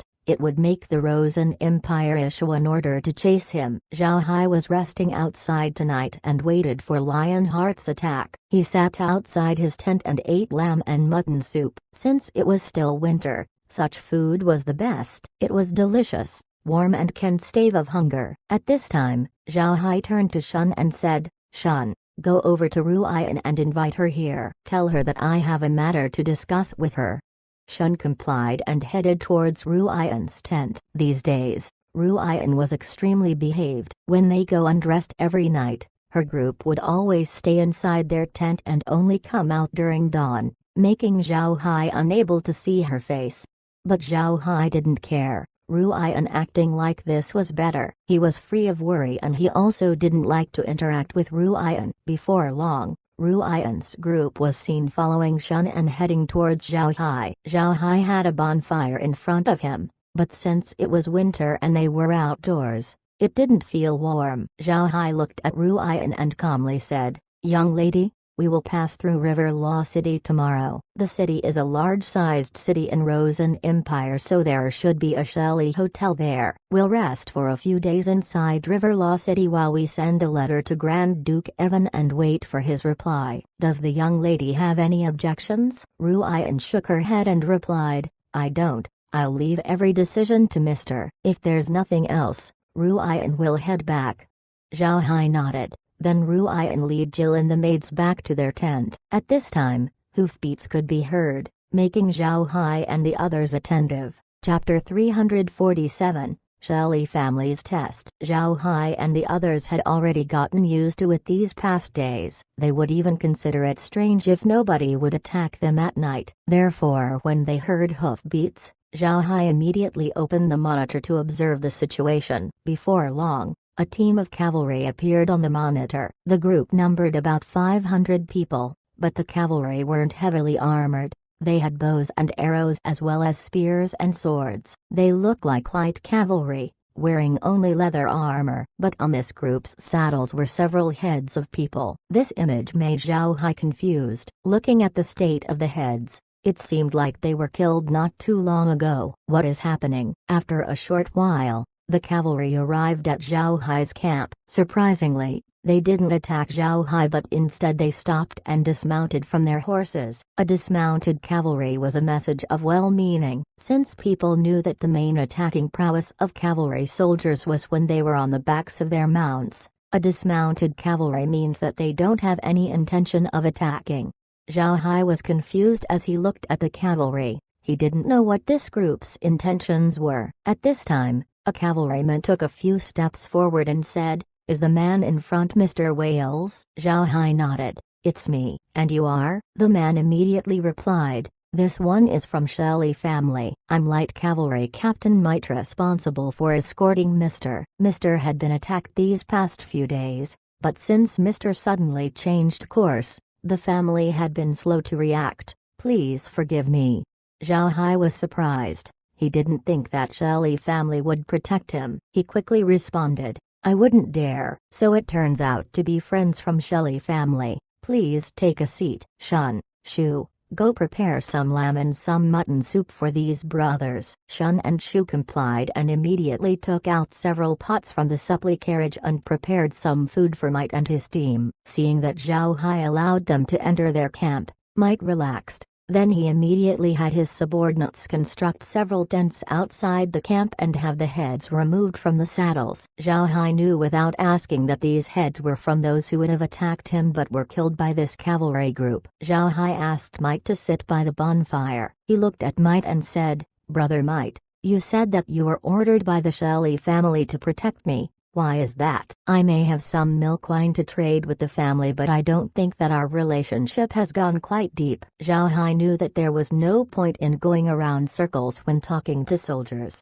so he got straight to the point. "Sure enough, Might immediately answered, Mr. is too polite. Although Mr. only had some milk wine trades with the family, he has helped us a lot before. Mr. once saved the hotel at 100 Battles Fortress, which made the Grand Duke go after Mr. The family felt responsible for the incident, so we wanted to send someone to escort Mr. But our family had been suppressed by Grand Duke Lionheart for so long, so I was only able to arrive today. Upon hearing might, Zhao Hai knew that he managed to reach Shelley family from his recent actions, making the family send him some guards for protection. This was a good start. Zhao Hai smiled and said, "This is nothing. We are partners and I just happened to be there at that time and those people took me as an excuse, so I naturally couldn't just ignore it. I did it not to help the family but to save my reputation." Might laughed and said, "Mr. says this,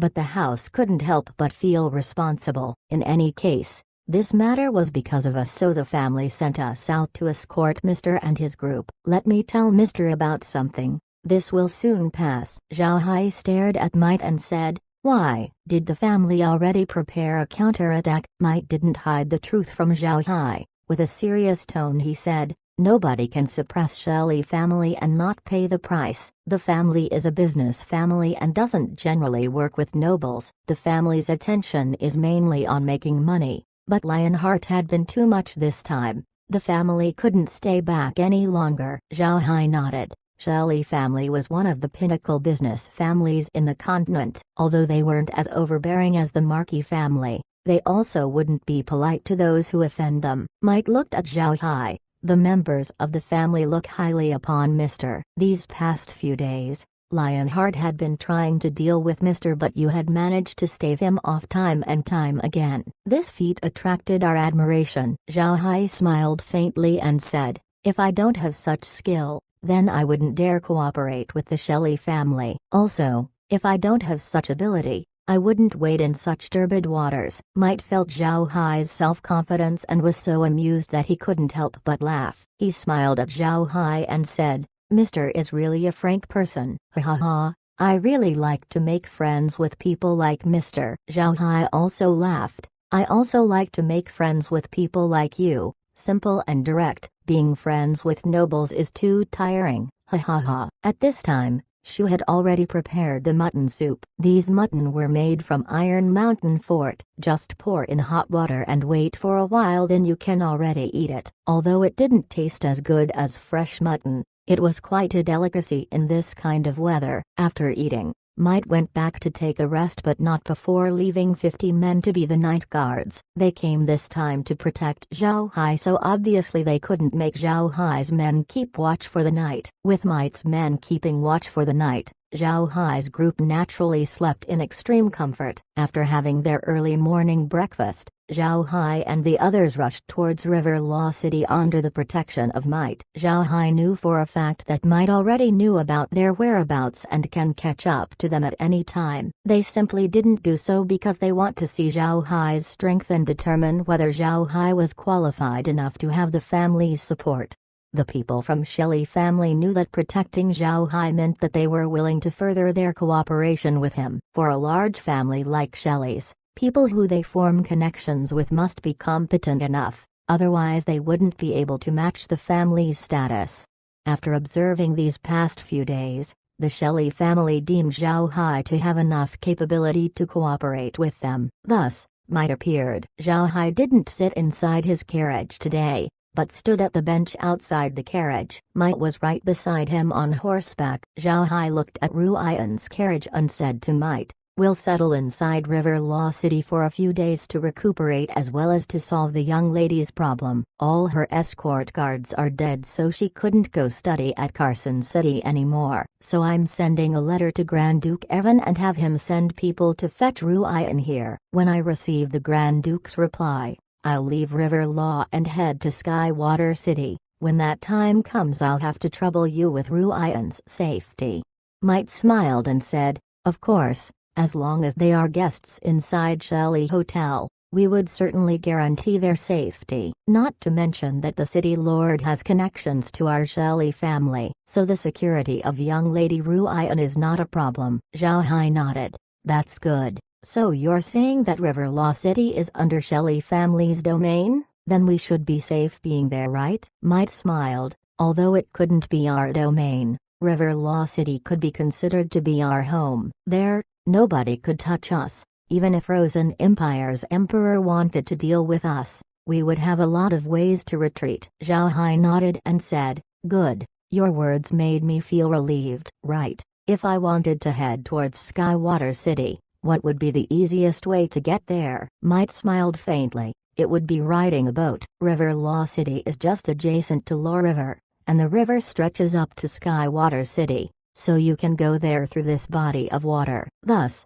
if you want to travel quickly to Skywater City, traveling by boat would be the most convenient method. Zhao Hai nodded. Good, then we'll wait for the boat passing through Law River. Right, you don't need to protect me anymore when I head towards Skywater City. Also, how much do you know about Skywater City? Might smiled. Not very much. You should know that Shelley family's headquarters isn't inside the Empire, but the clan had been planning to move here. Although the Empire isn't very likable, they have one thing right, which was being at the dead center of the continent. Not only did it place at the center of the continent, its waterways were also very suitable for trade. So the family had always wanted to move the headquarters to Frozen Empire, and Skywater City was the city that was of the most concern to us. It is a natural harbor, able to dock large-sized ships, and from there, you could head directly south towards Ocean Waves Dynasty. Directly towards north,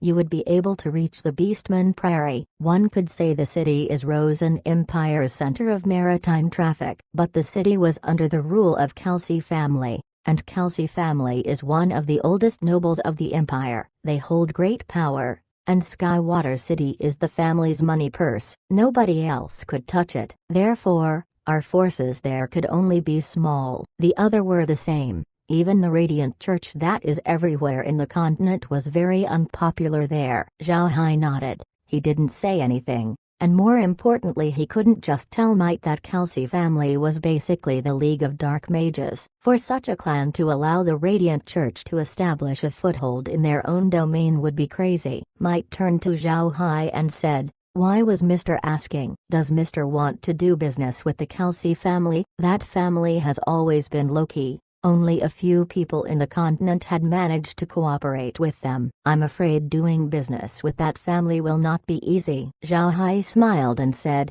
"I'm just saying this. You should know that I have a business inside the prairie, and Skywater City has a harbor that could be used to head towards the prairie directly. And the tax also wasn't high, therefore I decided to go to that city to do business. Moreover, I also heard that the entirety of Skywater City is controlled by Kelsey family. So if I go there, how could Grand Duke Lionheart be able to touch me?" Mike nodded. He absolutely wouldn't dare. Everyone inside Skywater City reports to Kelsey family. As long as you settle there, even if the Frozen Empire's emperor wanted to catch you, he would still need to go through Kelsey family. It was precisely because of this that a lot of merchants gathered in Skywater City for the protection of Kelsey family. Zhao Hai didn't expect that the Kelsey family would have such control over Skywater City, but it was better for Zhao Hai. With this kind of control, nobody would be able to mess with him. The group didn't hurry along, but when people on the road see them, they would immediately make way. The cavalry had hung the family flag of Shelley family. At this time, if someone dared to attack them, they would be offending the family. There wasn't a lot of people in the continent who had such guts. If Shelley family really put their foot into it, even the Frozen Empire Emperor would need to behave temporarily. Only a fellow like Grand Duke Lionheart, who did not know about the immensity of heaven and earth, would offend someone like the Shelley family. Although if you were to mention a merchant family, the first thing to come into people's mind would be Marquis family. It was because the Marquis family was too overbearing and thus left very deep impression on the people in the continent.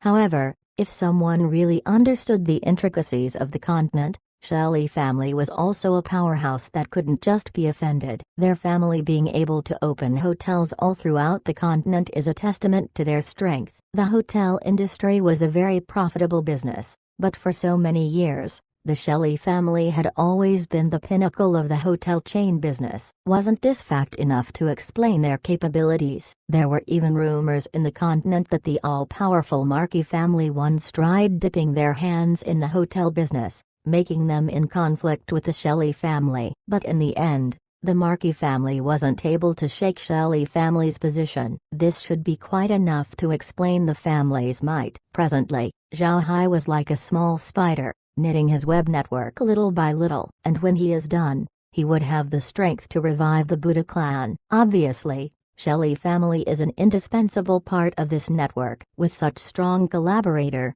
Zhao Hai's network will be more robust and be more resistant to getting blown away. Without stopping, the convoy could already see River Law City when noon came, but there was still a ways to go. Although they could see the city's shadow, it would still take them 2 hours of travel to reach there. Zhao Hai and the others simply ate inside their carriage and didn't stop, and Might, who was beside their carriage, just munched on some dry rations and continued on without stopping. Chapter 348, River Law City. It was in the afternoon when Zhao Hai's convoy reached River Law City. Not only was River Law City right beside Law River, the water used for its moat was directly sourced from the river itself. They artificially redirected a small portion of water from the river, effectively making a branch route for the water to pass through. Because of this, aside from the ordinary city gates, there were also 2 water gates allowing mid and small-sized ships to approach the city.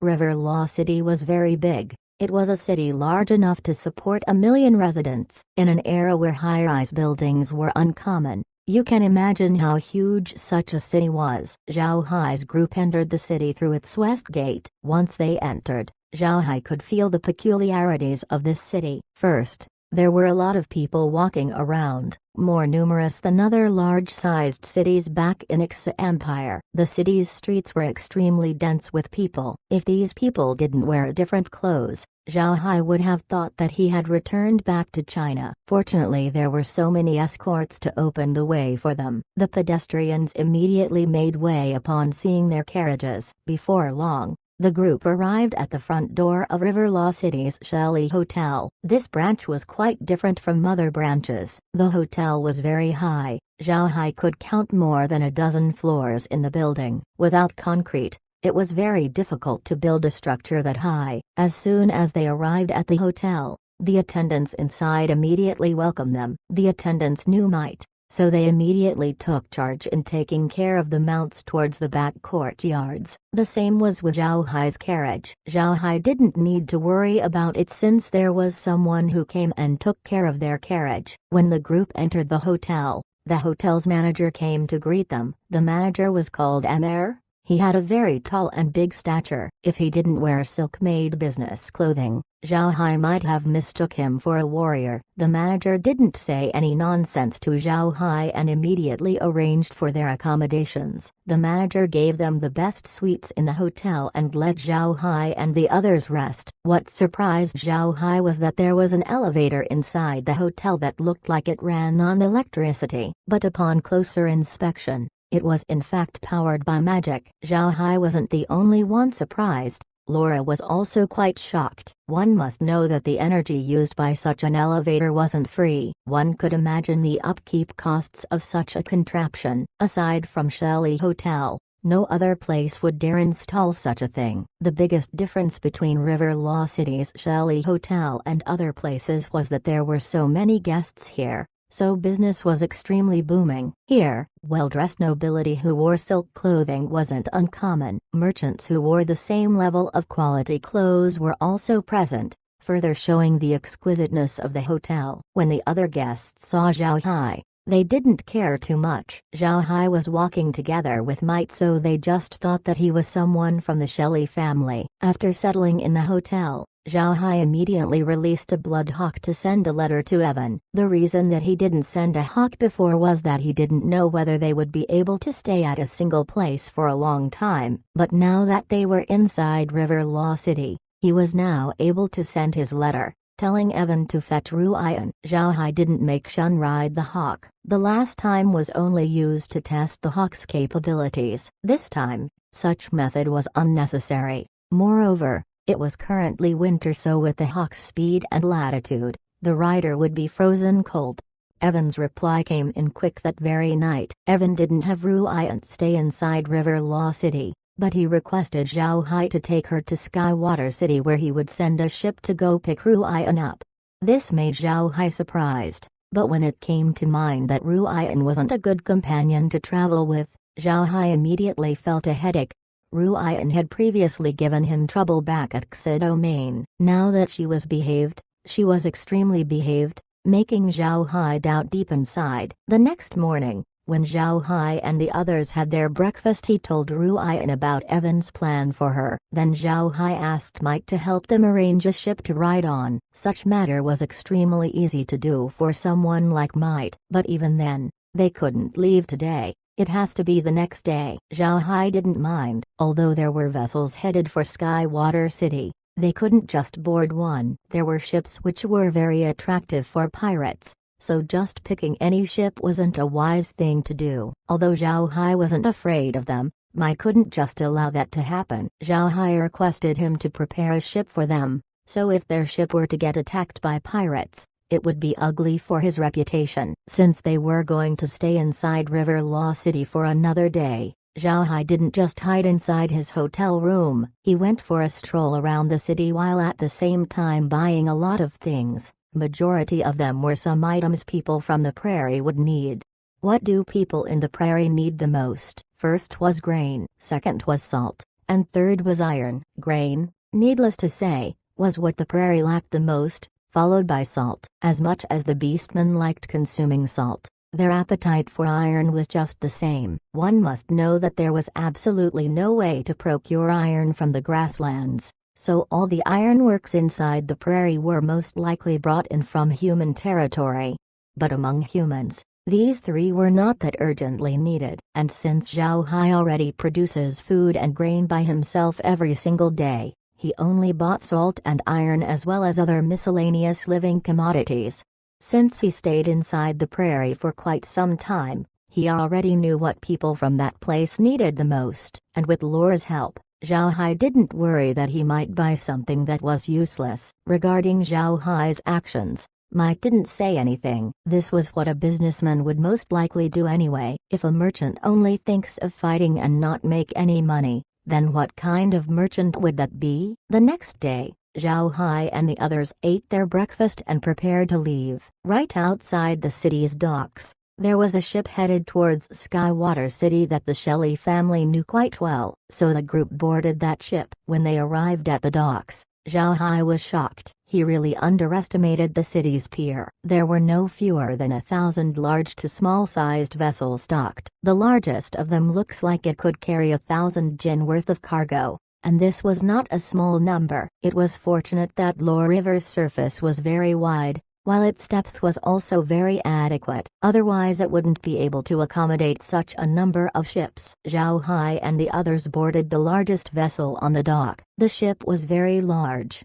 It could carry 1,000 jin of cargo quite easily. The ship had 3 masts, and besides loading cargo, it also accepts passengers on board. Might had already arranged rooms not only for Zhao Hai's group, but also for their magic beasts. This was Zhao Hai's first time riding a boat after he arrived at Ark Continent. He had ridden a boat back on Earth, but that ship was already made of steel. He had not been inside a wooden ship before. After boarding the ship, Mike also introduced Zhao Hai to the ship's captain. The captain was called Stack. He grew a full beard on his face, with a tall and big stature, and due to being aboard the ship for years, he had quite a tanned skin that appeared very robust. He also wore a cold expression, but he was extremely amiable when meeting Zhao Hai. It looks like he already knew Mike for a long time. However, his appearance wasn't what attracted Zhao Hai's attention. Upon observing the main, Zhao Hai noticed that he was actually a 7th-rank warrior. Zhao Hai also paid attention to the crew on board. Their bodies weren't weak,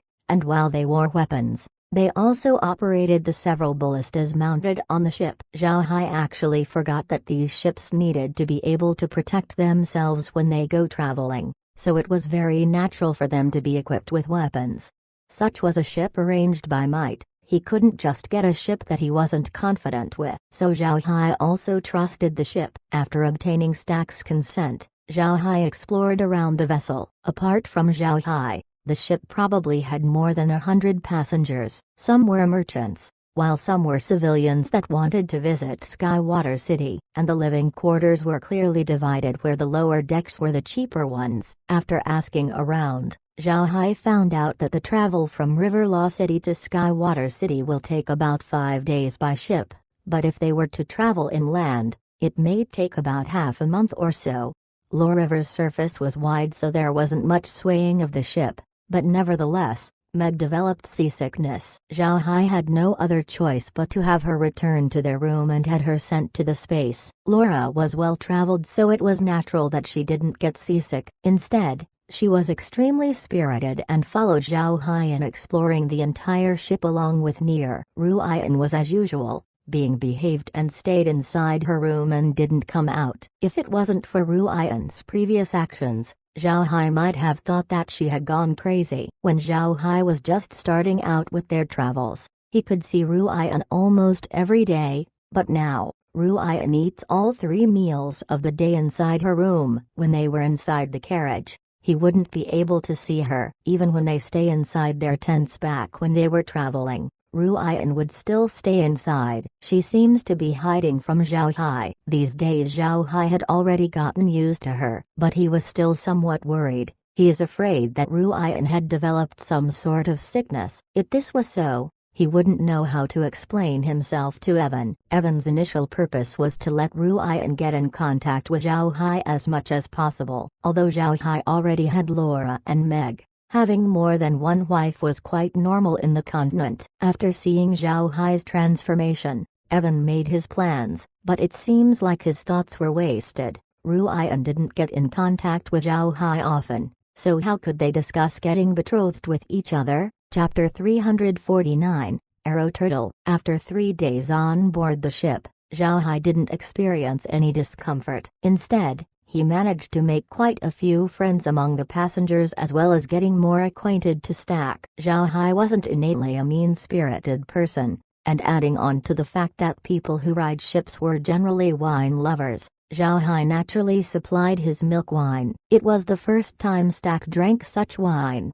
so naturally the captain of the ship was very happy. The milk wine that Zhao Hai produced wasn't the same as the other low alcohol level wines. He had been able to make a 40% alcohol content wine. One little sip is all you need to taste its potency. This high alcohol content liquor had never appeared in the continent before, and Stack had become one of the first persons who were able to drink this wine, but he managed to get drunk after taking only a few sips. Fortunately, Zhao Hai's wine doesn't give people hangovers, so the captain just slapped it off. Although he already got drunk from such small amount, Stack absolutely loved Zhao Hai's liquor. Its flavor was very satisfying, especially to the drunkard Stack. But Zhao Hai didn't give him the same type of liquor, but instead he took out another one but had less than the amount of alcohol content in it. Nevertheless, Stack still liked it, so he hounded Zhao Hai to purchase more of this kind of wine. Zhao Hai was generous and directly gave Stack 50 gin of wine, allowing Stack's impression of Zhao Hai to skyrocket. Zhao Hai stood at the top deck of the ship, watching the other vessels come and go. He knew that since the Law River was quite busy, ships would always be visible at all times. It really did seem that this Law River is the busiest river in the entire Rosen Empire. Laura was standing right by Zhao Hai's side and looked at the scenery. "Brother Hai, how about we get a ship for our use later on?" Zhao Hai smiled and said, "Right. We'll have to get a ship later so that we can get to the prairie much more easily. We could also use it to go out and experience the vast seas." Laura smiled. "Good, I'm already grown up, but I still hadn't been out to the sea yet. I really want to see what it looks like." Zhao Hai showed a faint smile. "Don't worry, in the future, you'll be able to see it whenever you like." Haha. At this moment, Zhao Hai felt the ship shudder. Zhao Hai immediately thought that something must have gone wrong as the ship's hull shook again. Seeing that the state of the ship wasn't normal, Stack also ran towards the sides of the boat and looked closely into the water. Although he didn't know what they were looking for, Zhao Hai also looked into the river. There was a dark shadow underneath the water, just beside the ship. The shadow's head wasn't very small. Zhao Hai looked confused at the dark shadow and asked Stack, what is that? Did that collide with the ship? Stack nodded. Right, it did collide with the ship. That is Lore River's unique magic beast, an arrow turtle. These beasts are notorious here. They're very big, their strength isn't something to scoff at, and their shells are very special. It has a horn about a meter long in front of it that looks like a sword. Besides its shell, it also had tough scales all throughout its body that is very difficult to deal with. Most importantly, this turtle likes to smash itself towards ships. Our ship is still safe since it has a thick hull, so we don't need to worry in the meantime. But if it keeps ramming itself to the ship, it's possible to make a hole in it. This would be dangerous, so we cannot just allow it. Zhao Hai asked curiously, what are you planning to do? Shoot it with harpoons? Is it effective? Stack nodded. We'll just send in a warning shot. This thing is quite cowardly. Sometimes it only takes a few shots to make it retreat. But if possible, we'll catch it. This thing is a delicacy. As he was saying that, Stack signaled to his crew to prepare the harpoons. As Zhao Hai watched them, these harpoons were very different from the ballista arrows used in the continent. The difference between the ones used here from the one used on land was that the harpoons actually had ropes tied onto them. Under Stack's command, the crew quickly loaded the harpoon onto the ballistas as they continuously shot at the shadow, producing massive ripples on the river's surface. Before long, red blood could be seen appearing on the water as the crew pulled the harpoons back to the ship. At this time, a sailor shouted, "Captain, the harpoon has hooked onto something. It's possibly the arrow turtle." As soon as Stack heard it, he immediately became happy. He replied, "Really? Fantastic. Quickly, everyone, come help pull it on board." Then the crew put all of their effort to pull the rope while Zhao Hai and Laura observed at the side. After a short while, the crew managed to pull the harpoon to the surface. On the tip was an arrow turtle hanging from the rope. The arrow turtle was just like what Stack said. It was 5 meters long, had a spike on its head that was connected to its shell. Its skin closely resembled those of alligators and looked very thick. But in the end, Stack's harpoon managed to penetrate the turtle's foot. Even with the struggles of the arrow turtle, it didn't manage to dislodge itself from the harpoon. The arrow turtle appeared very aggressive. It often opened its mouth to roar, showing Zhao Hai the canines inside its mouth. This was definitely a magic beast capable of strong attacks. At this time, a sailor was getting another shot ready to kill the turtle. Pulling in on board while still alive was a very dangerous thing to do since the creature's attacks weren't weak. Seeing that the sailor was about to shoot the arrow, Zhao Hai quickly intervened. "Wait, don't shoot, Stack. How about selling this turtle to me?" Stack stared. "What do you want this for?" Zhao Hai faintly smiled. "You leave that to me. So are you selling it?" Stack smiled and said, "What sell? I'll give it to you. We just captured it anyway." Zhao Hai was happy. He didn't become polite as they arrived at the side of the ship and waved his hand, immediately sending the arrow turtle into the space. This was a new type of magic beast that may help Zhao Hai upgrade his ranch. Its wounds didn't matter since the space could just heal it. When Stack saw the way Zhao Hai took the turtle away, his complexion changed. Although he was just a ship captain, he also had a lot of experiences. For Zhao Hai to do what he just did showed that he had a spatial item with him. For a person to hold a spatial item, one's status shouldn't be that low. Stack didn't think that Zhao Hai would own such item. One should know that spatial items were status symbols in a continent. It was normal for great noble families to not have one, yet Zhao Hai actually had one, clearly showing his capabilities. Although Stack wasn't a noble, he had met a lot of nobles before. These past few days that he interacted with Zhao Hai, he saw that Zhao Hai was quite different in a lot of ways. Zhao Hai didn't have the innate arrogance nobles generally had. With all of his interactions with Stack, he didn't show even a least bit of disdain. This made Stack feel touched. Now seeing Zhao Hai reveal his spatial item, Stack cannot help but reevaluate his perception of Zhao Hai's status. Stack knew the Shelley family very well. He frequently helps the family transport their cargo. When he saw Zhao Hai being accompanied with Might, as well as the absence of the Shelley family emblem on him, Stack thought that Zhao Hai was not a member of Shelley family, but he didn't expect Zhao Hai to possess a spatial item. This made Stack think that Zhao Hai might have been a direct lineage member of Shelley family. Law River's small incident was just a small distraction. Zhao Hai chatted with Stack for a while, then returned to his room. He wants to quickly take a look whether the space leveled up after taking in the arrow turtle. He wanted to see what changes the ranch would undergo when it reaches level 10. However, it was a pity that the arrow turtle wasn't enough to upgrade the ranch to level 10. It became just like any animal inside the ranch. Zhao Hai didn't mind that the ranch didn't level up, but this incident gave Zhao Hai a new idea. Although there were a lot of animals on land, the rivers, lakes, and seas also had a lot of plants and animals within, possibly even more than those inland. Zhao Hai can take in some plants and animals from the river. Leveling the space wouldn't be difficult. Laura, who sat near Zhao Hai, said, "Brother Hai, how about we directly absorb the river's water? Will that work?" Zhao Hai froze. He didn't think about that. Directly absorbing the river's water? This method was worth trying. Zhao Hai nodded. "We'll try, but we must wait for an appropriate opportunity. In 2 days we'll arrive at Skywater City. Not only can we absorb Law River's water there, we could also get some seawater as well. This should be enough to upgrade the space." The ranch had slowly gotten upgraded recently,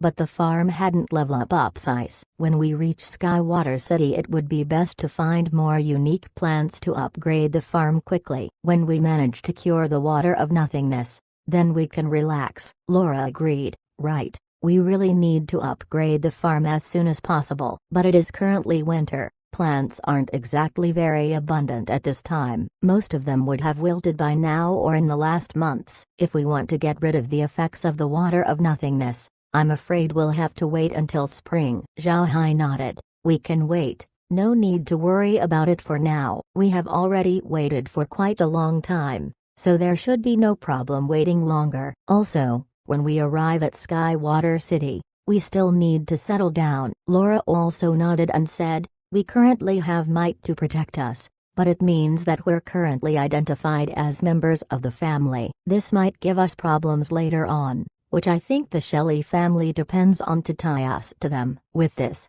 others might think twice when cooperating with us." "Brother Hai, do you think that this will affect our cooperation with Kelsey family?" Zhao Hai shook his head. "It shouldn't. We are people from the League of Dark Mages. Technically, our connection with Kelsey family is much closer than with the Shelley family, so they shouldn't doubt our intentions." Chapter 350, Insane Level Ups. Laura nodded. "If we can really form a relationship with the Kelsey family, then it would certainly be a good thing for us. That way, if we decide to reveal our identity in the future, nobody would dare to say anything." Zhao Hai smiled. "If we don't reveal it, then nobody would know. Our territory is in Ixa Empire anyway. If we let people know who we are, then we'll always get into trouble, and that would be annoying." Laura agreed. Although care can make them survive inside the poisonous fog, it wasn't a complete protection. There were a lot of 9th ranks all throughout the continent,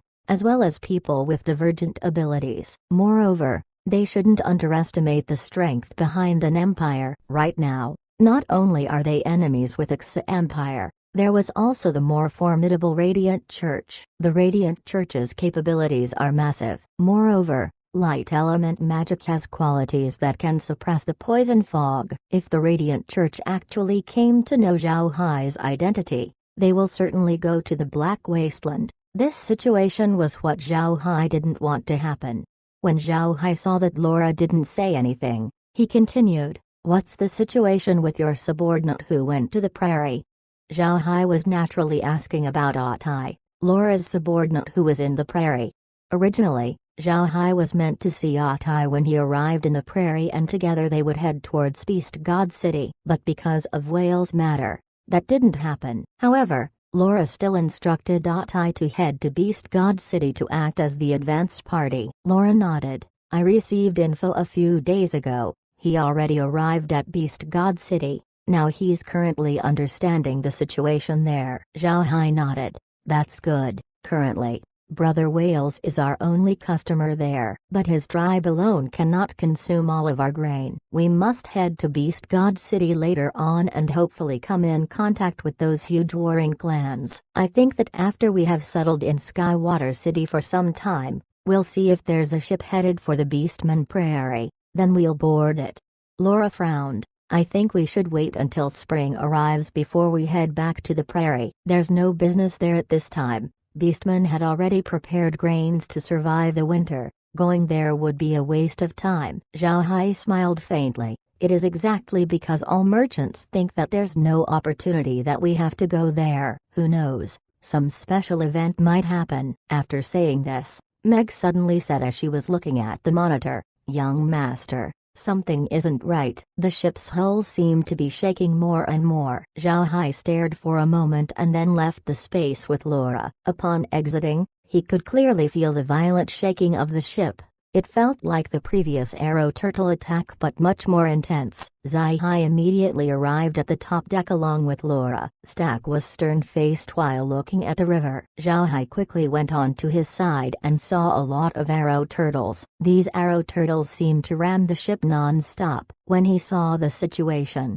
Zhao Hai couldn't help but frown and ask, "Stack, what is all this? Did these arrow turtles go crazy?" Stack shook his head and said, "They're not crazy, but quite similar. We've been plotted against." Arrow turtles prefer a type of wood known as fragrant cedar wood, so as long as a ship made from this material travels along Law River, it would frequently be beset by attacks from arrow turtles. My ship had just been repaired at River Law City, so I suspect that they might have used fragrant cedar wood to patch it up and then just covered it with paint. The paint immediately fell off as it touched water, revealing the wood underneath. The arrow turtles must have smelled it, thus they have attacked our ship. Zhao Hai started, then his complexion changed as he looked at Might. Might also frowned, and as soon as he saw Zhao Hai look at him, he didn't freeze but instead creased his eyebrows even more. "Mister, is it that?" Zhao Hai nodded. "It is. I suspect that this matter is Grand Duke Lionheart's doing. He should be able to do that." Might's face turned ugly. "Does he have any shame? To deal with us, he'll sacrifice the other people on board?" Zhao Hai shook his head. "For the Grand Duke, killing others as collateral isn't important. Eliminating our group is. He will be mocked continuously as long as we are alive, so how could he let this opportunity pass?" As soon as Stack heard their conversation, he said, "So you're saying that this is Grand Duke Lionheart's doing, just to kill you?" Zhao Hai nodded. "It's highly probable that it is so. Right from 100 Battles Fortress, the Grand Duke didn't stop attacking me, and in the entire process, I had managed to kill about 10,000 of the Grand Duke's people. You could imagine his hatred towards me." "Brother Stack, it seems like I have implicated you this time. But this seems very strange. How did they know that I would ride your ship?" Might smiled bitterly.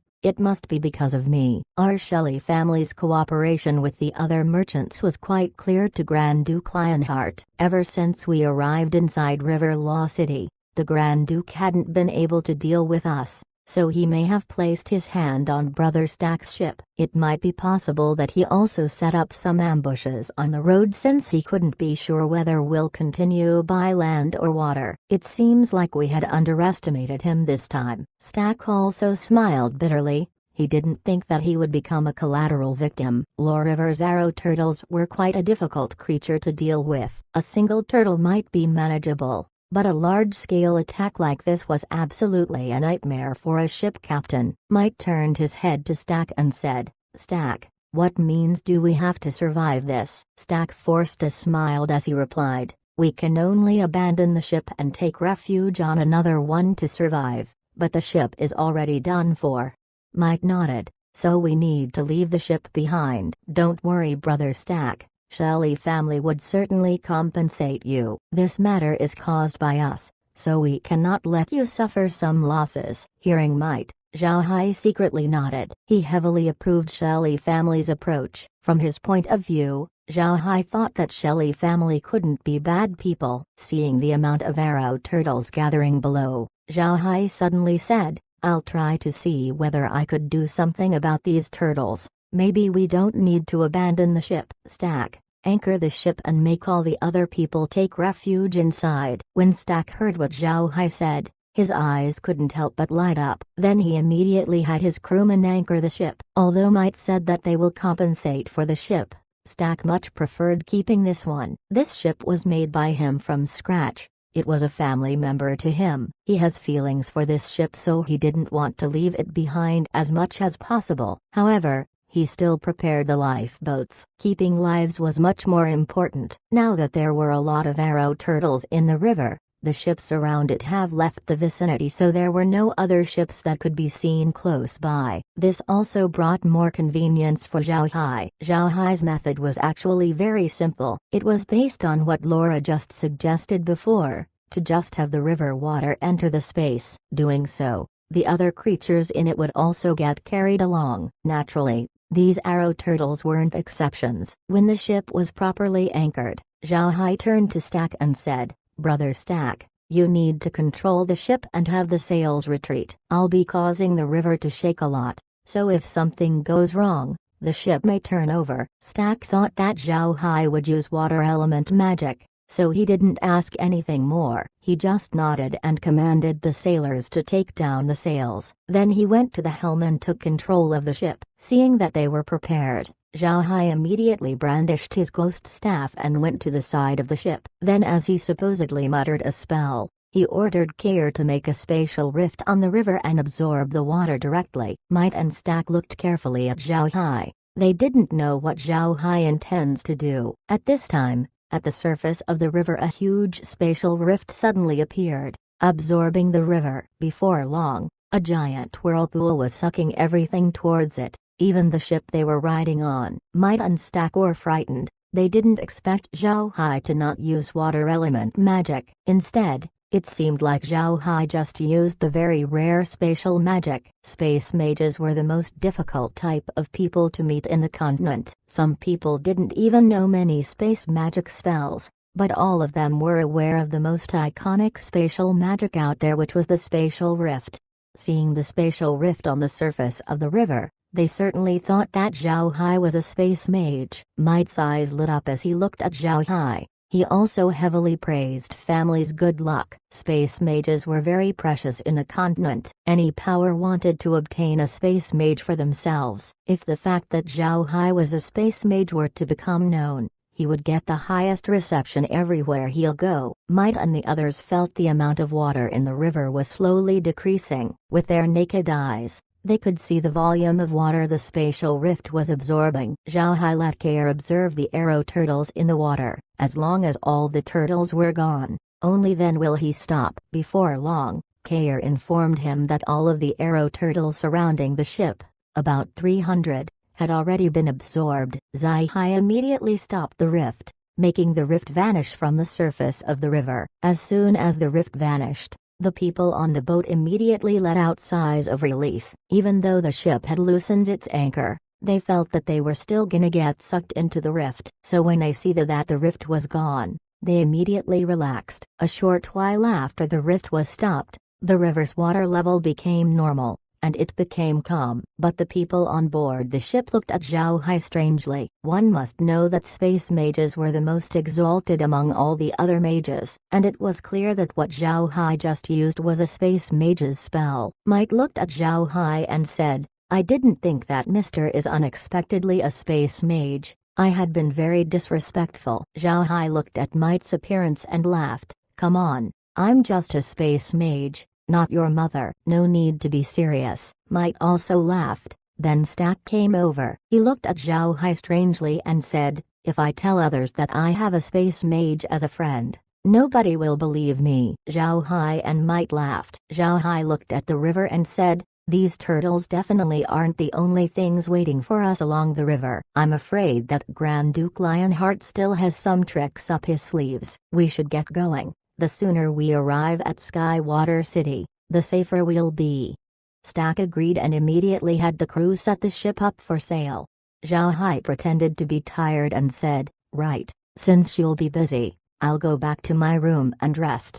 Then he waved his hand to Might as he walked towards his room. Might didn't stop him. In fact, he was even more excited as well as happy for the family. For Shelley family to get in touch with a space mage was a very fortuitous encounter for them. When Zhao Hai entered his room, he immediately went into the space. Upon entering the space, Zhao Hai seemed to hear a prompt on his mind, but he didn't notice what it was. So when he arrived at the space, he went to Kair and said, "Kair, what just happened?" Kair smiled and said, "Young master, the space leveled up. The farm went up by 1 level while the ranch went up by 5. Now it is level 14. Moreover, the space has gained a new function, which are the fisheries. If young master is thinking about farming fish, he could go to the ranch where the river is placed. The aquatic animals will not account for the limit imposed on land animals. Master can raise another 10,000 magic beasts in the river. After reaching level 10, all of the animals raised in the ranch will be immediately upgraded to become magic beasts, so common animals will be upgraded to magic beasts." Zhao Hai felt great happiness upon hearing the news. He didn't expect to gain such a huge benefit. After upgrading the ranch to level 10, all animals inside would actually be turned into magic beasts. Moreover, he can now breed some fishes. This was an excellent gain. However, he immediately had a thought. He turned to Kair and said, "Kair, are the fire fishes I raised inside the hot spring included in the fisheries function?" Kair nodded. "So long as the animal lives in water, it is included in the function. Not only can you raise aquatic animals, the amount of land animals that can be raised has been increased to 10,000 as well. Master can now raise 10,000 aquatic magic beasts as well as 10,000 land magic beasts." Hearing Kair, Zhao Hai couldn't help but laugh and said, "Good, fantastic. Let's go. When we enter the house, you'll have to tell me about the benefits of this upgrade."